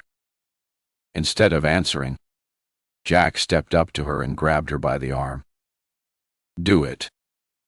She picked up her phone and tapped a few keys. Yes, it's there. She thought it might be a good idea to press the speed dial key for Fansaw. There was something terribly wrong here. But before she could, Jack grabbed the phone from her hand. He stared at it, then reached into his pocket for his wallet. He opened it, took out a card, and handed it to her. "Right. Transfer it to this card," he said, handing her back the phone. "What?" She looked at him in dismay. "I needed to pay off the hotel where you ran up that ridiculous bill and for the R's on the mortgage." "Transfer the damn money," he shouted, startling her. Throwing the card back at him, she put all the energy she had left into one word. "No." Desperately, she tried to press the speed dial button for Fansaw, but as she looked down to see it, she felt a blow to her cheek. It sent her reeling, the phone flying across the floor. Her hand went to her face. "Jackie, what's happened to you?" "To us?" His laugh was hateful to us. "You didn't give us much thought when you were coming onto that stranger. Did you?" She shut her eyes. Was this the way it was going to be? He'd put all the blame on her on that one crazy moment of weakness. How convenient for him. She felt anger bubble and pushed it away. It wasn't going to help. Reaching a hand towards him, keeping her voice soft, she said, "We can get through this, Jack. We'll get help for your addict." "It's too late," he snapped. "I have to get away. Transfer the damn money." His mouth contorted with anger when she shook her head. She watched with a dart of fear as his hands curled into fists. Maybe it would be safer to give him the money. But it was too late. With a growl, he grabbed her arm and flung her across the room. She landed hard against the edge of the granite worktop and heard the sickening crack as her arm broke seconds before excruciating pain shot through her. "Jackie," she pleaded, seeing him approach with a raised fist. She was wasting her time. This drug-fueled person wasn't her husband. The pain in her arm was agonizing, the edges of her vision going fuzzy, shock trying to bring her down. She fought against it and staggered away from him, one hand clutching her arm, but he was right behind her and grabbed hold of her hair, jerking her back against him. She lay there unmoving, lover's embrace from a different time, and moaned from pain and absolute terror. Then she felt his hands around her throat squeezing. His drug-fueled rage had given him strength and taken away any rational thought. She tried to plead with him, but all she could get out was a mangled wheeze. Her broken arm was useless, her one good hand making no inroads on prying the tightening fingers. Fighting for breath, for her life, she jabbed her nails into his hands, digging them in, feeling skin break under the force of her desperation. He shoved her away and stared at his bleeding hands in disbelief. "You bitch," he growled, lifting a clenched fist. She backed away, clutching her bruised throat and gasping as she searched for something she could use to defend herself. Knives were out of reach. There was nothing. As he swung his fist, she ducked away and grabbed the only thing on the counter, a giant Perspex salt cellar, swinging it wildly, aiming for his clenched fist and missing.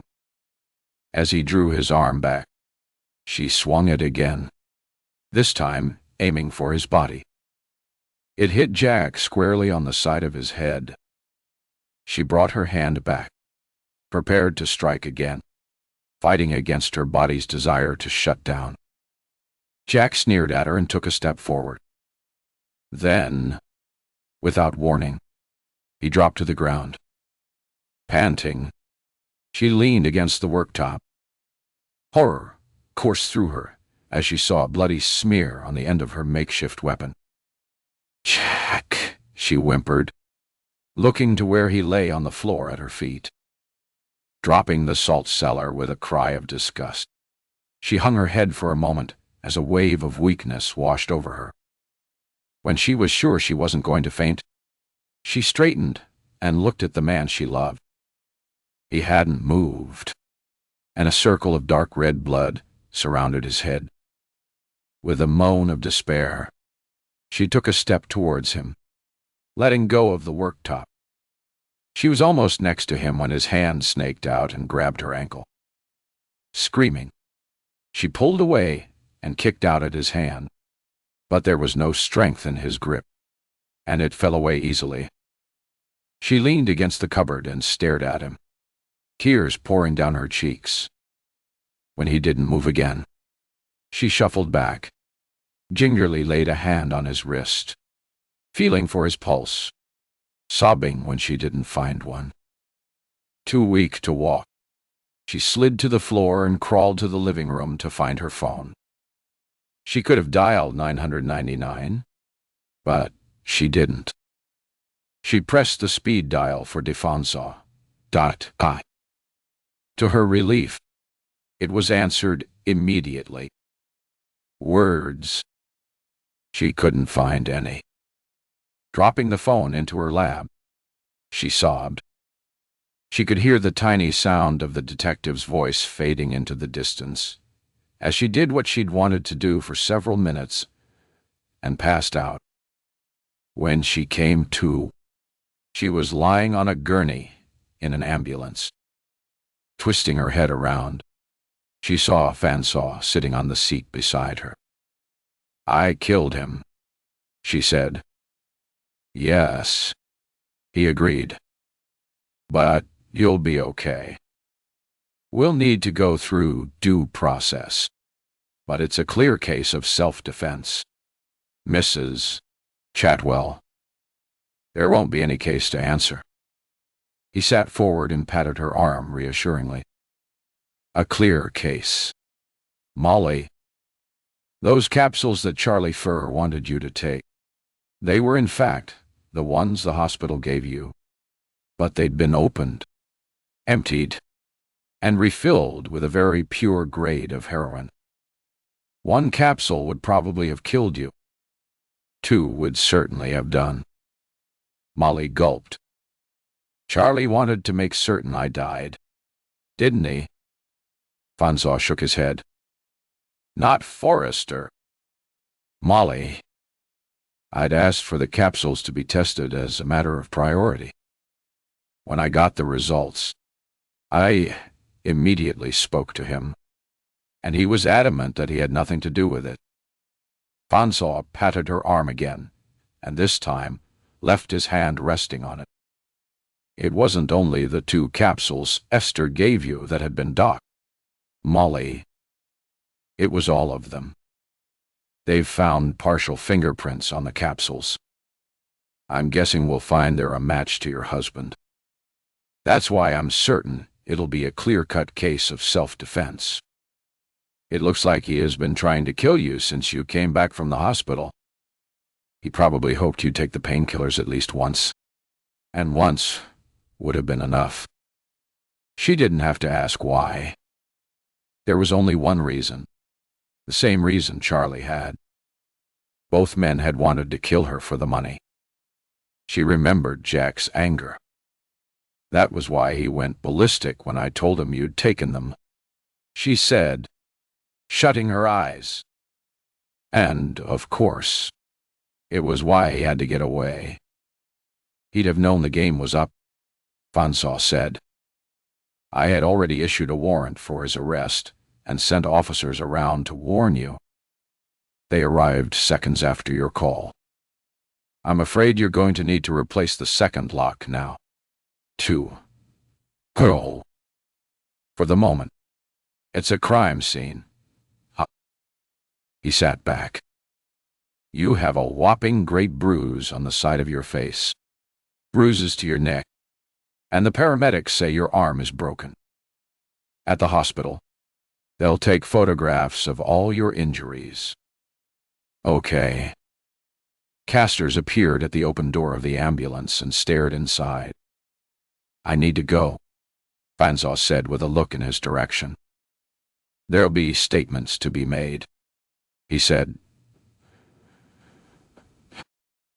I'll call in to see you tomorrow. Shock had covered everything that had happened in a dense fog. Everything felt distant, numb. She guessed when it wore off the pain would be unbearable. Almost as unbearable as telling Freya and Remy that their father had tried to kill her, and that she had killed him. We'll be heading off in a sec, the paramedic said, scribbling on a clipboard. Would it be possible to make a phone call? She asked, her voice thick. Sure. Your mobile is here. He reached behind, took it from a shelf, and held it out. Hang on, he said. I can take that off your finger. Your sats are okay. He unclipped an oxygen saturation monitor from her finger and handed her the phone. She could ring one of her friends. Amelia or Petra, she knew, would rush over. They'd be horrified, shocked, and saddened, and would be there for her. There were tough times ahead. She'd need their support. A wave of sadness and despair swept over her. She needed more than friends. She needed family, or the next best thing. Someone who had been with her through the good times. A woman she had laughed and cried with, and who loved Freya and Remy almost as much as she did. Someone she should never have let go. With one hand it was awkward, but she managed to scroll through to the number she wanted and tap it before holding the phone to her ear. It was a few seconds before it was answered, but as soon as she heard the woman's voice, she took a deep breath. Rebecca, how would you like your old job back?